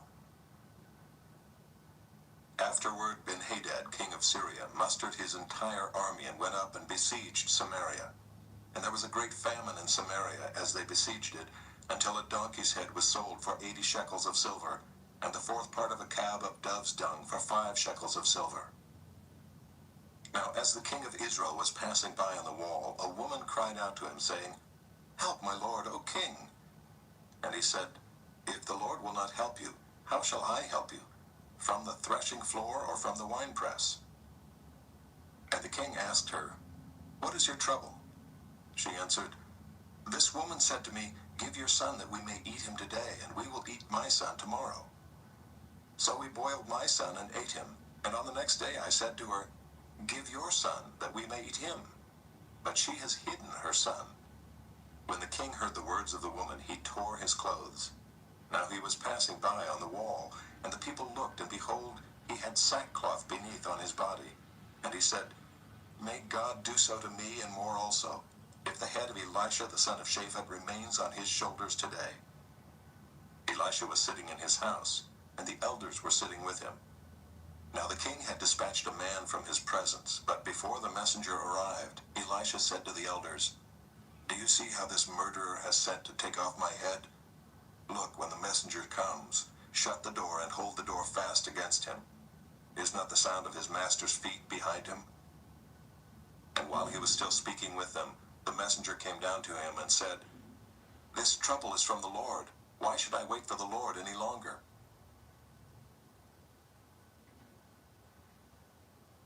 Chapter 7. But Elisha said, "Hear the word of the Lord. Thus says the Lord, tomorrow about this time a seah of fine flour shall be sold for a shekel, and 2 seahs of barley for a shekel at the gate of Samaria." Then the captain on whose hand the king leaned said to the man of God, "If the Lord himself should make windows in heaven, could this thing be?" But he said, "You shall see it with your own eyes, but you shall not eat of it." Now there were 4 men who were lepers at the entrance to the gate, and they said to one another, "Why are we sitting here until we die? If we say, 'Let us enter the city,' the famine is in the city, and we shall die there. And if we sit here, we die also. So now come, let us go over to the camp of the Syrians. If they spare our lives, we shall live, and if they kill us, we shall but die." So they arose at twilight to go to the camp of the Syrians. But when they came to the edge of the camp of the Syrians, behold, there was no one there. For the Lord had made the army of the Syrians hear the sound of chariots and of horses, the sound of a great army, so that they said to one another, "Behold, the king of Israel has hired against us the kings of the Hittites and the kings of Egypt to come against us." So they fled away in the twilight and abandoned their tents, their horses, and their donkeys, leaving the camp as it was, and fled for their lives. And when these lepers came to the edge of the camp, they went into a tent, and ate and drank, and they carried off silver and gold and clothing, and went and hid them. Then they came back and entered another tent, and carried off things from it, and went and hid them. Then they said to one another, "We are not doing right. This day is a day of good news. If we are silent and wait until the morning light, punishment will overtake us. Now therefore come, let us go and tell the king's household." So they came and called to the gatekeepers of the city, and told them, "We came to the camp of the Syrians, and behold, there was no one to be seen or heard there, nothing but the horses tied and the donkeys tied and the tents as they were." Then the gatekeepers called out, and it was told within the king's household. And the king rose in the night and said to his servants, "I will tell you what the Syrians have done to us. They know that we are hungry. Therefore they have gone out of the camp to hide themselves in the open country, thinking, when they come out of the city, we shall take them alive and get into the city." And one of his servants said, "Let some men take 5 of the remaining horses, seeing that those who are left here will fare like the whole multitude of Israel who have already perished. Let us send and see." So they took 2 horsemen, and the king sent them after the army of the Syrians, saying, "Go and see." So they went after them as far as the Jordan, and behold, all the way was littered with garments and equipment that the Syrians had thrown away in their haste. And the messengers returned and told the king. Then the people went out and plundered the camp of the Syrians. So a seah of fine flour was sold for a shekel, and 2 seahs of barley for a shekel, according to the word of the Lord. Now the king had appointed the captain on whose hand he leaned to have charge of the gate. And the people trampled him in the gate, so that he died, as the man of God had said when the king came down to him. For when the man of God had said to the king, 2 seahs of barley shall be sold for a shekel, and a seah of fine flour for a shekel about this time tomorrow in the gate of Samaria, the captain had answered the man of God, If the Lord himself should make windows in heaven, could such a thing be? And he had said, You shall see it with your own eyes, but you shall not eat of it. And so it happened to him, for the people trampled him in the gate, and he died. Chapter 8. Now Elisha had said to the woman whose son he had restored to life, Arise and depart with your household, and sojourn wherever you can, for the Lord has called for a famine, and it will come upon the land for 7 years. So the woman arose and did according to the word of the man of God. She went with her household, and sojourned in the land of the Philistines 7 years. At the end of the 7 years, when the woman returned from the land of the Philistines, she went to appeal to the king for her house and her land. Now the king was talking with Gehazi, the servant of the man of God, saying, Tell me all the great things that Elisha has done. And while he was telling the king how Elisha had restored the dead to life, behold, the woman whose son he had restored to life appealed to the king for her house and her land. And Gehazi said, My lord, O king, here is the woman, and here is her son, whom Elisha restored to life. And when the king asked the woman, she told him. So the king appointed an official for her, saying, Restore all that was hers, together with all the produce of the fields, from the day that she left the land until now. Now Elisha came to Damascus. Ben-Hadad, the king of Syria, was sick.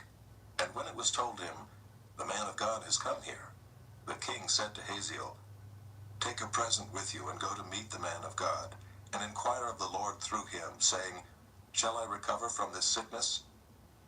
So Hazael went to meet him and took a present with him, all kinds of goods of Damascus, 40 camels' loads. When he came and stood before him, he said, Your son Ben-Hadad, king of Syria, has sent me to you, saying, Shall I recover from this sickness? And Elisha said to him, Go, say to him, You shall certainly recover. But the Lord has shown me that he shall certainly die. And he fixed his gaze and stared at him until he was embarrassed. And the man of God wept. And Hazael said, Why does my lord weep?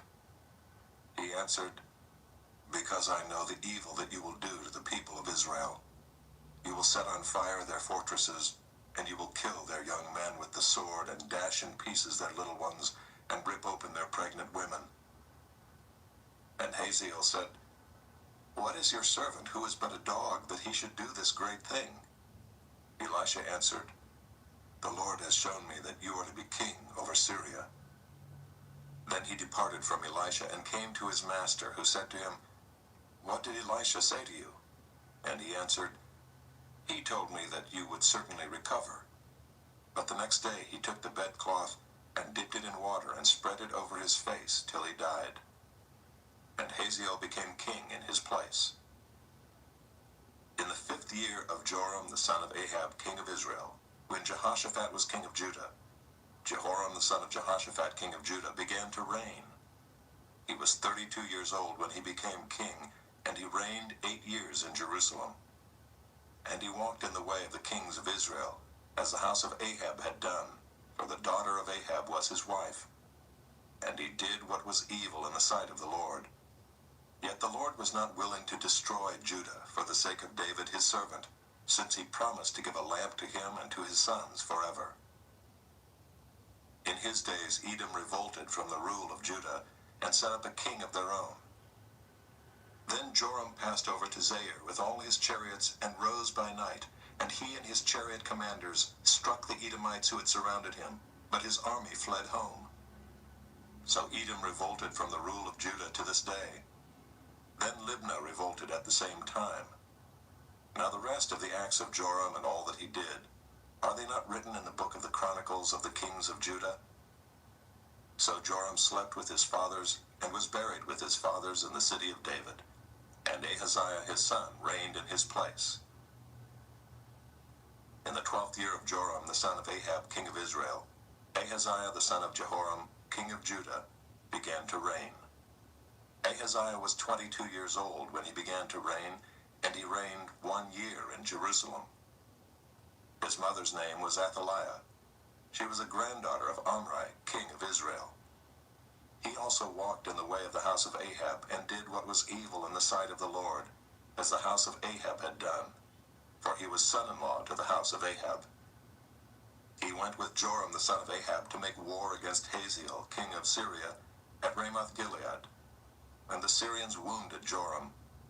And King Joram returned to be healed in Jezreel of the wounds that the Syrians had given him at Ramah, when he fought against Hazael, king of Syria. And Ahaziah the son of Jehoram, king of Judah, went down to see Joram the son of Ahab in Jezreel, because he was sick. Chapter 9. Then Elisha the prophet called one of the sons of the prophets, and said to him, Tie up your garments, and take this flask of oil in your hand, and go to Ramoth Gilead. And when you arrive, look there for Jehu the son of Jehoshaphat, son of Nimshi, and go in and have him rise from among his fellows, and lead him to an inner chamber. Then take the flask of oil and pour it on his head, and say, Thus says the Lord, I anoint you king over Israel. Then open the door and flee, do not linger. So the young man, the servant of the prophet, went to Ramoth Gilead. And when he came, behold, the commanders of the army were in council. And he said, I have a word for you, O commander. And Jehu said, To which of us all? And he said, To you, O commander. So he arose and went into the house, and the young man poured the oil on his head, saying to him, Thus says the Lord, the God of Israel, I anoint you king over the people of the Lord, over Israel. And you shall strike down the house of Ahab your master, so that I may avenge on Jezebel the blood of my servants the prophets, and the blood of all the servants of the Lord. For the whole house of Ahab shall perish, and I will cut off from Ahab every male, bond or free in Israel. And I will make the house of Ahab like the house of Jeroboam the son of Nebat, and like the house of Baasha the son of Ahijah. And the dogs shall eat Jezebel in the territory of Jezreel, and none shall bury her. Then he opened the door and fled. When Jehu came out to the servants of his master, they said to him, Is all well? Why did this mad fellow come to you? And he said to them, You know the fellow and his talk. And they said, That is not true. Tell us now. And he said, Thus and so he spoke to me, saying, Thus says the Lord, I anoint you king over Israel. Then in haste every man of them took his garment and put it under him on the bare steps, and they blew the trumpet and proclaimed, Jehu is king. Thus Jehu the son of Jehoshaphat the son of Nimshi conspired against Joram. Now Joram with all Israel had been on guard at Ramoth Gilead against Hazael king of Syria. But King Joram had returned to be healed in Jezreel of the wounds that the Syrians had given him, when he fought with Hazael king of Syria. So Jehu said, If this is your decision, then let no one slip out of the city to go and tell the news in Jezreel. Then Jehu mounted his chariot and went to Jezreel, for Joram lay there. And Ahaziah king of Judah had come down to visit Joram. Now the watchman was standing on the tower in Jezreel, and he saw the company of Jehu as he came, and said, I see a company. And Joram said, Take a horseman and send to meet them, and let him say, Is it peace? So a man on horseback went to meet him and said, Thus says the king, Is it peace? And Jehu said, What do you have to do with peace? Turn around and ride behind me. And the watchman reported, saying, The messenger reached them, but he is not coming back. Then he sent out a second horseman who came to them and said, Thus the king has said, Is it peace? And Jehu answered, What do you have to do with peace? Turn around and ride behind me." Again the watchman reported, "He reached them, but he is not coming back. And the driving is like the driving of Jehu the son of Nimshi, for he drives furiously." Joram said, "Make ready." And they made ready his chariot. Then Joram king of Israel and Ahaziah king of Judah set out, each in his chariot, and went to meet Jehu, and met him at the property of Naboth the Jezreelite. And when Joram saw Jehu, he said, "Is it peace, Jehu?" He answered, "What peace can there be, so long as the whorings and the sorceries of your mother Jezebel are so many?" Then Joram reined about and fled, saying to Ahaziah, "Treachery, O Ahaziah!" And Jehu drew his bow with his full strength, and shot Joram between the shoulders, so that the arrow pierced his heart, and he sank in his chariot. Jehu said to Bidkar his aide, "Take him up and throw him on the plot of ground belonging to Naboth the Jezreelite. For remember when you and I rode side by side behind Ahab his father, how the Lord made this pronouncement against him. As surely as I saw yesterday the blood of Naboth and the blood of his sons, declares the Lord, I will repay you on this plot of ground. Now therefore take him up and throw him on the plot of ground in accordance with the word of the Lord." When Ahaziah the king of Judah saw this, he fled in the direction of Beth-Hagan. And Jehu pursued him and said, "Shoot him also." And they shot him in the chariot at the ascent of Gur, which is by Ibleam. And he fled to Megiddo and died there. His servants carried him in a chariot to Jerusalem, and buried him in his tomb with his fathers in the city of David.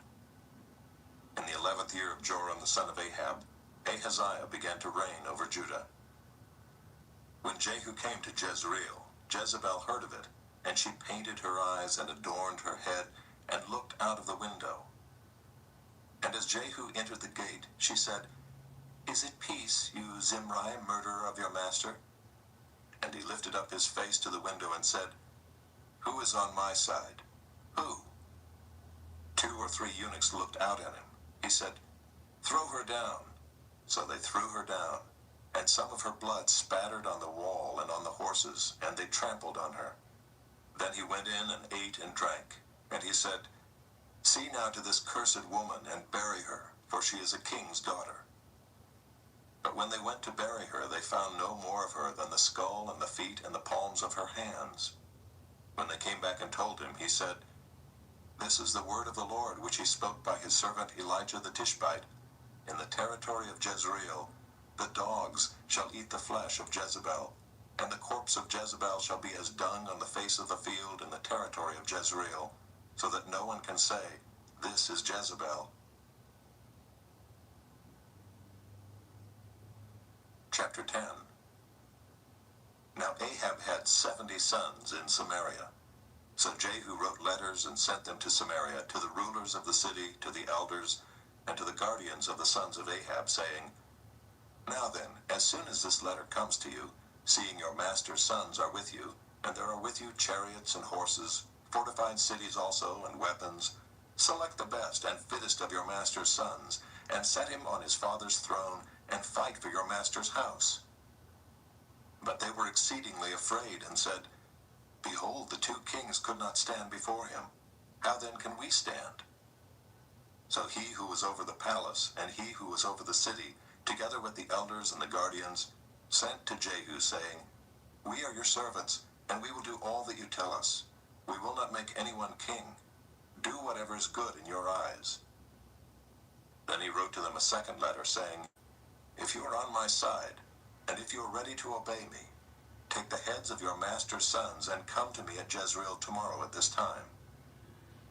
Now the king's sons, 70 persons, were with the great men of the city, who were bringing them up. And as soon as the letter came to them, they took the king's sons and slaughtered them, 70 persons, and put their heads in baskets, and sent them to him at Jezreel. When the messenger came and told him, "They have brought the heads of the king's sons," he said, "Lay them in 2 heaps at the entrance of the gate until the morning." Then in the morning, when he went out, he stood and said to all the people, "You are innocent. It was I who conspired against my master and killed him. But who struck down all these? Know then that there shall fall to the earth nothing of the word of the Lord, which the Lord spoke concerning the house of Ahab, for the Lord has done what he said by his servant Elijah. So Jehu struck down all who remained of the house of Ahab in Jezreel, all his great men and his close friends and his priests, until he left him none remaining. Then he set out and went to Samaria. On the way, when he was at Beth-eked of the shepherds, Jehu met the relatives of Ahaziah king of Judah, and he said, "Who are you?" And they answered, "We are the relatives of Ahaziah, and we came down to visit the royal princes and the sons of the queen mother." He said, "Take them alive." And they took them alive and slaughtered them at the pit of Beth-eked, 42 persons, and he spared none of them. And when he departed from there, he met Jehonadab the son of Rechab coming to meet him. And he greeted him and said to him, "Is your heart true to my heart as mine is to yours?" And Jehonadab answered, "It is." Jehu said, "If it is, give me your hand." So he gave him his hand. And Jehu took him up with him into the chariot. And he said, "Come with me and see my zeal for the Lord." So he had him ride in his chariot. And when he came to Samaria, he struck down all who remained to Ahab in Samaria, till he had wiped them out, according to the word of the Lord that he spoke to Elijah. Then Jehu assembled all the people and said to them, "Ahab served Baal a little, but Jehu will serve him much. Now therefore call to me all the prophets of Baal, all his worshippers and all his priests.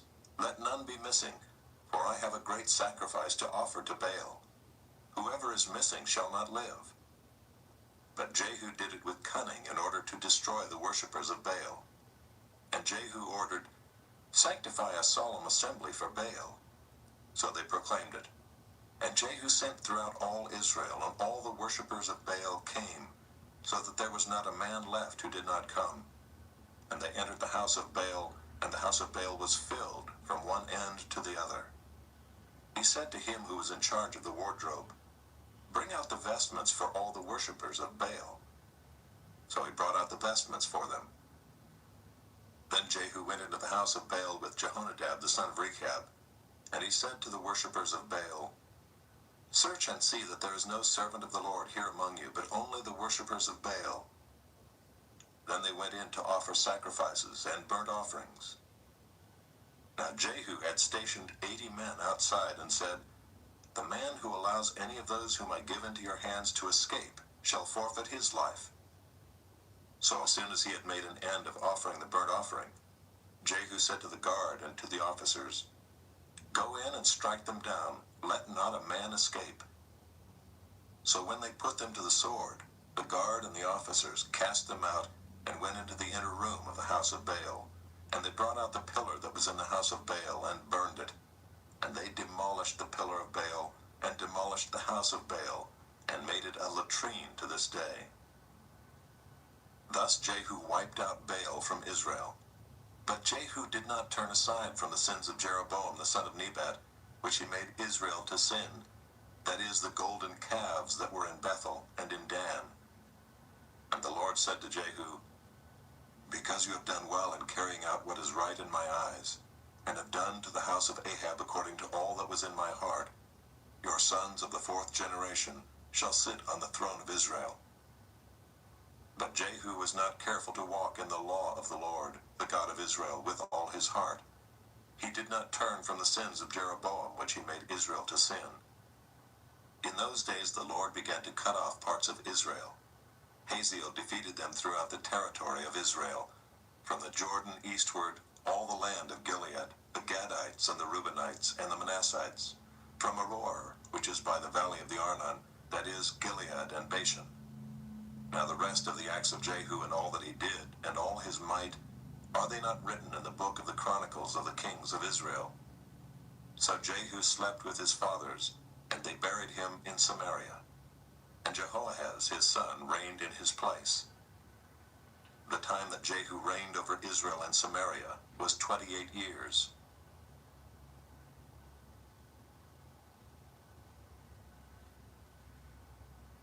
Chapter 11.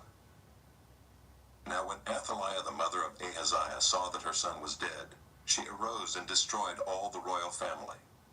But Jehosheba, the daughter of King Joram, sister of Ahaziah, took Joash the son of Ahaziah and stole him away from among the king's sons who were being put to death, and she put him and his nurse in a bedroom. Thus they hid him from Athaliah so that he was not put to death. And he remained with her 6 years, hidden in the house of the Lord, while Athaliah reigned over the land. But in the 7th year Jehoiada sent and brought the captains of the Kerites and of the guards, and had them come to him in the house of the Lord. And he made a covenant with them, and put them under oath in the house of the Lord, and he showed them the king's son. And he commanded them, "This is the thing that you shall do. 1/3 of you, those who come off duty on the Sabbath and guard the king's house, another third being at the gate Sur, and a third at the gate behind the guards, shall guard the palace. And the 2 divisions of you, which come on duty in force on the Sabbath and guard the house of the Lord on behalf of the king, shall surround the king, each with his weapons in his hand, and whoever approaches the ranks is to be put to death. Be with the king when he goes out and when he comes in." The captains did according to all that Jehoiada the priest commanded, and they each brought his men who were to go off duty on the Sabbath with those who were to come on duty on the Sabbath, and they came to Jehoiada the priest. And the priest gave to the captains the spears and shields that had been King David's, which were in the house of the Lord. And the guards stood, every man with his weapons in his hand, from the south side of the house to the north side of the house, around the altar and the house on behalf of the king. Then he brought out the king's son, and put the crown on him, and gave him the testimony. And they proclaimed him king, and anointed him, and they clapped their hands, and said, "Long live the king!" When Athaliah heard the noise of the guard and of the people, she went into the house of the Lord to the people. And when she looked, there was the king standing by the pillar, according to the custom, and the captains and the trumpeters beside the king, and all the people of the land rejoicing and blowing trumpets. And Athaliah tore her clothes and cried, "Treason! Treason!" Then Jehoiada the priest commanded the captains who were set over the army, "Bring her out between the ranks, and put to death with the sword anyone who follows her." For the priest said, "Let her not be put to death in the house of the Lord." So they laid hands on her, and she went through the horses' entrance to the king's house, and there she was put to death. And Jehoiada made a covenant between the Lord and the king and people, that they should be the Lord's people, and also between the king and the people. Then all the people of the land went to the house of Baal and tore it down. His altars and his images they broke in pieces, and they killed Mattan the priest of Baal before the altars. And the priest posted watchmen over the house of the Lord. And he took the captains, the Kerites, the guards, and all the people of the land, and they brought the king down from the house of the Lord, marching through the gate of the guards to the king's house. And he took his seat on the throne of the kings. So all the people of the land rejoiced, and the city was quiet after Athaliah had been put to death with the sword at the king's house. Jehoash was 7 years old when he began to reign.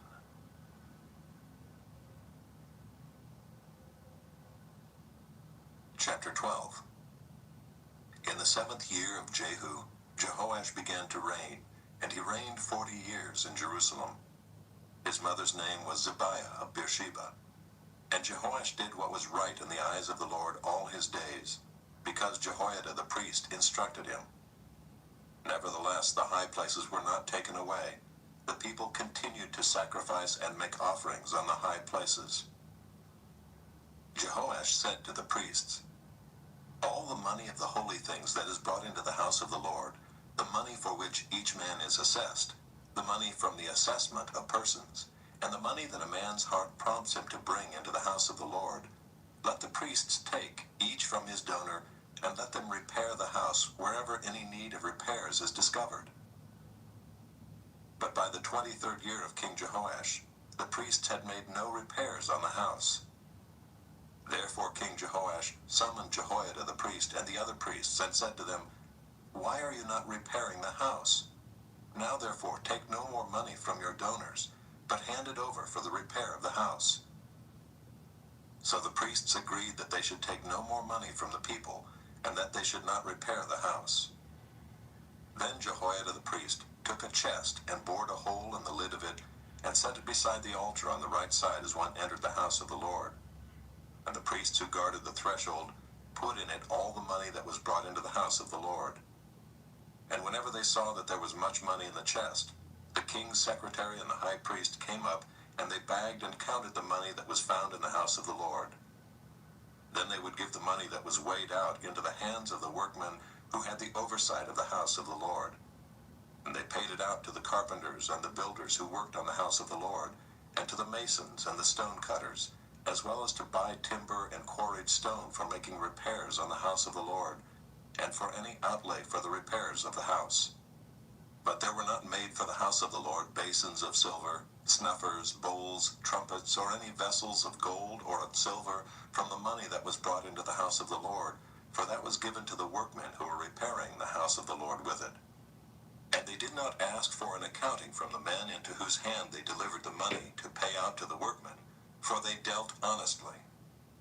The money from the guilt offerings and the money from the sin offerings was not brought into the house of the Lord. It belonged to the priests. At that time Hazael king of Syria went up and fought against Gath and took it. But when Hazael set his face to go up against Jerusalem, Jehoash king of Judah took all the sacred gifts that Jehoshaphat and Jehoram and Ahaziah his fathers, the kings of Judah, had dedicated, and his own sacred gifts, and all the gold that was found in the treasuries of the house of the Lord and of the king's house, and sent these to Hazael king of Syria. Then Hazael went away from Jerusalem. Now the rest of the acts of Joash and all that he did, are they not written in the book of the Chronicles of the kings of Judah? His servants arose and made a conspiracy, and struck down Joash in the house of Millo, on the way that goes down to Silla. It was Josachar the son of Shimeath, and Jehozabad the son of Shomer, his servants, who struck him down so that he died. And they buried him with his fathers in the city of David, and Amaziah his son reigned in his place. Chapter 13. In the 23rd year of Joash, the son of Ahaziah, king of Judah, Jehoahaz the son of Jehu began to reign over Israel in Samaria, and he reigned 17 years. He did what was evil in the sight of the Lord, and followed the sins of Jeroboam the son of Nebat, which he made Israel to sin. He did not depart from them. And the anger of the Lord was kindled against Israel, and he gave them continually into the hand of Hazael king of Syria, and into the hand of Benhadad the son of Hazael. Then Jehoahaz sought the favor of the Lord, and the Lord listened to him, for he saw the oppression of Israel, how the king of Syria oppressed them. Therefore the Lord gave Israel a savior, so that they escaped from the hand of the Syrians, and the people of Israel lived in their homes as formerly. Nevertheless they did not depart from the sins of the house of Jeroboam, which he made Israel to sin, but walked in them. And the Asherah also remained in Samaria. For there was not left to Jehoahaz an army of more than 50 horsemen and 10 chariots and 10,000 footmen, for the king of Syria had destroyed them and made them like the dust at threshing. Now the rest of the acts of Jehoahaz and all that he did, and his might, are they not written in the book of the Chronicles of the kings of Israel? So Jehoahaz slept with his fathers, and they buried him in Samaria, and Joash his son reigned in his place. In the 37th year of Joash king of Judah, Jehoash the son of Jehoahaz began to reign over Israel in Samaria, and he reigned 16 years. He also did what was evil in the sight of the Lord. He did not depart from all the sins of Jeroboam the son of Nebat, which he made Israel to sin, but he walked in them. Now the rest of the acts of Joash and all that he did, and the might with which he fought against Amaziah king of Judah, are they not written in the book of the Chronicles of the kings of Israel? So Joash slept with his fathers, and Jeroboam sat on his throne. And Joash was buried in Samaria with the kings of Israel.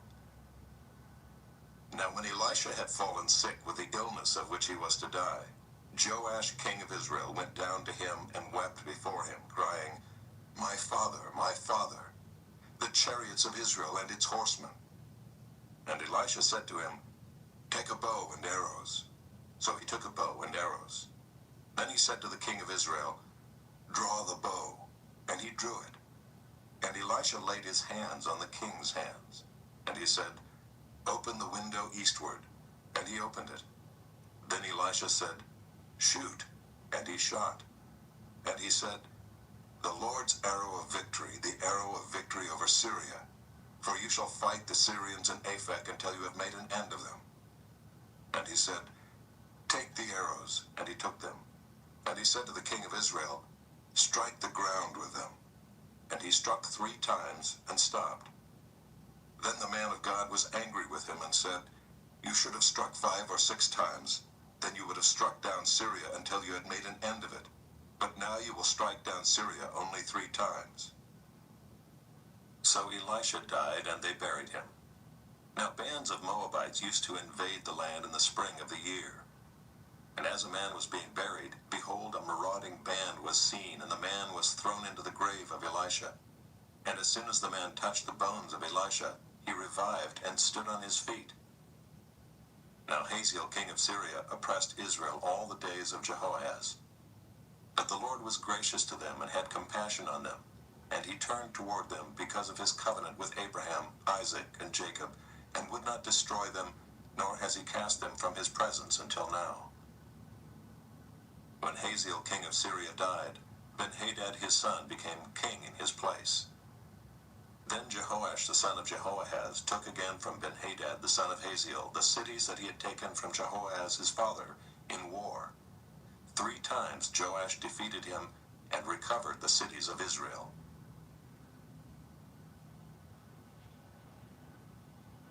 Chapter 14.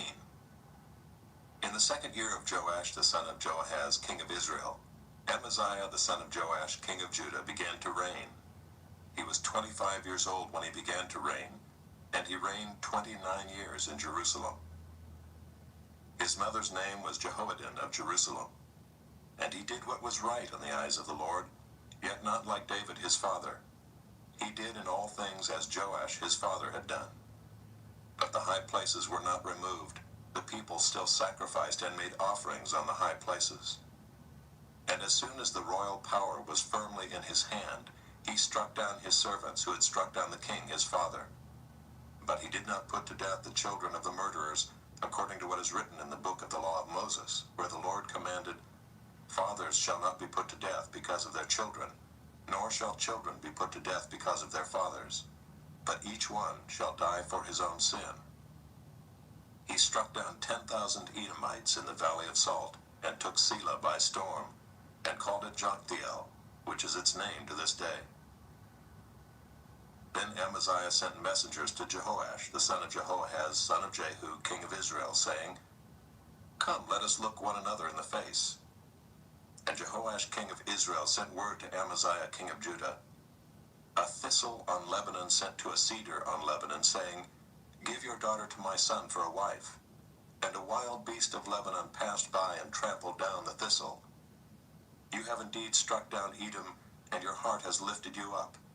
Be content with your glory and stay at home. For why should you provoke trouble so that you fall, you and Judah with you?" But Amaziah would not listen. So Jehoash king of Israel went up, and he and Amaziah king of Judah faced one another in battle at Bethshemesh, which belongs to Judah. And Judah was defeated by Israel, and every man fled to his home.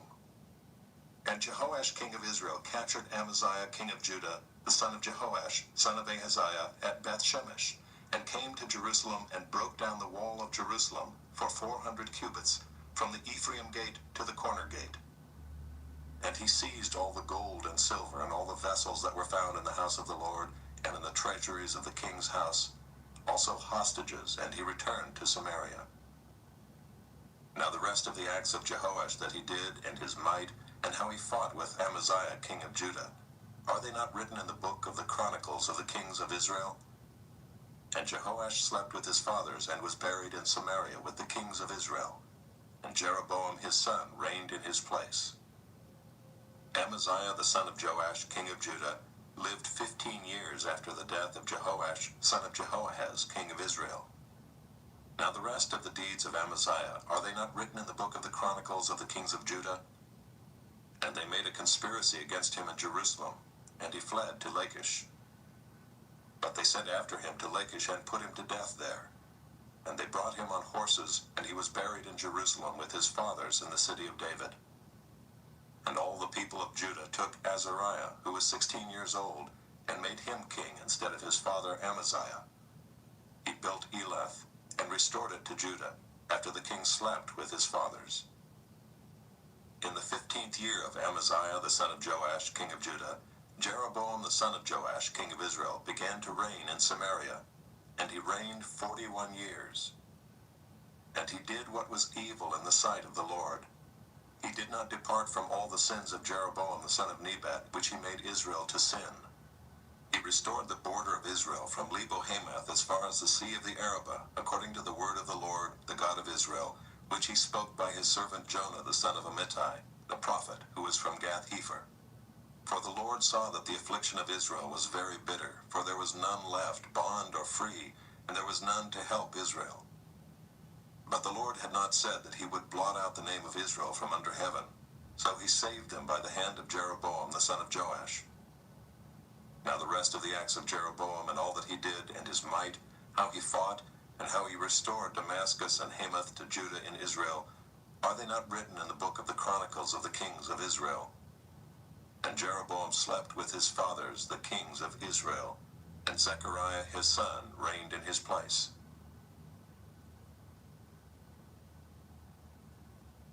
Chapter 15.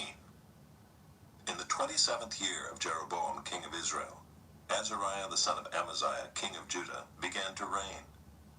He was 16 years old when he began to reign, and he reigned 52 years in Jerusalem. His mother's name was Jechaliah of Jerusalem.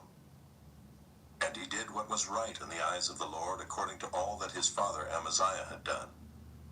Nevertheless, the high places were not taken away.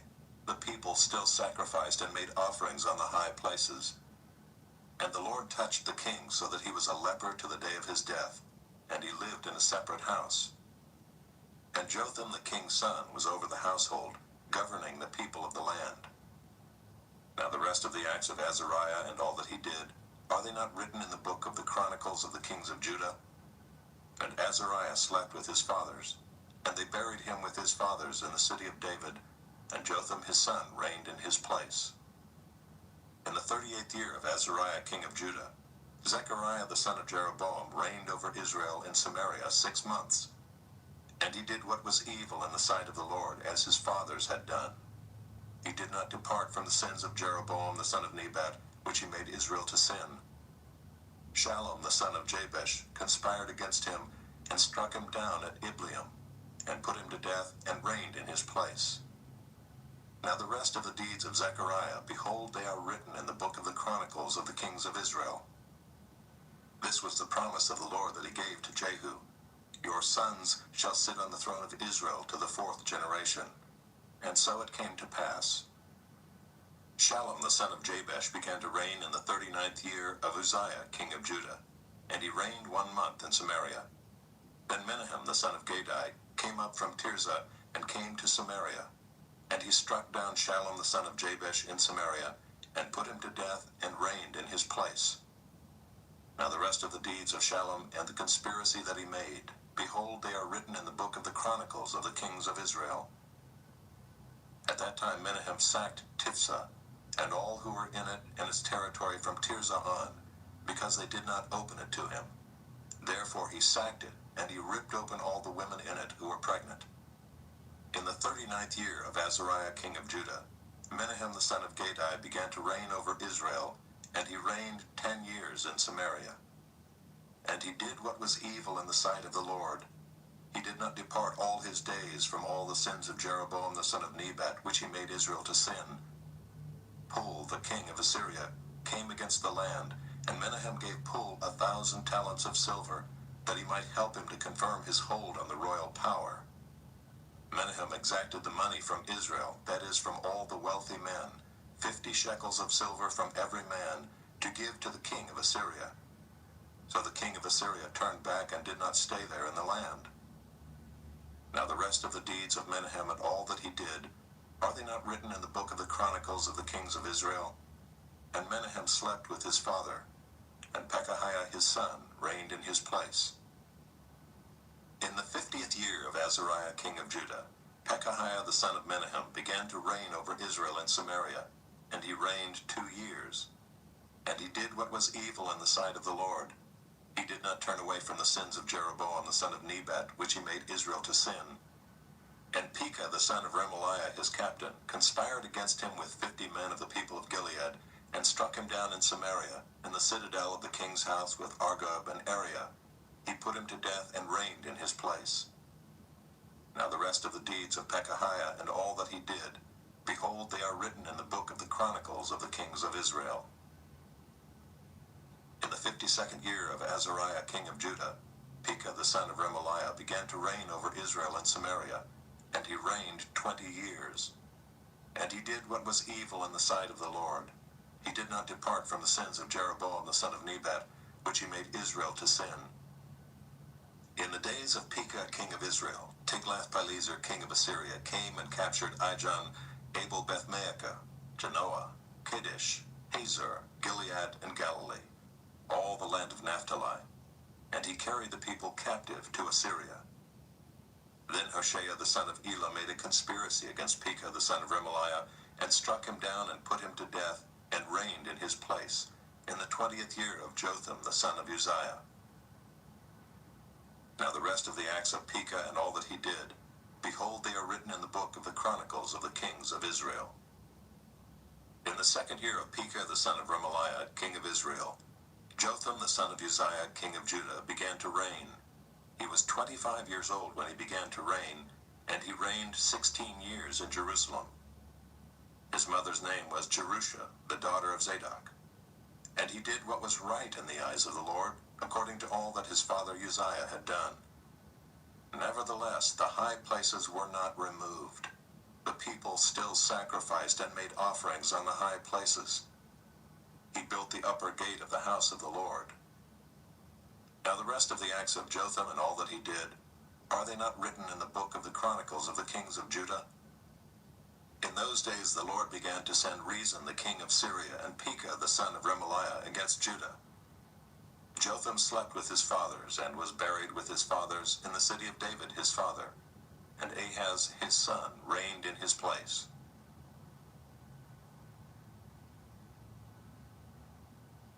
Chapter 16. In the 17th year of Pekah the son of Remaliah, Ahaz the son of Jotham king of Judah began to reign. Ahaz was 20 years old when he began to reign, and he reigned 16 years in Jerusalem.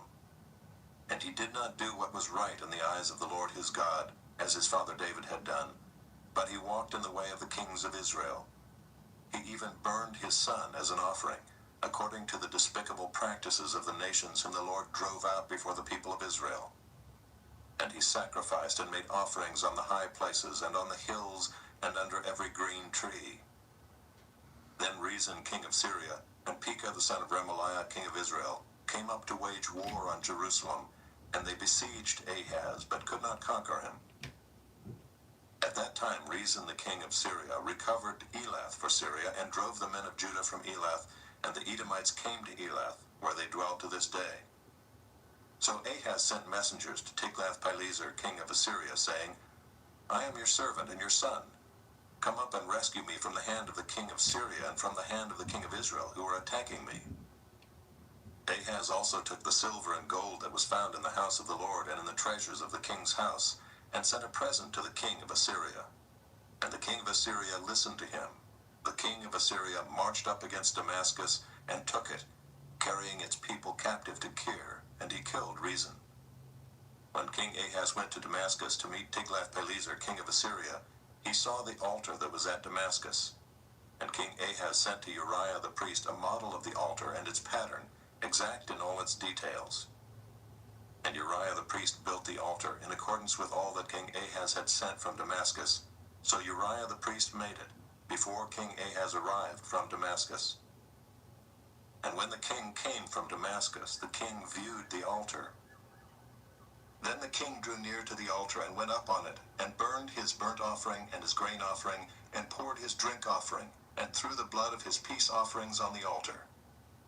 And the bronze altar that was before the Lord he removed from the front of the house, from the place between his altar and the house of the Lord, and put it on the north side of his altar. And King Ahaz commanded Uriah the priest, saying, On the great altar burn the morning burnt offering and the evening grain offering, and the king's burnt offering and his grain offering, with the burnt offering of all the people of the land, and their grain offering and their drink offering. And throw on it all the blood of the burnt offering, and all the blood of the sacrifice. But the bronze altar shall be for me to inquire by. Uriah the priest did all this, as King Ahaz commanded. And King Ahaz cut off the frames of the stands, and removed the basin from them. And he took down the sea from off the bronze oxen that were under it, and put it on a stone pedestal. And the covered way for the Sabbath that had been built inside the house, and the outer entrance for the king, he caused to go around the house of the Lord, because of the king of Assyria. Now the rest of the acts of Ahaz that he did, are they not written in the book of the Chronicles of the kings of Judah? And Ahaz slept with his fathers, and was buried with his fathers in the city of David. And Hezekiah his son reigned in his place. Chapter 17. In the 12th year of Ahaz king of Judah, Hoshea the son of Elah began to reign in Samaria over Israel, and he reigned 9 years. And he did what was evil in the sight of the Lord, yet not as the kings of Israel who were before him. Against him came up Shalmaneser king of Assyria, and Hoshea became his vassal and paid him tribute. But the king of Assyria found treachery in Hoshea, for he had sent messengers to So, king of Egypt, and offered no tribute to the king of Assyria, as he had done year by year. Therefore the king of Assyria shut him up and bound him in prison. Then the king of Assyria invaded all the land and came to Samaria, and for 3 years he besieged it. In the 9th year of Hoshea, the king of Assyria captured Samaria, and he carried the Israelites away to Assyria, and placed them in Halah, and on the Habor, the river of Gozan, and in the cities of the Medes. And this occurred because the people of Israel had sinned against the Lord their God, who had brought them up out of the land of Egypt from under the hand of Pharaoh king of Egypt, and had feared other gods, and walked in the customs of the nations whom the Lord drove out before the people of Israel, and in the customs that the kings of Israel had practiced. And the people of Israel did secretly against the Lord their God things that were not right. They built for themselves high places in all their towns, from watchtower to fortified city. They set up for themselves pillars and Asherim on every high hill and under every green tree. And there they made offerings on all the high places, as the nations did whom the Lord carried away before them. And they did wicked things, provoking the Lord to anger. And they served idols, of which the Lord had said to them, You shall not do this. Yet the Lord warned Israel and Judah by every prophet and every seer, saying, Turn from your evil ways, and keep my commandments and my statutes, in accordance with all the law that I commanded your fathers, and that I sent to you by my servants the prophets. But they would not listen, but were stubborn as their fathers had been, who did not believe in the Lord their God. They despised his statutes and his covenant that he made with their fathers, and the warnings that he gave them. They went after false idols and became false, and they followed the nations that were around them, concerning whom the Lord had commanded them, that they should not do like them. And they abandoned all the commandments of the Lord their God, and made for themselves metal images of 2 calves. And they made an Asherah, and worshipped all the host of heaven, and served Baal. And they burned their sons and their daughters as offerings, and used divination and omens, and sold themselves to do evil in the sight of the Lord, provoking him to anger. Therefore the Lord was very angry with Israel, and removed them out of his sight. None was left but the tribe of Judah only. Judah also did not keep the commandments of the Lord their God, but walked in the customs that Israel had introduced. And the Lord rejected all the descendants of Israel, and afflicted them, and gave them into the hand of plunderers, until he had cast them out of his sight. When he had torn Israel from the house of David, they made Jeroboam the son of Nebat king. And Jeroboam drove Israel from following the Lord, and made them commit great sin. The people of Israel walked in all the sins that Jeroboam did. They did not depart from them, until the Lord removed Israel out of his sight, as he had spoken by all his servants the prophets. So Israel was exiled from their own land to Assyria until this day. And the king of Assyria brought people from Babylon, Cutha, Ava, Hamath, and Sepharvaim, and placed them in the cities of Samaria instead of the people of Israel. And they took possession of Samaria and lived in its cities. And at the beginning of their dwelling there, they did not fear the Lord. Therefore the Lord sent lions among them, which killed some of them. So the king of Assyria was told, "The nations that you have carried away and placed in the cities of Samaria do not know the law of the God of the land. Therefore he has sent lions among them, and behold, they are killing them, because they do not know the law of the God of the land." Then the king of Assyria commanded, "Send there one of the priests whom you carried away from there, and let him go and dwell there, and teach them the law of the God of the land." So one of the priests whom they had carried away from Samaria came and lived in Bethel, and taught them how they should fear the Lord. But every nation still made gods of its own, and put them in the shrines of the high places that the Samaritans had made, every nation in the cities in which they lived. The men of Babylon made Succoth-Benoth, the men of Cuth made Nergal, the men of Hamath made Ashima, and the Avites made Nibhaz and Tartak. And the Sepharvites burned their children in the fire to Adramelech and Anamelech, the gods of Sepharvaim. They also feared the Lord, and appointed from among themselves all sorts of people as priests of the high places, who sacrificed for them in the shrines of the high places. So they feared the Lord, but also served their own gods, after the manner of the nations from among whom they had been carried away. To this day they do according to the former manner. They do not fear the Lord, and they do not follow the statutes or the rules or the law or the commandment that the Lord commanded the children of Jacob, whom he named Israel. The Lord made a covenant with them and commanded them, "You shall not fear other gods or bow yourselves to them or serve them or sacrifice to them. But you shall fear the Lord, who brought you out of the land of Egypt with great power and with an outstretched arm. You shall bow yourselves to him, and to him you shall sacrifice. And the statutes and the rules and the law and the commandment that he wrote for you, you shall always be careful to do. You shall not fear other gods, and you shall not forget the covenant that I have made with you. You shall not fear other gods, but you shall fear the Lord your God, and he will deliver you out of the hand of all your enemies." However, they would not listen, but they did according to their former manner. So these nations feared the Lord, and also served their carved images. Their children did likewise, and their children's children. As their fathers did, so they do to this day.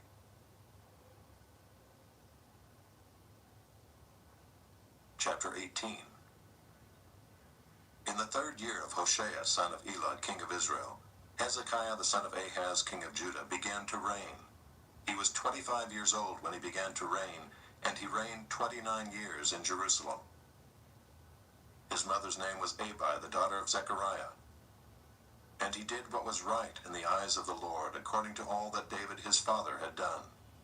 He removed the high places and broke the pillars and cut down the Asherah.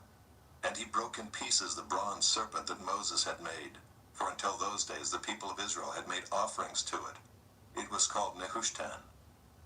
He trusted in the Lord, the God of Israel, so that there was none like him among all the kings of Judah after him, nor among those who were before him.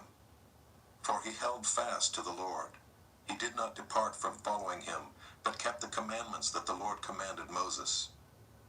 And the Lord was with him wherever he went out, he prospered. He rebelled against the king of Assyria and would not serve him. He struck down the Philistines as far as Gaza and its territory, from watchtower to fortified city.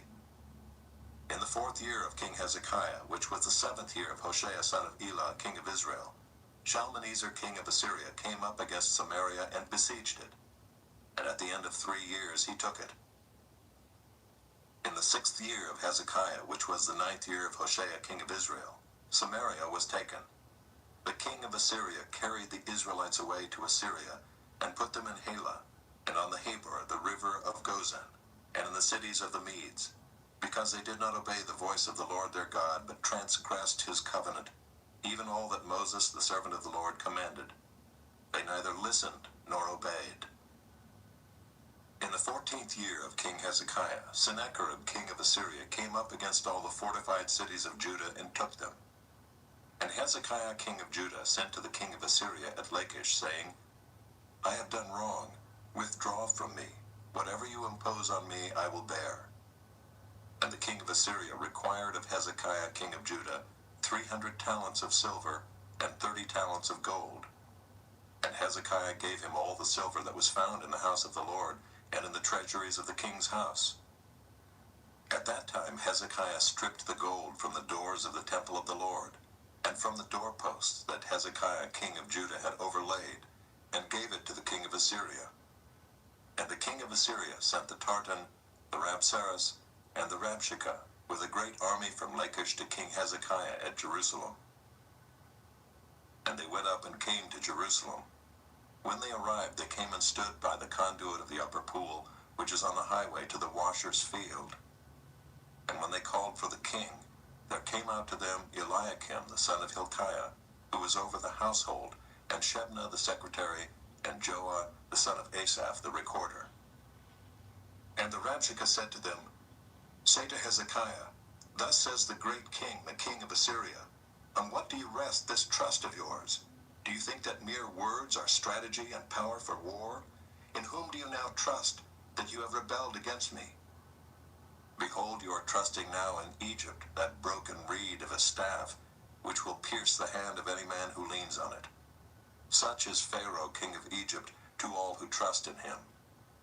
But if you say to me, We trust in the Lord our God, is it not he whose high places and altars Hezekiah has removed, saying to Judah and to Jerusalem, You shall worship before this altar in Jerusalem? Come now, make a wager with my master the king of Assyria. I will give you 2,000 horses, if you are able on your part to set riders on them.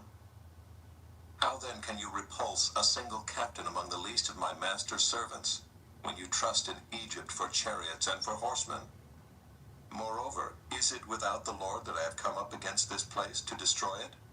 The Lord said to me, Go up against this land and destroy it. Then Eliakim the son of Hilkiah and Shebna and Joah said to the Rabshakeh, Please speak to your servants in Aramaic, for we understand it. Do not speak to us in the language of Judah within the hearing of the people who are on the wall. But the Rabshakeh said to them, Has my master sent me to speak these words to your master and to you, and not to the men sitting on the wall, who are doomed with you to eat their own dung and to drink their own urine? Then the Rabshakeh stood and called out in a loud voice in the language of Judah, Hear the word of the great king, the king of Assyria. Thus says the king, Do not let Hezekiah deceive you, for he will not be able to deliver you out of my hand. Do not let Hezekiah make you trust in the Lord by saying, The Lord will surely deliver us, and this city will not be given into the hand of the king of Assyria. Do not listen to Hezekiah, for thus says the king of Assyria, Make your peace with me and come out to me.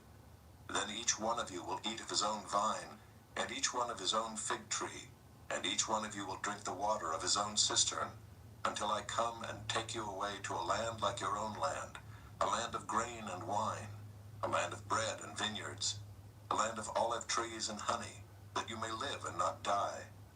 And do not listen to Hezekiah when he misleads you by saying, The Lord will deliver us. Has any of the gods of the nations ever delivered his land out of the hand of the king of Assyria? Where are the gods of Hamath and Arpad? Where are the gods of Sepharvaim, Hena, and Ivah? Have they delivered Samaria out of my hand? Who among all the gods of the lands have delivered their lands out of my hand, that the Lord should deliver Jerusalem out of my hand? But the people were silent and answered him not a word, for the king's command was, Do not answer him. Then Eliakim the son of Hilkiah, who was over the household, and Shebna the secretary, and Joah the son of Asaph the recorder, came to Hezekiah with their clothes torn, and told him the words of the Rabshakeh. Chapter 19. As soon as King Hezekiah heard it, he tore his clothes and covered himself with sackcloth, and went into the house of the Lord. And he sent Eliakim, who was over the household, and Shebna the secretary, and the senior priests, covered with sackcloth, to the prophet Isaiah the son of Amoz. They said to him, Thus says Hezekiah, this day is a day of distress, of rebuke, and of disgrace. Children have come to the point of birth, and there is no strength to bring them forth. It may be that the Lord your God heard all the words of the Rabshakeh, whom his master the king of Assyria has sent to mock the living God, and will rebuke the words that the Lord your God has heard. Therefore lift up your prayer for the remnant that is left. When the servants of King Hezekiah came to Isaiah, Isaiah said to them, say to your master, thus says the Lord, do not be afraid because of the words that you have heard, with which the servants of the king of Assyria have reviled me. Behold, I will put a spirit in him, so that he shall hear a rumor and return to his own land. And I will make him fall by the sword in his own land. The Rabshakeh returned and found the king of Assyria fighting against Libnah, for he heard that the king had left Lachish. Now the king heard concerning Tirhakah, king of Cush, behold, he has set out to fight against you. So he sent messengers again to Hezekiah, saying, thus shall you speak to Hezekiah, king of Judah. Do not let your God in whom you trust deceive you by promising that Jerusalem will not be given into the hand of the king of Assyria. Behold, you have heard what the kings of Assyria have done to all lands, devoting them to destruction. And shall you be delivered? Have the gods of the nations delivered them, the nations that my fathers destroyed, Gozan, Haran, Rezeph, and the people of Eden who were in Talasar? Where is the king of Hamath, the king of Arpad, the king of the city of Sepharvaim, the king of Hena, or the king of Ivah? Hezekiah received the letter from the hand of the messengers and read it. And Hezekiah went up to the house of the Lord and spread it before the Lord.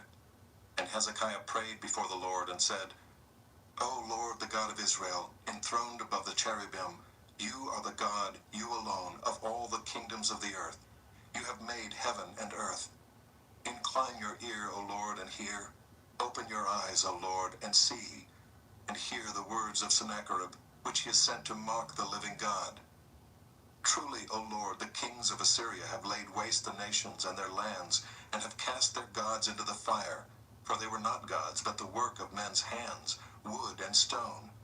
Therefore they were destroyed.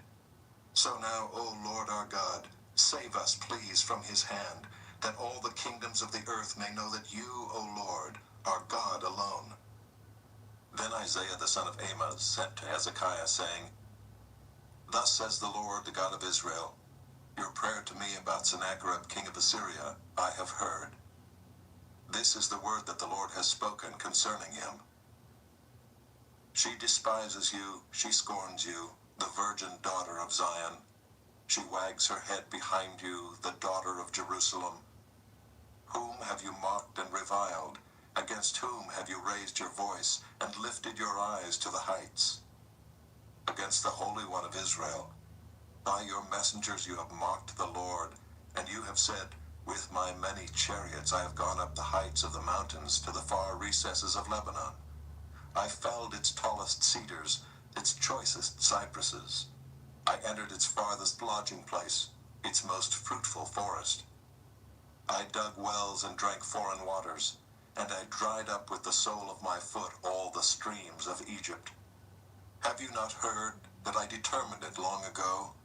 I planned from days of old what now I bring to pass, that you should turn fortified cities into heaps of ruins, while their inhabitants, shorn of strength, are dismayed and confounded, and have become like plants of the field and like tender grass, like grass on the housetops, blighted before it is grown.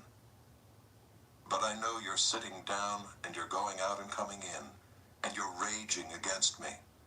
Because you have raged against me, and your complacency has come into my ears, I will put my hook in your nose and my bit in your mouth, and I will turn you back on the way by which you came. And this shall be the sign for you. This year eat what grows of itself, and in the second year what springs of the same. Then in the third year sow and reap and plant vineyards and eat their fruit. And the surviving remnant of the house of Judah shall again take root downward and bear fruit upward. For out of Jerusalem shall go a remnant, and out of Mount Zion a band of survivors. The zeal of the Lord will do this. Therefore thus says the Lord concerning the king of Assyria, He shall not come into this city, or shoot an arrow there, or come before it with a shield, or cast up a siege mound against it. By the way that he came, by the same he shall return, and he shall not come into this city, declares the Lord. For I will defend this city to save it, for my own sake, and for the sake of my servant David. And that night the angel of the Lord went out and struck down 185,000 in the camp of the Assyrians. And when people arose early in the morning, behold, these were all dead bodies. Then Sennacherib king of Assyria departed and went home and lived at Nineveh. And as he was worshipping in the house of Nisroch his god, Adramelech and Sharezer his sons struck him down with the sword and escaped into the land of Ararat. And Esarhaddon his son reigned in his place.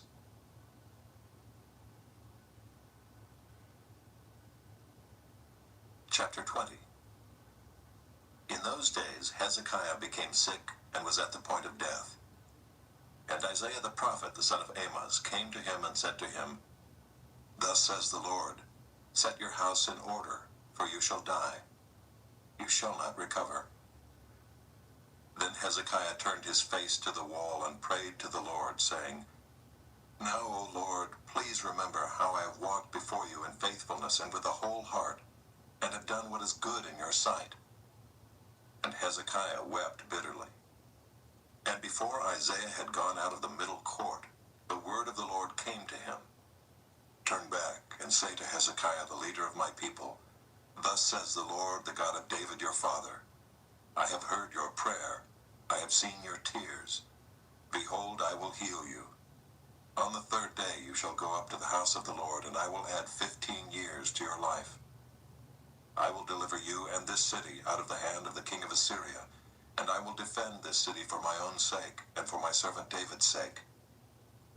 And Isaiah said, Bring a cake of figs, and let them take and lay it on the boil, that he may recover. And Hezekiah said to Isaiah, What shall be the sign that the Lord will heal me, and that I shall go up to the house of the Lord on the third day? And Isaiah said, This shall be the sign to you from the Lord, that the Lord will do the thing that he has promised. Shall the shadow go forward 10 steps, or go back 10 steps? And Hezekiah answered, It is an easy thing for the shadow to lengthen 10 steps. Rather let the shadow go back 10 steps. And Isaiah the prophet called to the Lord, and he brought the shadow back 10 steps, by which it had gone down on the steps of Ahaz. At that time Merodach-Baladan, the son of Baladan, king of Babylon, sent envoys with letters and a present to Hezekiah, for he heard that Hezekiah had been sick. And Hezekiah welcomed them, and he showed them all his treasure house, the silver, the gold, the spices, the precious oil, his armory, all that was found in his storehouses. There was nothing in his house or in all his realm that Hezekiah did not show them. Then Isaiah the prophet came to King Hezekiah and said to him, What did these men say, and from where did they come to you? And Hezekiah said, They have come from a far country, from Babylon. He said, What have they seen in your house? And Hezekiah answered, They have seen all that is in my house. There is nothing in my storehouses that I did not show them. Then Isaiah said to Hezekiah, Hear the word of the Lord. Behold, the days are coming when all that is in your house, and that which your fathers have stored up till this day, shall be carried to Babylon. Nothing shall be left, says the Lord. And some of your own sons, who shall be born to you, shall be taken away, and they shall be eunuchs in the palace of the king of Babylon. Then Hezekiah said to Isaiah, The word of the Lord that you have spoken is good. For he thought, Why not, if there will be peace and security in my days?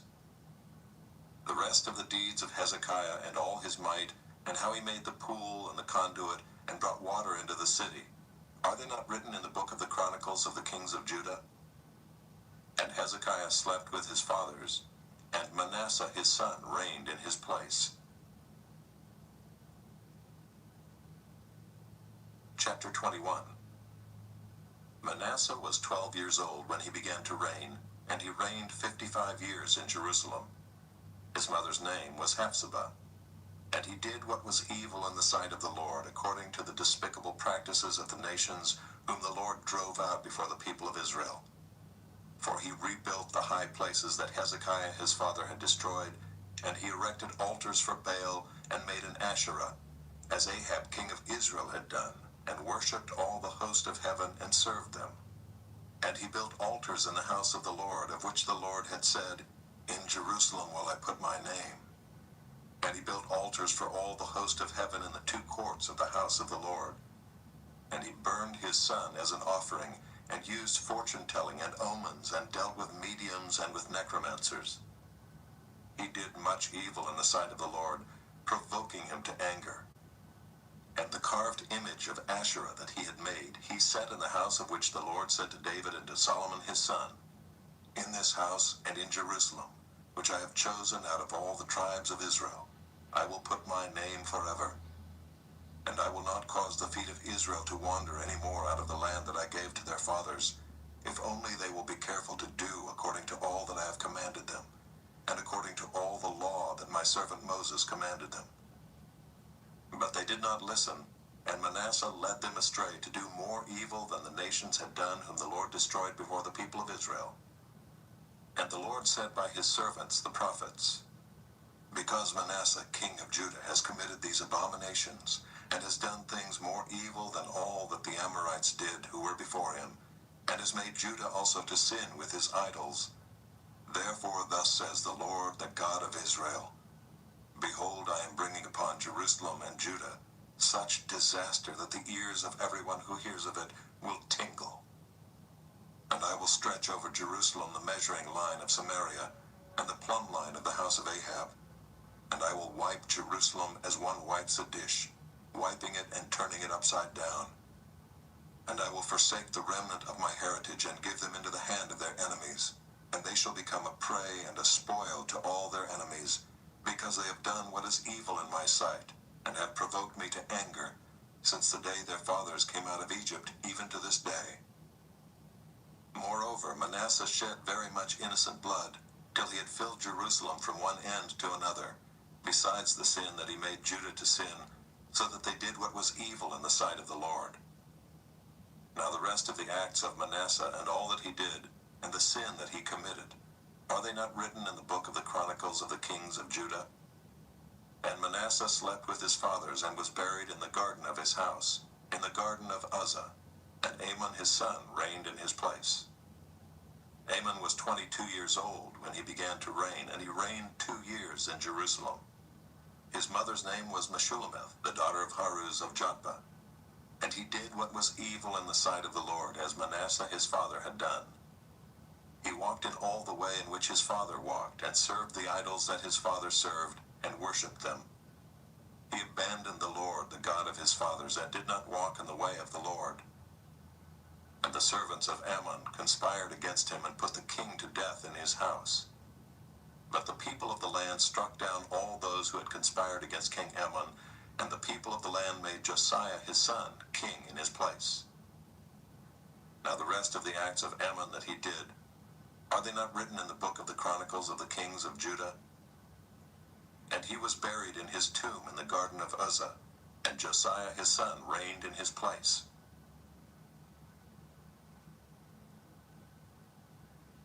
Chapter 22. Josiah was 8 years old when he began to reign, and he reigned 31 years in Jerusalem. His mother's name was Jedidah, the daughter of Adaiah, of Bozkath. And he did what was right in the eyes of the Lord, and walked in all the way of David his father, and he did not turn aside to the right or to the left.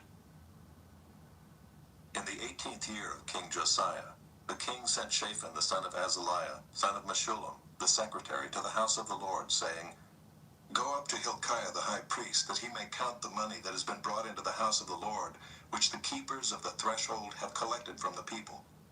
And let it be given into the hand of the workmen, who have the oversight of the house of the Lord, and let them give it to the workmen who are at the house of the Lord, repairing the house, that is, to the carpenters, and to the builders, and to the masons.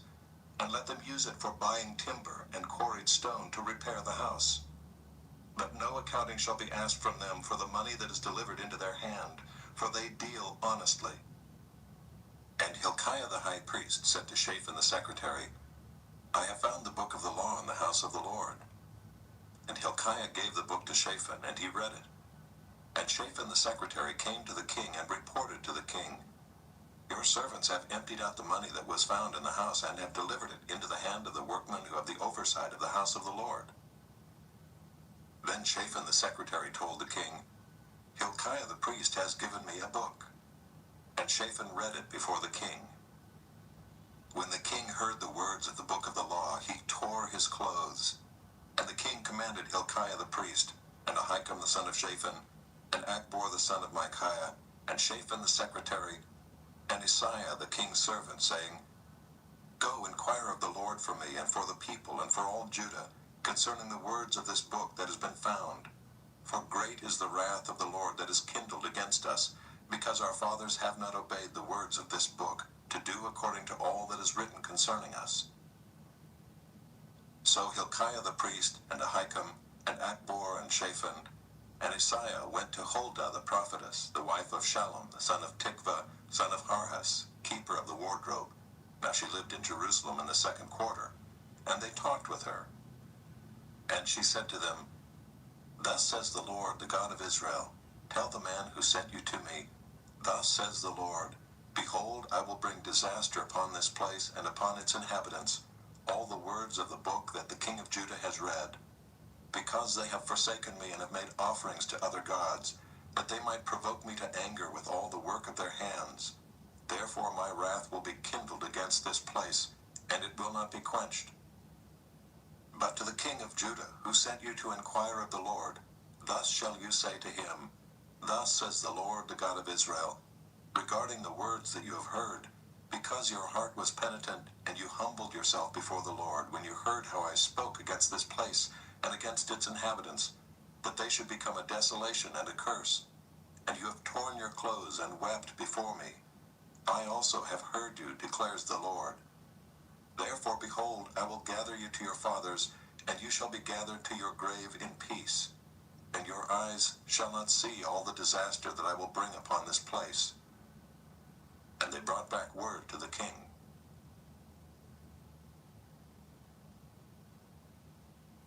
Chapter 23. Then the king sent, and all the elders of Judah and Jerusalem were gathered to him. And the king went up to the house of the Lord, and with him all the men of Judah, and all the inhabitants of Jerusalem, and the priests and the prophets, all the people, both small and great. And he read in their hearing all the words of the book of the covenant that had been found in the house of the Lord. And the king stood by the pillar and made a covenant before the Lord, to walk after the Lord, and to keep his commandments and his testimonies and his statutes with all his heart and all his soul, to perform the words of this covenant that were written in this book. And all the people joined in the covenant. And the king commanded Hilkiah the high priest, and the priests of the 2nd order, and the keepers of the threshold, to bring out of the temple of the Lord all the vessels made for Baal, for Asherah, and for all the host of heaven. He burned them outside Jerusalem in the fields of the Kidron, and carried their ashes to Bethel.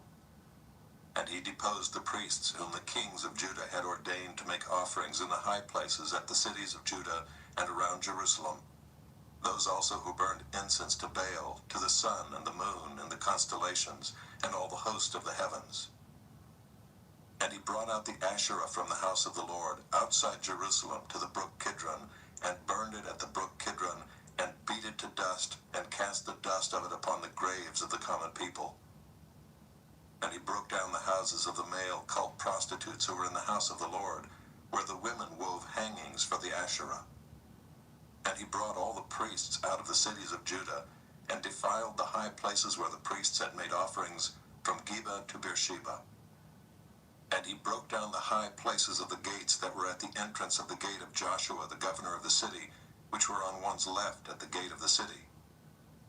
However, the priests of the high places did not come up to the altar of the Lord in Jerusalem, but they ate unleavened bread among their brothers. And he defiled Topheth, which is in the valley of the son of Hinnom, that no one might burn his son or his daughter as an offering to Moloch. And he removed the horses that the kings of Judah had dedicated to the sun at the entrance to the house of the Lord, by the chamber of Nathan-Melech the chamberlain, which was in the precincts. And he burned the chariots of the sun with fire, and the altars on the roof of the upper chamber of Ahaz, which the kings of Judah had made, and the altars that Manasseh had made in the 2 courts of the house of the Lord, he pulled down and broke in pieces, and cast the dust of them into the brook Kidron. And the king defiled the high places that were east of Jerusalem, to the south of the Mount of Corruption, which Solomon the king of Israel had built for Ashtoreth, the abomination of the Sidonians, and for Chemosh, the abomination of Moab, and for Milcom, the abomination of the Ammonites. And he broke in pieces the pillars, and cut down the Asherim, and filled their places with the bones of men.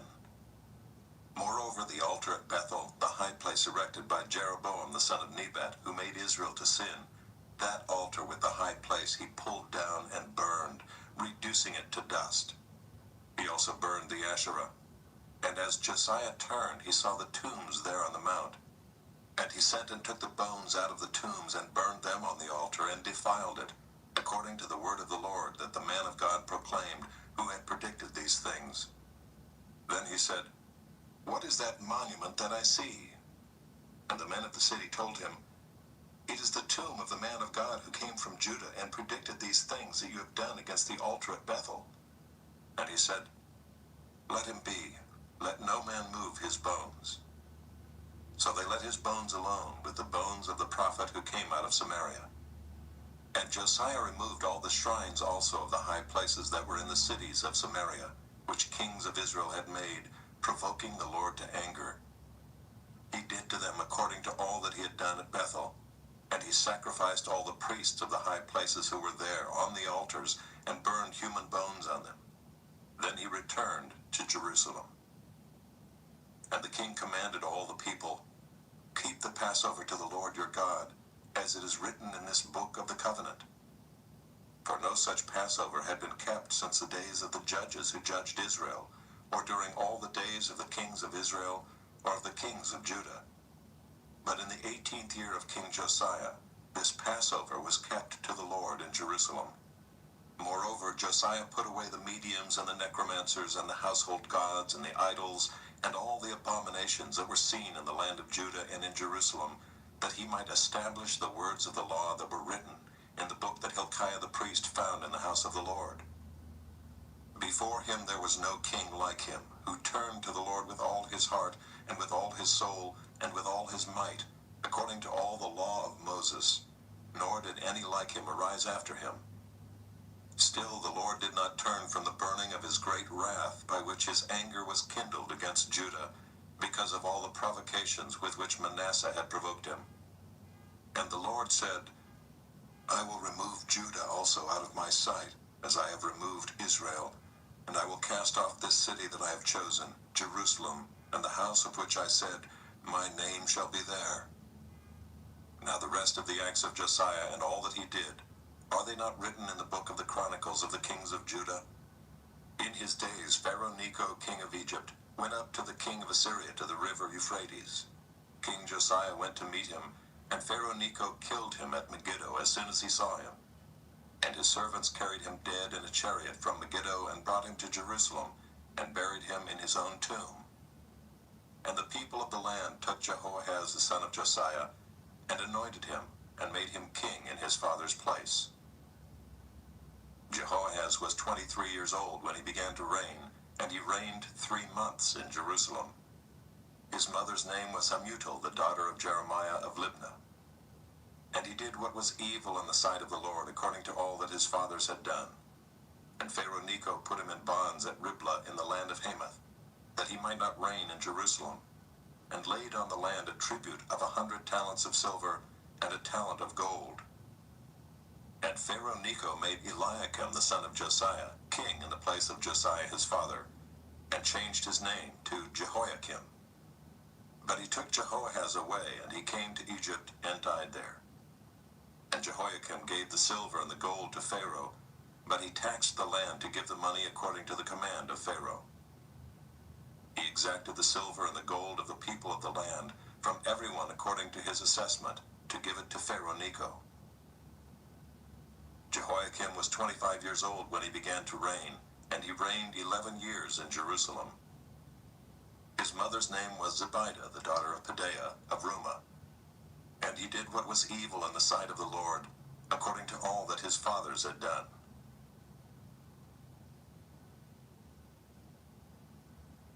Chapter 24. In his days Nebuchadnezzar king of Babylon came up, and Jehoiakim became his servant for 3 years. Then he turned and rebelled against him.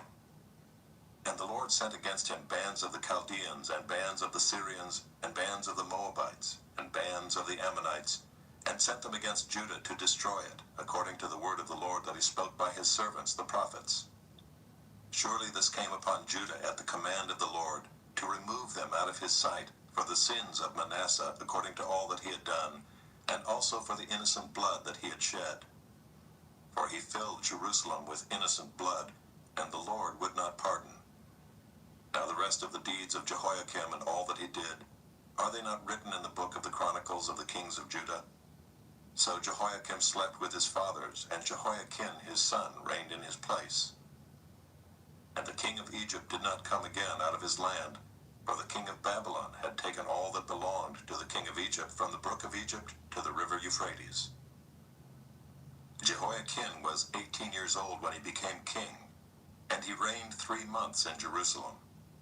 His mother's name was Nehushta, the daughter of Elnathan of Jerusalem. And he did what was evil in the sight of the Lord, according to all that his father had done. At that time the servants of Nebuchadnezzar king of Babylon came up to Jerusalem, and the city was besieged. And Nebuchadnezzar king of Babylon came to the city while his servants were besieging it. And Jehoiakim the king of Judah gave himself up to the king of Babylon, himself and his mother and his servants and his officials and his palace officials. The king of Babylon took him prisoner in the 8th year of his reign, and carried off all the treasures of the house of the Lord and the treasures of the king's house, and cut in pieces all the vessels of gold in the temple of the Lord, which Solomon king of Israel had made, as the Lord had foretold. He carried away all Jerusalem, and all the officials and all the mighty men of valor, 10,000 captives, and all the craftsmen and the smiths. None remained except the poorest people of the land. And he carried away Jehoiakim to Babylon, the king's mother, the king's wives, his officials, and the chief men of the land he took into captivity from Jerusalem to Babylon. And the king of Babylon brought captive to Babylon all the men of valor, 7,000, and the craftsmen and the metalworkers, 1,000, all of them strong and fit for war. And the king of Babylon made Mattaniah, Jehoiakim's uncle, king in his place, and changed his name to Zedekiah. Zedekiah was 21 years old when he became king, and he reigned 11 years in Jerusalem. His mother's name was Hamutal, the daughter of Jeremiah of Libnah. And he did what was evil in the sight of the Lord, according to all that Jehoiakim had done. For because of the anger of the Lord it came to the point in Jerusalem and Judah, that he cast them out from his presence. And Zedekiah rebelled against the king of Babylon. Chapter 25. And in the 9th year of his reign, in the 10th month, on the 10th day of the month, Nebuchadnezzar king of Babylon came with all his army against Jerusalem and laid siege to it. And they built siege works all around it. So the city was besieged till the 11th year of King Zedekiah. On the 9th day of the 4th month, the famine was so severe in the city that there was no food for the people of the land. Then a breach was made in the city, and all the men of war fled by night by the way of the gate between the 2 walls by the king's garden. And the Chaldeans were around the city, and they went in the direction of the Arabah. But the army of the Chaldeans pursued the king and overtook him in the plains of Jericho, and all his army was scattered from him. Then they captured the king and brought him up to the king of Babylon at Riblah, and they passed sentence on him. They slaughtered the sons of Zedekiah before his eyes, and put out the eyes of Zedekiah, and bound him in chains, and took him to Babylon. In the 5th month, on the 7th day of the month, that was the 19th year of King Nebuchadnezzar, king of Babylon, Nebuzaradan, the captain of the bodyguard, a servant of the king of Babylon, came to Jerusalem. And he burned the house of the Lord and the king's house and all the houses of Jerusalem. Every great house he burned down. and all the army of the Chaldeans who were with the captain of the guard broke down the walls around Jerusalem. And the rest of the people who were left in the city and the deserters who had deserted to the king of Babylon, together with the rest of the multitude, Nebuzaradan, the captain of the guard, carried into exile. But the captain of the guard left some of the poorest of the land to be vine dressers and plowmen. And the pillars of bronze that were in the house of the Lord, and the stands and the bronze sea that were in the house of the Lord, the Chaldeans broke in pieces and carried the bronze to Babylon. And they took away the pots and the shovels and the snuffers and the dishes for incense and all the vessels of bronze used in the temple service, the fire pans also and the bowls. What was of gold the captain of the guard took away as gold, and what was of silver as silver. As for the two pillars, the one sea and the stands that Solomon had made for the house of the Lord, the bronze of all these vessels was beyond weight. The height of the one pillar was 18 cubits, and on it was a capital of bronze. The height of the capital was 3 cubits. A latticework and pomegranates, all of bronze, were all around the capital. And the second pillar had the same with the latticework. And the captain of the guard took Seraiah the chief priest, and Zephaniah the second priest, and the 3 keepers of the threshold. And from the city he took an officer who had been in command of the men of war, and 5 men of the king's council who were found in the city, and the secretary of the commander of the army who mustered the people of the land, and 60 men of the people of the land who were found in the city. And Nebuzaradan, the captain of the guard, took them and brought them to the king of Babylon at Riblah.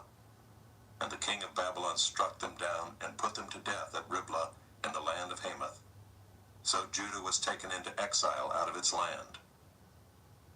And over the people who remained in the land of Judah, whom Nebuchadnezzar king of Babylon had left, he appointed Gedaliah the son of Ahikam, son of Shaphan, governor. Now when all the captains and their men heard that the king of Babylon had appointed Gedaliah governor, they came with their men to Gedaliah at Mizpah, namely Ishmael the son of Nethaniah, and Johanan the son of Kareah, and Seraiah the son of Tanhumeth the Netophathite, and Jaazaniah the son of the Maacathite. And Gedaliah swore to them and their men, saying, Do not be afraid because of the Chaldean officials. Live in the land and serve the king of Babylon, and it shall be well with you. But in the 7th month, Ishmael the son of Nethaniah, son of Elishama, of the royal family, came with 10 men and struck down Gedaliah and put him to death along with the Jews and the Chaldeans who were with him at Mizpah. Then all the people, both small and great, and the captains of the forces arose and went to Egypt, for they were afraid of the Chaldeans. And in the 37th year of the exile of Jehoiakim king of Judah, in the 12th month, on the 27th day of the month, Evil-Merodach, king of Babylon, in the year that he began to reign, graciously freed Jehoiakim king of Judah from prison. And he spoke kindly to him and gave him a seat above the seats of the kings who were with him in Babylon.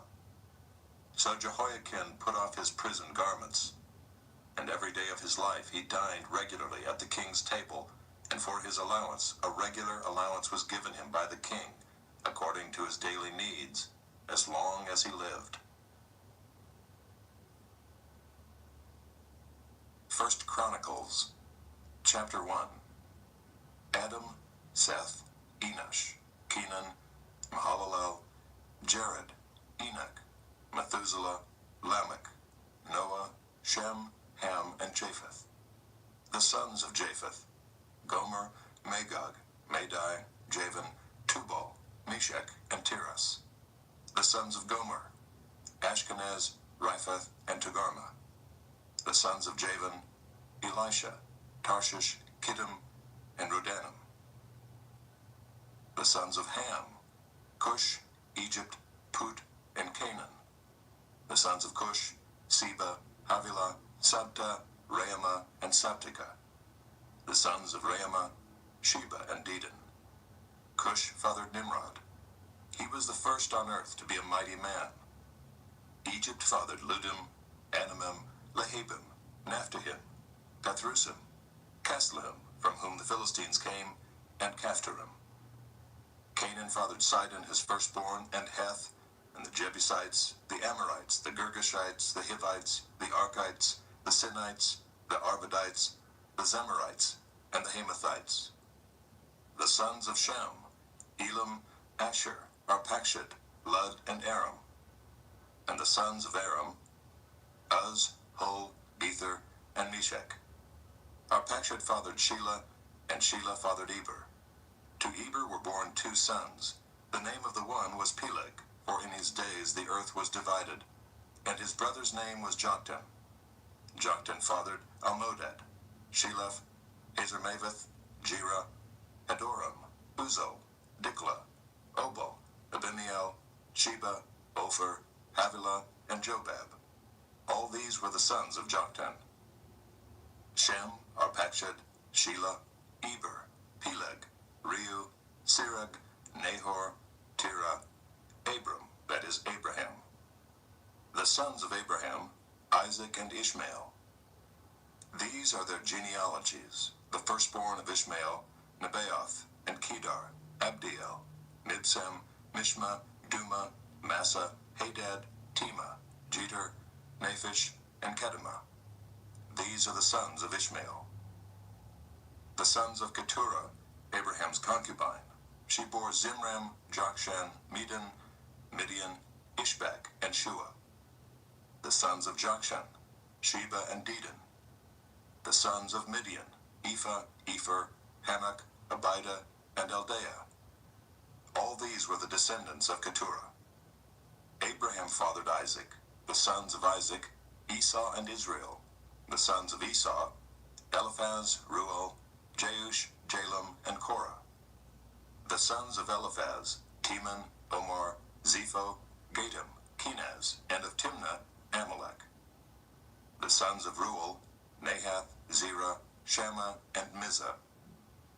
The sons of Seir, Lotan, Shobal, Zibeon, Anah, Dishan, Ezer, and Dishan. The sons of Lotan, Hori and Hemam. And Lotan's sister was Timnah. The sons of Shobal, Alvan, Manahath, Ebal, Shepho, and Onam. The sons of Zibeon, Aiah and Anah.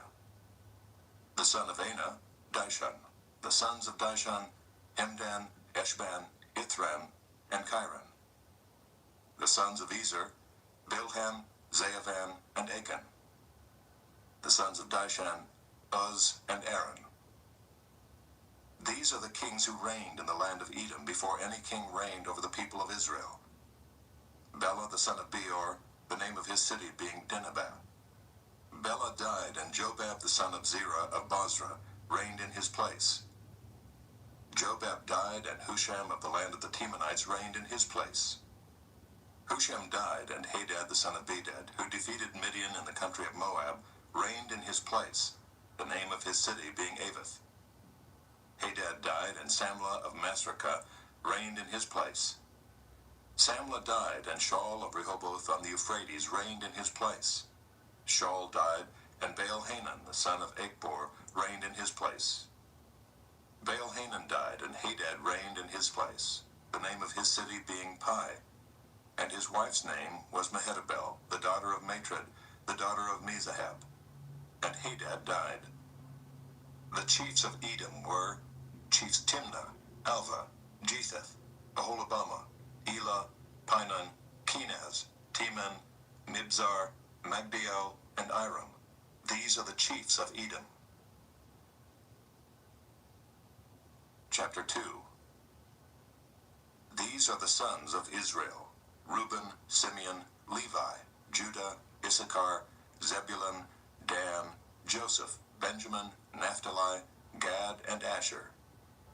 The sons of Judah: Onan, and Shelah. These 3 Bathshua the Canaanite bore to him. Now Judah's firstborn, was evil in the sight of the Lord, and he put him to death. His daughter-in-law Tamar also bore him Perez and Zerah. Judah had 5 sons in all. The sons of Perez, Hezron and Hamul.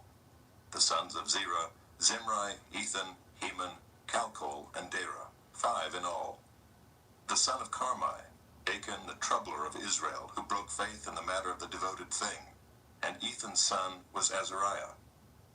The sons of Hezron that were born to him, Jerahmeel, Ram, and Kalubai. Ram fathered Aminadab, and Aminadab fathered Nahshon, prince of the sons of Judah. Nahshon fathered Salmon. Salmon fathered Boaz. Boaz fathered Obed. Obed fathered Jesse. Jesse fathered Eliab, his firstborn, Abinadab the second, Shimeah the third, Nathanael the fourth, Radai the fifth, Ozem the sixth, David the seventh. And their sisters were Zeruiah and Abigail. The sons of Zeruiah, Abishai, Joab, and Asahel, 3. Abigail bore Amasa, and the father of Amasa was Jether the Ishmaelite. Caleb the son of Hezron fathered children by his wife Azubah and by Jerioth. And these were her sons, Jesher, Shobab, and Ardon. When Azubah died, Caleb married Ephrath, who bore him Hur. Hur fathered Uri, and Uri fathered Bezalel.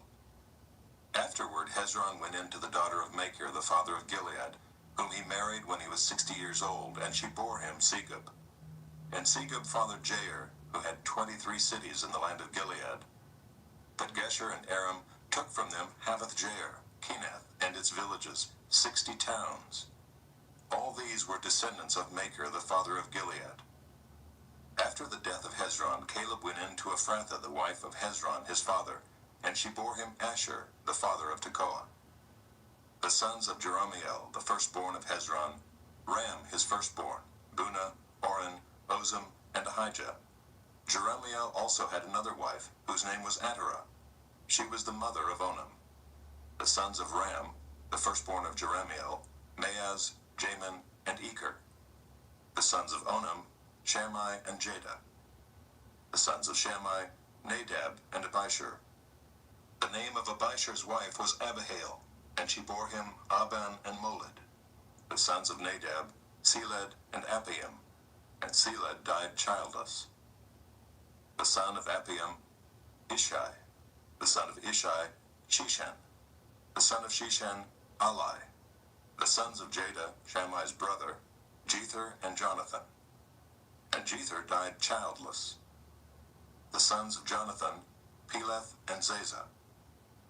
These were the descendants of Jerahmeel. Now Shishan had no sons, only daughters, but Shishan had an Egyptian slave whose name was Jarrah. So Shishan gave his daughter in marriage to Jarrah his slave, and she bore him Attai. Attai fathered Nathan, and Nathan fathered Zabad. Zabad fathered Ephlal, and Ephlal fathered Obed. Obed fathered Jehu, and Jehu fathered Azariah. Azariah fathered Helez, and Helez fathered Eleasah. Eleasah fathered Sismai, and Sismai fathered Shallum. Shallum fathered Jechemiah, and Jechemiah fathered Elishama. The sons of Caleb, the brother of Jerahmeel. Marisha his firstborn, who fathered Ziph. The son of Marisha, Hebron. The sons of Hebron, Korah, Tappuah, Rechem, and Shema. Shema fathered Rehum, the father of Jorkeam, and Rechem fathered Shammai. The son of Shammai, Maon, and Maon fathered Beth-zur. Ephah also, Caleb's concubine, bore Haran, Moza, and Gazez, and Haran fathered Gazez. The sons of Jaddai, Regem, Jotham, Dishan, Pelet, Ephah, and Sheaph. Maacah, Caleb's concubine, bore Sheber and Tirhana. She also bore Sheaph, the father of Madmannah, Sheva, the father of Macbena, and the father of Gibeah, and the daughter of Caleb was Achsah. These were the descendants of Caleb. The sons of Hur, the firstborn of Ephrathah, Shobal, the father of Kiriath-Jearim, Salma, the father of Bethlehem, and Hareph, the father of Beth-Gader. Shobal, the father of Kiriath-Jearim, had other sons, Haroah, half of the Menuhath, and the clans of Kiriath-Jearim, the Ithrites, the Puthites, the Shumathites, and the Mishraites. From these came the Zorathites and the Eshtaolites. The sons of Salma, Bethlehem, the Netophathites, Atroth-Beth-Joab, and half of the Manahathites, the Zorites. The clans also of the scribes who lived at Jabez, the Tirathites, the Shemaathites, and the Sukathites. These are the Kenites who came from Hamath, the father of the house of Rechab. Chapter 3. These are the sons of David who were born to him in Hebron. The firstborn, Amnon, by Ahinoam the Jezreelite. The second, Daniel, by Abigail the Carmelite. The third, Absalom, whose mother was Maacah, the daughter of Talmai, king of Geshur. The fourth, Adonijah, whose mother was Haggith. The fifth, Shephatiah by Abital. The sixth, Ithream by his wife Eglah. 6 were born to him in Hebron, where he reigned for 7 years and 6 months. And he reigned 33 years in Jerusalem. These were born to him in Jerusalem: Shimeah, Shobab, Nathan, and Solomon. 4 by Bathshua, the daughter of Amiel. Then Ibhar, Elishama, Eliphalet, Noga, Nepheg, Japhia, Elishama, Eliada, and Eliphalet. 9. All these were David's sons, besides the sons of the concubines, and Tamar was their sister. The son of Solomon was Rehoboam, Abijah his son, Asa his son, Jehoshaphat his son, Joram his son, Ahaziah his son, Joash his son, Amaziah his son, Azariah his son, Jotham his son, Ahaz his son, Hezekiah his son, Manasseh his son, Ammon his son, Josiah his son. The sons of Josiah: Johanan the firstborn, the second Jehoiakim, the third Zedekiah, the fourth Shallum. The descendants of Jehoiakim: Jeconiah his son, Zedekiah his son, and the sons of Jeconiah the captive: Shealtiel his son, Malchiram, Pedaiah, Shenazar, Jechemiah, Hoshama, and Nedabiah. And the sons of Pedaiah: Zerubbabel and Shimei. And the sons of Zerubbabel: Meshullam and Hananiah, and Shelomith was their sister. And Hashubah, Ohel, Berechiah, Hasadiah, and Jushab-Hesed, 5. The sons of Hananiah: Pelatiah and Jeshaiah, his son Raphaiah, his son Arnan, his son Obadiah, his son Shechaniah. The son of Shechaniah: Shemaiah. And the sons of Shemaiah: Hattush, Igal, Bariah, Neariah, and Shaphat, 6. The sons of Neariah: Elioenai, Hizkiah, and Azrikam, 3. The sons of Elioenai: Hodaviah, Eliashib, Pelaiah, Akab, Johanan, Delaiah, and Anani, 7. Chapter 4. The sons of Judah: Perez, Hezron, Carmi, Hur, and Shobal. Reaiah the son of Shobal fathered Jahath, and Jahath fathered Ahumai and Lahad. These were the clans of the Zorathites. These were the sons of Edom: Jezreel, Ishma, and Idbash. And the name of their sister was Hazelelponai. And Penuel fathered Gedor, and Ezer fathered Husha. These were the sons of Hur, the firstborn of Ephrathah, the father of Bethlehem. Asher, the father of Tekoa, had 2 wives, Elah and Naarah. Naarah bore him Ahuzam, Epher, Timani, and Haahashtarai. These were the sons of Naarah. The sons of Helah: Zereth, Izhar, and Ethnan. Koz fathered Enub, Zobeba, and the clans of Aharlel, the son of Haram. Jabez was more honorable than his brothers, and his mother called his name Jabez, saying, "Because I bore him in pain." Jabez called upon the God of Israel, saying, "Oh, that you would bless me and enlarge my border, and that your hand might be with me, and that you would keep me from harm, so that it might not bring me pain." And God granted what he asked. Caleb, the brother of Shua, fathered Mehir, who fathered Eshton. Eshton fathered Bethrapha, Paseah, and Tehinnah, the father of Ir-Nahash. These are the men of Rechah.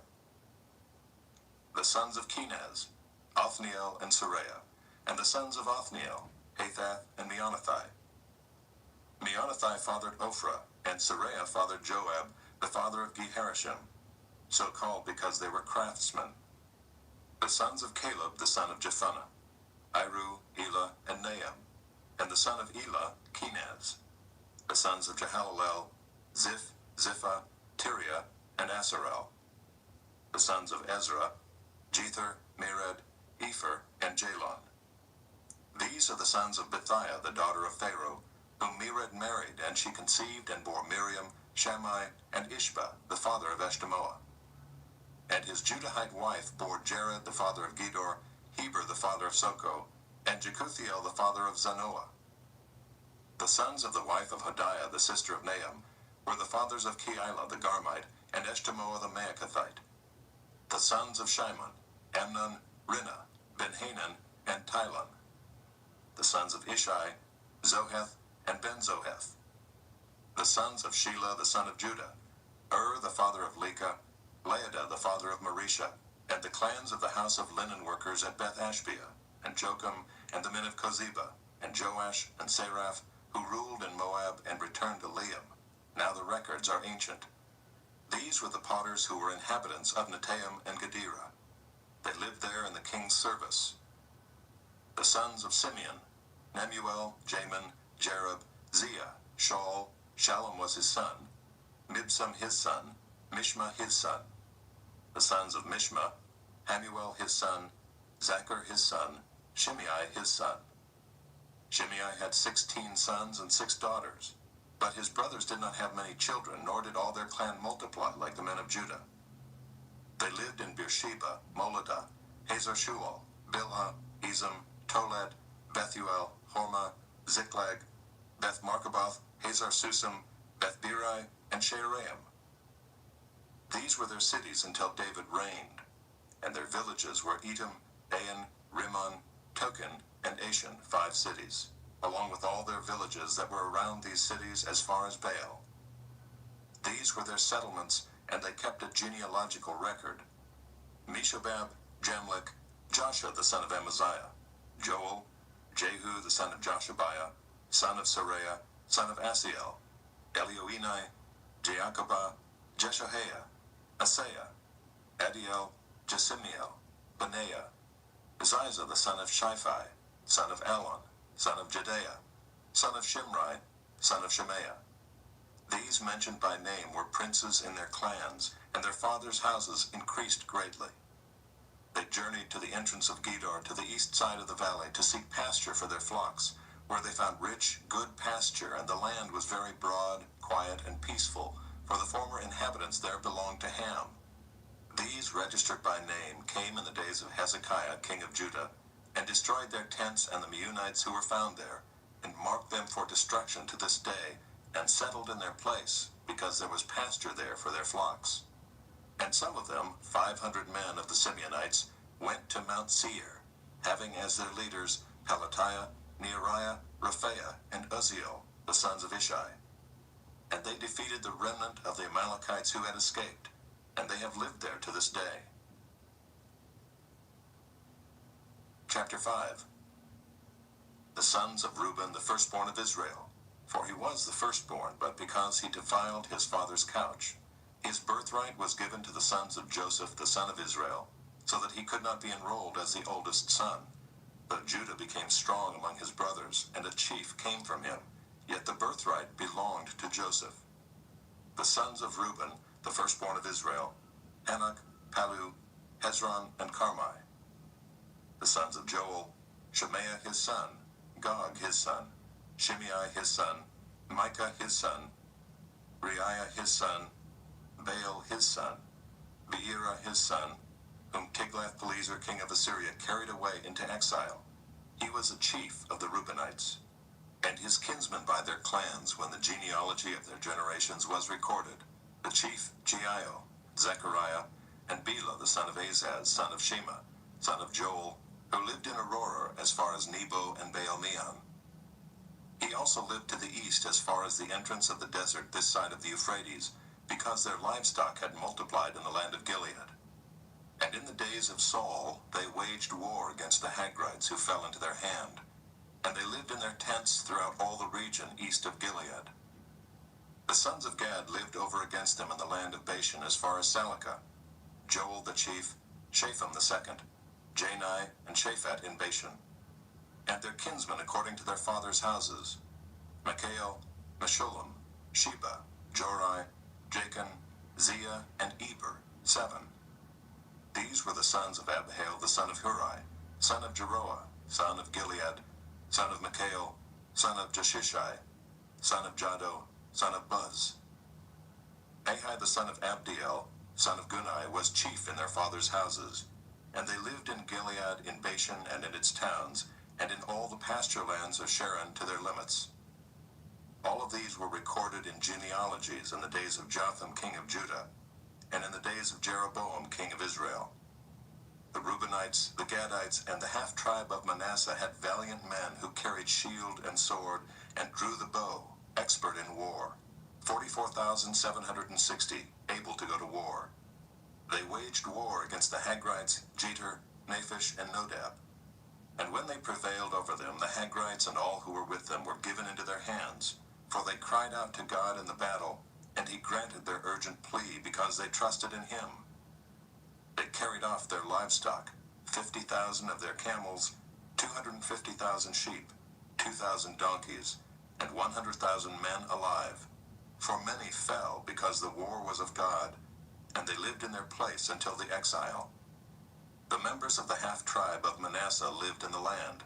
They were very numerous, from Bashan to Baal-Hermon, Senir, and Mount Hermon.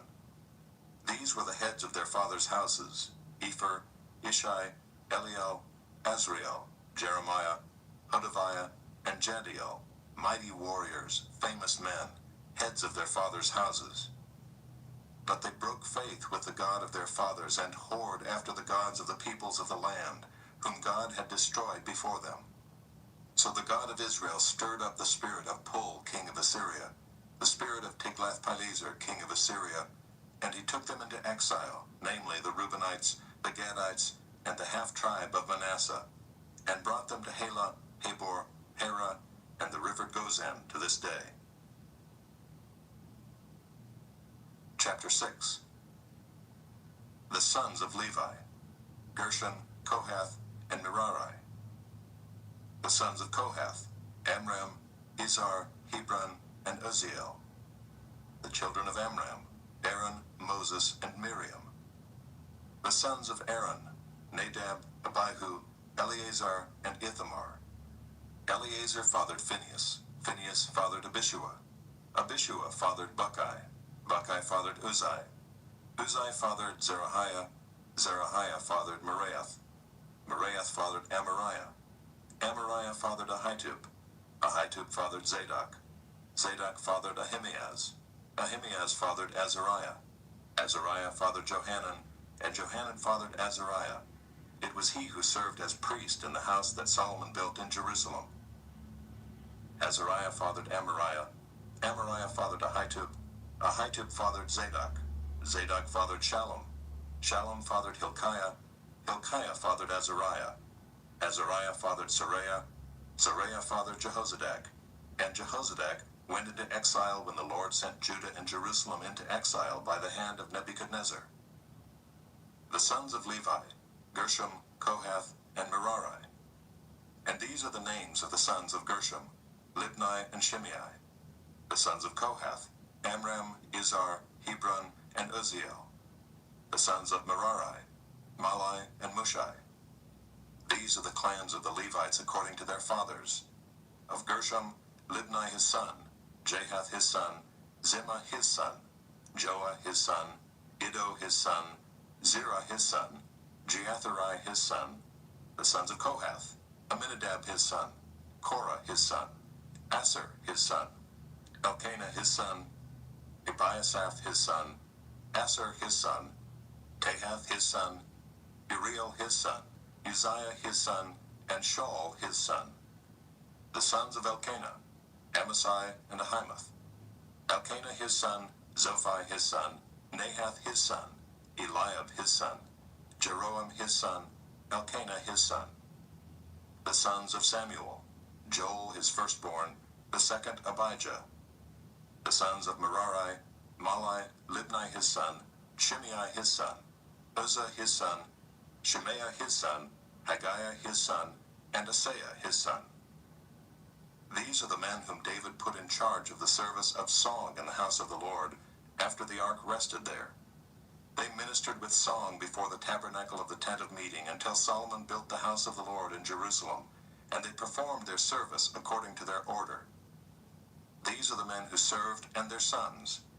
Of the sons of the Kohathites: Heman the singer, the son of Joel, son of Samuel, son of Elkanah, son of Jeroam, son of Eliel, son of Toah, son of Zuph, son of Elkanah, son of Mahath, son of Amasai, son of Elkanah, son of Joel, son of Azariah, son of Zephaniah, son of Tahath, son of Aser, son of Abiasaph, son of Korah, son of Izhar, son of Kohath, son of Levi, son of Israel, and his brother Asaph, who stood on his right hand, namely, Asaph the son of Berechiah, son of Shemaiah, son of Michael, son of Baaseiah, son of Malchijah, son of Ethni, son of Zerah, son of Adaiah, son of Ethan, son of Zimmah, son of Shimei, son of Jahath, son of Gershom, son of Levi.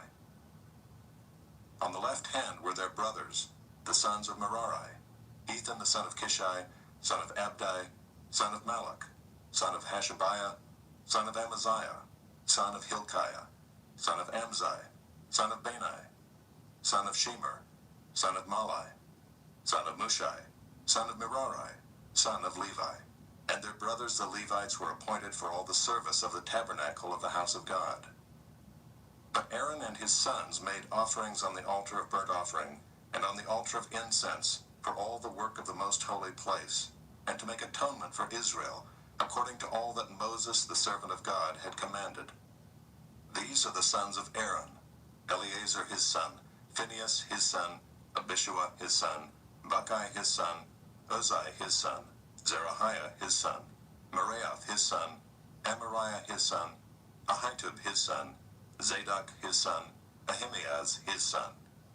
These are their dwelling places according to their settlements within their borders, to the sons of Aaron of the clans of Kohathites, for theirs was the first lot. To them they gave Hebron in the land of Judah and its surrounding pasture lands, but the fields of the city and its villages they gave to Caleb the son of Jephunneh. To the sons of Aaron they gave the cities of refuge, Hebron, Libnah with its pasture lands, Jeter, Eshtemoa with its pasture lands, Hilan with its pasture lands, Deber with its pasture lands, Ashan with its pasture lands, and Bethshemesh with its pasture lands. And from the tribe of Benjamin, Gibeon, Geba with its pasture lands, Alameth with its pasture lands, and Anathoth with its pasture lands. All their cities throughout their clans were 13. To the rest of the Kohathites were given by lot out of the clan of the tribe, out of the half-tribe, the half of Manasseh, 10 cities. To the Gershomites, according to their clans, were allotted 13 cities out of the tribes of Issachar, Asher, Naphtali, and Manasseh in Bashan. To the Merarites, according to their clans, were allotted 12 cities out of the tribes of Reuben, Gad, and Zebulun. So the people of Israel gave the Levites the cities with their pasture lands. They gave by lot out of the tribes of Judah, Simeon, and Benjamin these cities that are mentioned by name. And some of the clans of the sons of Kohath had cities of their territory out of the tribe of Ephraim. They were given the cities of refuge: Shechem with its pasture lands in the hill country of Ephraim, Gezer with its pasture lands, Jokmeam with its pasture lands, Beth-horon with its pasture lands, Aijalon with its pasture lands, Gath-rimmon with its pasture lands. And out of the half-tribe of Manasseh, Aner with its pasture lands, and Bileam with its pasture lands, for the rest of the clans of the Kohathites. To the Gershomites were given out of the clan of the half-tribe of Manasseh, Golan and Bashan with its pasture lands, and Ashtaroth with its pasture lands. And out of the tribe of Issachar, Kedesh with its pasture lands, Daberath with its pasture lands, Ramoth with its pasture lands, and Anam with its pasture lands. Out of the tribe of Asher, Mashal with its pasture lands, Abdon with its pasture lands, Hukok with its pasture lands, and Rehob with its pasture lands. And out of the tribe of Naphtali, Kedesh and Galilee with its pasture lands, Hammon with its pasture lands, and Kiriathaim with its pasture lands. To the rest of the Merarites were allotted out of the tribe of Zebulun, Ramona with its pasture lands, Tabor with its pasture lands, and beyond the Jordan at Jericho on the east side of the Jordan, out of the tribe of Reuben, Bezer in the wilderness with its pasture lands, Jazzah with its pasture lands, Kedemoth with its pasture lands, and Mephiath with its pasture lands. And out of the tribe of Gad, Ramoth and Gilead with its pasture lands, Mahanaim with its pasture lands, Heshbon with its pasture lands, and Jazer with its pasture lands. Chapter 7. The sons of Issachar, Tola, Pua, Jashub, and Shimron, 4. The sons of Tola, Uzai, Raphael, Jeriel, Jamai, Ibsam, and Shemuel, heads of their fathers' houses, namely of Tola, mighty warriors of their generations, their number in the days of David being 22,600. The son of Uzai, Izrahiah, and the sons of Izrahiah, Mikael, Obadiah, Joel, and Ishiah. All 5 of them were chief men. And along with them by their generations, according to their fathers' houses, were units of the army for war, 36,000, for they had many wives and sons. Their kinsmen belonging to all the clans of Issachar were in all 87,000 mighty warriors, enrolled by genealogy. The sons of Benjamin, Bela, Becher, and Jediael, 3. The sons of Bela, Esbon, Uzai, Uziel, Jeremoth, and Iri, 5. Heads of fathers' houses, mighty warriors. And their enrollment by genealogies was 22,034. The sons of Becher, Zemira, Joash, Eliezer, Elioenai, Omri, Jeremoth, Abijah, Anathoth, and Alameth. All these were the sons of Becher. And their enrollment by genealogies according to their generations, as heads of their fathers' houses, mighty warriors, was 20,200. The son of Jediael, Bilhan. And the sons of Bilhan, Jeush, Benjamin, Ehud, Shanaanah, Zethan, Tarshish, and Ahishahar. All these were the sons of Jediael according to the heads of their fathers' houses, mighty warriors, 17,200, able to go to war. And Shupim and Hupim were the sons of Hushim the son of Aher. The sons of Naphtali, Jaziel, Gunai, Jezer, and Shallum, the descendants of Bilhah. The sons of Manasseh, Azriel, whom his Aramean concubine bore. She bore Machir the father of Gilead. And Machir took a wife for Hupim and for Shupim. The name of his sister was Maacah, and the name of the second was Zelophehad. And Zelophehad had daughters. And Maacah the wife of Machir bore a son, and she called his name Peresh. And the name of his brother was Sheresh. And his sons were Ulam and Rakem. The son of Ulam, Beden. These were the sons of Gilead the son of Machir, son of Manasseh. And his sister Hamoleketh bore Ishad, Ebiezer, and Malah. The sons of Shemida were Ahian, Shechem, Lekai, and Aniam. The sons of Ephraim, Shuthelah, and Bered his son, Tahath his son, Eliada his son, Tahath his son, Zabad his son, Shuthelah his son, and Ezer and Eliad, whom the men of Gath who were born in the land killed, because they came down to raid their livestock. And Ephraim their father mourned many days, and his brothers came to comfort him. And Ephraim went in to his wife, and she conceived and bore a son. And he called his name Beriah, because disaster had befallen his house. His daughter was Sheerah, who built both lower and upper Beth-horon, and Uzan-Sheerah. Repha was his son, Resheph his son, Telah his son, Tahan his son, Ladan his son, Ammihud his son, Elishama his son, Nun his son, Joshua his son. Their possessions and settlements were Bethel and its towns, and to the east Naaran, and to the west Gezer and its towns, Shechem and its towns, and Aiah and its towns. Also in possession of the Manassites, Bethshean and its towns, Taanach and its towns, Megiddo and its towns, Dor and its towns. In these lived the sons of Joseph the son of Israel. The sons of Asher, Imnah, Ishva, Ishvi, Beriah, and their sister Serah. The sons of Beriah, Heber, and Malchiel, who fathered Bizaeth. Heber fathered Japhlet, Shomer, Hotham, and their sister Shua. The sons of Japhlet, Pesach, Bimal, and Ashvath. These are the sons of Japhlet. The sons of Shemer his brother, Roga, Jehuba, and Aram. The sons of Helam his brother, Zophah, Imnah, Shelesh, and Amal. The sons of Zophah, Sua, Harnepher, Shual, Beri, Imrah, Bezer, Had, Shema, Shilsha, Ithran, and Beerah. The sons of Jether, Jephunneh, Pispa, and Era. The sons of Ulah, Era, Haniel, and Rizia. All of these were men of Asher, heads of fathers' houses, approved, mighty warriors, chiefs of the princes. Their number enrolled by genealogies for service in war was 26,000 men. Chapter 8. Benjamin fathered Bela his firstborn, Ashbel the second, Ahira the third, Noah the fourth, and Rapha the fifth. And Bela had sons, Adar, Gera, Abihud, Abishua, Naaman, Ahoah, Gera, Shaphupan, and Huram. These are the sons of Ehud.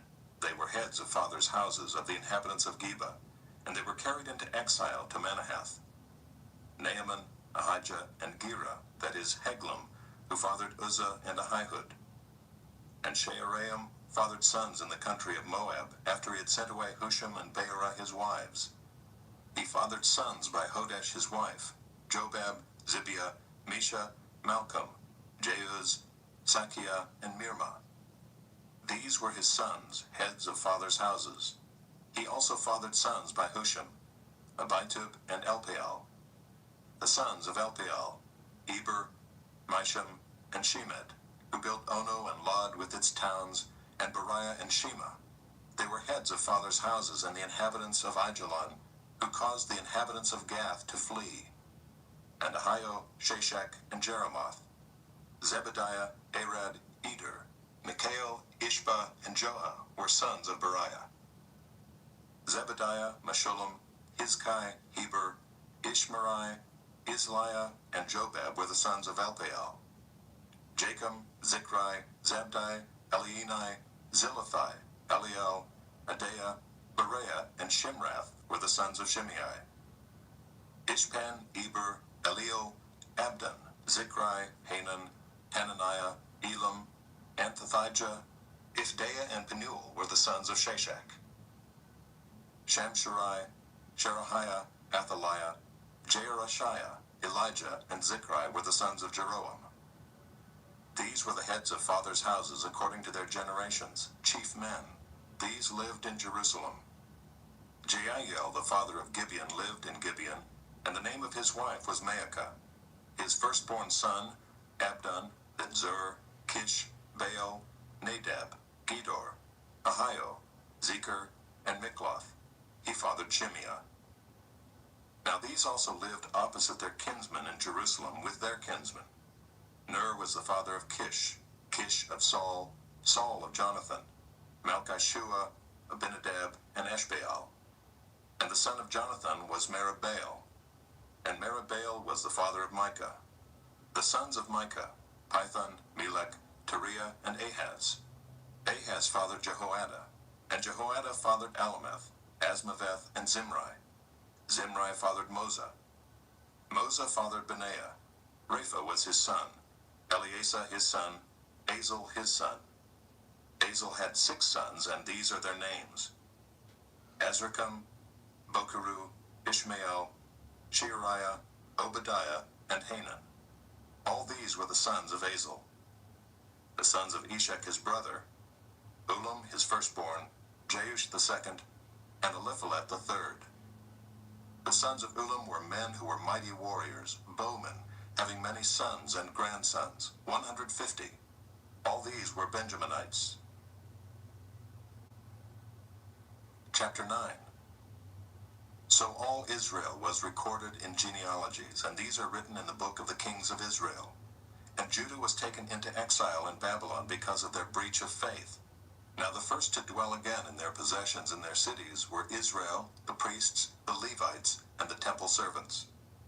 And some of the people of Judah, Benjamin, Ephraim, and Manasseh lived in Jerusalem. Uzziah the son of Ammihud, son of Omri, son of Imri, son of Bani, from the sons of Perez, the son of Judah. And of the Shilonites, Asaiah the firstborn and his sons. Of the sons of Zerah, Jeuel and their kinsmen, 690. Of the Benjaminites, Sallu the son of Meshullam, son of Hodaviah, son of Hasanua. Ibneiah the son of Jeroam, Elah the son of Uzai, son of Michri, and Meshullam the son of Shephatiah, son of Reuel, son of Ibnijah, and their kinsmen according to their generations, 956. All these were heads of fathers' houses according to their fathers' houses.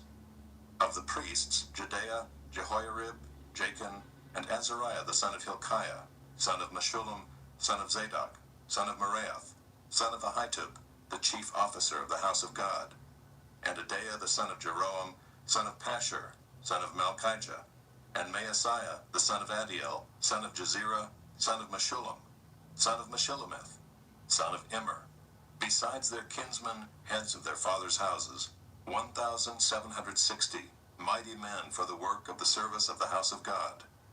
Of the Levites, Shemaiah the son of Hashub, son of Azrikam, son of Hashabiah, of the sons of Merari, and Bakbakkar, Heresh, Galal, and Mattaniah the son of Micah, son of Zichri, son of Asaph, and Obadiah the son of Shemaiah, son of Galal, son of Jeduthun, and Berechiah the son of Asa, son of Elkanah, who lived in the villages of the Netophathites.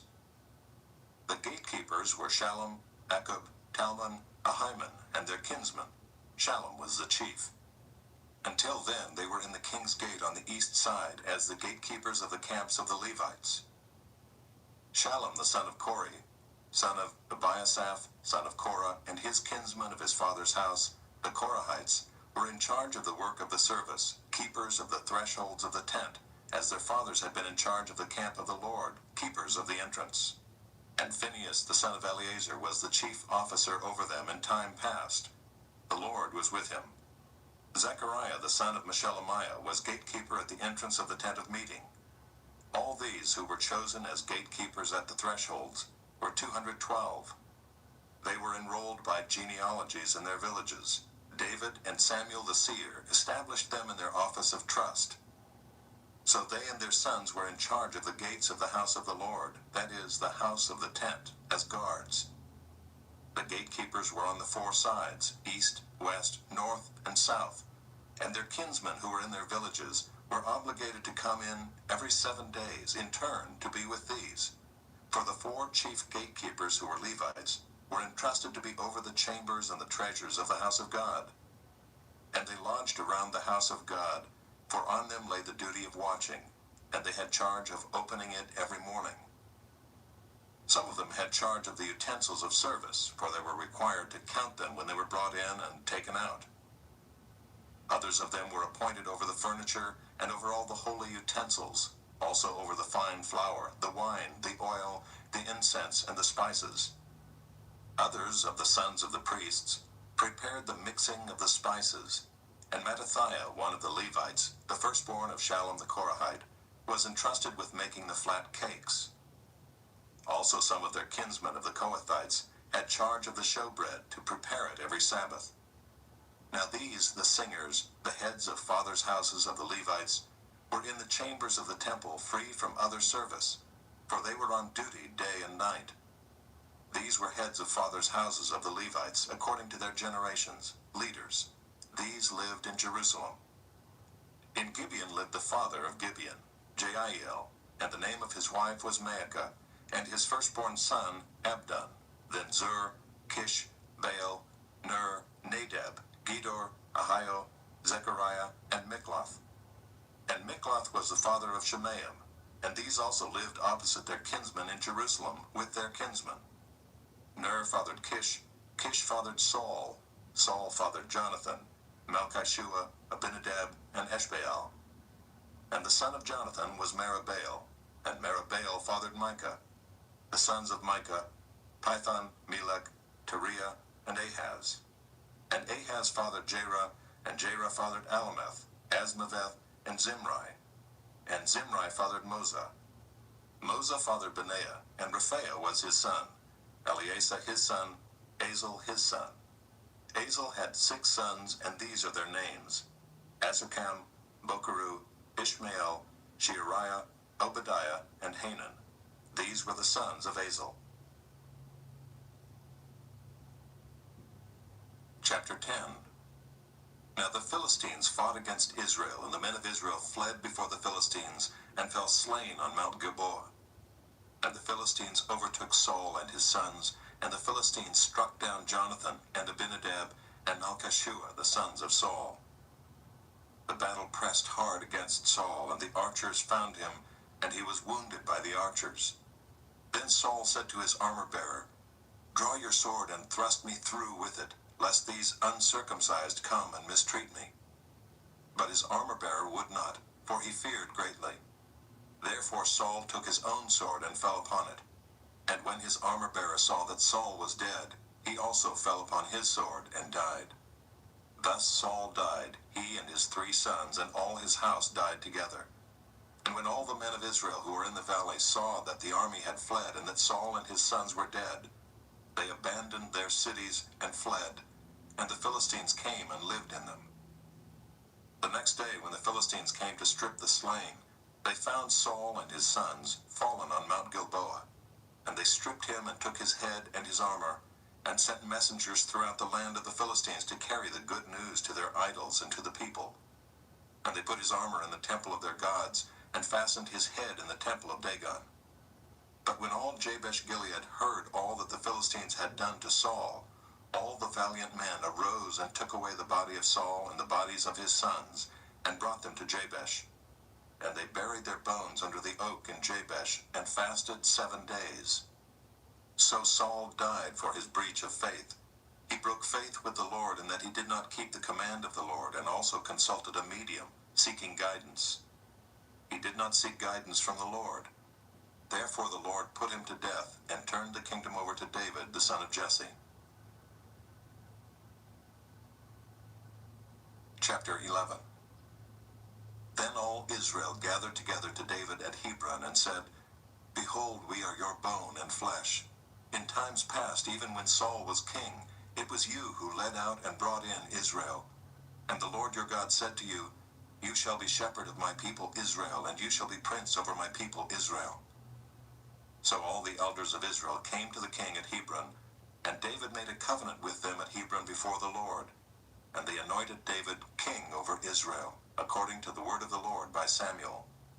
And David and all Israel went to Jerusalem, that is, Jebus, where the Jebusites were, the inhabitants of the land. The inhabitants of Jebus said to David, "You will not come in here." Nevertheless, David took the stronghold of Zion, that is, the city of David. David said, "Whoever strikes the Jebusites first shall be chief and commander." And Joab the son of Zeruiah went up first, so he became chief. And David lived in the stronghold. Therefore it was called the city of David. And he built the city all around, from the Millo in complete circuit, and Joab repaired the rest of the city. And David became greater and greater, for the Lord of hosts was with him. Now these are the chiefs of David's mighty men, who gave him strong support in his kingdom, together with all Israel, to make him king, according to the word of the Lord concerning Israel. This is an account of David's mighty men. Jashobeam, a Hachmonite, was chief of the 3. He wielded his spear against 300, whom he killed at one time. And next to him among the 3 mighty men was Eleazar the son of Dodo, the Ahohite. He was with David at Pasdammim when the Philistines were gathered there for battle. There was a plot of ground full of barley, and the men fled from the Philistines. But he took his stand in the midst of the plot, and defended it, and killed the Philistines. And the Lord saved them by a great victory. 3 of the 30 chief men went down to the rock to David at the cave of Adullam, when the army of Philistines was encamped in the valley of Rephaim. David was then in the stronghold, and the garrison of the Philistines was then at Bethlehem. And David said longingly, "Oh, that someone would give me water to drink from the well of Bethlehem that is by the gate."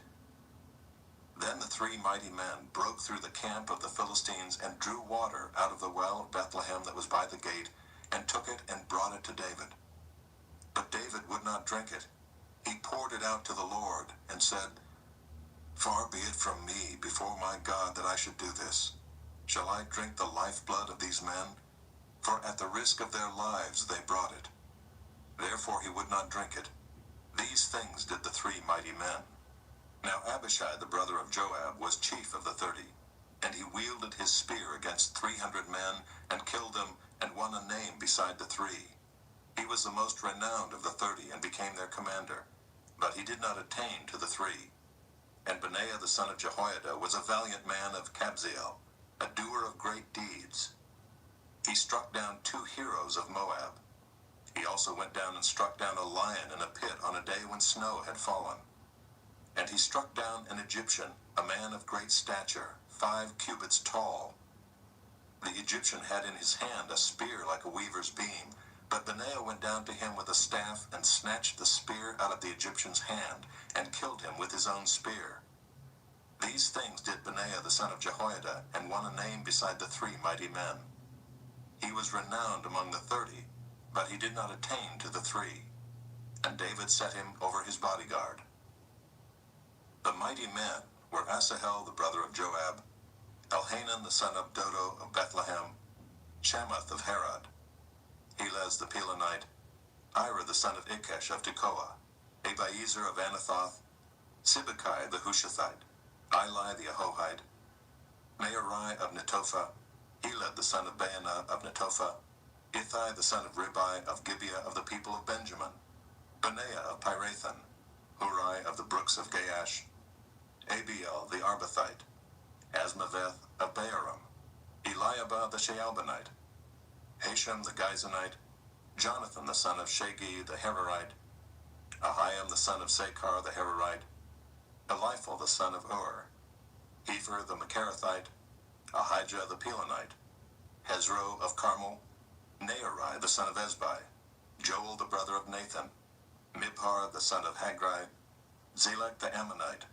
Nearai of Beeroth, the armor-bearer of Joab, the son of Zeruiah, Ira the Ithrite, Gareb the Ithrite, Uriah the Hittite, Zabad the son of Eli, Adinah the son of Shiza, the Reubenite, a leader of the Reubenites, and 30 with him, Hanan the son of Maacah, and Joshaphat the Mithnite, Uzziah the Ashtarothite, Shema and Jeiel, the sons of Hotham the Arorite, Jediel the son of Shimri, and Joha his brother the Tizite, Eliel the Maavite, and Jerubai, and Joshaviah, the sons of Alnaam, and Ithma the Moabite, Eliel and Obed, and Jaasiel the Mezobaite. Chapter 12.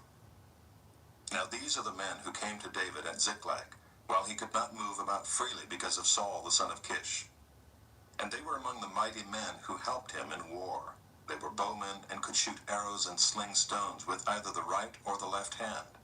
They were Benjaminites, Saul's kinsmen. The chief was Ahiezer, then Joash, both sons of Shemaiah of Gibeah. Also Jeziel and Pelet, the sons of Asmaveth. Barakah, Jehu of Anathoth, Ishmael of Gibeon, a mighty man among the 30 and a leader over the 30. Jeremiah, Jehaziel, Johanan, Jozabad of Gedera, Eluzai, Jeremoth, Bealiah, Shemariah, Shephatiah the Haruphite, Elkanah, Ishiah, Azarel, Joezer, and Jashobeam the Korahites, and Joelah and Zebediah the sons of Jeroham of Gedor. From the Gadites there went over to David at the stronghold in the wilderness, mighty and experienced warriors, expert with shield and spear, whose faces were like the faces of lions, and who were swift as gazelles upon the mountains. Ezer the chief, Obadiah second, Eliab third, Mishmannah fourth, Jeremiah fifth, Attai sixth, Eliel seventh, Johanan eighth, Elzabad ninth, Jeremiah 10th, Machbenai 11th. These Gadites were officers of the army. The least was a match for 100 men, and the greatest for 1,000. These are the men who crossed the Jordan in the first month, when it was overflowing all its banks, and put to flight all those in the valleys to the east and to the west. And some of the men of Benjamin and Judah came to the stronghold to David. David went out to meet them and said to them, "If you have come to me in friendship to help me, my heart will be joined to you. But if to betray me to my adversaries, although there is no wrong in my hands, then may the God of our fathers see and rebuke you." Then the Spirit clothed Amasai, chief of the 30, and he said, "We are yours, O David, and with you, O son of Jesse. Peace, peace to you, and peace to your helpers, for your God helps you." Then David received them and made them officers of his troops. Some of the men of Manasseh deserted to David when he came with the Philistines for the battle against Saul. Yet he did not help them, for the rulers of the Philistines took counsel and sent him away, saying, "At peril to our heads he will desert to his master Saul." As he went to Ziklag, these men of Manasseh deserted to him: Adnah, Jozabad, Jediael, Mikael, Jozabad, Elihu, and Zilithai, chiefs of thousands in Manasseh. They helped David against the band of raiders, for they were all mighty men of valor and were commanders in the army. For from day to day men came to David to help him, until there was a great army, like an army of God. These are the numbers of the divisions of the armed troops who came to David in Hebron to turn the kingdom of Saul over to him, according to the word of the Lord. The men of Judah bearing shield and spear were 6,800 armed troops. Of the Simeonites, mighty men of valor for war, 7,100. Of the Levites, 4,600. The prince Jehoiada of the house of Aaron, and with him 3,700. Zadok, a young man mighty in valor, and 22 commanders from his own father's house. Of the Benjaminites, the kinsmen of Saul, 3,000, of whom the majority had to that point kept their allegiance to the house of Saul. Of the Ephraimites, 20,800, mighty men of valor, famous men in their fathers' houses. Of the half-tribe of Manasseh, 18,000, who were expressly named to come and make David king. Of Issachar, men who had understanding of the times to know what Israel ought to do, 200 chiefs, and all their kinsmen under their command. Of Zebulun, 50,000 seasoned troops, equipped for battle with all the weapons of war, to help David with singleness of purpose. Of Naphtali, 1,000 commanders, with whom were 37,000 men armed with shield and spear. Of the Danites, 28,600 men equipped for battle. Of Asher, 40,000 seasoned troops ready for battle. Of the Reubenites and Gadites and the half-tribe of Manasseh from beyond the Jordan, 120,000 men armed with all the weapons of war. All these men of war, arrayed in battle order, came to Hebron with a whole heart to make David king over all Israel. Likewise all the rest of Israel were of a single mind to make David king. And they were there with David for 3 days, eating and drinking, for their brothers had made preparation for them, and also their relatives, from as far as Issachar and Zebulun and Naphtali, came bringing food on donkeys and on camels and on mules and on oxen, abundant provisions of flour, cakes of figs, clusters of raisins, and wine and oil, oxen and sheep, for there was joy in Israel. Chapter 13. David consulted with the commanders of thousands and of hundreds, with every leader. And David said to all the assembly of Israel, "If it seems good to you, and from the Lord our God, let us send abroad to our brothers who remain in all the lands of Israel, as well as to the priests and Levites in the cities that have pasture lands, that they may be gathered to us. Then let us bring again the ark of our God to us, for we did not seek it in the days of Saul." All the assembly agreed to do so, for the thing was right in the eyes of all the people. So David assembled all Israel from the Nile of Egypt to Lebo-Hamath, to bring the ark of God from Kiriath-Jearim. And David and all Israel went up to Baalah, that is, to Kiriath-Jearim, that belongs to Judah, to bring up from there the ark of God, which is called by the name of the Lord, who sits enthroned above the cherubim. And they carried the ark of God on a new cart from the house of Abinadab, and Uzzah and Ahio were driving the cart.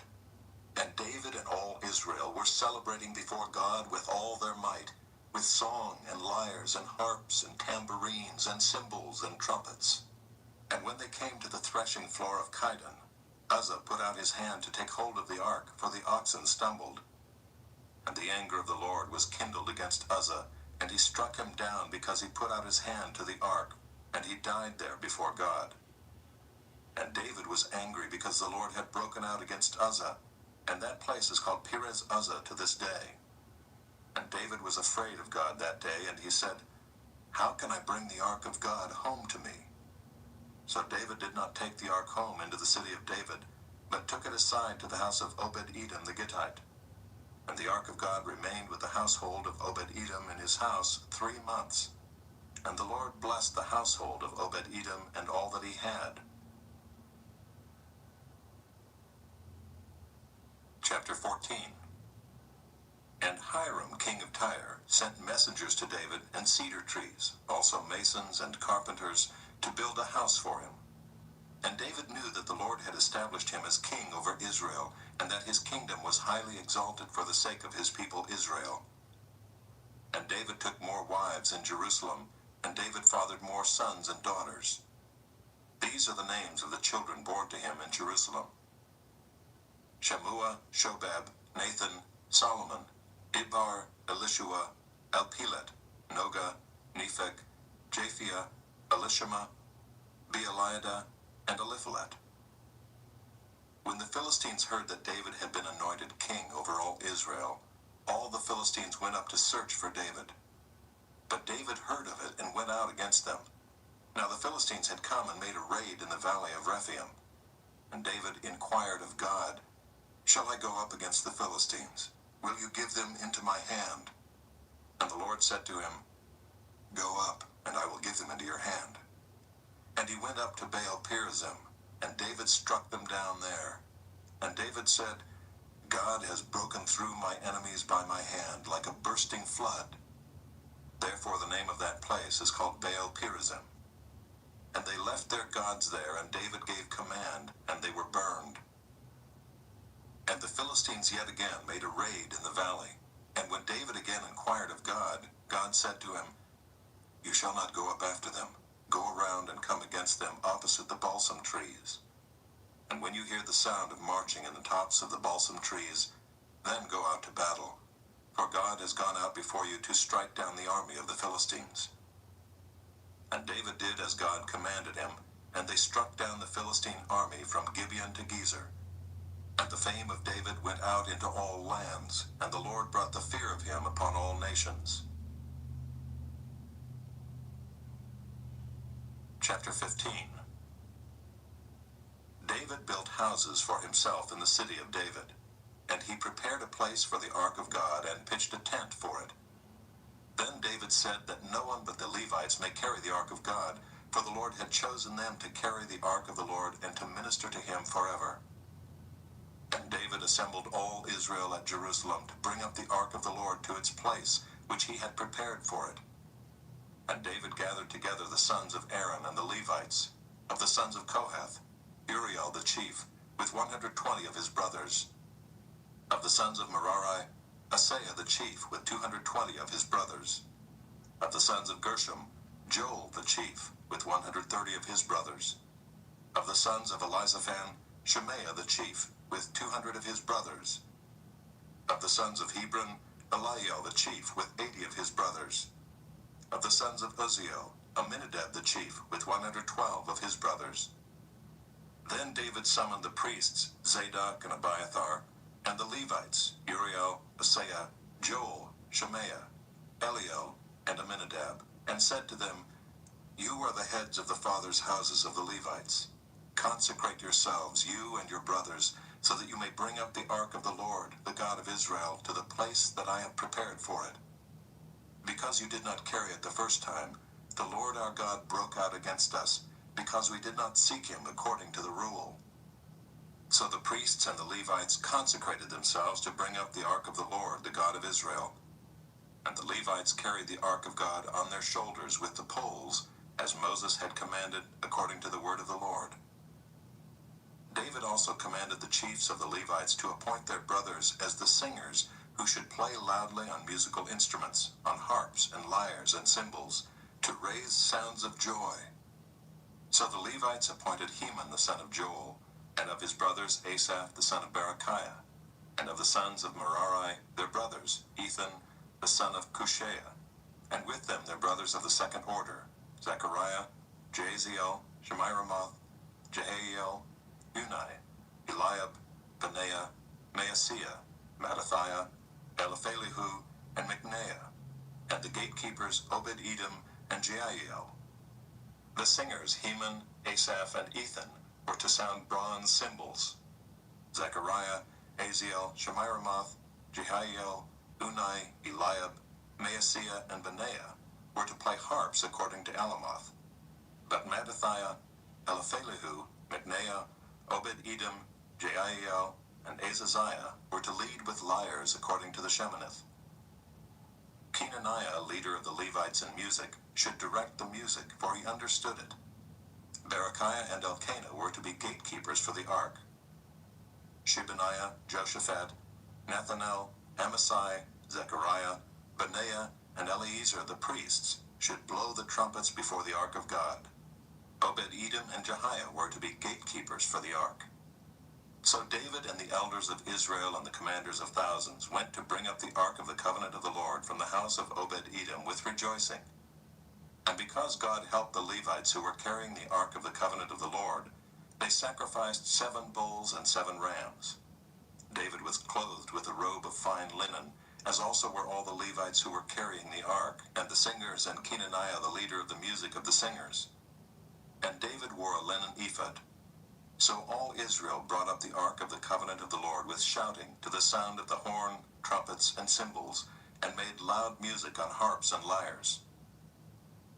And as the ark of the covenant of the Lord came to the city of David, Michal, the daughter of Saul, looked out of the window and saw King David dancing and celebrating, and she despised him in her heart. Chapter 16. And they brought in the ark of God and set it inside the tent that David had pitched for it, and they offered burnt offerings and peace offerings before God. And when David had finished offering the burnt offerings and the peace offerings, he blessed the people in the name of the Lord, and distributed to all Israel, both men and women, to each a loaf of bread, a portion of meat, and a cake of raisins. Then he appointed some of the Levites as ministers before the ark of the Lord, to invoke, to thank, and to praise the Lord, the God of Israel.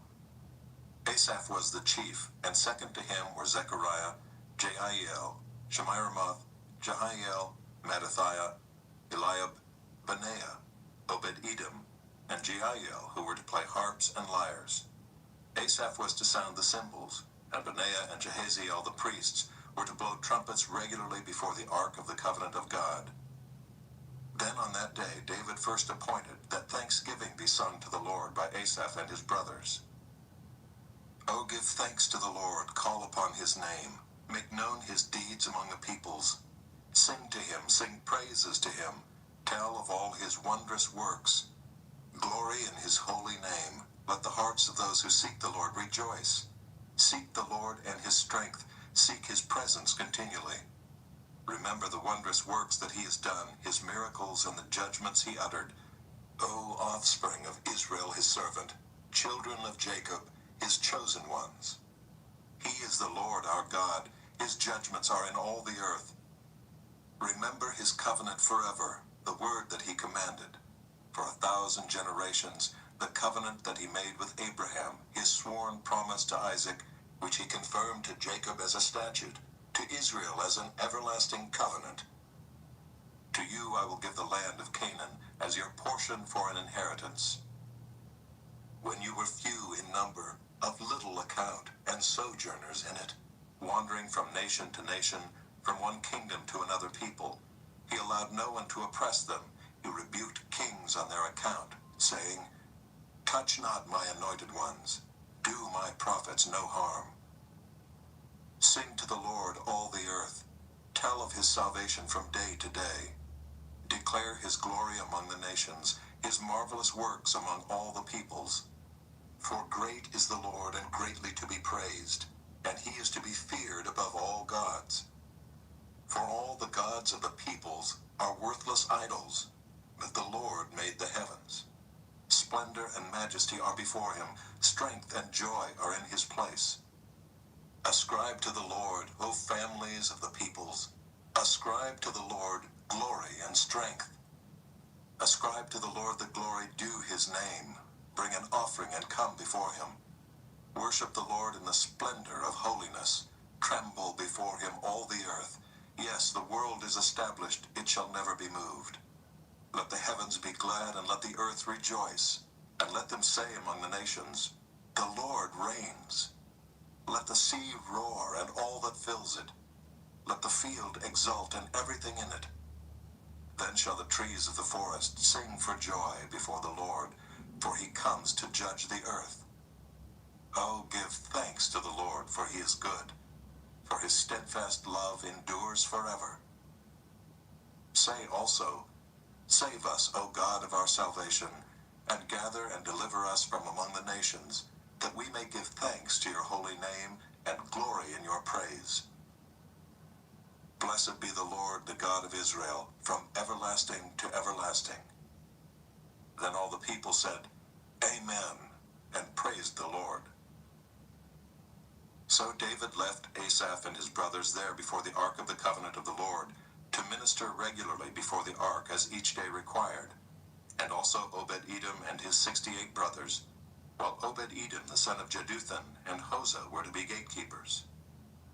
And he left Zadok the priest and his brothers the priests before the tabernacle of the Lord in the high place that was at Gibeon, to offer burnt offerings to the Lord on the altar of burnt offering regularly morning and evening, to do all that is written in the law of the Lord that he commanded Israel. With them were Heman and Jeduthun, and the rest of those chosen and expressly named to give thanks to the Lord, for his steadfast love endures forever. Heman and Jeduthun had trumpets and cymbals for the music and instruments for sacred song. The sons of Jeduthun were appointed to the gate. Then all the people departed each to his house, and David went home to bless his household. Chapter 17. Now when David lived in his house, David said to Nathan the prophet, Behold, I dwell in a house of cedar, but the ark of the covenant of the Lord is under a tent. And Nathan said to David, Do all that is in your heart, for God is with you. But that same night the word of the Lord came to Nathan, Go and tell my servant David, Thus says the Lord, It is not you who will build me a house to dwell in, for I have not lived in a house since the day I brought up Israel to this day, but I have gone from tent to tent, and from dwelling to dwelling. In all places where I have moved with all Israel, did I speak a word with any of the judges of Israel whom I commanded to shepherd my people, saying, Why have you not built me a house of cedar? Now therefore, thus shall you say to my servant David, Thus says the Lord of hosts, I took you from the pasture, from following the sheep, to be prince over my people Israel. And I have been with you wherever you have gone, and have cut off all your enemies from before you. And I will make for you a name, like the name of the great ones of the earth. And I will appoint a place for my people Israel, and will plant them, that they may dwell in their own place, and be disturbed no more. And violent men shall waste them no more, as formerly, from the time that I appointed judges over my people Israel. And I will subdue all your enemies. Moreover, I declare to you that the Lord will build you a house. When your days are fulfilled to walk with your fathers, I will raise up your offspring after you, one of your own sons, and I will establish his kingdom. He shall build a house for me, and I will establish his throne forever. I will be to him a father, and he shall be to me a son. I will not take my steadfast love from him as I took it from him who was before you, but I will confirm him in my house and in my kingdom forever, and his throne shall be established forever. In accordance with all these words and in accordance with all this vision, Nathan spoke to David. Then King David went in and sat before the Lord and said, Who am I, O Lord God, and what is my house that you have brought me thus far? And this was a small thing in your eyes, O God. You have also spoken of your servant's house for a great while to come, and have shown me future generations, O Lord God. And what more can David say to you for honoring your servant? For you know your servant. For your servant's sake, O Lord, and according to your own heart, you have done all this greatness in making known all these great things. There is none like you, O Lord, and there is no God besides you, according to all that we have heard with our ears. And who is like your people Israel, the one nation on earth whom God went to redeem to be his people, making for yourself a name for great and awesome things, in driving out nations before your people whom you redeemed from Egypt? And you made your people Israel to be your people forever. and you, O Lord, became their God. And now, O Lord, let the word that you have spoken concerning your servant and concerning his house be established forever, and do as you have spoken, and your name will be established and magnified forever, saying, The Lord of hosts, the God of Israel, is Israel's God, and the house of your servant David will be established before you. For you, my God, have revealed to your servant that you will build a house for him. Therefore your servant has found courage to pray before you. And now, O Lord, you are God, and you have promised this good thing to your servant. Now you have been pleased to bless the house of your servant, that it may continue forever before you. For it is you, O Lord, who have blessed, and it is blessed forever. Chapter 18.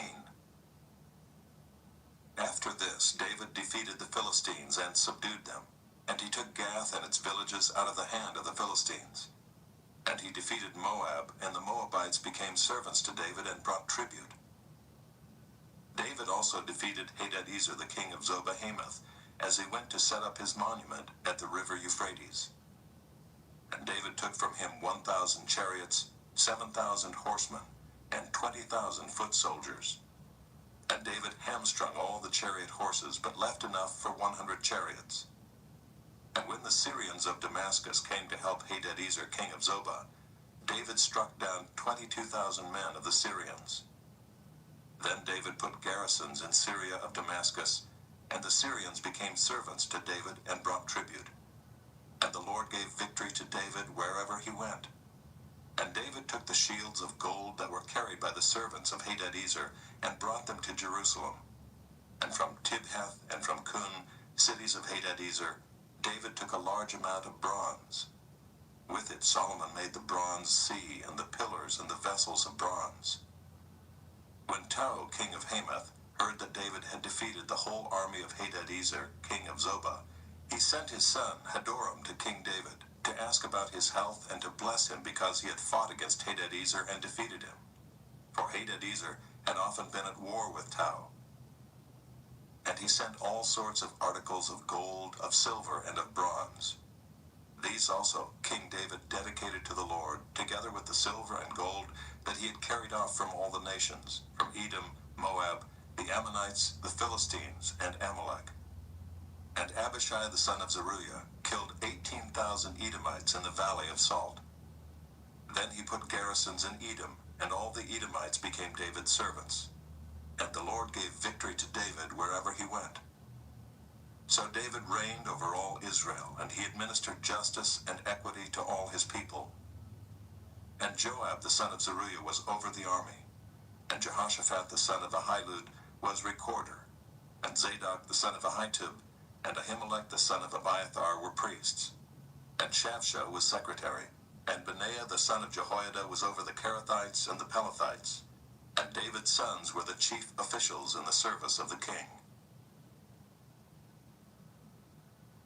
Chapter 19.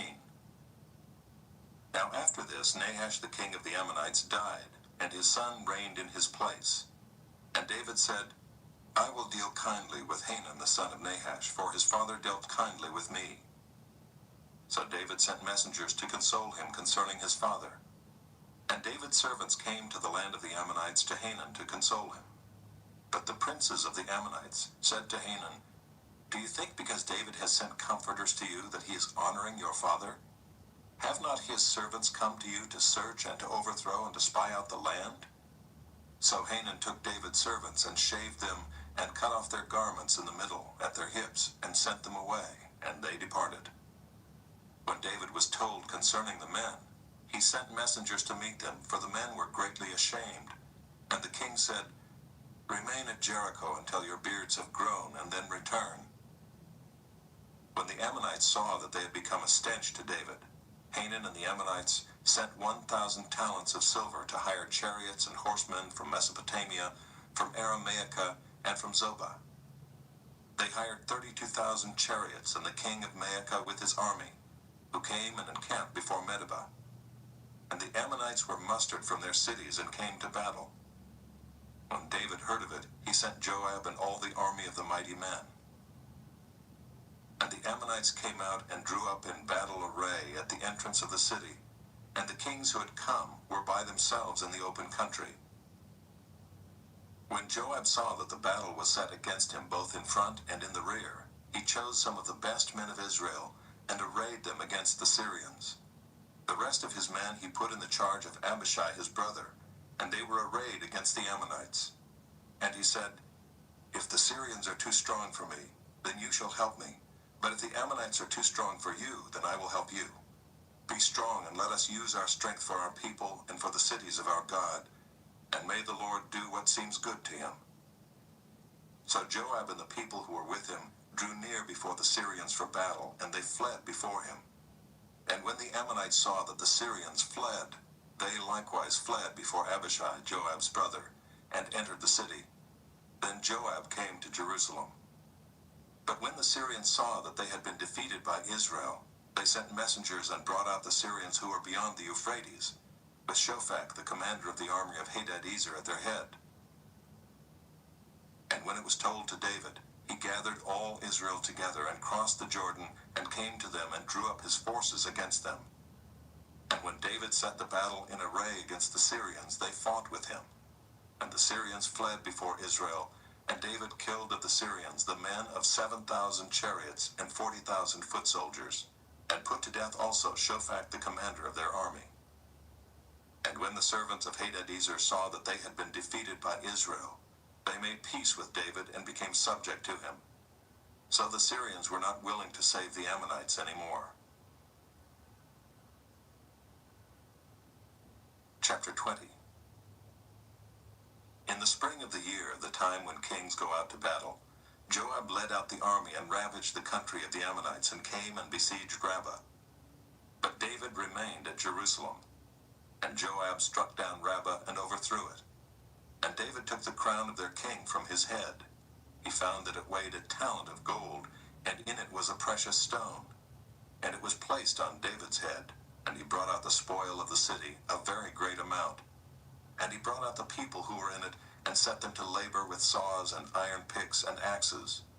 And thus David did to all the cities of the Ammonites. Then David and all the people returned to Jerusalem.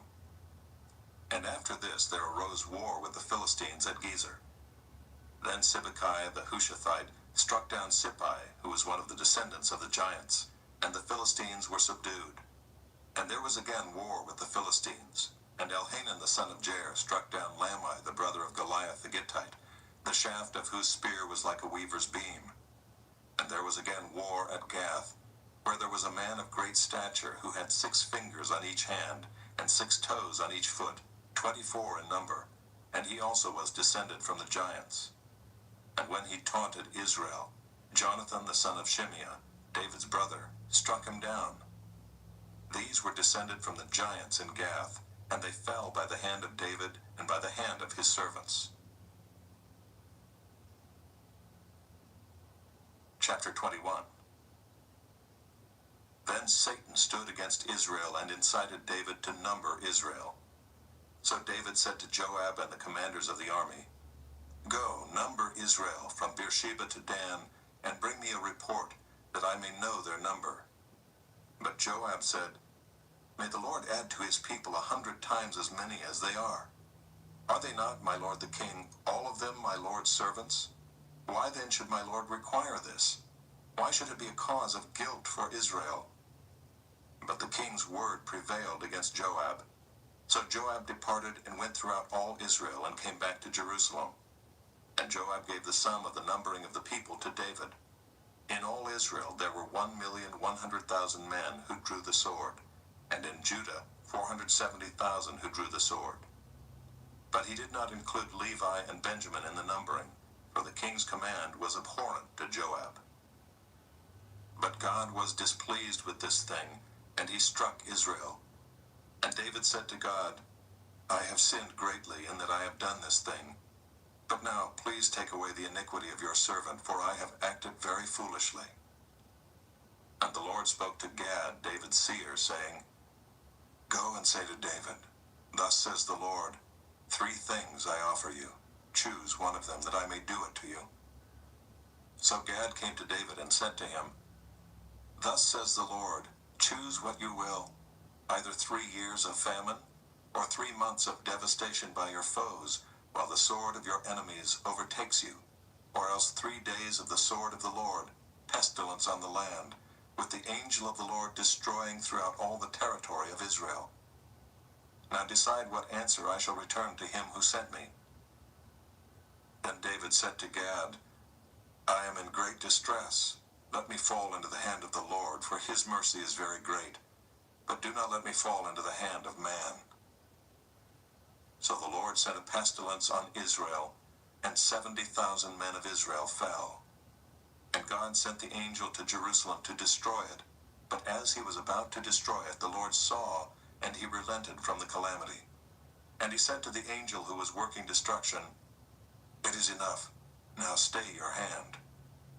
And the angel of the Lord was standing by the threshing floor of Ornan the Jebusite. And David lifted his eyes and saw the angel of the Lord standing between earth and heaven, and in his hand a drawn sword stretched out over Jerusalem. Then David and the elders, clothed in sackcloth, fell upon their faces. And David said to God, Was it not I who gave command to number the people? It is I who have sinned and done great evil. But these sheep, what have they done? Please let your hand, O Lord my God, be against me and against my father's house. But do not let the plague be on your people. Now the angel of the Lord had commanded Gad to say to David, that David should go up and raise an altar to the Lord on the threshing floor of Ornan the Jebusite. So David went up at Gad's word, which he had spoken in the name of the Lord. Now Ornan was threshing wheat. He turned and saw the angel, and his 4 sons who were with him hid themselves. As David came to Ornan, Ornan looked and saw David, and went out from the threshing floor, and paid homage to David with his face to the ground. And David said to Ornan, Give me the side of the threshing floor, that I may build on it an altar to the Lord. Give it to me at its full price, that the plague may be averted from the people. Then Ornan said to David, Take it, and let my lord the king do what seems good to him. See, I give the oxen for burnt offerings, and the threshing sledges for the wood, and the wheat for a grain offering. I give it all. But King David said to Ornan, No, but I will buy them for the full price. I will not take for the Lord what is yours, nor offer burnt offerings that cost me nothing. So David paid Ornan 600 shekels of gold by weight for the site. And David built there an altar to the Lord, and presented burnt offerings and peace offerings, and called on the Lord. And the Lord answered him with fire from heaven upon the altar of burnt offering. Then the Lord commanded the angel, and he put his sword back into its sheath. At that time, when David saw that the Lord had answered him at the threshing floor of Ornan the Jebusite, he sacrificed there. For the tabernacle of the Lord, which Moses had made in the wilderness, and the altar of burnt offering were at that time in the high place at Gibeon. But David could not go before it to inquire of God, for he was afraid of the sword of the angel of the Lord. Chapter 22. Then David said, Here shall be the house of the Lord God, and here the altar of burnt offering for Israel. David commanded to gather together the resident aliens who were in the land of Israel, and he set stone cutters to prepare dressed stones for building the house of God. David also provided great quantities of iron for nails for the doors of the gates and for clamps, as well as bronze in quantities beyond weighing, and cedar timbers without number, for the Sidonians and Tyrians brought great quantities of cedar to David. For David said, Solomon my son is young and inexperienced, and the house that is to be built for the Lord must be exceedingly magnificent, of fame and glory throughout all lands. I will therefore make preparation for it. So David provided materials in great quantity before his death. Then he called for Solomon his son, and charged him to build a house for the Lord, the God of Israel. David said to Solomon, My son, I had it in my heart to build a house to the name of the Lord my God. But the word of the Lord came to me, saying, You have shed much blood, and have waged great wars.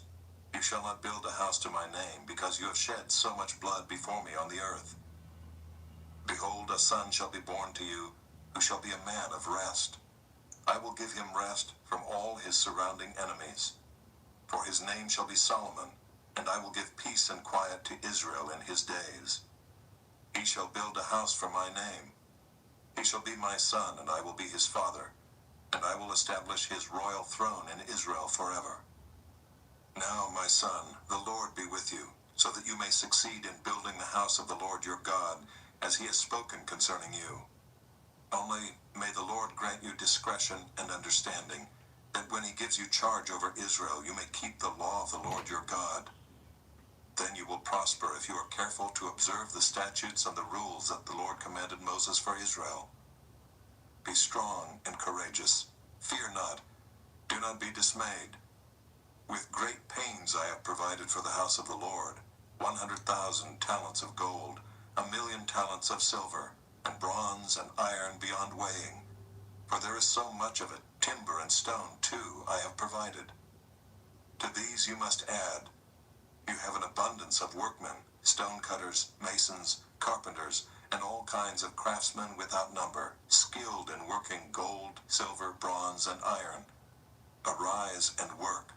The Lord be with you.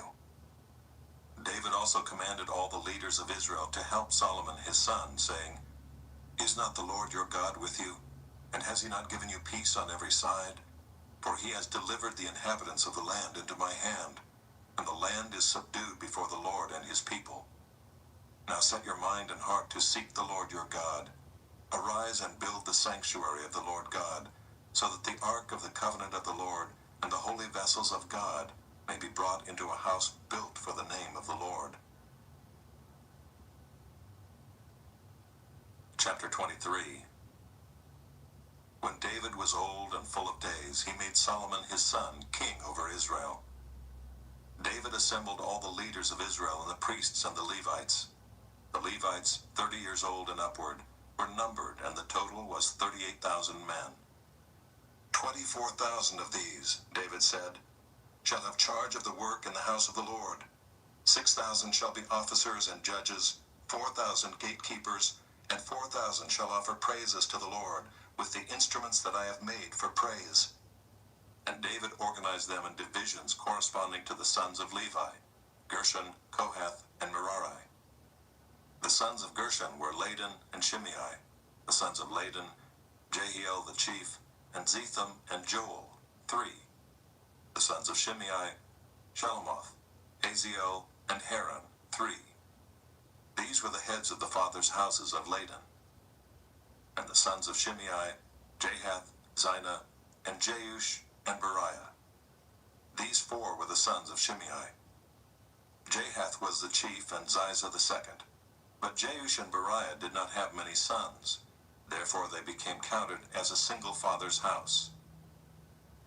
The sons of Kohath, Amram, Izhar, Hebron, and Uzziel, 4. The sons of Amram, Aaron, and Moses. Aaron was set apart to dedicate the most holy things, that he and his sons forever should make offerings before the Lord, and minister to him and pronounce blessings in his name forever. But the sons of Moses, the man of God, were named among the tribe of Levi.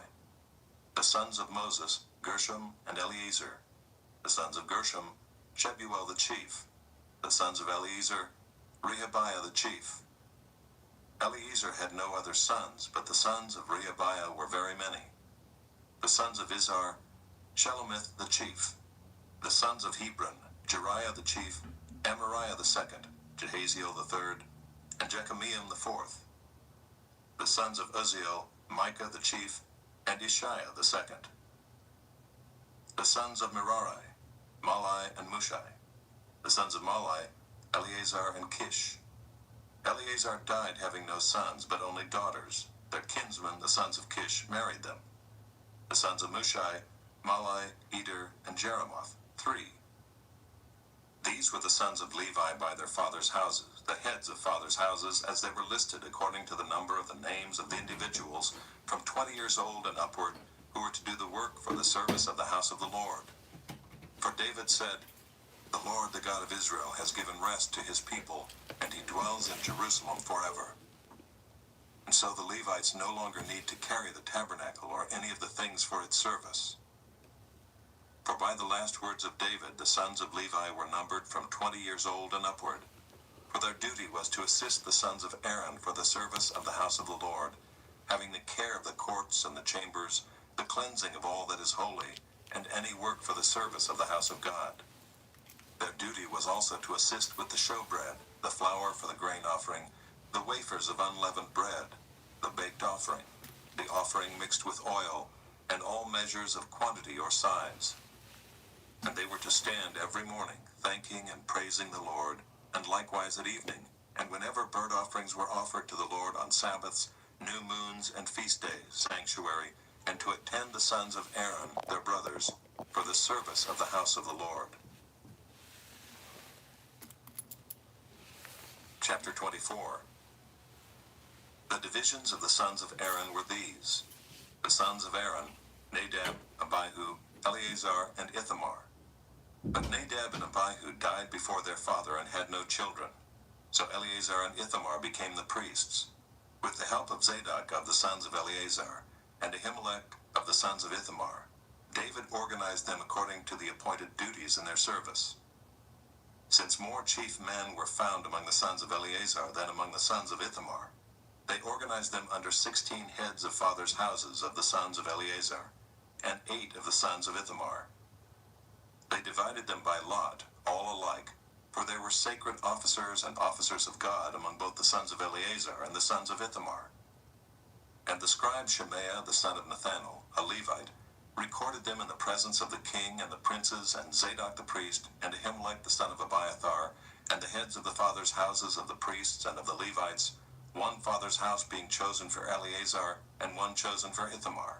The first lot fell to Jehoiarib, the second to Judea, the third to Haram, the fourth to Seram, the fifth to Malchijah, the sixth to Mijamin, the seventh to Hakkoz, the eighth to Abijah, the ninth to Jeshua, the 10th to Shechaniah, the 11th to Eliashib, the 12th to Jacob, the 13th to Huppah, the 14th to Jeshabeab, the 15th to Bilgah, the 16th to Immer, the 17th to Hezer, the 18th to Habazez, the 19th to Pethahiah, the 20th to Jehezkel, the 21st to Jachin, the 22nd to Gamul, the 23rd to Delaiah, the 24th to Maaziah.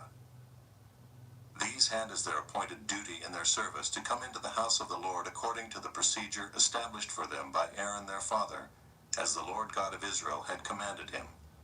And of the rest of the sons of Levi, of the sons of Amram, Shubael, of the sons of Shubael, Jehdeiah, of Rehabiah, of the sons of Rehabiah, Ishiah the chief, of the Israelites, Shelomoth, of the sons of Shelomoth, Jahath, the sons of Hebron, Jeriah the chief, Amariah the second, Jahaziel the third, Jekameam the fourth, the sons of Uziel, Micah, of the sons of Micah, Shamer, the brother of Micah, Ishiah, of the sons of Ishiah, Zechariah, the sons of Merari, Malai and Mushai, the sons of Jaaziah, Beno, the sons of Merari, of Jaaziah, Beno, Shoham, Zachar, and Ibri, of Malai, Eleazar, who had no sons, of Kish, the sons of Kish,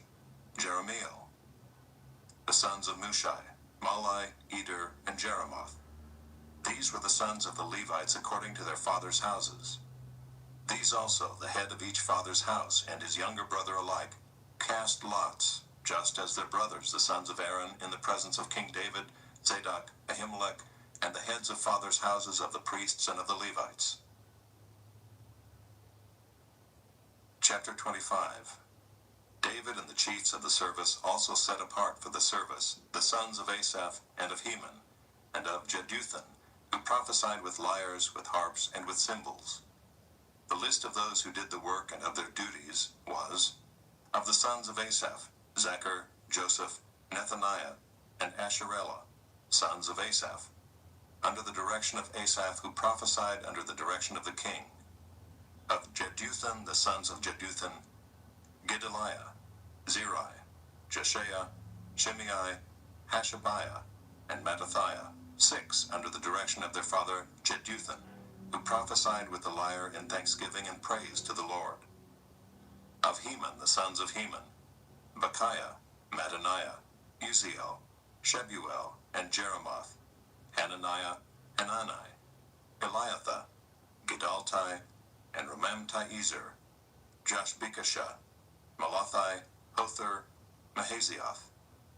All these were the sons of Heman the king's seer, according to the promise of God to exalt him, for God had given Heman 14 sons and 3 daughters. They were all under the direction of their father in the music in the house of the Lord with cymbals, harps, and lyres, for the service of the house of God. Asaph, Jeduthun, and Heman were under the order of the king. The number of them along with their brothers who were trained in singing to the Lord, all who were skillful, was 288. And they cast lots for their duties, small and great, teacher and pupil alike. The first lot fell for Asaph to Joseph, the second to Gedaliah, to him and his brothers and his sons, 12. The third to Zachar, his sons and his brothers, 12. The fourth to Israel, his sons and his brothers, 12. The fifth to Nethaniah, his sons and his brothers, 12. The sixth to Bechiah, his sons and his brothers, 12. The seventh to Jesharilah, his sons and his brothers, 12. The eighth to Jeshaiah, his sons and his brothers, 12. The ninth to Mattaniah, his sons and his brothers, 12. The 10th to Shimei, his sons and his brothers, 12. The 11th to Azarel, his sons and his brothers, 12. The 12th to Hashabiah, his sons and his brothers, 12. To the 13th, Shubael, his sons and his brothers, 12. To the 14th, Mattathiah, his sons and his brothers, 12. To the 15th, to Jeremoth, his sons and his brothers, 12. To the 16th, to Hananiah, his sons and his brothers, 12. To the 17th, to Joshbekashah, his sons and his brothers, 12. To the 18th, to Hanani, his sons and his brothers, 12. To the 19th, to Malathi, his sons and his brothers, 12. To the 20th, to Eliathah, his sons and his brothers, 12. To the 21st, to Hothir, his sons and his brothers, 12. To the 22nd, to Gidaltai, his sons and his brothers, 12. To the 23rd, to Mahazioth, his sons and his brothers, 12. To the 24th, to Ramamti-Ezer, his sons and his brothers, 12. Chapter 26. As for the divisions of the gatekeepers, of the Korahites, Meshelemiah the son of Kori, of the sons of Asaph.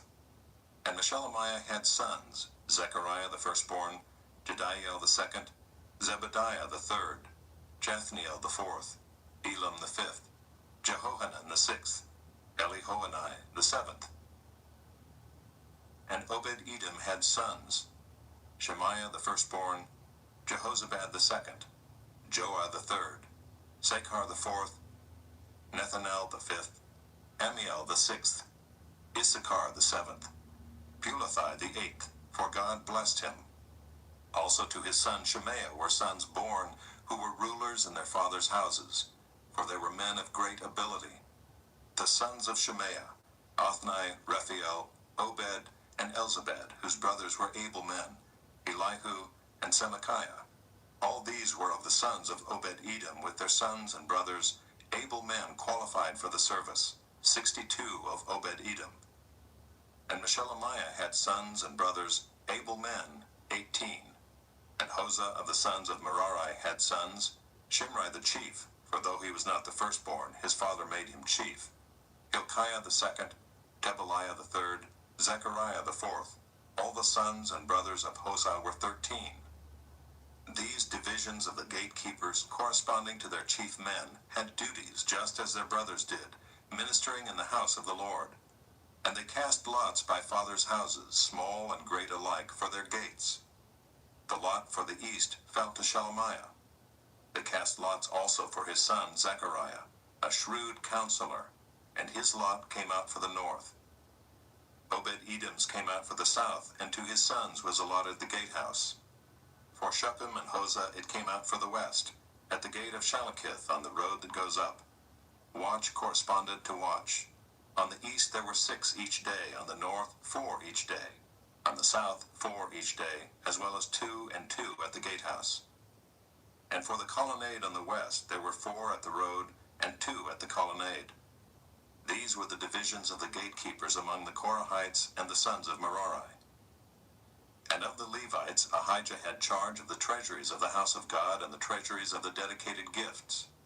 The sons of Ladan, the sons of the Gershonites belonging to Ladan, the heads of the fathers' houses belonging to Ladan the Gershonite, Jehieli. The sons of Jehieli, Zetham, and Joel his brother, were in charge of the treasuries of the house of the Lord. Of the Amramites, the Izharites, the Hebronites, and the Uzzielites. And Shebuel the son of Gershom, son of Moses, was chief officer in charge of the treasuries.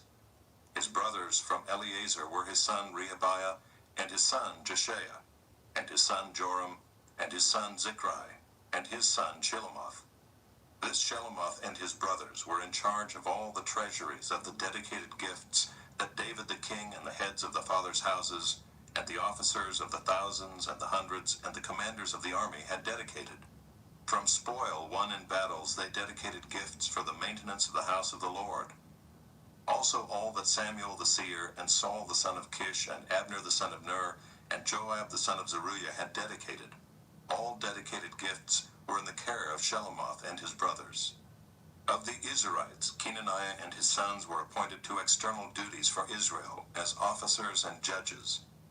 Of the Hebronites, Hashabiah and his brothers, 1,700 men of ability, had the oversight of Israel westward of the Jordan for all the work of the Lord, and for the service of the king. Of the Hebronites, Jerijah was chief of the Hebronites of whatever genealogy or fathers' houses. In the 40th year of David's reign, search was made, and men of great ability among them were found at Jazer in Gilead.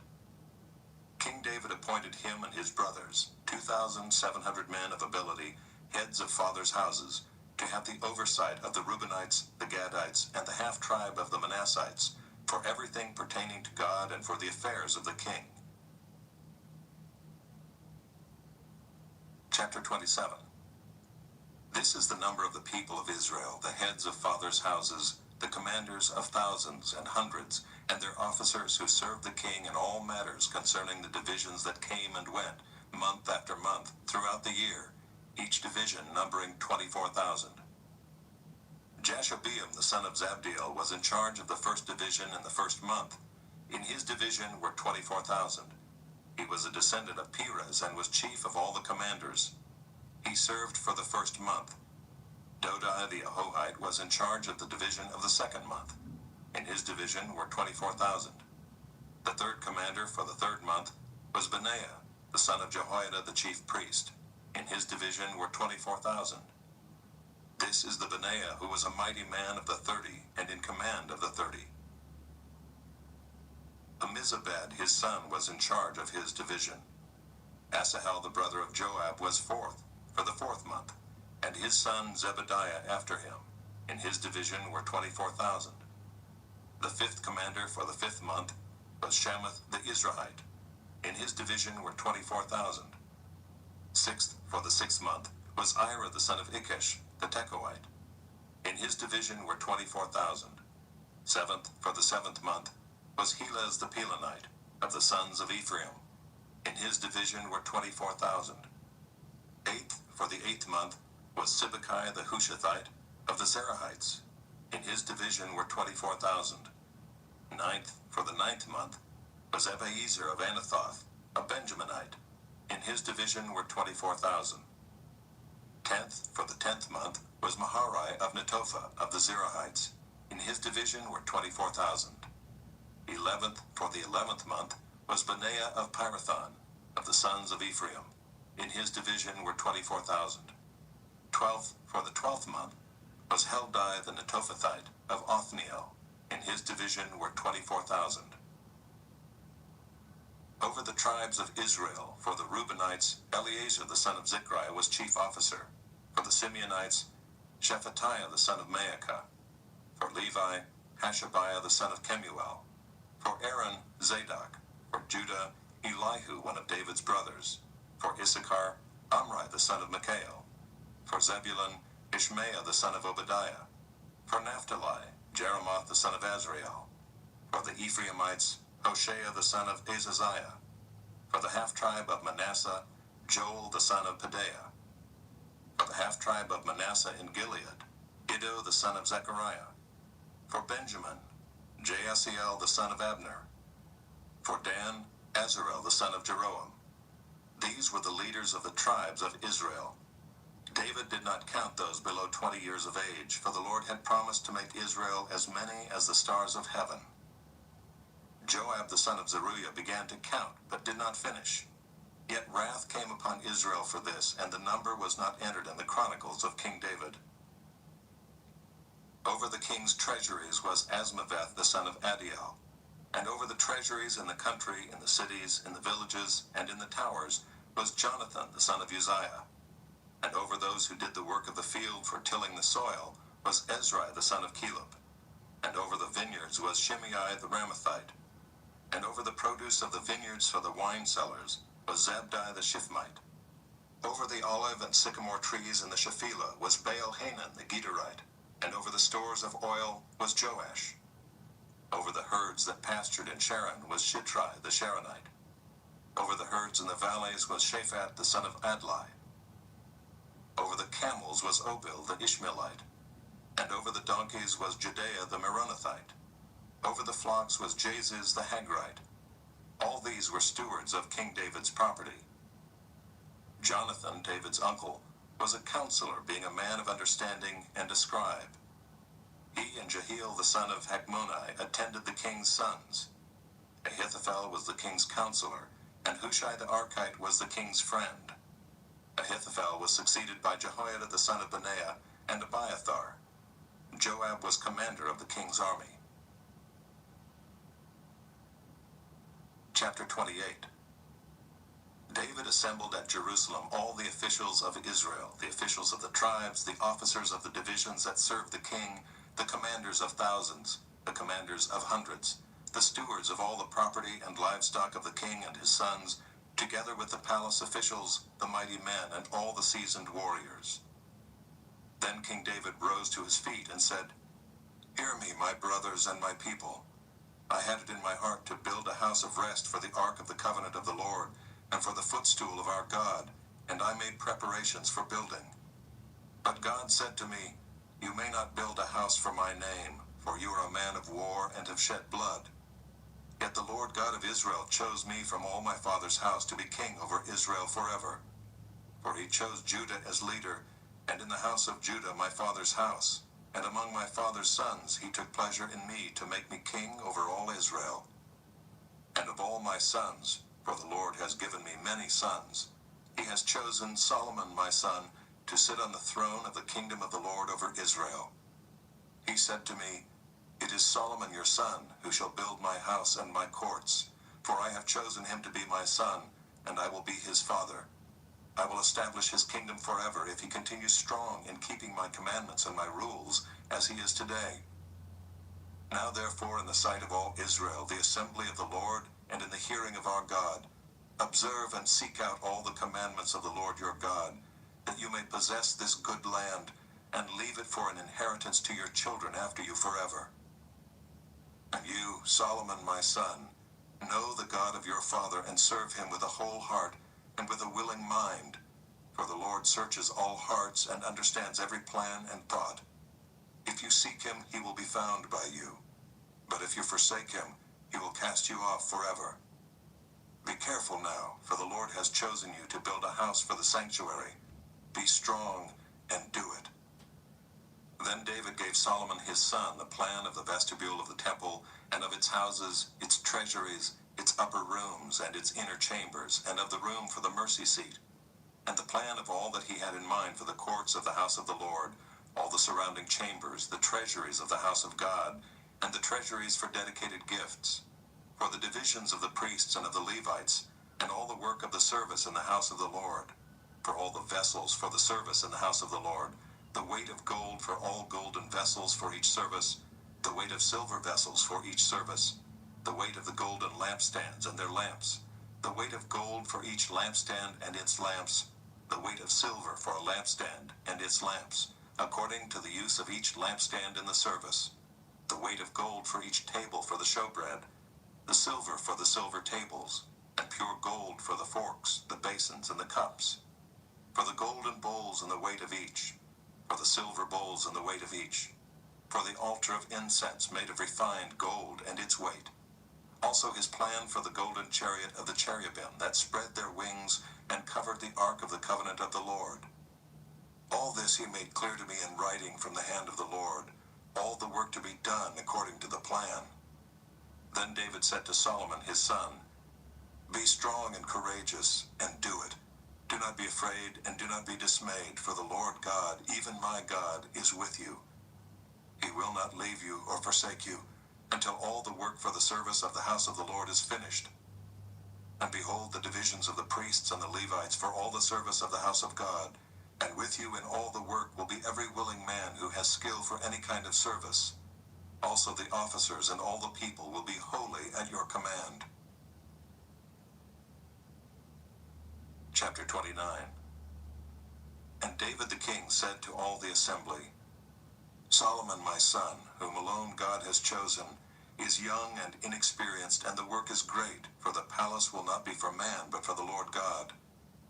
So I have provided for the house of my God, so far as I was able, the gold for the things of gold, the silver for the things of silver, and the bronze for the things of bronze, the iron for the things of iron, and wood for the things of wood, besides great quantities of onyx and stones for setting, antimony, colored stones, all sorts of precious stones and marble.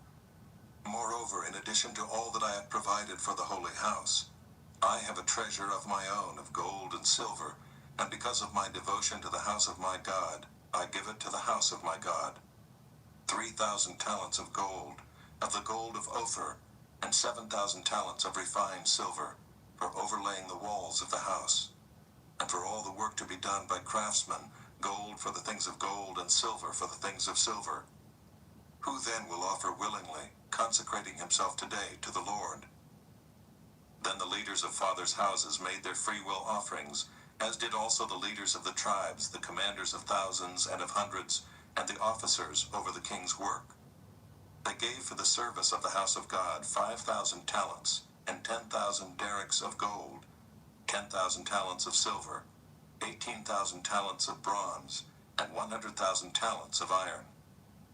And whoever had precious stones gave them to the treasury of the house of the Lord, in the care of Jehiel the Gershonite. Then the people rejoiced because they had given willingly, for with a whole heart they had offered freely to the Lord. David the king also rejoiced greatly. Therefore David blessed the Lord in the presence of all the assembly, and David said, "Blessed are you, O Lord, the God of Israel our Father, forever and ever. Yours, O Lord, is the greatness and the power and the glory and the victory and the majesty. For all that is in the heavens and in the earth is yours. Yours is the kingdom, O Lord, and you are exalted as head above all. Both riches and honor come from you, and you rule over all. In your hand are power and might, and in your hand it is to make great and to give strength to all. And now we thank you, our God, and praise your glorious name. But who am I, and what is my people, that we should be able thus to offer willingly? For all things come from you, and of your own have we given you. For we are strangers before you, and sojourners as all our fathers were. Our days on the earth are like a shadow, and there is no abiding. O Lord our God, all this abundance that we have provided for building you a house for your holy name comes from your hand, and is all your own. I know, my God, that you test the heart and have pleasure in uprightness. In the uprightness of my heart I have freely offered all these things, and now I have seen your people, who are present here, offering freely and joyously to you. O Lord, the God of Abraham, Isaac, and Israel, our fathers, keep forever such purposes and thoughts in the hearts of your people, and direct their hearts toward you. Grant to Solomon my son a whole heart, that he may keep your commandments, your testimonies, and your statutes, performing all, and that he may build the palace for which I have made provision." Then David said to all the assembly, Bless the Lord your God. And all the assembly blessed the Lord, the God of their fathers, and bowed their heads and paid homage to the Lord and to the king.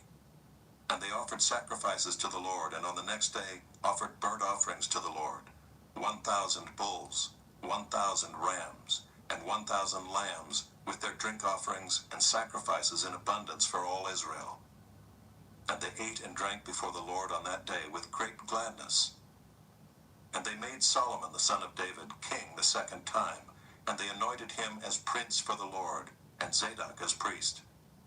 Then Solomon sat on the throne of the Lord as king in place of David his father.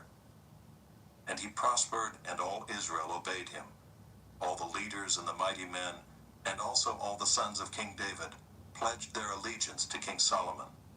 And the Lord made Solomon very great in the sight of all Israel, and bestowed on him such royal majesty as had not been on any king before him in Israel. Thus David the son of Jesse reigned over all Israel. The time that he reigned over Israel was 40 years.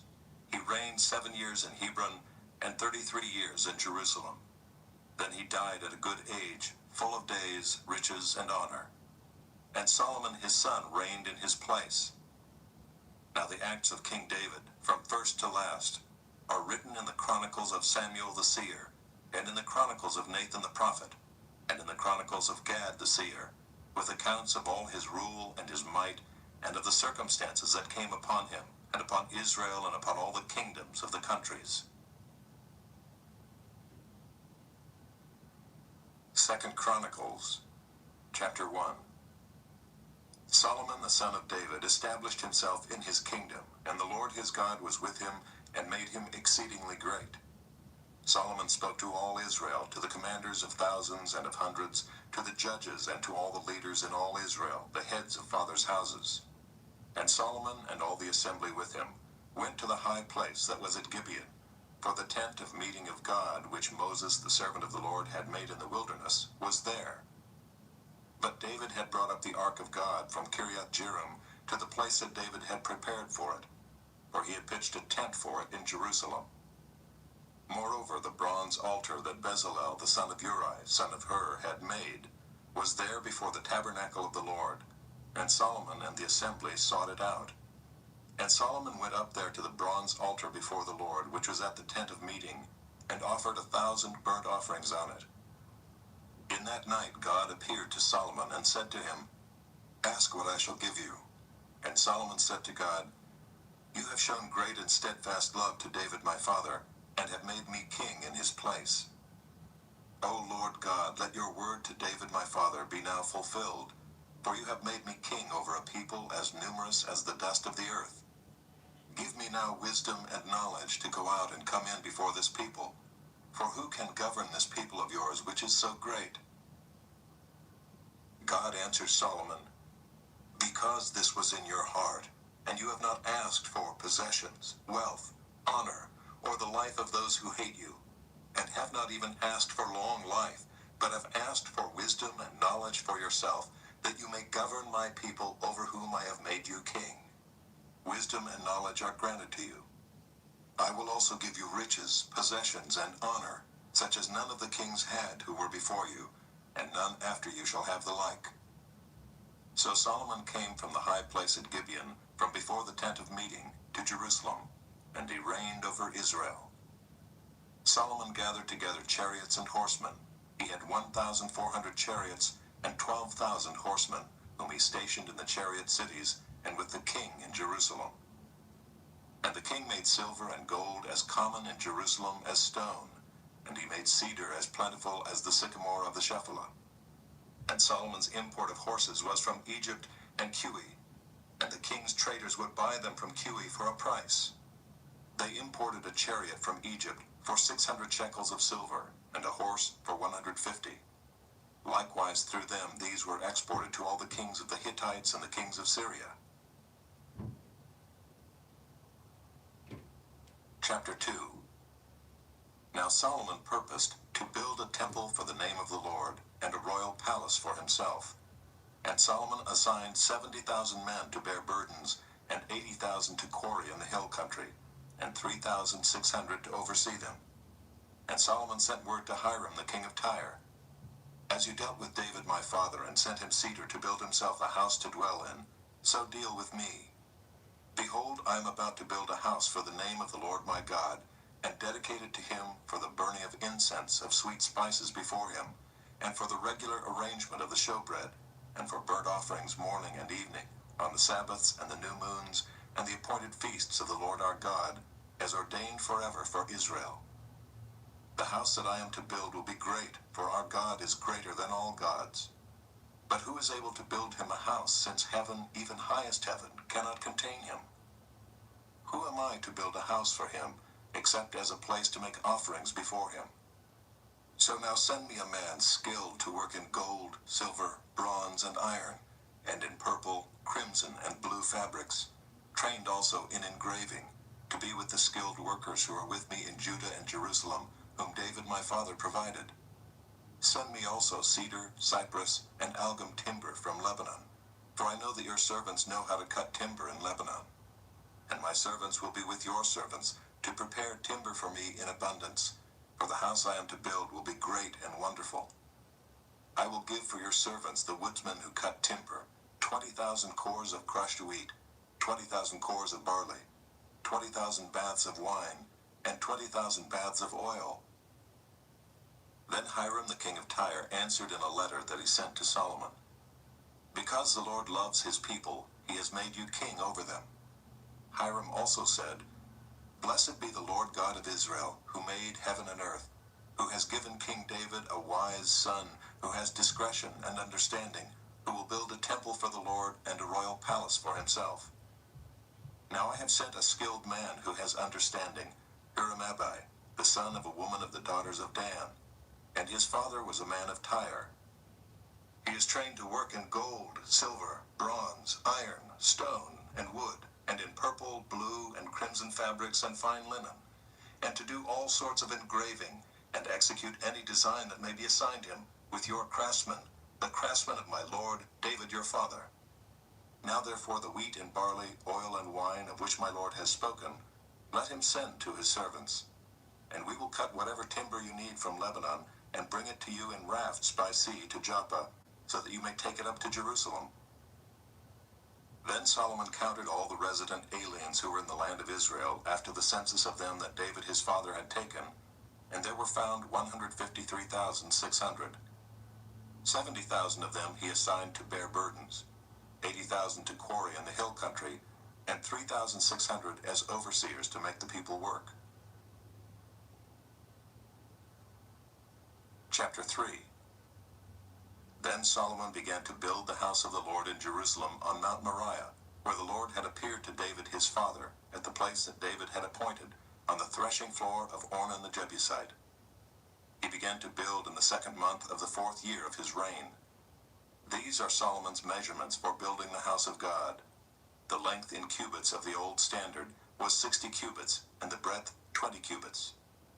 The vestibule in front of the nave of the house was 20 cubits long, equal to the width of the house, and its height was 120 cubits. He overlaid it on the inside with pure gold. The nave he lined with cypress and covered it with fine gold, and made palms and chains on it. He adorned the house with settings of precious stones. The gold was gold of Parvaim. So he lined the house with gold, its beams, its thresholds, its walls, and its doors. And he carved cherubim on the walls. And he made the most holy place.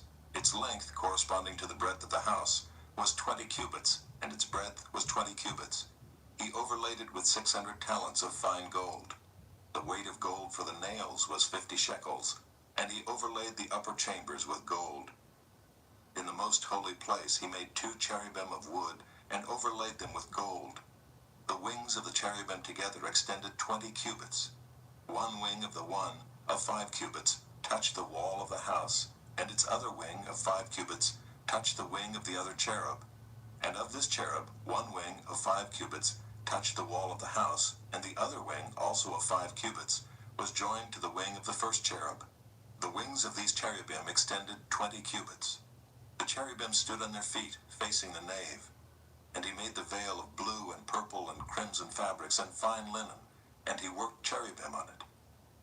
In front of the house he made 2 pillars, 35 cubits high, with a capital of 5 cubits on the top of each.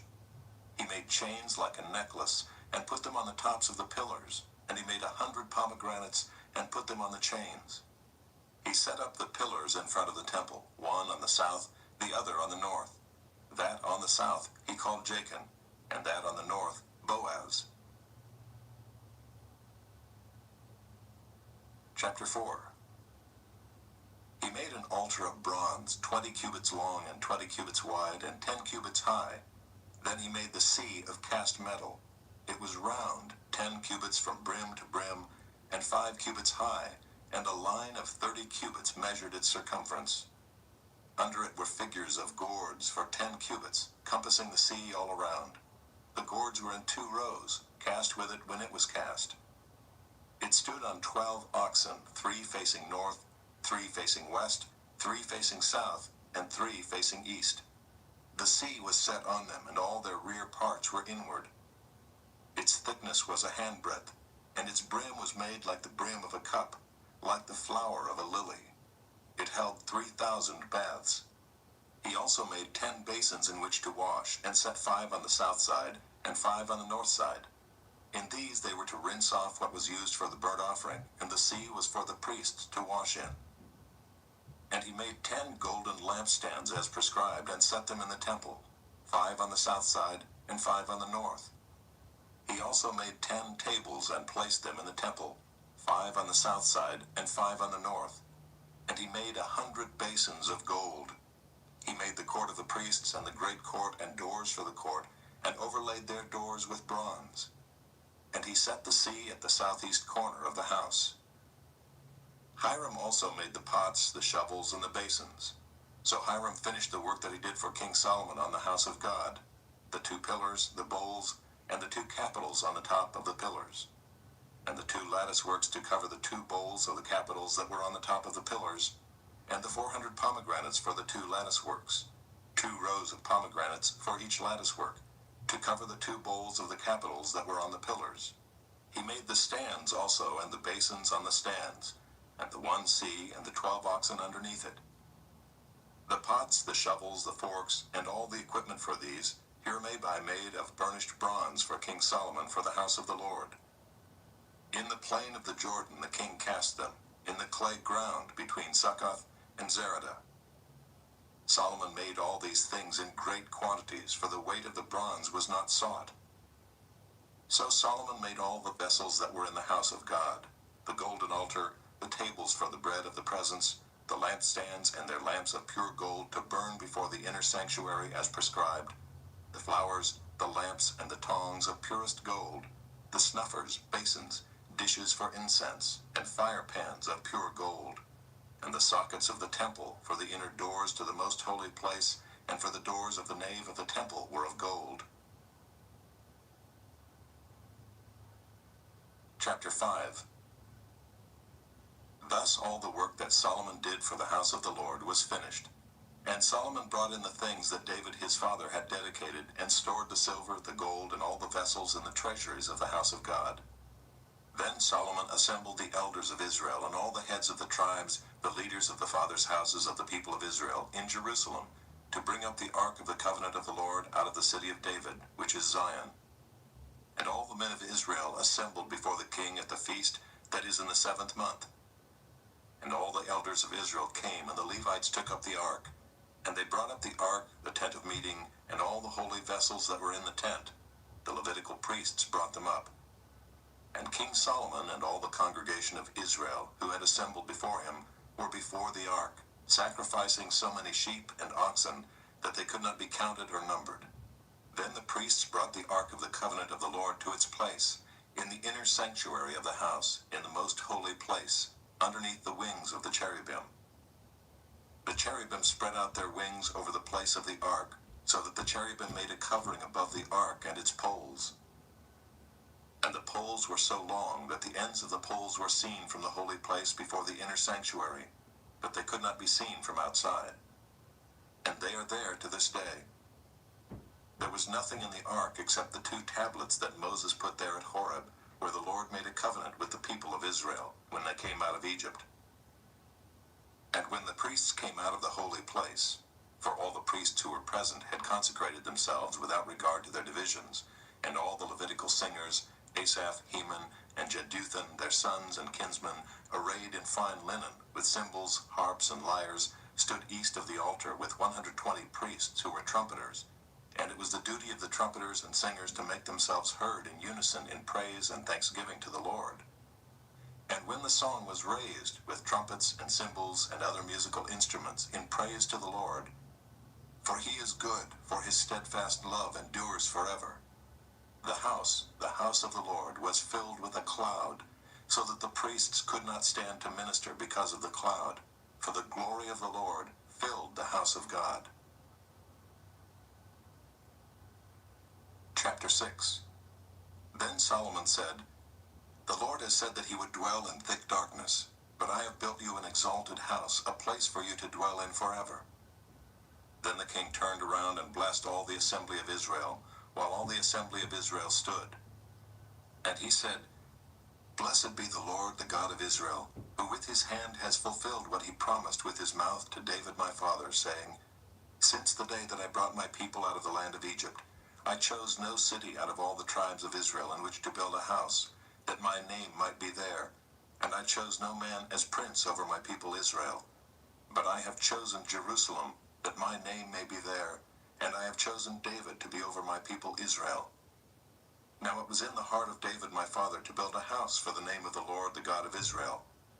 But the Lord said to David my father, Whereas it was in your heart to build a house for my name, you did well that it was in your heart. Nevertheless, it is not you who shall build the house, but your son who shall be born to you shall build the house for my name. Now the Lord has fulfilled his promise that he made. For I have risen in the place of David my father, and sit on the throne of Israel as the Lord promised. And I have built the house for the name of the Lord, the God of Israel. And there I have set the ark, in which is the covenant of the Lord that he made with the people of Israel. Then Solomon stood before the altar of the Lord in the presence of all the assembly of Israel, and spread out his hands. Solomon had made a bronze platform, 5 cubits long, 5 cubits wide, and 3 cubits high, and had set it in the court, and he stood on it. Then he knelt on his knees in the presence of all the assembly of Israel, and spread out his hands toward heaven, and said, O Lord God of Israel, there is no God like you in heaven or on earth, keeping covenant and showing steadfast love to your servants who walk before you with all their heart, who have kept with your servant David my father what you declared to him. You spoke with your mouth, and with your hand have fulfilled it this day. Now therefore, O Lord God of Israel, keep for your servant David my father what you have promised him, saying, You shall not lack a man to sit before me on the throne of Israel, if only your sons pay close attention to their way, to walk in my law as you have walked before me. Now therefore, O Lord, God of Israel, let your word be confirmed which you have spoken to your servant David. But will God indeed dwell with man on the earth? Behold, heaven and the highest heaven cannot contain you, how much less this house that I have built? Yet have regard to the prayer of your servant, and to his plea, O Lord my God, listening to the cry and to the prayer that your servant prays before you, that your eyes may be open day and night toward this house, the place where you have promised to set your name, that you may listen to the prayer that your servant offers toward this place. And listen to the pleas of your servant and of your people Israel, when they pray toward this place. And listen from heaven your dwelling place, and when you hear, forgive. If a man sins against his neighbor and is made to take an oath, and comes and swears his oath before your altar in this house, then hear from heaven, and act and judge your servants, repaying the guilty by bringing his conduct on his own head, and vindicating the righteous by rewarding him according to his righteousness. If your people Israel are defeated before the enemy because they have sinned against you, and they turn again and acknowledge your name and pray and plead with you in this house, then hear from heaven and forgive the sin of your people Israel, and bring them again to the land that you gave to them and to their fathers. When heaven is shut up and there is no rain because they have sinned against you, if they pray toward this place and acknowledge your name and turn from their sin when you afflict them, then hear in heaven, and forgive the sin of your servants, your people Israel, when you teach them the good way in which they should walk, and grant rain upon your land, which you have given to your people as an inheritance. If there is famine in the land, if there is pestilence or blight or mildew or locust or caterpillar, if their enemies besiege them in the land at their gates, whatever plague, whatever sickness there is, whatever prayer, whatever plea is made by any man or by all your people Israel, each knowing his own affliction and his own sorrow, and stretching out his hands toward this house, then hear from heaven your dwelling place, and forgive and render to each whose heart you know, according to all his ways. For you only know the hearts of the children of mankind, that they may fear you and walk in your ways all the days that they live in the land that you gave to our fathers.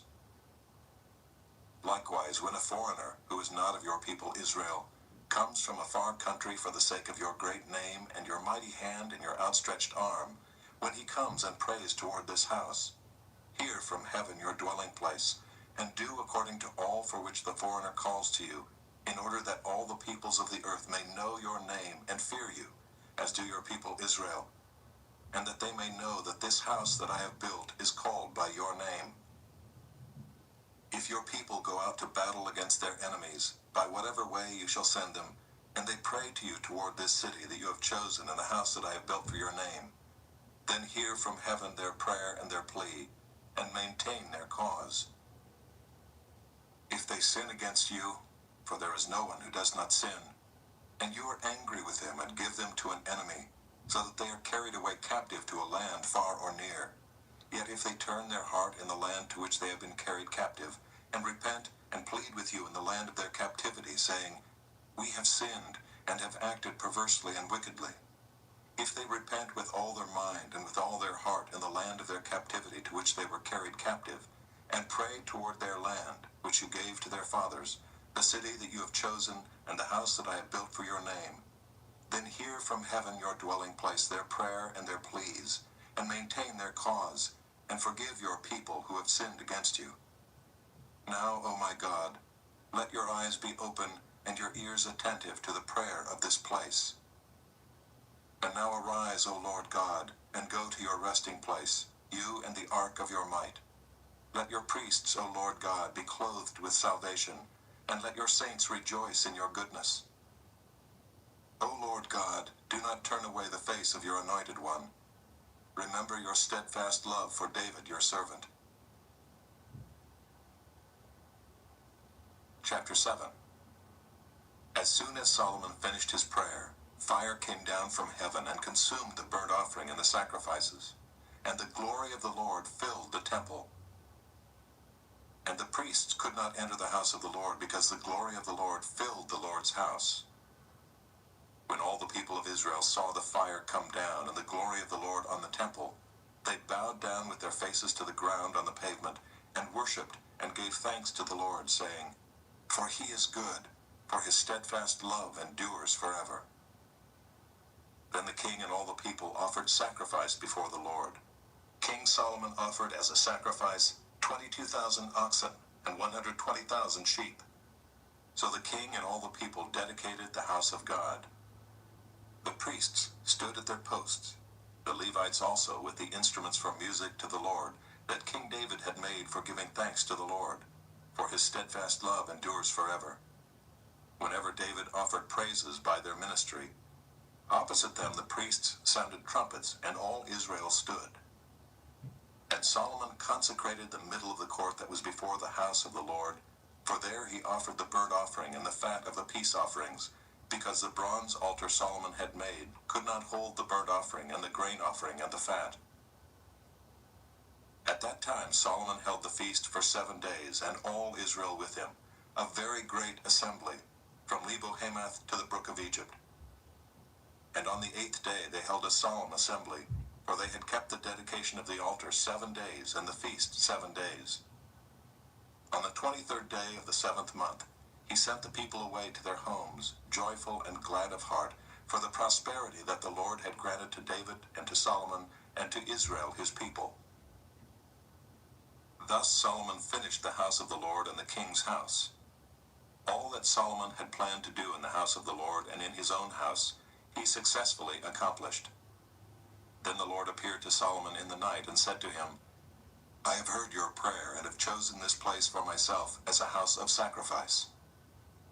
When I shut up the heavens so that there is no rain, or command the locust to devour the land, or send pestilence among my people, if my people who are called by my name humble themselves and pray and seek my face and turn from their wicked ways, then I will hear from heaven and will forgive their sin and heal their land.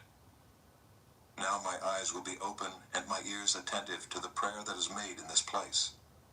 For now I have chosen and consecrated this house that my name may be there forever. My eyes and my heart will be there for all time. And as for you, if you will walk before me as David your father walked, doing according to all that I have commanded you, and keeping my statutes and my rules, then I will establish your royal throne, as I covenanted with David your father, saying, You shall not lack a man to rule Israel. But if you turn aside and forsake my statutes and my commandments that I have set before you, and go and serve other gods and worship them, then I will pluck you up from my land that I have given you, and this house that I have consecrated for my name, I will cast out of my sight, and I will make it a proverb and a byword among all peoples. And at this house, which was exalted, everyone passing by will be astonished and say, Why has the Lord done thus to this land and to this house? Then they will say, Because they abandoned the Lord, the God of their fathers, who brought them out of the land of Egypt, and laid hold on other gods, and worshipped them and served them. Therefore he has brought all this disaster on them. Chapter 8. At the end of 20 years in which Solomon had built the house of the Lord and his own house, Solomon rebuilt the cities that Hiram had given to him, and settled the people of Israel in them. And Solomon went to Hamath-zobah and took it. He built Tadmor in the wilderness, and all the store cities that he built in Hamath. He also built Upper Beth-horon and Lower Beth-horon, fortified cities with walls, gates, and bars, and Baalath, and all the store cities that Solomon had, and all the cities for his chariots, and the cities for his horsemen, and whatever Solomon desired to build in Jerusalem, in Lebanon, and in all the land of his dominion. All the people who were left of the Hittites, the Amorites, the Perizzites, the Hivites, and the Jebusites, who were not of Israel, from their descendants who were left after them in the land, whom the people of Israel had not destroyed, these Solomon drafted as forced labor, and so they are to this day. But of the people of Israel Solomon made no slaves for his work. They were soldiers and his officers, the commanders of his chariots and his horsemen. And these were the chief officers of King Solomon, 250, who exercised authority over the people. Solomon brought Pharaoh's daughter up from the city of David to the house that he had built for her. For he said, My wife shall not live in the house of David, king of Israel, for the places to which the ark of the Lord has come are holy.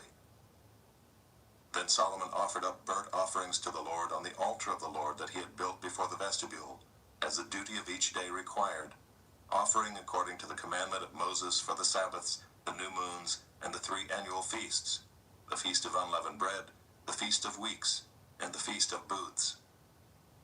According to the ruling of David his father, he appointed the divisions of the priests for their service, and the Levites for their offices of praise and ministry before the priests, as the duty of each day required, and the gatekeepers in their divisions at each gate, for so David the man of God had commanded.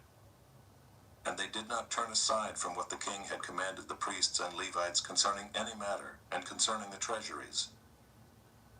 Thus was accomplished all the work of Solomon from the day the foundation of the house of the Lord was laid, until it was finished.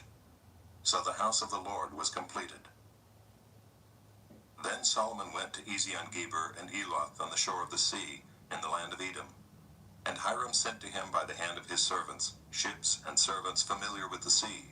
And they went to Ophir together with the servants of Solomon, and brought from there 450 talents of gold, and brought it to King Solomon. Chapter 9. Now when the queen of Sheba heard of the fame of Solomon, she came to Jerusalem to test him with hard questions, having a very great retinue, and camels bearing spices, and very much gold and precious stones. And when she came to Solomon, she told him all that was on her mind. And Solomon answered all her questions. There was nothing hidden from Solomon that he could not explain to her. And when the queen of Sheba had seen the wisdom of Solomon, the house that he had built, the food of his table, the seating of his officials, and the attendance of his servants and their clothing, his cupbearers and their clothing, and his burnt offerings that he offered at the house of the Lord, there was no more breath in her. And she said to the king, "The report was true that I heard in my own land of your words and of your wisdom. But I did not believe the reports until I came and my own eyes had seen it. And behold, half the greatness of your wisdom was not told me. You surpassed the report that I heard. Happy are your wives, happy are these your servants, who continually stand before you and hear your wisdom. Blessed be the Lord your God, who has delighted in you and set you on his throne as king for the Lord your God. Because your God loved Israel and would establish them forever, he has made you king over them, that you may execute justice and righteousness." Then she gave the king 120 talents of gold and a very great quantity of spices and precious stones. There were no spices such as those that the queen of Sheba gave to King Solomon. Moreover, the servants of Hiram and the servants of Solomon, who brought gold from Ophir, brought algum wood and precious stones. And the king made from the algum wood supports for the house of the Lord and for the king's house, lyres also and harps for the singers. There never was seen the like of them before in the land of Judah. And King Solomon gave to the queen of Sheba all that she desired, whatever she asked besides what she had brought to the king. So she turned and went back to her own land with her servants. Now the weight of gold that came to Solomon in 1 year was 666 talents of gold, besides that which the explorers and merchants brought. And all the kings of Arabia and the governors of the land brought gold and silver to Solomon. King Solomon made 200 large shields of beaten gold. 600 shekels of beaten gold went into each shield. And he made 300 shields of beaten gold. 300 shekels of gold went into each shield. And the king put them in the house of the forest of Lebanon. The king also made a great ivory throne and overlaid it with pure gold. The throne had 6 steps and a footstool of gold, which were attached to the throne, and on each side of the seat were armrests and 2 lions standing beside the armrests, while 12 lions stood there, one on each end of a step on the 6 steps. Nothing like it was ever made for any kingdom. All King Solomon's drinking vessels were of gold, and all the vessels of the house of the forest of Lebanon were of pure gold. Silver was not considered as anything in the days of Solomon, for the king's ships went to Tarshish with the servants of Hiram. Once every 3 years the ships of Tarshish used to come bringing gold, silver, ivory, apes, and peacocks. Thus King Solomon excelled all the kings of the earth in riches and in wisdom, and all the kings of the earth sought the presence of Solomon to hear his wisdom, which God had put into his mind. Every one of them brought his present, articles of silver and of gold, garments, myrrh, spices, horses and mules, so much year by year. And Solomon had 4,000 stalls for horses and chariots, and 12,000 horsemen, whom he stationed in the chariot cities and with the king in Jerusalem. And he ruled over all the kings from the Euphrates to the land of the Philistines and to the border of Egypt. And the king made silver as common in Jerusalem as stone, and he made cedar as plentiful as the sycamore of the Shephelah. And horses were imported for Solomon from Egypt and from all lands. Now the rest of the acts of Solomon, from first to last, are they not written in the history of Nathan the prophet, and in the prophecy of Ahijah the Shilonite, and in the visions of Iddo the seer concerning Jeroboam the son of Nebat? Solomon reigned in Jerusalem over all Israel 40 years. And Solomon slept with his fathers, and was buried in the city of David his father. And Rehoboam his son reigned in his place. Chapter 10. Rehoboam went to Shechem, for all Israel had come to Shechem to make him king. And as soon as Jeroboam the son of Nebat heard of it, for he was in Egypt where he had fled from King Solomon, then Jeroboam returned from Egypt, and they sent and called him. And Jeroboam and all Israel came and said to Rehoboam, "Your father made our yoke heavy. Now therefore lighten the hard service of your father and his heavy yoke on us, and we will serve you. He said to them, Come to me again in 3 days. So the people went away. Then King Rehoboam took counsel with the old men who had stood before Solomon his father while he was yet alive, saying, How do you advise me to answer this people? And they said to him, If you will be good to this people and please them and speak good words to them, then they will be your servants forever. But he abandoned the counsel that the old men gave him, and took counsel with the young men who had grown up with him and stood before him. And he said to them, What do you advise that we answer this people who have said to me, Lighten the yoke that your father put on us? And the young men who had grown up with him said to him, Thus shall you speak to the people who said to you, Your father made our yoke heavy, but you lightened it for us. Thus shall you say to them, My little finger is thicker than my father's thighs. And now, whereas my father laid on you a heavy yoke, I will add to your yoke. My father disciplined you with whips, but I will discipline you with scorpions. So Jeroboam and all the people came to Rehoboam the 3rd day, as the king said, Come to me again the 3rd day. And the king answered them harshly, and forsaking the counsel of the old men, King Rehoboam spoke to them according to the counsel of the young men, saying, My father made your yoke heavy, but I will add to it. My father disciplined you with whips, but I will discipline you with scorpions. So the king did not listen to the people, for it was a turn of affairs brought about by God, that the Lord might fulfill his word, which he spoke by Ahijah the Shilonite to Jeroboam the son of Nebat. And when all Israel saw that the king did not listen to them, the people answered the king, What portion have we in David? We have no inheritance in the son of Jesse. Each of you to your tents, O Israel. Look now to your own house, David. So all Israel went to their tents. But Rehoboam reigned over the people of Israel who lived in the cities of Judah. Then King Rehoboam sent Hadoram, who was taskmaster over the forced labor, and the people of Israel stoned him to death with stones. And King Rehoboam quickly mounted his chariot to flee to Jerusalem. So Israel has been in rebellion against the house of David to this day. Chapter 11. When Rehoboam came to Jerusalem, he assembled the house of Judah and Benjamin, 180,000 chosen warriors, to fight against Israel, to restore the kingdom to Rehoboam. But the word of the Lord came to Shemaiah the man of God. Say to Rehoboam the son of Solomon, king of Judah, and to all Israel in Judah and Benjamin, Thus says the Lord, You shall not go up or fight against your relatives. Return every man to his home, for this thing is from me. So they listened to the word of the Lord and returned, and did not go against Jeroboam. Rehoboam lived in Jerusalem, and he built cities for defense in Judah. He built Bethlehem, Edom, Tekoa, Bethzur, Soko, Adullam, Gath, Marisha, Ziph, Adoraim, Lachish, Azekah, Zorah, Aijalon, and Hebron, fortified cities that are in Judah and in Benjamin. He made the fortresses strong and put commanders in them, and stores of food, oil, and wine. And he put shields and spears in all the cities and made them very strong. So he held Judah and Benjamin.